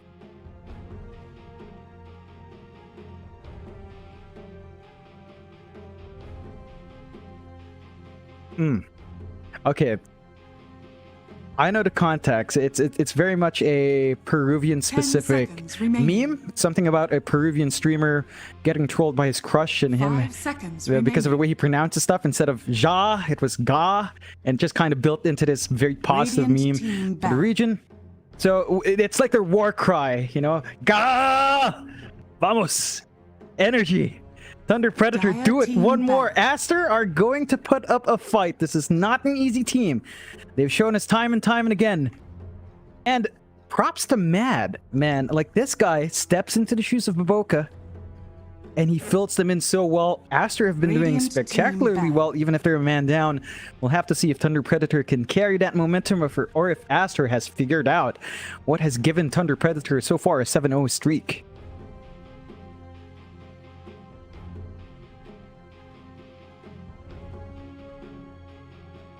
Ten seconds remaining. 5 seconds remaining.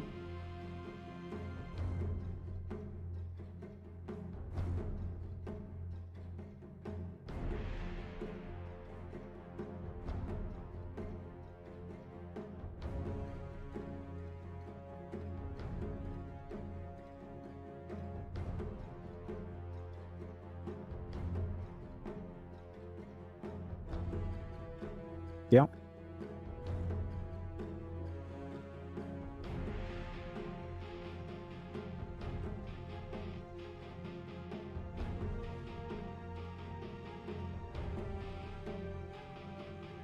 Yeah. Radiant team pick. Dire team pick. Definitely not as aggressive as we were used to seeing. Thunder Predator, though, staying aggressive, takes the Mars. So they've got that team fight on their side. They might look for maybe the Phoenix pick up if Aster don't take it. And honestly, Abaddon and Phoenix as a support duo just doesn't sound fantastic. You're going to lack a lot of lockdown despite having all of the sustain. So they might just have to give that combination to Thunder Predator if they want to pick it up. And Aster, I mean, I like the Abaddon. I think it fixes some issues from game one. They've got a saving support. They've got a frontliner who can throw his body out. Something as annoying as a DP5, right? So you're just up there. It takes a lot to burst you down early on. That could be enough to distract Thunder Predator away from bigger targets. You've got the shield to dispel some of that control. Dispel off the Orchids if you're not the one targeted by the Orchid. And that should allow Aster to actually have some counterplay in these engagements. So just having the Abaddon on hand is a good shakeup enough. I just want to see what else they build off. Like, what do they get out of that foundation? Going to be important to put a dent in Thunder Predator's record. They actually do go back to the Phoenix. So Abaddon, Phoenix, good sustain. They cancel out the combos from that Mars. But there's no control with those two supports, Mike. There's no stuns outside of Supernova. There's no silence, there's no nothing. So it's all sustained so far. A lot of the control is just on that puck again. 10 seconds remaining. 5 seconds remaining.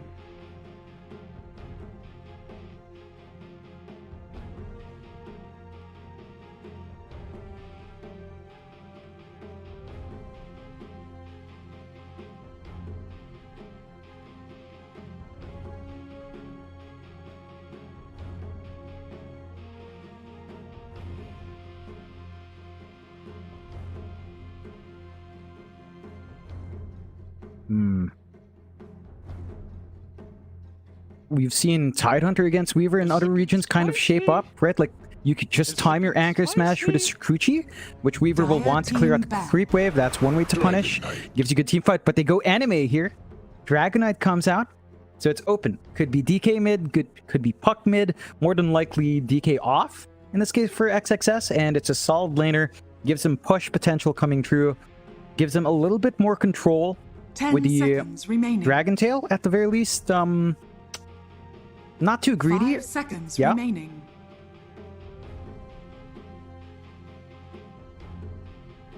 Yes, yes. Of course. Yes.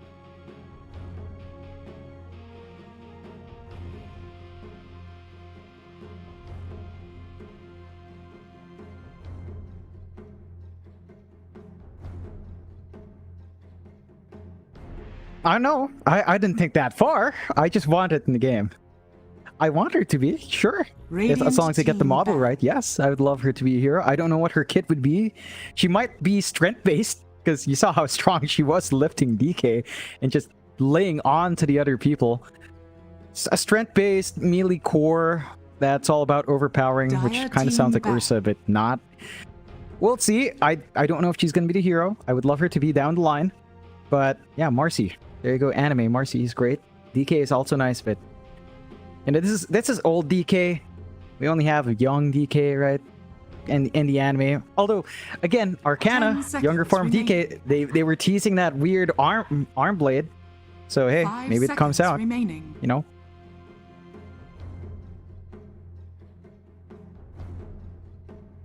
Radiant team ban.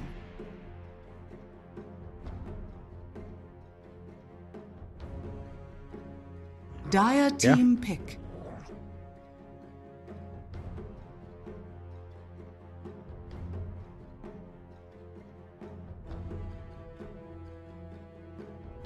Radiant team pick.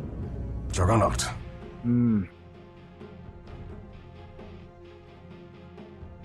It's a lot of sustain. It's Jug into Mars. You can spin out of Arena. You can spin out of a lot of the control here, which is great. But the damage output is one thing. You have to contend with Omni Slash around Treants. That could be an issue. There is a lot of push here from Aster, mainly from sustain. So Sunray plus Healing Ward on a DK means he's nearly unkillable with the Abaddon shield on top. Thunder Predator will have to try to isolate some of these sustain heroes and cancel that off. They need something active for their last pick. And speaking of last pick, if we're assuming a core NP, that's all... No, okay, it's a support NP. Templar Assassin for Leo style. This is confident, very confident, because we have not... You and I have not seen TA work in 3 months. Since DPC. Hands down, not a single win, if I recall right, from any of the games we've casted. So we'll see if Leo style can change that up. He is, but every single TA we've seen picked up, we're all on mean TA players. So I don't think it's the player. The hero has some very tight timings, but when you're running TANP, I think there's potential there. With a Weaver, this is all physical. There's a lot of minus armor coming through from Thunder Predator with the buildups on the NP and the TA. That benefits the Weaver. They just need to be able to overwhelm the regen that Aster has on hand. Again, you've got Healing Ward, Sunray, Abaddon shield coming through. DK is just naturally tanky. There's a lot they have to fight into that stalls out these fights. And we're just going to have to see if Thunder Predator can overcome their shortcomings. Aster, they get the Jug into Mars. That's a pretty good kind of counter pick there. And speaking of that Mars, it is an MJZ Mars. So it's support Mars coming out here with Frank and the core NP. So we'll see what MJZ can do. Very confident draft from Thunder Predator. Yes. Yeah. Well, we've seen pause 4 Mars. I think it's the same kind of thing where you're just there for the spear, you get some setups, you're all about just getting arena. You should still be able to get that build up into the Yules eventually. I don't really know what to expect from Mars Weaver as a dual lane, to be fair. That's where some of the questions kind of stand. Just how aggressive can you really get in that lane? And whether or not that will be enough to overwhelm the Phoenix plus DK. You can see both teams in good mood. Mad again wishing have fun to Leo style. You know, I like Matt. He's been very friendly, especially in the lobbies. Big fan of Matt. Absolutely. Very, very approachable fella. And they were actually having chat, right? Thunder Predator was like, you even know who we are? And it's like, I know all of you. Oh, intimidating. He's not very mad though, is he? I mean, No. in all fairness, he seemed very friendly. Oh, yeah. Just a very laid back attitude, which is great. I mean, he's the assistant coach. You want to be in that nice neutral state. They do manage to get some pokes on Minos. Just running around, but it's a Weaver. You can't really lock him in. Minos? Yeah, apparently that's what the MNZ is. Roll is going to be there onto Matt, who's going to get first blood. The Phoenix is low, but MNZ going to sneak up from behind, get the first blood gold. XXS, he's going to be all right. But you just gave a Weaver first blood, and that's never going to feel really nice if you're the opposing team. No, definitely not. And just sets Thunder Predator for another really smooth start. You can see Lanham trying to trade with Frank. You don't want to cop hits from 4 Treants with a Blightstone up in the NP. Look at him. Around half his HP gone. Frank is well down low, but you're going to be happy enough. Even Bounturian trade 2 for 2 does allow them to split into the lanes. And because Thunder Predator got first blood, allow me once again to give a very subdued, much more subdued, Gah! First blood, always good news. Aster. I hate when you do that, don't you? Like, first you call the guy Minos. Obviously, I didn't know that was what his name was.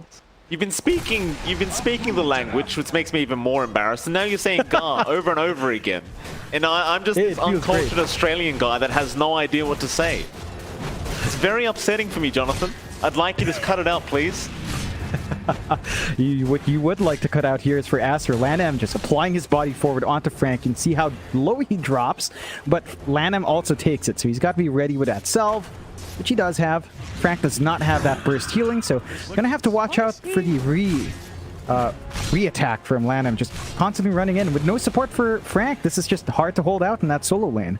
We'll see how he does deal with it. Of course, over in the mid lane, you do have White Albin up against Leo Style. Leo, see how he does on the TA. I mean, we realize he's a great TA player, but like you mentioned, it hasn't been in the meta for a reason. And as they look away, top lane moves, makes the rotation up top, and ensures they get the kill onto Lanham. And of course, you've got to tip him. Oh, goodness me. Thunder Predator just laying it into our veteran player. I wouldn't want to call him old man, but he is the eldest there, the guiding voice. So just trying to get the base of Aster shaken, but Lanham is an unshakable guy, calm and collected. Still, they go back in, and Lanham, it's a bit of a reset. He has full mana. You can just keep doing this aphotic shield harassment once more. Have to watch out for the level 2s here, though. Frank and Moose have that level 2 up, so they can look to make some plays if they find an opening here. Perhaps. Down to the bot lane, Mad and XXS. I don't really see much of a way they're going to slow down MNZ. It's going to be a pretty free Weaver lane. Back at top lane, Moose is being chased down and is very low. Lanham, very fire, going to meet Eden. Rotation, Moose going to survive. Meanwhile, Mad apparently dying on neutral creeps while all this is happening. But Moose, he gets himself out and now rolls right back in after Monet. Will not connect the roll. I don't think it would have led to a kill anyway. We are of like spirits. Yeah, it's just constant aggression from both sides. This aggression coming out from Thunder Predator isn't really slowing down Monet, though. So Lanham is doing his job. His body forward, he's the one dying. The Jug gets the farm up. It is slightly better farm than Minos down bot as well, so you're just constantly building up. The mid lane matchup, though, Leo Style is pulling ahead. It's 13-8 up against White Album's 10-5, and Leo Style just kind of applying the early pressure you expect from the TA, although Frank taking a lot of damage. Roll, Monet not going to get hit by it, and he will be able to get the kill. Nice pick up there for the Jug. Lanham right back at him. Gives the tip over to Frank. You love to see it, John. Just because he's getting old doesn't mean he can't tip like the young boys. Yep, just laying it on. Evening out the kill board just a bit, 2-1, less than 1k lead still there for Thunder Predator. And you cannot underestimate the damage output of an Abaddon Jug. Spin on top, shield on top, lots of burst. You get the Curse of Avernus running as well. Gonna be really easy to gap close and keep that damage on you with a spin. Beard by MJ. First dive forward, does get the self cancellation. Matt could be in danger. MJ wants to go for this. It's a very slow attack, but I think he's going to get the kill. Matt trying to get to the Ancients. He will not be able to get there in time. And MJ's really starting to ruin my pubs now, John. Position 5 Mars. Not something I want to see after I'm done casting this major. Yeah, but it's working out. MJZ just gets the deny off, still counts as a kill for our Phoenix, so some consolation gold out. I don't know if you caught it, but LizZard down mid, very confident. The roll misses though. Wide. Duke it out, still taking a fair bit of damage. Now going to force a rotation out from Mad, who by the way took the bottle off White mid-Icarus dive. Unfortunately, the fountain buff was no longer active, so he won't be able to get a full bottle. Yeah, a bit of a shame there for White Album. Not going to sit with a refill. At least the bounty runes are coming up. And Thunder Predator aren't quite in position to contest. So there should still at least be one refill here for White Album. And just manages to fill up. Although there is aggression from both sides. Minot's just very willing to throw his body forward on the Weaver. But still finding that steady farm as well. And MJZ. Oh, nice spear. Still, the Fire Spirit's going to be a little bit annoying for MJ. He won't be able to finish it off. The kill, that is. Ad will get himself out, but this is a very tough game for the Phoenix already. Still at level 2 at 5.5 minutes. Just with a wind lace, couple branches and a stick. Yeah, it's just a lot to contend with. You can see now Aster again forced to rotate land and mid to refill that bottle on White Album once more. Leo style at 6 can be a bit harder to deal with, but Lanham is just going to try to relieve some of that pressure. Very unusual for a puck. We never see the puck lose out, but apparently Leo Styles TA is just too much to handle. TA. One big saving. Oh, actually, XXS down at bot lane is getting very low, but MNZ is not going to dive all the way. Icarus dive out with the breathe fire now. He is dropping quite low. He's going to juke out that last fire spirits. Survive just barely.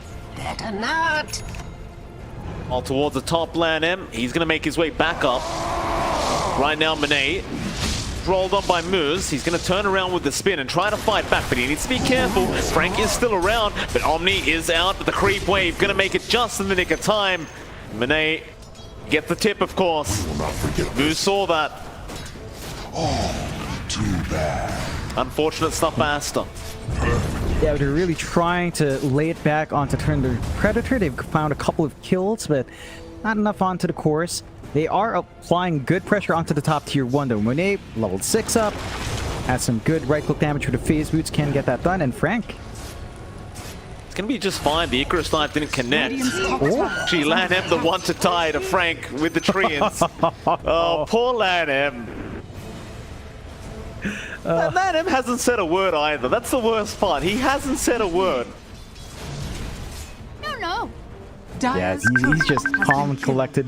I love seeing it though. They have slowed down Frank's game, although Minoz is just getting a lot down bot. So what, now you're just going to call him that instead of MNZ? It's going to make me look stupid the whole game? It feels easier. Say it. Minoz, it's easy enough. It's nice, it's smooth, it rolls off the tongue. You know, it's not quite a rolling R. It's smooth, Mike, it's smooth. Oh, fair enough. Dyer's State of the game, 5-2, John. Less than a 1k net worth lead for Thunder Predator. Just going swimmingly.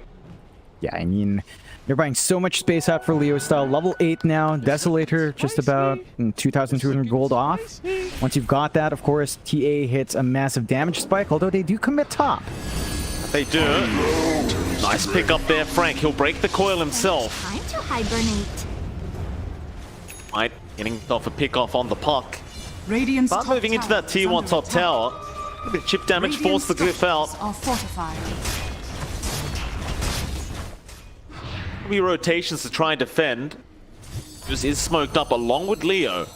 A bit early for the TA to get involved, but he might just do so anyway. Just to make sure this tier 1 doesn't drop.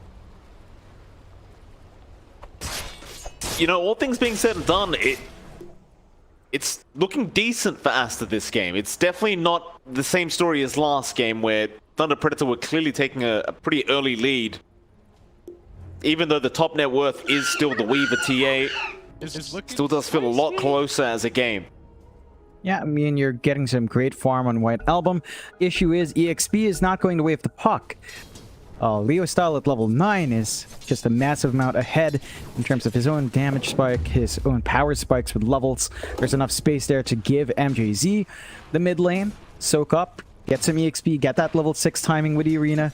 And once you've got that, you can easily look to force some bigger team fights. For Aster's end, MNZ is still finding this free lane bot. XXS with a dragon form can at least trade back some hits. He's not under threat of dying, but you're also not slowing the Weaver's farm down the same way that the Juggernaut's being forced to be more aggressive as well. And that just means the Weaver build-up is going to be a lot quicker. Maelstrom almost up, has a Javelin up, Power Treads, a single Wraith Band. Hits pretty darn good if you allow him to. And Aster might want to abuse the fact that Weaver early on doesn't have as much slipperiness on him, so they can still take the opportunity to lock him down and get some punishment off.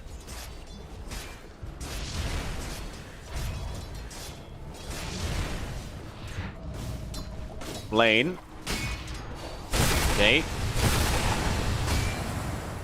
Strat's gonna fly through. White Album has made own presence known now with the coil. He can spam it out, but he's just gonna go after the past 5 Mars. And without end. You might wish to retract your last. Meanwhile, mid lane is gonna be forced in. Frank, he TP's in along with Leo. They're gonna apply the pressure on that mid tier 1 tower. Nobody's gonna be around to defend, at least for now from Aster. They're all kind of committed to the bot lane. Radiant's bottom tower. White doesn't have a TP back. He's gonna run his way over. That might be too late. In fact, it is. They've got the tier 1 mid. No contest. Ooh. That's a tough one. Aster, that opens up the jungle, opens up the farming spots Monet wants to stay in. He's trying to go for the Battle Fury build this time around. So back to Battle Fury Jug. The space Aster's creating now in bot though. They're trying to apply pressure onto that Mars. You have MNC still around. The coil. White. Currently finished off the Mars. Now MNZ looking to go in onto Lan M. Pop the Aphotic Shield, but that's going to be about it. Aster. The retreat. Not interested in overextending. Though I do worry. Bottom is missing. Leaving Leo style to farm like this along with MNZ. That point where you have the Deso, you have the blink up on the TA, and you know they're just going to start running at you. Oh yeah. There's going to be no stopping them once Leo does have the Deso blink up. No. Like so the one thing with Desolator, right, that people sort of underestimate, it stacks. Like every source of corruption, every source of minus armor from Blightstone stacks. Lesser corruption stacks with corruption, stacks with the neutral item as well. So there's a lot of minus armor that you can get out with just having a casual Blightstone with someone else on the Deso. And when you group up with your Nature's Prophet, you're just going to be able to rip right through them. Again, the Weaver is not going to have damage issues this game because with all that minus armor, Weaver's right clicks will hurt a lot more. And the push just speeds up a massive amount. Frank just applying solo pressure top. Could probably use the support of the TA. But Leo Style looks like he might just want to wait for that blink first before committing for any deep engagements.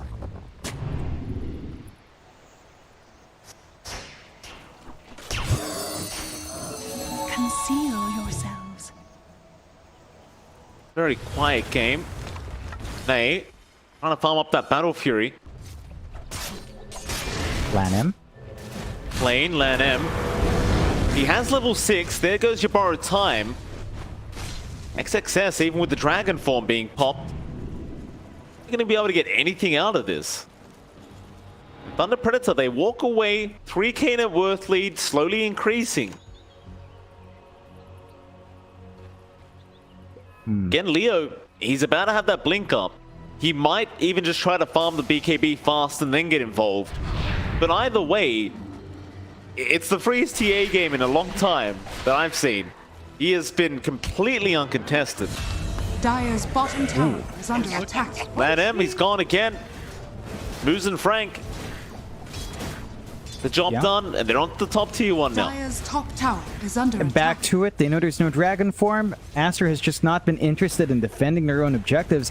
They just really want to farm. The slower pace of game is really benefiting Thunder Predator a lot more. Because Flash Farm and Leo Style, it's a lot faster. The Jug, sure, he gets to build up into the Battle Fury. We're maybe looking at 14.5 minutes in. Possibly 15 if it goes late, but it looks like it's going to be up in the next minute. So Monet is going to be decently farmed, but he can't fight with the Battle Fury. So it's still about farm. And Thunder Predator at that timing should be able to start forcing fights out. The blink is done on Leo style. He's going to be ready to jump around on TA. And you don't quite have the answers on Aster. Yeah, you're durable. Yeah, you have sustain. But this TA is going to rip through your softer backline and isolate some of the tankier front lines, and that will cause issues. Look at Lanem. Oh my goodness, look at Lanem's HP. That was 2 hits, John. Not even real hits, they were just side blades. Structures are fortified.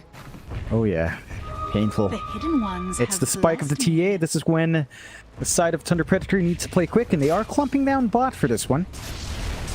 I mean, why not? You've got a Deso up, you can push so darn quick. Looks like they're going to run straight into Mad on the Phoenix. Mad, he does have the Icarus dive. He's going to have to force the egg out. MNZ, he might just take him out. Yeah, he does. MNZ gets the egg onto XXS now. The roll in, arena drop from our Pods 5 Mars, and they will find another onto the tier 1 bot tower. Thunder Predator, they're making it look easy. They're just running down Aster. Like we talked about the DK being tanky, it's not so tanky against a very fast Desolator.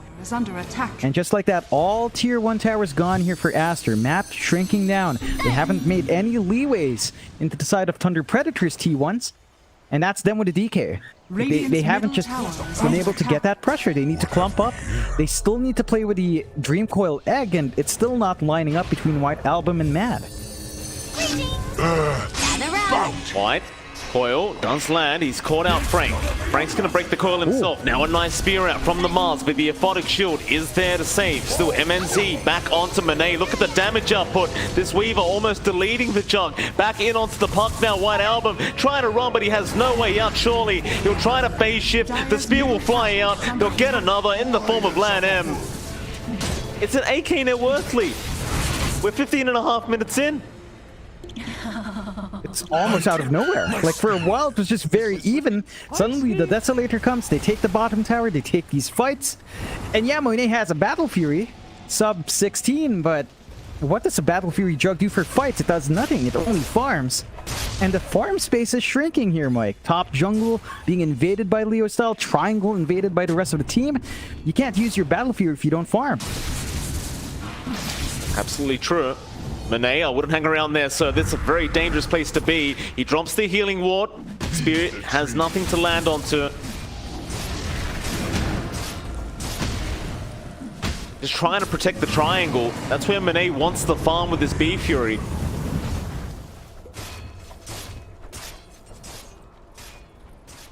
B for now.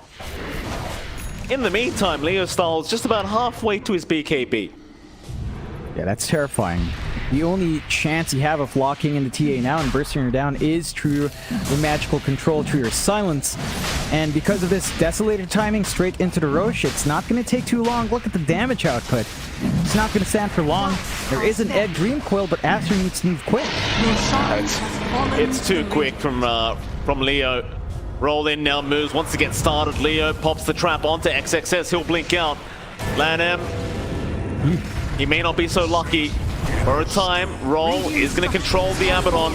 Still, White is going to come in with a coil out onto 2. They'll get moves. Lan M still alive. Will die finally. The Omni Slash out is bouncing around, doing a fair bit of damage, but not quite enough. And now Monet needs to exit the building. White, he's going to keep trying onto that Pons 5 Mars. MJ still alive, does barely go down, but XXS is going to give his own life away for that. It's just not worth it. No, really not. You found 2 supports, but you lost a support and the core. You force out the Egg, you force out the Dream Coil, you force out the Omni Slash. When Thunder Predator come in to fight again, probably when this arena's back out on MJZ, they have nothing to worry about. There are longer cooldowns on Aster and MNZ. Down the puck. White, nice silence there from Moose, on point. Couldn't get the blink off. Double damage. Continue to haunt White Album this series.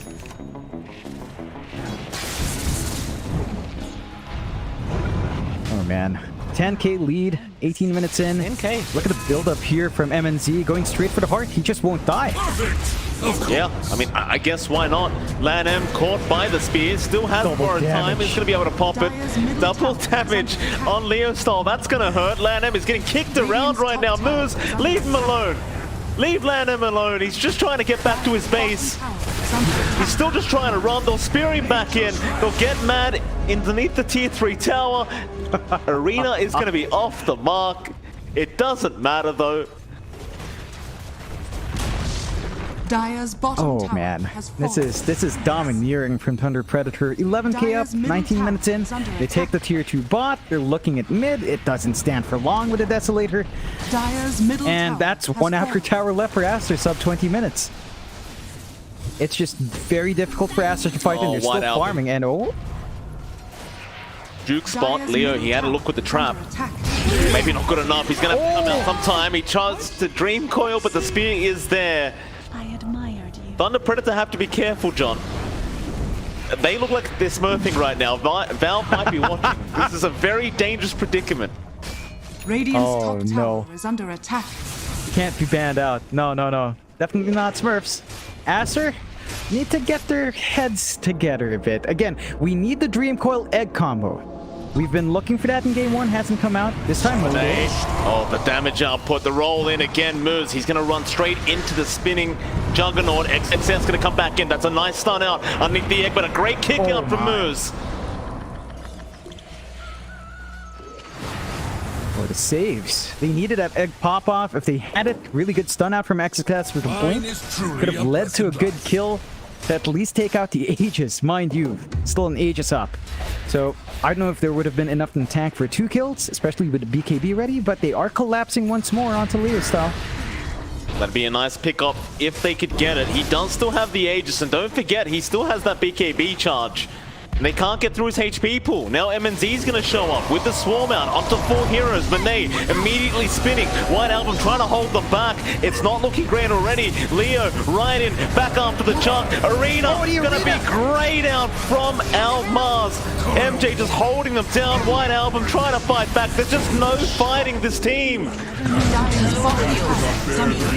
Frank just buys back. Leo, he will donate an Aegis away.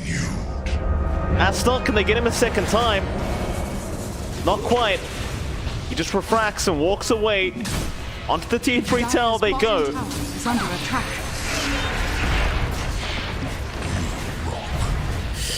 Oh man, these objectives, they just melt the high ground. They don't have egg, they don't have Dream Coil. Aster can't fight. Menzi into the back lines, onto White Album. White be able to walk away from that, but Leo just back onto the bot racks. There'll be 1 racks down. Thunder, Nature's Wrath, my god, that's a lot of damage. That'll be it, Thunder Predator. Right back out. Dire's top tower is under attack. Just surgical play. Oh man. 15k net worth lead now. Dota Plus already at 91%. Whew. Dire's top tower. This is tough for Aster. Look at MNZ Mike. Just lacking the Vit booster for a full heart. Imagine squashing a tick bug like that. I sure can't. You need a very big slipper to squish him down now. Thank you for that, John. Leo Star almost has a dataless up. MNZ. The Kuching in, they know how strong they are. They know they can take any fight they want at the moment, and Aster will have no answer. Monet getting a jump, Silence is out with the boulder smash. MNZ, he'll just keep going. The spin is there, but it will not save from the right click damage. Arena down as well. Monet, he drops the spear. The timing from MJZ onto the egg. MNZ takes that out. It's just domination. They call it, they've had enough. It's torture, John. Aster's being tortured live on stream. 8-0 from the side of Thunder Predator. Go on, John. Say the damn slug. What is it, John? Go!